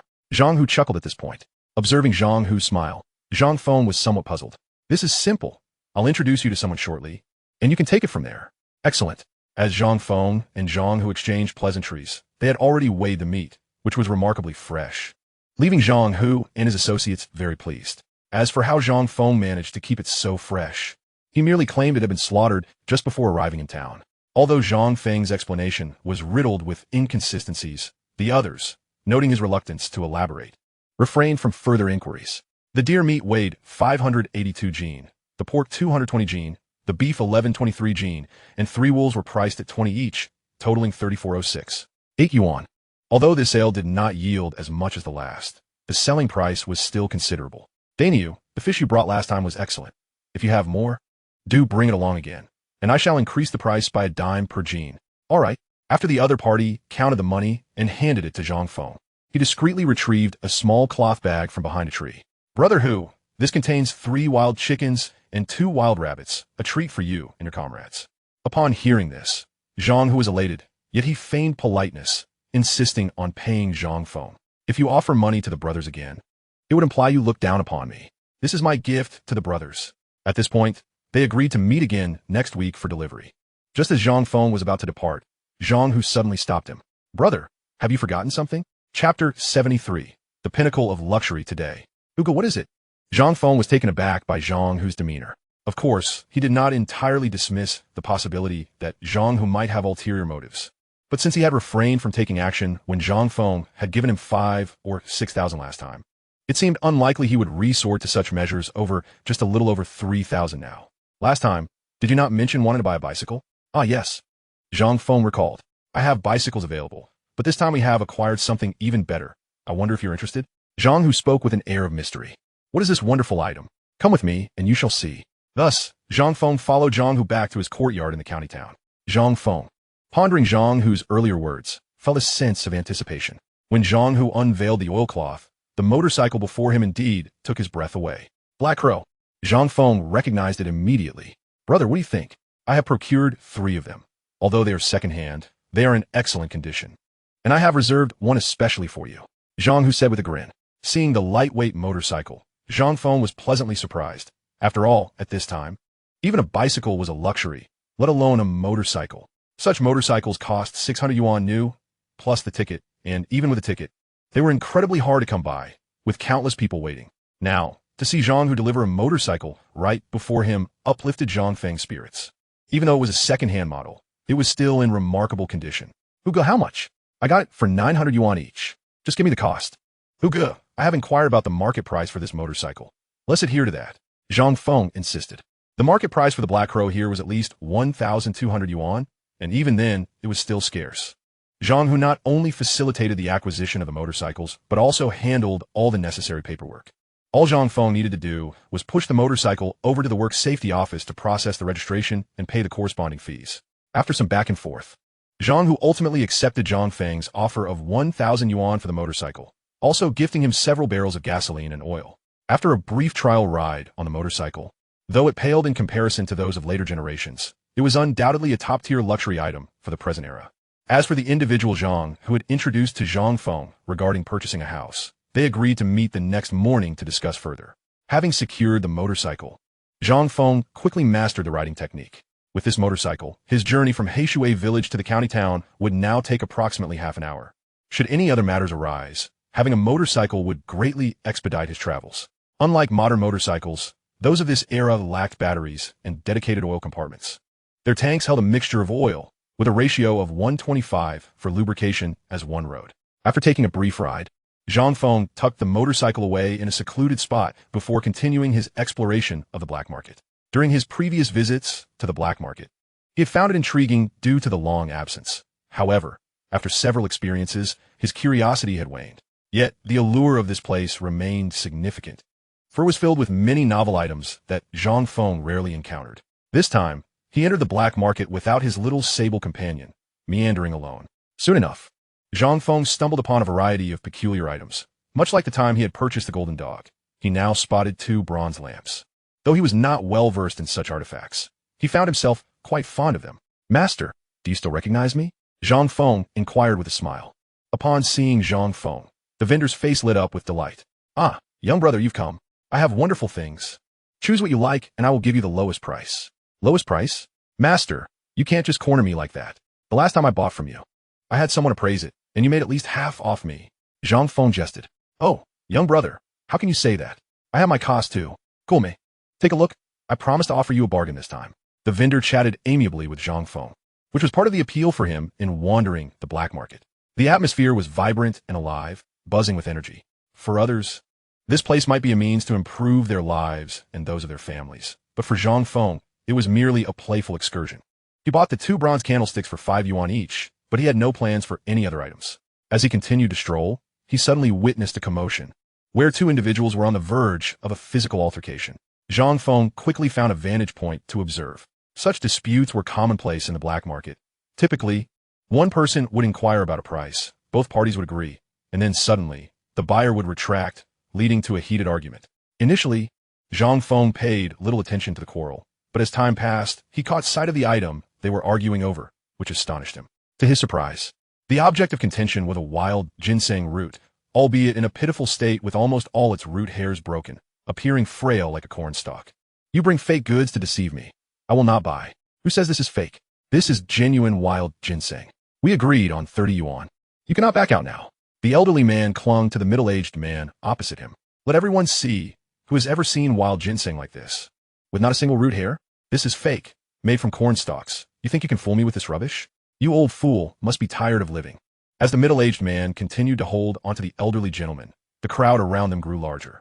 With a resolute bite of his lip, he forcefully pushed the old man aside and swiftly blended into the throng to make his escape. "This is authentic wild ginseng. I personally unearthed it. How could I not know its authenticity?" The old man continued to shout, yet no one paid him any heed. Although there had been a considerable gathering moments ago, they dispersed with remarkable speed, showing no interest in the wild ginseng clutched in the old man's hands. Chapter 74. Purchasing ginseng for cultivation. Zhang Feng observed the old man's demeanor, certain he was just another vendor who had emerged from some village to peddle wild ginseng. However, the wild ginseng he was accustomed to seeing usually boasted an abundance of roots, whereas the specimen in the old man's possession appeared bare. He had previously heard tales of corn stalks being fabricated into wild ginseng and sold for exorbitant prices. Perhaps that was why the earlier buyer had hesitated, unsure of the ginseng's veracity. While others might harbor doubts, Zhang Feng could discern at a glance that this wild ginseng was indeed genuine. After all, in his previous life, he had encountered numerous specimens, and having deliberately moved closer for a detailed inspection, he could still see clearly under the dim light. It was undoubtedly wild ginseng, albeit not particularly aged, approximately a decade old. A well-preserved 10-year-old wild ginseng could fetch around 70 to 80 yuan in today's market. Yet given the poor appearance of the one in the old man's grasp, its price would be significantly lower. Asking 30 yuan was not unreasonable. This particular wild ginseng was likely intended for sale as traditional medicine, but due to its inferior quality, it could not command high price, prompting the old man to seek luck in the black market, never expecting to encounter such circumstances. While wild ginseng was indeed found in the Daxing Mountains, Zhang Feng had little experience in harvesting it, and finding it there relied more on fortune than skill. Zhang Feng had never been particularly lucky, so even living the Daxing Mountains, he had yet to come across a single wild ginseng. Contemplating this, Zhang Feng's mind began to spark with ideas. What if he were to cultivate ginseng in his space? After all, he now had nearly 10,000 yuan. Spending a few dozen yuan on wild ginseng was hardly a concern. However, with the crowd being so large, he did not wish to become a target. He merely glanced at the stall to reaffirm the authenticity of the wild ginseng before continuing to meander through the area. He planned to approach the old man to make his purchase once the latter was ready to leave. Zhang Feng wandered through the black market for a couple of rounds. Although there were more items than the last time he visited, they lacked novelty. After some time, Zhang Feng noticed someone selling yuan dado coins and old fans. After examining the yuan dado coins, he spent 20 yuan to acquire 3 coins and an ancient fan. Not particularly concerned about their authenticity, he bought them simply for enjoyment. While browsing the black market, Zhang Feng kept his gaze fixed on the old man selling wild ginseng. When the elderly vendor prepared to depart, Zhang Feng followed suit. "Hey, old man, let me take a look at your wild ginseng," he called out. Seeing a young man approach, the old man's expression revealed a hint of disappointment. Typically, young individuals were not his ideal customers for wild ginseng. "Old man, you wouldn't be having second thoughts about selling, would you? If not, I'll continue looking around." Zhang Feng chuckled. Hesitating for a moment, the old man eventually retrieved his bundle. "Young man, are you truly interested in buying?" "Yes, let me have a look." Upon hearing this, the old man fully unwrapped the package, and Zhang Feng, holding a flashlight, scrutinized the contents closely. "There are 31 roots. If you want them, take them, no bargaining." The old man appeared resolute, offering a firm price with no room for negotiation. Zhang Feng grinned, refraining from further conversation, and promptly produced 3 large bills. "Done. Here's your money. The ginseng is mine." As Zhang Feng handed over the cash, he secured the wild ginseng into his embrace. The old man was taken aback by Zhang Feng's straightforwardness, surprised by the lack of haggling. As Zhang Feng turned to leave, the old man instinctively called after him. "Young man." "Yes. What is it?" "This wild ginseng was personally dug from the mountains by me. It's absolutely genuine. It's just that my grandson played with it and removed all the roots, leaving only what we use for soup at home." The old man felt compelled to reassure Zhang Feng, perhaps sensing his concern. "Huh, old man, your grandson is quite the rascal. Sometimes a good thrashing is in order. How could he be so mischievous?" Zhang Feng chuckled, turning away as he departed. Having acquired the coveted wild ginseng, Zhang Feng wasted no time. As soon as he rounded a corner, he stored the ginseng in his space, along with himself. It was now past 3 in the morning, and after a long night, he was ready to rest. Otherwise, he feared he might struggle to rise the following day. Upon waking, Zhang Feng checked the growth of his vegetables in the space, only to be utterly astonished to find that the seeds he had sown earlier showed no signs of germination or root development. "This isn't right," Zhang Feng mused. Perhaps he had overlooked some steps in the planting process. However, he did not wish to waste time on this. So he directly dripped a few drops of spatial essence into a portion of the lake water and then sprayed it onto the vegetable seeds. Having completed this, Zhang Feng turned his attention to the wild ginseng he had planted the previous night. He had deliberately applied spatial essence during the planting process, and now, less than 4 hours later, he was thrilled to see that the previously rootless wild ginseng had indeed sprouted roots. Not only that, but he could clearly observe green shoots emerging from the wild ginseng. It appeared to have taken root. Overjoyed, Zhang Feng realized that with this single wild ginseng, he might be able to initiate large-scale cultivation. He firmly believed that with the aid of spatial essence, the ginseng he cultivated would be on par with, if not surpass, that of wild varieties. After examining the growth of the wild ginseng, Zhang Feng checked the outside environment, and upon confirming it was clear, he promptly exited his space and hopped onto his motorcycle, heading straight for the county newspaper office. The roar of the motorcycle drew the attention of many in this society. Motorcycles were a rare sight, akin to a Rolls-Royce appearing on the streets of a future era.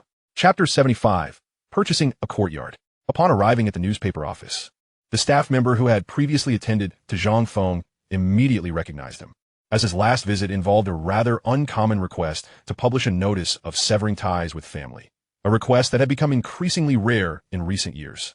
Moreover, Zhang Feng had ordered 100 copies of the newspaper and paid in advance, so the copies had already been set aside for him.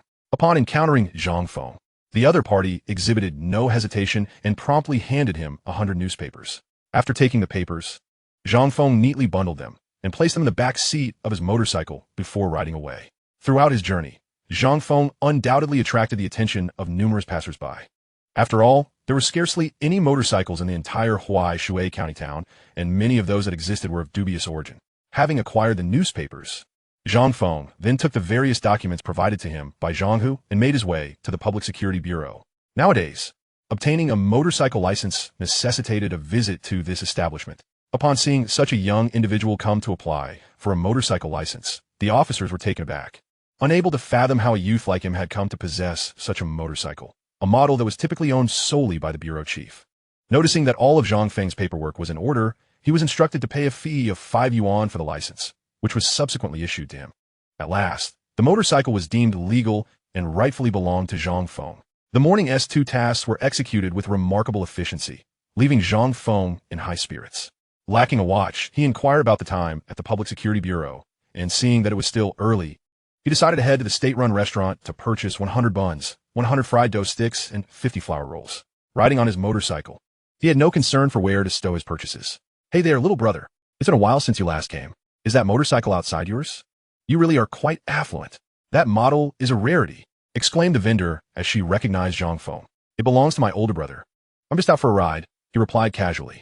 As they exchanged pleasantries, Zhang Feng completed his purchases, much to the bewilderment of the other customers waiting in line. Fortunately, this was not Zhang Feng's first time making such a sizable order, so the staff at the state-run restaurant did not question him further. As for the patrons muttering nearby, Zhang Feng chose to ignore them. With a large sack strapped to his motorcycle, he waited until he reached a deserted corner of the street before storing the sack in his space. He then proceeded towards the rendezvous point discussed the previous night. Arriving at the location, he waited for about half an hour until he spotted a middle-aged man with a pockmarked face approaching. It was he, the pockmarked face introduced by Zhang Hu. "Are you Daniel?" the man inquired. "That's me, Brother Pockmarked," Zhang Feng replied. The nickname did not seem to bother the man. Zhang Hu had suggested that Zhang Feng call him Brother Pockmarked, and he did so without hesitation. "I understand you're looking to buy a courtyard. Please share your requirements with me. I know of a few that might meet your criteria," Brother Pockmarked smiled. Having recognized that Zhang Feng possessed some wealth, which influenced his demeanor positively. According to Zhang Hu, a mere 10 yuan as a service fee would suffice upon the successful completion of the transaction.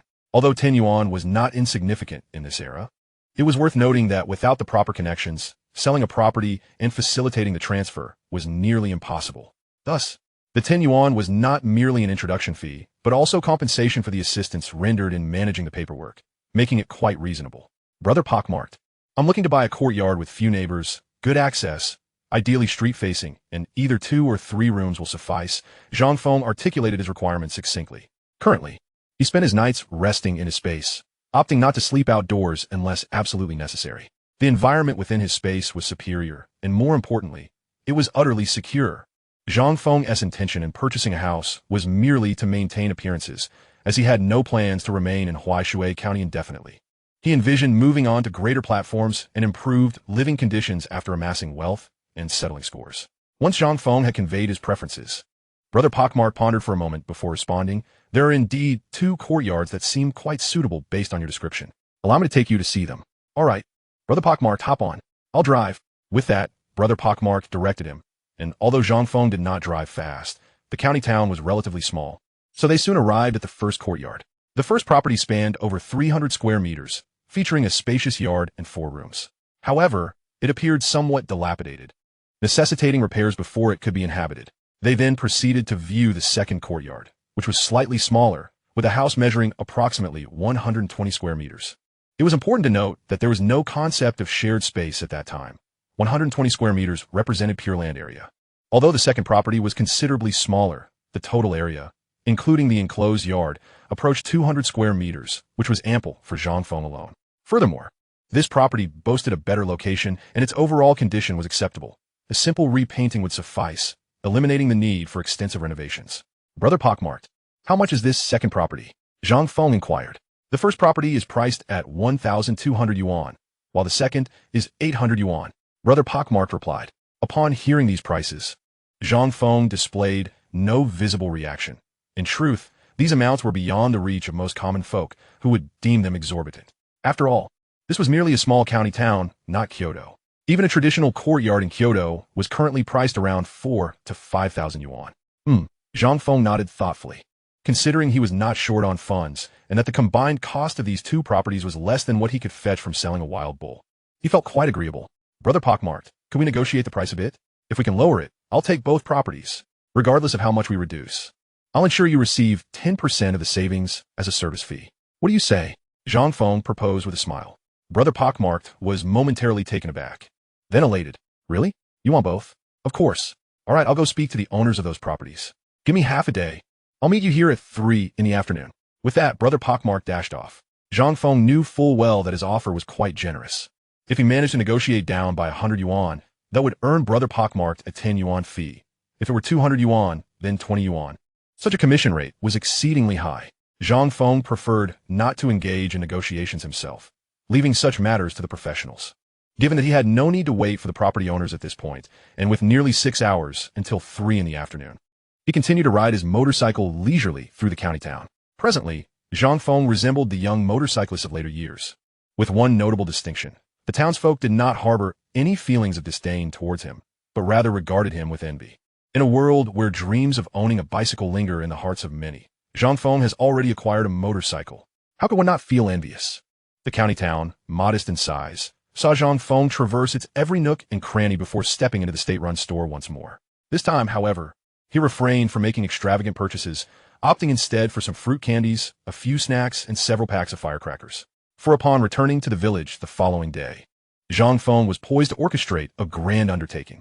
These items were merely preparatory for the exciting venture that lay ahead. Thus, he meandered until around 2:30 in the afternoon, arriving at the rendezvous previously arranged with the pockmarked-faced Ma Zilian. The latter, brimming with excitement, approached Zhang Feng, having secured an agreement. The first courtyard for 1,000, and the second for 600. Ma Zilian's elation was palpable. Hearing this, Zhang Feng smiled, preferring to delegate the negotiations to Ma Zilian. The earlier prices of 1,200 800 were indeed somewhat steep, though they still fell within the upper range of what Zhang Feng had previously encountered. Now, with both properties reduced by 200, the prices were well within Zhang Feng's acceptable limits. Earning money is a simple endeavor. Offering others greater benefits ensures they will be earnest in their future dealings. Very well, I accept this price. Let us proceed with the transfer of ownership, Zhang Feng declared, keeping his household registration book on him as a benefit of his recent separation. Moreover, the book contained prior documentation from the village, facilitating the property transfer as long as assistance was provided, leaving no room for complications on his end. However, current national policies prohibit private property transactions. Yet, where there are policies, there are typically countermeasures. They were not following the conventional protocols for property sales, but rather processing a gift transfer. This approach complied with national regulations, and as long as both parties behaved themselves, scrutiny would be minimal. All right, I will bring them over. After a brief wait of half an hour, the two individuals arrived. Under Ma Zilian's guidance, they proceeded to the street office. Prior to initiating the property gift transfer, Zhang Feng had already handed over the funds to the two men. With Zhang Hu's connections, Zhang Feng felt secure against any trickery. In addition to the street office, they would need to visit 2 other departments. But as long as the street office issued the necessary certificates, the remaining departments posed no challenge. Thus, the group engaged in a discreet hustle, emptying the contents of Zhang Feng's previous large front door. After 2 hours of diligent effort, all the paperwork was finally completed. With both property certificates in hand, Zhang Feng also paid the agreed 50 yuan labor fee to Ma Zilian, whose joy was evident, causing his freckles to appear even more pronounced.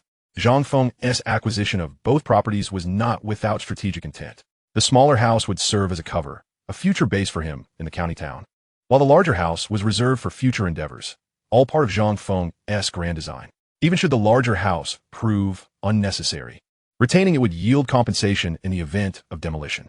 In short, it was a guaranteed profit. Having spent no more than the equivalent of a single wild bull's worth, Zhang Feng felt no regret, but rather a sense of value in his investment. With the 50 yuan in hand, Ma Zilian was overjoyed. Following the transfer of property, the keys naturally fell into Zhang Feng's possession. Noticing the time, Zhang Feng took a few more glances at both houses before departing, revving his motorcycle towards Heishui village. In the grand scheme of things, it was better to act as if one were wearing nothing at all than to flaunt one's wealth ostentatiously. Now that Zhang Feng was on his motorcycle, he was eager to return to the village and revel in his newfound status. Additionally, he had an important announcement to make. As he thundered towards Heishui village, he arrived before 6 o'clock, coinciding perfectly with the villagers' return from their labor. The roar of the motorcycle engine drew their attention, and astonishment filled their gazes. What is happening? Am I seeing things? Is that Zhang Feng? They murmured. What is he riding? Surely not a bicycle. It appears far more formidable. Indeed, it was a motorcycle, and Zhang Feng was riding it back home. The villagers stood agape at the sight of Zhang Feng's return on a motorcycle. He drove directly to the village chief's house, where the tall and imposing Gao Dachuan had just arrived. upon witnessing Zhang Feng's sudden entrance on a motorcycle. His expression shifted to one of sheer astonishment. Zhang Feng, what on earth is going on? Gao Dachuan inquired, bewildered. I bought a motorcycle. That's all there is to it. Zhang Feng replied with a smile, reaching into his pocket to produce the last remaining pack of economic cigarettes, offering it to Gao Dachuan.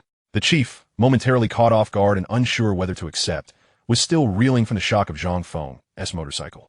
In just a matter of days, how had Zhang Feng transformed from a nearly starving youth to a promising young man capable of riding a motorcycle? It had barely been 20 days. How could such a significant change occur in such a short span? Zhang Feng, come with me. You need to explain this. Gao Dachuan insisted, his serious demeanor reflecting his astonishment. Surely, anyone witnessing such a rapid transformation would be astounded. Explain what? The motorcycle? I bought it, not stolen. Zhang Feng responded cheerfully. You bought it? Where did you acquire such funds? Do we even have motorcycle sellers in our county? Gao Dachuan pressed further. It's all my earnings. Zhang Feng replied matter-of-factly, adding, You should know how I made my money, Uncle Village Chief. How would I know? Gao Dachuan replied, his expression one of confusion. Chapter 77. The thoughts provoked by the motorcycle. What did you say? Is it true? Zhang Youfu exclaimed, having just returned home to rest when he heard Zhang Shan's words. He sprang up so abruptly that he momentarily felt lightheaded. Indeed, I saw it with my own eyes, and so did others in the village. That rascal Zhang Feng rode back on a motorcycle. Zhang Shan asserted with unwavering conviction, as if Zhang Feng had desecrated their ancestral grave. How could this be? Where did that kid get so much money? Zhang Youfu pondered, regaining his composure, yet still filled with disbelief. Suddenly, a thought struck him. I'll go up to the city tomorrow and ask the elder brother if that kid got it from the old family. That's impossible. The elder brother has always ignored Zhang Feng. There's no way he would buy him such an expensive motorcycle. Absolutely not. I've always seen that kid as a troublemaker, and now he seems even worse than an animal. That motorcycle is likely something he stole from the city. It must be stolen. Zhang Haiyang chimed in, rushing in with a face full of resentment. Bicycles are already priced in the hundreds, and you need a ticket to obtain one. Forget the money. Tickets are the hardest to come by, not to mention that motorcycles are even rarer. How many leaders in Huaishui County can even ride a motorcycle? Listening to Zhang Haiyang's words, both Zhang Shan and Zhang Youfu grew more convinced, believing the reality aligned with Zhang Haiyang's assertion. This is what they referred to as being blinded by a single leaf, unable to see the mountain beyond. They only assumed that individuals of lesser stature cannot possibly ride motorcycles, yet they remain oblivious to the fact that many high-ranking officials are provided with company cars. Thus, it is highly improbable to see such prominent figures casually meandering through the streets on motorcycles. In this day and age, if they were to engage in such behavior, it would merely invite trouble upon themselves. After a discussion among Zhang Youfu and his companions, they swiftly devised a plan. At dawn tomorrow, I shall report this matter to the authorities and ensure he is apprehended. Ideally, let this rascal face a bullet. Zhang Youfu declared with a fierce resolve. Face a bullet? Would uncle even consent to that? Zhang Haiyang expressed his concerns. Fear not. Even if he escapes death, I shall see to it that this scoundrel spends several decades behind bars. To have the audacity to steal a motorcycle, his audacity has reached the heavens. He shall not escape unscathed. Zhang Youfu seethed through clenched teeth. During this period, had it not been for Zhang Feng, the Zhang family's reputation and standing would never have descended to such depths. If given the chance, Zhang Youfu would have relished the opportunity to silence Zhang Feng permanently from the outset, just as the Zhang family was strategizing on how to deal with Zhang Feng. The village chief, Gao Dachuan, was pulling Zhang Feng into a room for a thorough interrogation. Zhang Feng, what did you just say? I know what? Gao Dachuan appeared visibly anxious. Upon hearing this, Zhang Feng merely chuckled. Uncle Village Chief, why are you so anxious?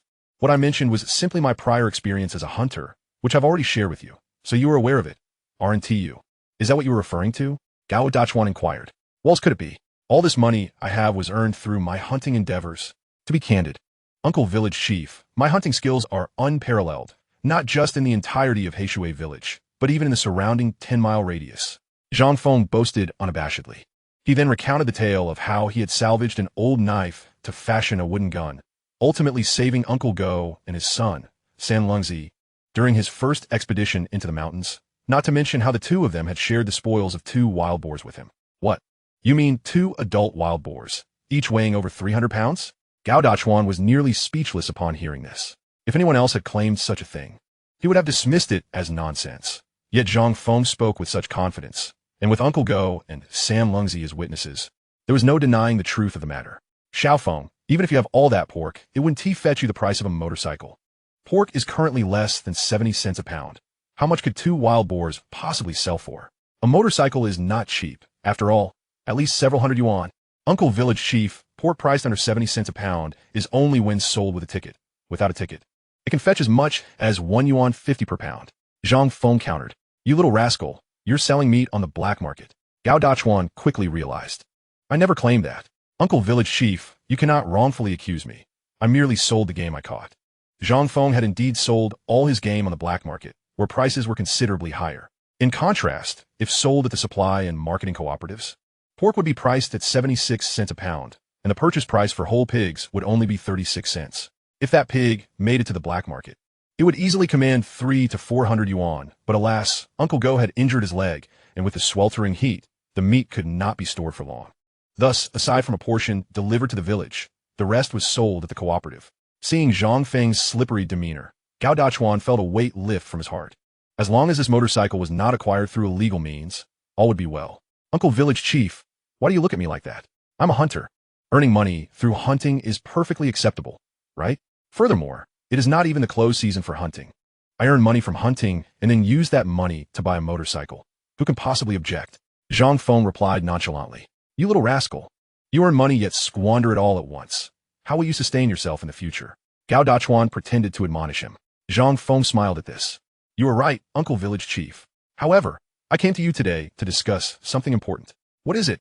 Speak. Tomorrow, I plan to bring down a large python I caught in the mountains and distribute it among the villagers for sale. Could you please announce this? I'll arrive early to ensure I do not delay anyone's work in the morning. Zhang Feng said cheerfully. Why do you suddenly want to sell a python in the village? Wait a minute. How could there even be a large python in our mountains? I have never heard of such a thing.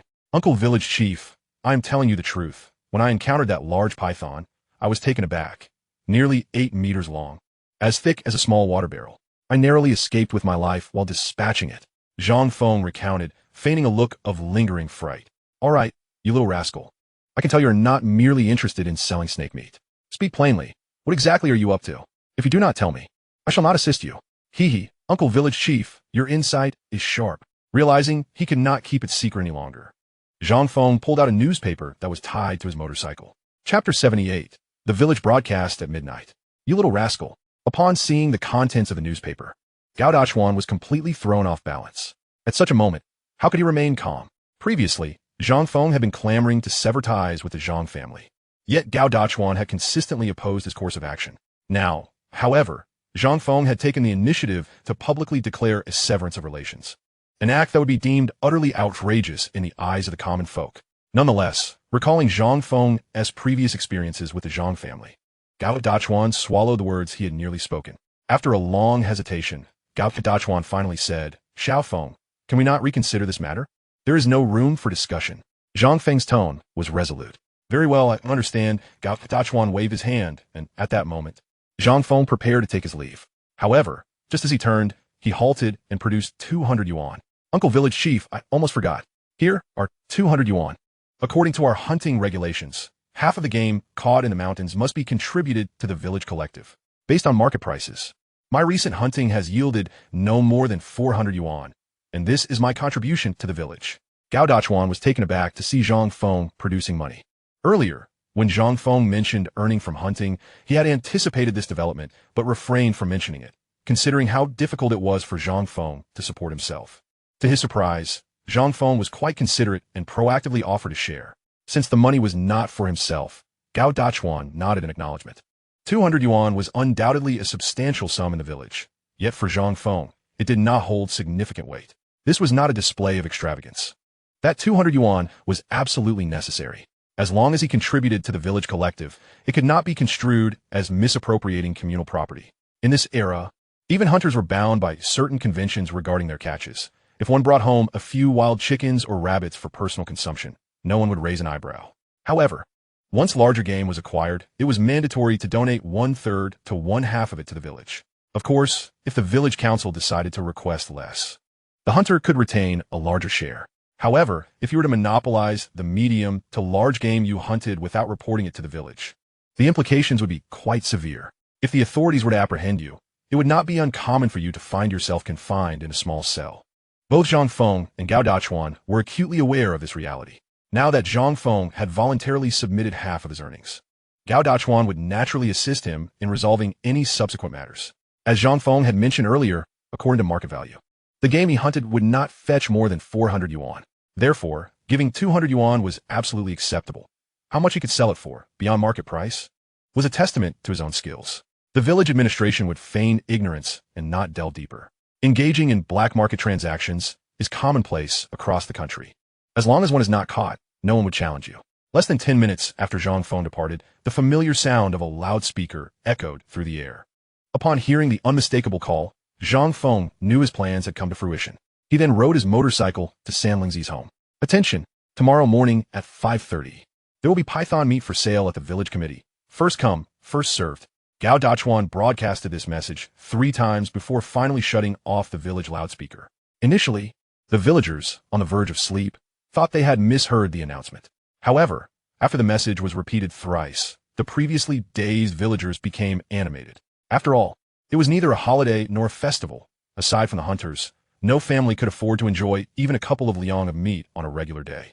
The prospect of meat for sale naturally thrilled everyone, especially since meat sold in the village is significantly cheaper than at the market or supply cooperative.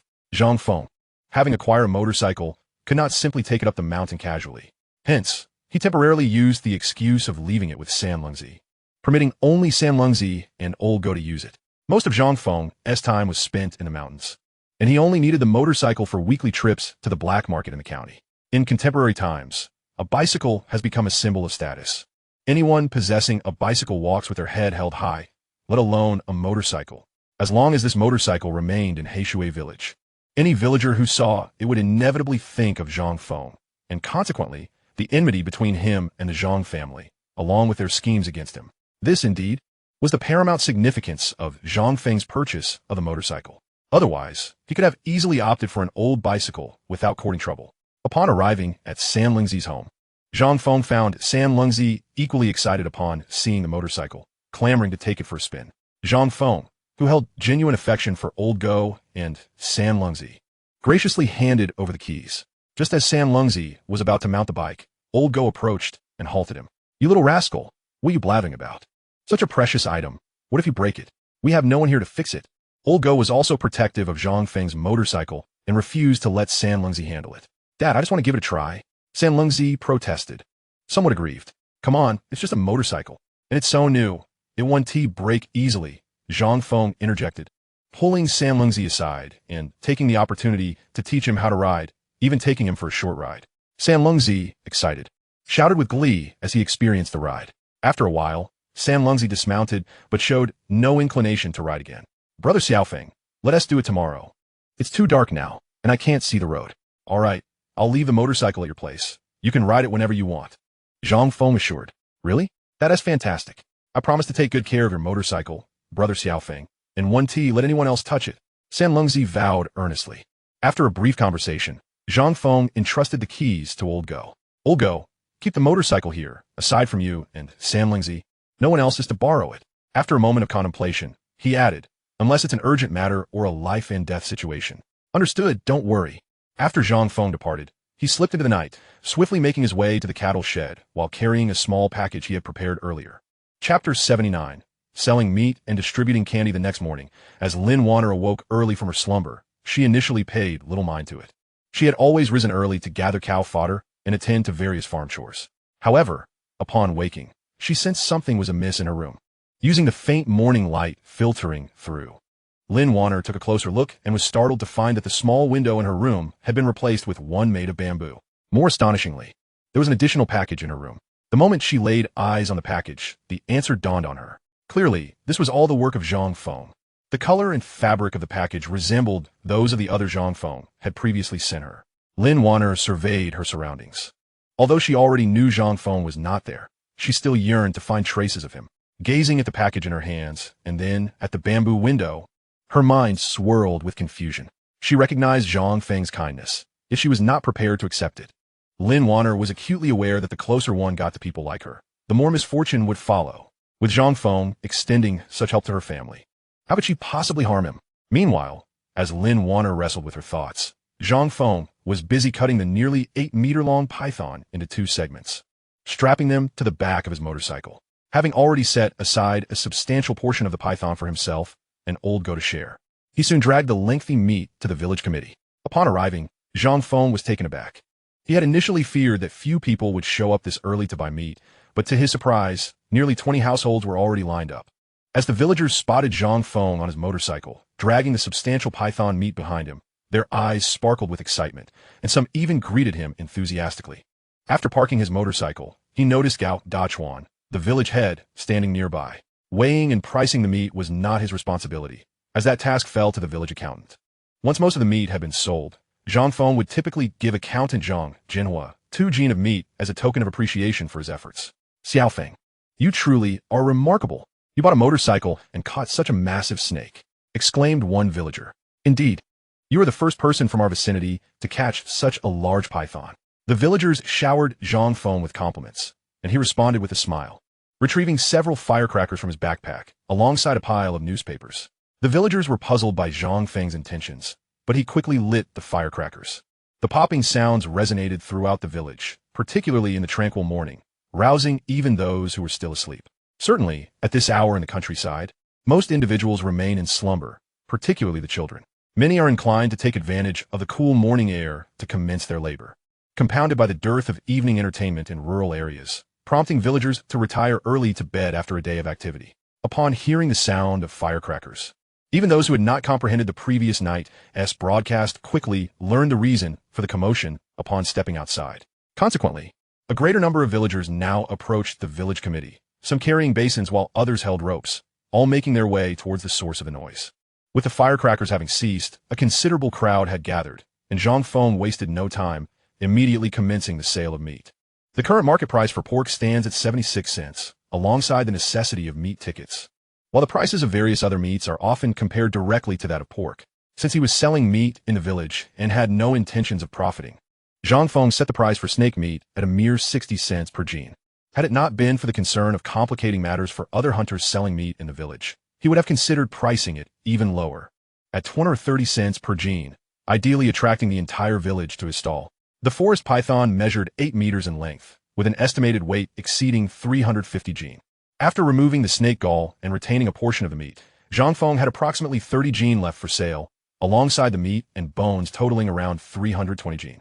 It was certainly feasible for each household to purchase about 3 jin, though not every family would come to buy. Here you go, sir. Your snake meat weighs 5 jin and 2 yang, totaling 311 yuan. Additionally, here is a newspaper for you. Take a careful look. If you cannot read, ask the accountant or someone else to read it aloud for you. He added, and here are 2 pieces of fruit candy to share the joy. As Zhang Feng spoke, he handed out newspapers to the crowd. Those with basins placed the meat inside, while others wrapped it in newspaper. The villagers were unaware of Zhang Feng's intentions behind distributing the newspapers, but there were some literate individuals among them who began to read aloud the contents of the small box he had referred to. Due to the misconduct of Zhang Youfu and Huang Zuohua from Heishui village, who have mistreated their elders and falsely accused their grandchildren, their malevolence is beyond measure. Zhang Feng, unable to tolerate such familial harm, hereby sever all ties with Zhang Youfu and Huang Zuohua. From this day forth, may we never meet again in life or death. This is a formal declaration of severance, published for verification. This was indeed a public declaration of disavowal. Although few villagers were literate, they were not deaf. Hearing someone read it aloud left them utterly astonished, their gazes fixed upon Zhang Feng. Meanwhile, the smile on Zhang Feng's face widened, showing no signs of solemnity over the severance, but rather an expression of sheer delight, as if today were an exceptionally fortuitous day for him. Come, children, gather around. Each of you gets 2 pieces of candy to share in the joy. First come, first served. Zhang Feng joyously distributed candy, further perplexing the villagers. Ignoring their bewildered stares, Zhang Feng, fully aware of the saying that one who receives favors is beholden to their benefactor, continued to sell meat at a bargain price while giving away newspapers and fruit candy. Soon after receiving candy, some villagers offered their congratulations, whether sincere or feigned. Zhang Feng responded with added generosity, giving away another piece of candy. Witnessing the benefits, the villagers began to express their sentiments freely. Severing ties is a good thing. Who needs to remain connected to such a den of wolves? Exactly. They falsely accused their own grandson while covering up the theft committed by their granddaughter. How shameless can they be? A chorus of agreement followed, and as Zhang Feng chopped the meat with increasing vigor, word of the meat sale had already reached Zhang Youfu's household. They had planned to head to the city early to gather information before reporting it to the Labor Security Office. But now they found themselves directly thrust into the flames of gossip. That little brat, having procured the meat, doesn't he even think to bring any home? I'm going over there to retrieve all the meat. Gao Meihua, her temper flaring, stormed off with her basin in hand, determined to confront Zhang Feng and avenge her daughter's tarnished reputation. Chapter 80. The table is upturned. Xiao Feng, do you still have the snake all? If so, let me take a look. Just as Zhang Feng had sold a third of the snake meat, the village accountant, Zhang Jinhua, who had been assisting with the accounts, suddenly inquired. Hearing Zhang Jinhua's words, a smile graced Zhang Feng's lips. Uncle accountant, unfortunately, I cannot assist you. After I slaughtered the snake, I fed the gall to my little sable. You cannot imagine how perilous that situation was. Without my sable's alertness, I might have faced dire consequences. Zhang Feng recounted, feigning a look of lingering dread. While the scenario was not as perilous as Zhang Feng portrayed, considering his possession of a spatial ability coupled with spiritual liquid and wine, he knew he was unlikely to encounter genuine danger in the forest. As long as he was not ambushed, he would be just fine. Given Zhang Feng's response, Zhang Jinhua felt it prudent not to press further. Calculating the time, Zhang Feng's snake gall wine and barebone wine had been steeping for 3 days. Moreover, Zhang Feng used only spatial spiritual wine for the snake gall, and he was quite curious to discover the effects of such an infusion. Presently, his stock was limited, so his materials for brewing were somewhat lacking. Zhang Feng envisioned that once he ventured into the Daxing Mountains to procure some top-tier wild herbs, such as aged Hisho Wu, Ganoderma, and superior quality goji berries, chuanbei, fuling, and baizhu, he could combine these with ginseng that would continue to mature, or perhaps even find century-old wild ginseng to create an extraordinary medicinal wine. Just as Zhang Feng was lost in thoughts of the splendid medicinal wine he intended to concoct, an outburst shattered his reverie. Zhang Feng, what are you doing? Since you've butchered the meat, why not deliver some home? Do you have no sense of loyalty or filial piety? Do you even remember us elders? A voice, filled with indignation, erupted from the crowd. Recognizing the voice, Zhang Feng immediately identified its owner. Although he anticipated trouble from the Zhang family, he had not expected the first to confront him would be Gao Meihua. Oh, isn't this the little daughter-in-law of the Zhang family? Here to buy meat? Come. Today's meat comes with a newspaper and candy. The smile on Zhang Feng's lips remained unfazed, seemingly oblivious to the predatory glare from Gao Meihua. What did you call me, you little brat? Gao Meihua retorted furiously, nearly bringing her basin crashing down upon Zhang Feng's head. Observing her aggressive stance, Zhang Feng merely smiled. At the same time, the cleaver he was using to chop meat was abruptly slammed onto the table, his gaze fixed intently on Gao Meihua. What is the matter? What did I call you? Shall I call you heartless and ungrateful? Or shall I declare that your entire family is worthless? As Zhang Feng spoke, he seized a newspaper from the table, and if one could not read, he suggested they consult her son, who was entangled in scandal, to clarify the contents of the paper he had just published. With that, Zhang Feng tossed the newspaper squarely before Gao Meihua. Gao Meihua, naturally illiterate, found herself surrounded by a throng of villagers who had just heard the announcement of the severance of ties in the newspaper. True to the principle of enjoying the spectacle of others' misfortunes, several elderly women recounted the contents of the severance statement to her. Clutching the newspaper tightly, her eyes were filled with disbelief. It was evident that she could hardly fathom that Zhang Feng would orchestrate such a turn of events. Observing the mockery in Zhang Feng's gaze, onlookers began to utter their own caustic remarks, particularly regarding Zhang Feng's earlier insinuation about her son engaging in illicit affairs. Such words were intolerable to Gao Meihua. You vile creature, if anyone is guilty of infidelity, it is you. You have brought ruin upon my son and have conspired against my family. May you meet a terrible fate. She shrieked, charging directly at Zhang Feng, who had been eagerly awaiting her approach, ready to deliver a resounding slap that would silence her. Enough. Stop this. Gao Dachuan interjected, sensing the impending clash. He had no desire to witness another bout of violence, particularly not one in which Zhang Feng would unleash his wrath upon Gao Meihua. For the latter had already endured more than enough of Zhang Feng's aggression in recent days. Gao Dachuan, how can you, as village chief, stand idly by while this scoundrel bullies my family? You simply watch, is that it? And you all? Zhang Feng pointed accusingly at the villagers surrounding him. You all turn a blind eye, yet when he sells a bit of meat, you flock to him like moths to a flame. How quickly you forget our family's kindness.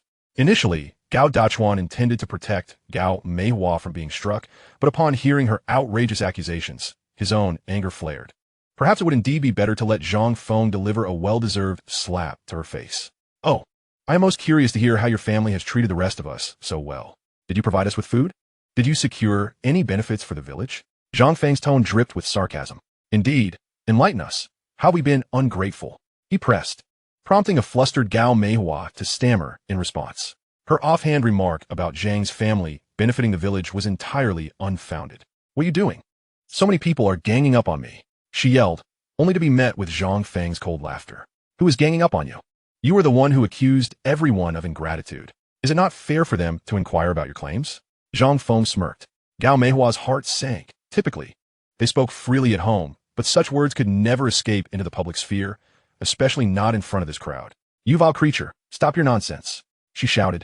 But Zhang Feng's forceful slap on the table startled everyone present. Nonsense? You and your family constantly boast about Zhang Chang's position in the city, claiming that not abusing your power is the greatest kindness. Is that not your sentiment? His words sparked a wave of astonishment among the gathered villagers, who had not anticipated such declarations from the Zhang family. So, because you do not bully us, you consider that a favor? What kind of absurdity is this? They murmured in disbelief. You're slandering us, Gao Meihua cried, lunging forward to overturn the table where Zhang Feng was preparing the meat. In that moment, Zhang Feng deftly seized the remaining 2 pieces of snake meat, having anticipated her move. He could have stopped her, but he relished the opportunity to witness her fury. The more she raged, the clearer it became to the villagers how Zhang Feng was intent on tarnishing the Zhang family's reputation within the village, ensuring they would become the subject of ridicule. Are you enraged because I have exposed your family's pretentious demeanor? Zhang Feng taunted, a playful grin on his face, which only fueled Gao Meihua's anger further. How dare he? She thought. This scoundrel dares to speak so brazenly in public. If your family had not acted so disgracefully, I would not have been driven to this point. Take this newspaper back to your family and let those 2 old fools see it. Our ties are severed from this day forth. Do you hear me? As she spoke, Zhang Feng's demeanor shifted from playful to furious. After declaring his intent, he kicked the table back into place, leaving the onlookers momentarily stunned by his strength. Gao Meihua, still seething, had initially intended to confront Zhang Feng, harboring resentment from their previous encounters. However, she now felt a twinge of regret, realizing that if she pressed forward, Zhang Feng would show her no mercy. Are you not leaving? Do you want me to sell you the meat? He retorted, his tone unyielding, though filled with anger. Gao Meihua could only shoot him a menacing glare before turning to leave. As she returned home, disheveled and defeated, she thrust the newspaper into Zhang Youfu's hands. What did you bring this back for? He asked, puzzled.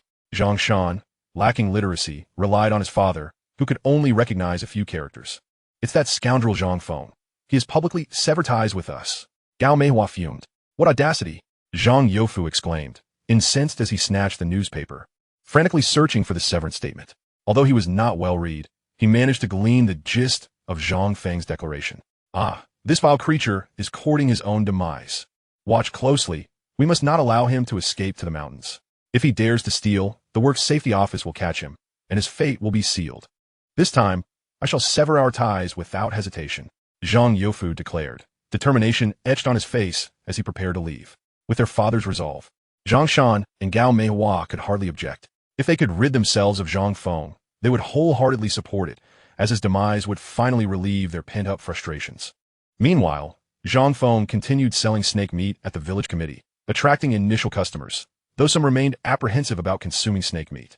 Initially, those who harbored a disdain for consuming snake meat found themselves gradually subdued when they witnessed other villagers carrying plates of snake meat over, especially at such an affordable price. The allure of the meat from such a sizable python was irresistible, and many had never tasted it in their entire lives. As the meat was being sold, the villagers exhibited a keen interest in Zhang Feng's motorcycle. Xiaofeng, where did you acquire that motorcycle? Is it yours, or did you borrow it from someone? Despite numerous villagers believing that Zhang Feng could not possibly afford such a motorcycle, and that no one would lend it to him, they refrained from openly questioning the legitimacy of Zhang Feng's possession.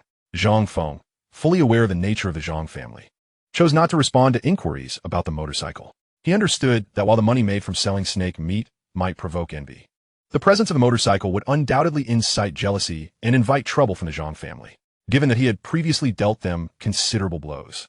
It would not be surprising if they reported him to the authorities. All of this was part of Zhang Feng's careful deliberation. Thus, as he sold the meat, Zhang Feng deliberately took his time, convinced that today would not end without the Zhang family making their move. As the villagers noted his reticence to discuss the motorcycle, they became increasingly convinced of their suspicions regarding its acquisition, for how could a reasonable person remain silent on such a matter?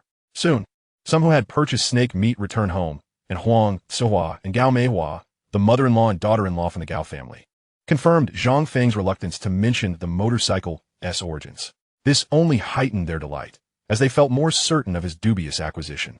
After nearly 2 hours of waiting, Zhang Feng had sold most of the python meat, and he began to think that perhaps the Zhang family would not appear today. Uncle Village Chief, there is still about 40 pounds of meat left. Let us reserve 30 pounds for the village, and I'll keep 10 to give away. It's your decision, replied Village Chief Gao Dachuan, suddenly realizing a pressing concern. You rascal, who are you planning to give meat to? Zhang Feng recounted, I never mentioned this before, but it was the people from the cattle shed who provided me with food that night when I was on the verge of starvation, enabling me to climb the mountain.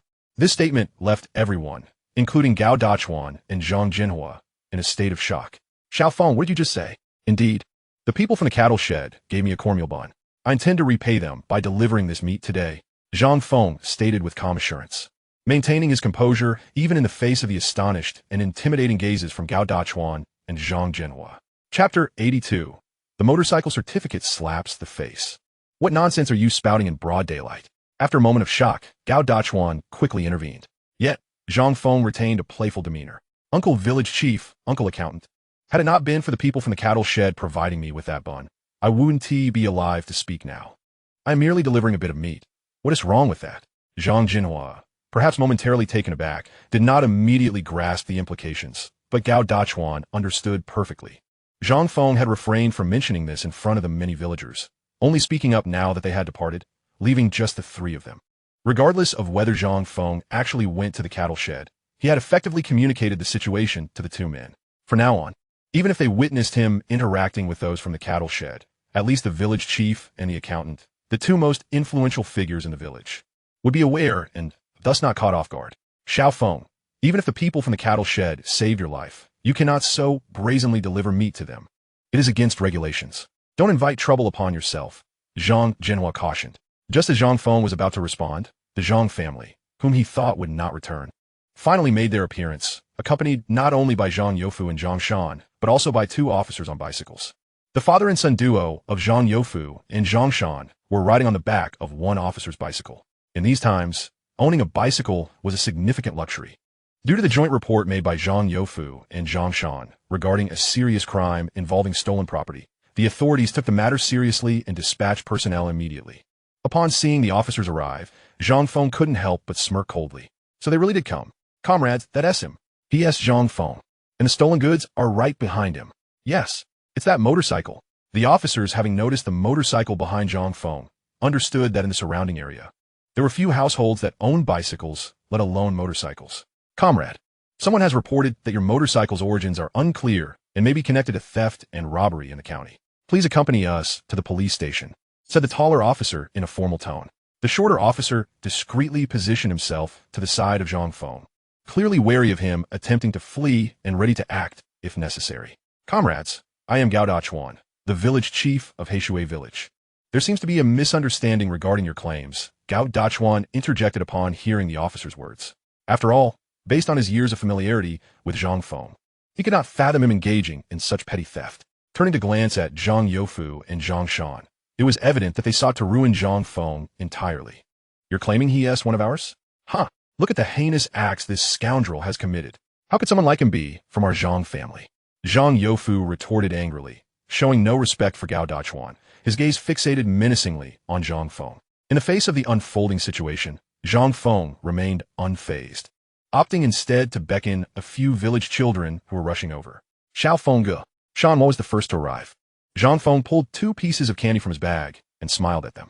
Go to the village and call everyone here. The more, the better. Each of you will get 2 pieces of candy. What are you planning to do, Zhang Feng? The tall officer asked, his expression filled with suspicion. Fearing Zhang Feng might incite unrest, they were aware that the villagers were quite united, and if they banded together against the officers, it could lead to significant complications. The officers merely wished to expedite Zhang Feng's departure to avoid further disturbances. Comrades, I assure you, I will not incite the villagers to riot.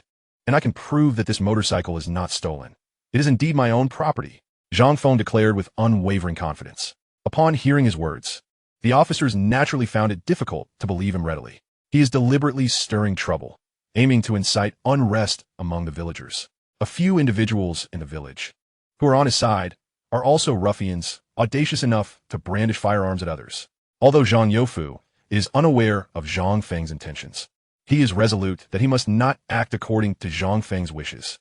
Zhang Feng, what are you up to? Upon hearing Zhang Youfu's words, the two security officers immediately became vigilant. Gao Dachuan, noticing their intention to take action, hastily intervened, saying, "Comrades, please."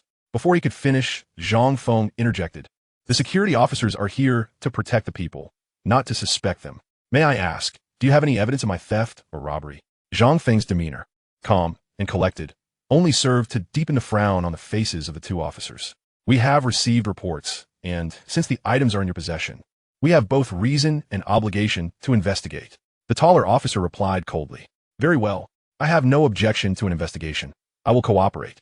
But if you could grant me just a few minutes, I can prove my innocence. Is it not my right as a citizen to defend myself?" Zhang Feng retorted sharply. Upon hearing his declaration, the two officers exchanged glances and ceased their objections, tacitly accepting Zhang Feng's proposal. Soon after, within 10 minutes, dozens of villagers from Heishui village returned, surrounding Zhang Feng and the others. Seeing the crowd, the two officers, wary of Zhang Feng causing further trouble, inquired, "Is it time now?" "Zhang Feng, let me warn you. You beast, do not attempt any tricks. Silence yourself." Zhang Feng rudely interrupted Zhang Youfu, nearly sending him into a rage with his audacious tone. "Esteemed villagers, today, in your presence, I wish to clarify a matter," Zhang Feng proclaimed as he stepped onto the table, producing a motorcycle certificate from his pocket. "This motorcycle was purchased with the earnings from my hunting. This is my proof." Zhang Youfu and Zhang Shan were taken aback, their minds buzzing and their faces burning with humiliation.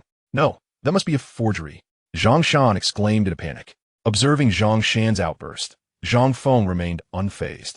Turning to address the gathered villagers, "See, whatever I claim or do, the Zhang family insists I am wrong, that my actions are malicious. Surely, you all have witnessed such a scene more than once in recent times." The crowd of villagers continued to swell, many having hurried over. "The certificate you hold is undoubtedly fake. You may deceive others, but not us.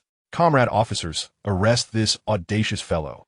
How dare he forge a motorcycle certificate?" Zhang Shan clung to Zhang Youfu, his tongue still flapping.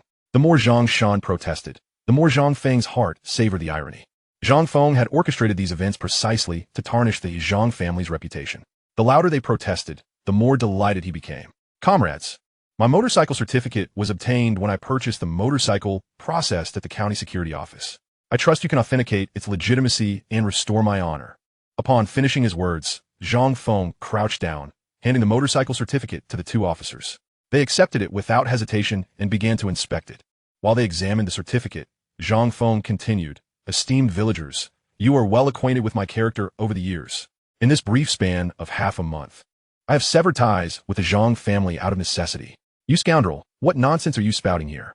Zhang Youfu interjected. "What do you mean, what?" Zhang Feng cut him off, his tone unyielding. "Your family has continually plotted against me, subjecting me to beatings and scorn for years, forcing me into all the arduous labor. When I sustained an injury at work, you turned a blind eye, wishing to starve me. I barely survived, and you first wronged me by accusing me of theft, then framed me with scandalous rumors. Now, without any evidence, you report me to the authorities for theft and robbery. How can your hearts be so cruel? Is it not enough to make me suffer? Must you seek to end my life?" As Zhang Feng spoke, the villagers who had gathered began to murmur among themselves. Some who had purchased meat that day voiced their support for Zhang Feng, though their own lives were difficult. They had never witnessed a family so mercilessly betraying their own kin. "Indeed, your family has gone too far. This is not how one treats a beloved grandchild. It would be more akin to how one treats a foe. It is said that once is an accident, twice is a coincidence, but thrice is a pattern. Your incessant slander and schemes have made it increasingly difficult for anyone to trust you in the future. Moreover, Zhang Feng has now produced his motorcycle certificate, while forgeries exist. The villagers have never encountered such a thing, and the crime of forgery carries severe penalties, rivaling even that of theft and robbery. Even though the officers had not yet announced their findings, most villagers had already chosen to believe in Zhang Feng. This was precisely what he desired. With this scene, the 1,000 yuan he spent on the motorcycle became worthwhile. Zhang Youfu and Zhang Shan had initially thought that this report would spell doom for Zhang Feng. Having lived together for so many years, they believed they knew Zhang Feng's abilities better than anyone. How could he possibly acquire such a valuable motorcycle certificate, worth more than 600 yuan, in just half a month? But now, they found themselves in a state of panic. Am I truly a grandchild of the Zhang family? Or have I been raised among them as a foe's child, deliberately subjected to hardship for all these years? Zhang Feng provocatively questioned. Nonsense. You are undoubtedly one of us. Zhang Youfu, flustered, shouted back. Zhang Feng smirked coldly. One of your family? Then why is it that, despite being of the same blood, you coddle Zhang Haiyang and Zhang Qi, yet treat me so cruelly? Now you even wish to drive me to my death. The surrounding villagers echoed Zhang Feng's words, questioning Zhang Youfu. His face darkened, feeling as if he might vomit blood at any moment. Just then, the two officers concluded their examination of Zhang Feng's motorcycle certificate. Please hold on. We have verified that this motorcycle certificate is authentic, declared the taller officer, returning the certificate to Zhang Feng. Thank you, comrades, for your service. You are the true guardians of the people, ensuring justice. Zhang Feng received his motorcycle certificate, not forgetting to flatter the officers. Earlier, he had exchanged sharp words with them. But now, in front of the crowd, he showered them with praise, dissipating any lingering discontent. The officers garnered applause from the villagers. Impossible. Absolutely impossible. That certificate must be fake. Zhang Shan rushed forward, attempting to seize the motorcycle certificate from Zhang Feng. Unfazed, Zhang Feng swiftly kicked him aside. You have now wrongfully accused and conspired against me 3 times. What, do you intend to snatch my motorcycle certificate and tear it apart? Zhang Feng, in the heat of the moment, swiftly tucked his motorcycle license into his pocket. Although he held little regard for the motorcycle itself, he was more than willing to play along if it meant tarnishing the reputation of the Zhang family. You, Zhang Shan exclaimed, pointing a finger at Zhang Feng, rendered speechless by his anger. What? You refuse to believe the words of Comrade Gongan? Who else could you possibly trust? Are you even doubting Comrade Gongan? They were brought here by you. Zhang Feng deliberately retorted, casting a sidelong glance at the 2 security personnel. Indeed, upon hearing Zhang Feng's words, the expressions of the 2 men soured considerably. You little beast, I'll kill you, Zhang Shan shouted, throwing a punch towards Zhang Feng's face, only to find Zhang Feng 1 step ahead, swiftly seizing his arm, twisting it outward, and sending Zhang Shan crashing to the ground. Comrades of Gongan, I'm going to report this. This is the 3rd time they have slandered and wronged me. The villagers can all testify. I will report them and request that Gongan bring them to justice. Zhang Feng declared with conviction. Chapter 84. The Zhang family duo is captured. In this day and age, there is no legal concept of defamation. Those like Zhang Youfu and Zhang Shan, who wrongfully accuse others, could instead face charges of disrupting the socialist order or even counter-revolutionary crimes, with penalties varying based on the severity of the circumstances. Hearing Zhang Feng countersue them, both Zhang Youfu and Zhang Shan hurriedly began to defend themselves. Not long ago, Gao Meihua had spoken disrespectfully to the villagers, and now the villagers showed no mercy towards Zhang Youfu and Zhang Shan, speaking out in support of Zhang Feng. Indeed, that happened. I can attest to it. It's true. Zhang Qi stole the money and blamed it on Zhang Feng. His grandson has been shouting at the door that it was Zhang Feng. At this, the faces of Zhang Youfu and Zhang Shan darkened. The villagers' testimonies struck them like a heavy hammer, leaving them speechless. Zhang Youfu, Zhang Shan, please come with us, the 2 security personnel declared, and despite their unwillingness, Zhang Youfu and Zhang Shan lacked the courage to flee at that moment. At this juncture, Gao Dachuan stepped forward to offer counsel. Xiao Feng, why not resolve this matter within a village? There is no need to escalate it to the police station. Perhaps grant them one more chance. As a village head, Gao Dachuan naturally felt compelled to speak up, despite his obvious reluctance. Uncle Village Head, this isn't about giving you face. As the saying goes, once is an accident, twice is a coincidence, but thrice is a pattern. They have already conspired against me 3 times. I didn't report them the first 2 times, but this time they initiated the report themselves. How can I let them off the hook? Do you truly believe that if I let them go, more rumors about me spread through the village in a few days? Can you guarantee that such things happen again, Uncle Village Head? Zhang Feng's tone was resolute. How could Gao Dachuan provide such a guarantee? Seeing that persuasion was futile, he ceased to speak further. No, that motorcycle could not possibly have been purchased by him. Zhang Youfu insisted vehemently. I mean, he didn't buy it with his own money, but rather with our village's collective assets. Comrades of Gongin, this constitutes the theft and sale of collective property. He must be arrested. Yes, even if he earned the money from hunting, the game belongs to our village. It's not his own. How could he use hunting money to buy a motorcycle? Zhang Shan finally caught on, echoing Zhang Youfu's claims. Upon hearing this, the other villagers began to react, the tide of opinion shifting once more. Just moments ago, the villagers had sided with Zhang Feng, but upon learning that he had encroached upon the interests of the collective, they were understandably displeased. Witnessing the sudden reversal of circumstances, the two security personnel, who had initially considered taking action against Zhang Youfu and Zhang Shan, now hesitated, their gazes shifting toward Zhang Feng. Was there any truth to what he was saying? Did he purchase the motorcycle with money earned from hunting on the mountain? Indeed, I admit to that, Zhang Feng readily acknowledged. Upon hearing this, Zhang Shan and Zhang Youfu were elated, not expecting Zhang Feng to concede so easily. Listen, he has admitted it. Yes, I admit it. So what? I admit that I earned the money from hunting, but I have already paid my share to the village. According to regulations, hunters must submit a portion of their catch to the village, and what remains is entirely theirs. You submitted to the village? Where did you submit it? Zhang Shan, like a victorious general, bombarded Zhang Feng with questions, raising his voice in triumph. Uncle Village Head, Zhang Feng turned to Gao Dachuan. Gao Dachuan stepped forward and nodded affirmatively. Indeed, Xiao Feng did submit his catch. He contributed a calf and 200 yuan to the village. This is all documented. As Gao Dachuan spoke, he turned to Zhang Jinhua. Gao Dachuan handed Zhang Feng's payment to Zhang Jinhua, who, as the village accountant, corroborated Gao Dachuan's statements. Though the villagers had not witnessed the 200 yuan, many were aware of the calf. Apart from Zhang Feng, there were 3 other hunters in the village, none of whom could possibly submit 200 yuan in a calf within a year. The proportion of Zhang Feng's contributions was considered substantial among the villagers. According to regulations, you are required to submit half of your catch. 200 yuan in a calf would not even suffice to purchase a motorcycle.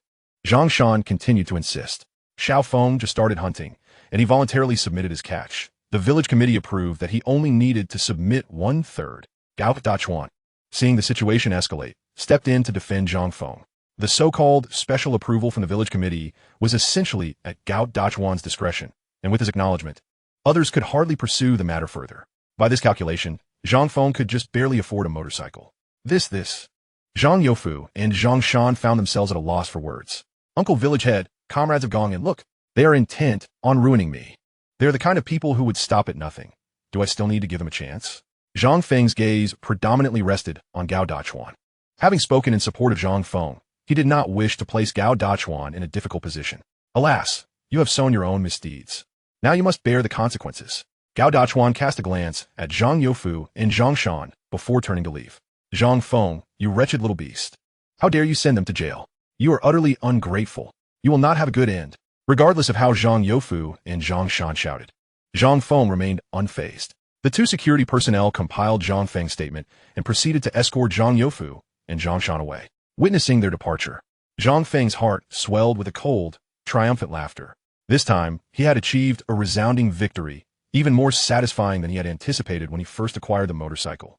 However, he was well aware that those two would likely face no real consequences. At most, they would be detained for 2 or 3 days, and if Zhang Chong intervened, they might be released in half a day. As Zhang Feng had foreseen, they were released the very next day. But this was merely the beginning. He was in no rush. Carrying 10 pounds of snake meat, he rode his motorcycle flamboyantly towards the home of San Lungzi. Today, Zhang Feng had orchestrated a scene that thoroughly trampled the Zhang family's reputation in Heishui village, and his own reputation had also taken a considerable hit. After all, a person who could send his own grandfather and uncle to the police station, regardless of the righteousness of his actions, would inevitably be looked down upon by the villagers. Such an act is nothing short of utter filial piety. Yet what did it matter? Zhang Feng was utterly indifferent to their opinions. After leaving his motorcycle at San Lingzi's residence, he immediately ascended the mountain.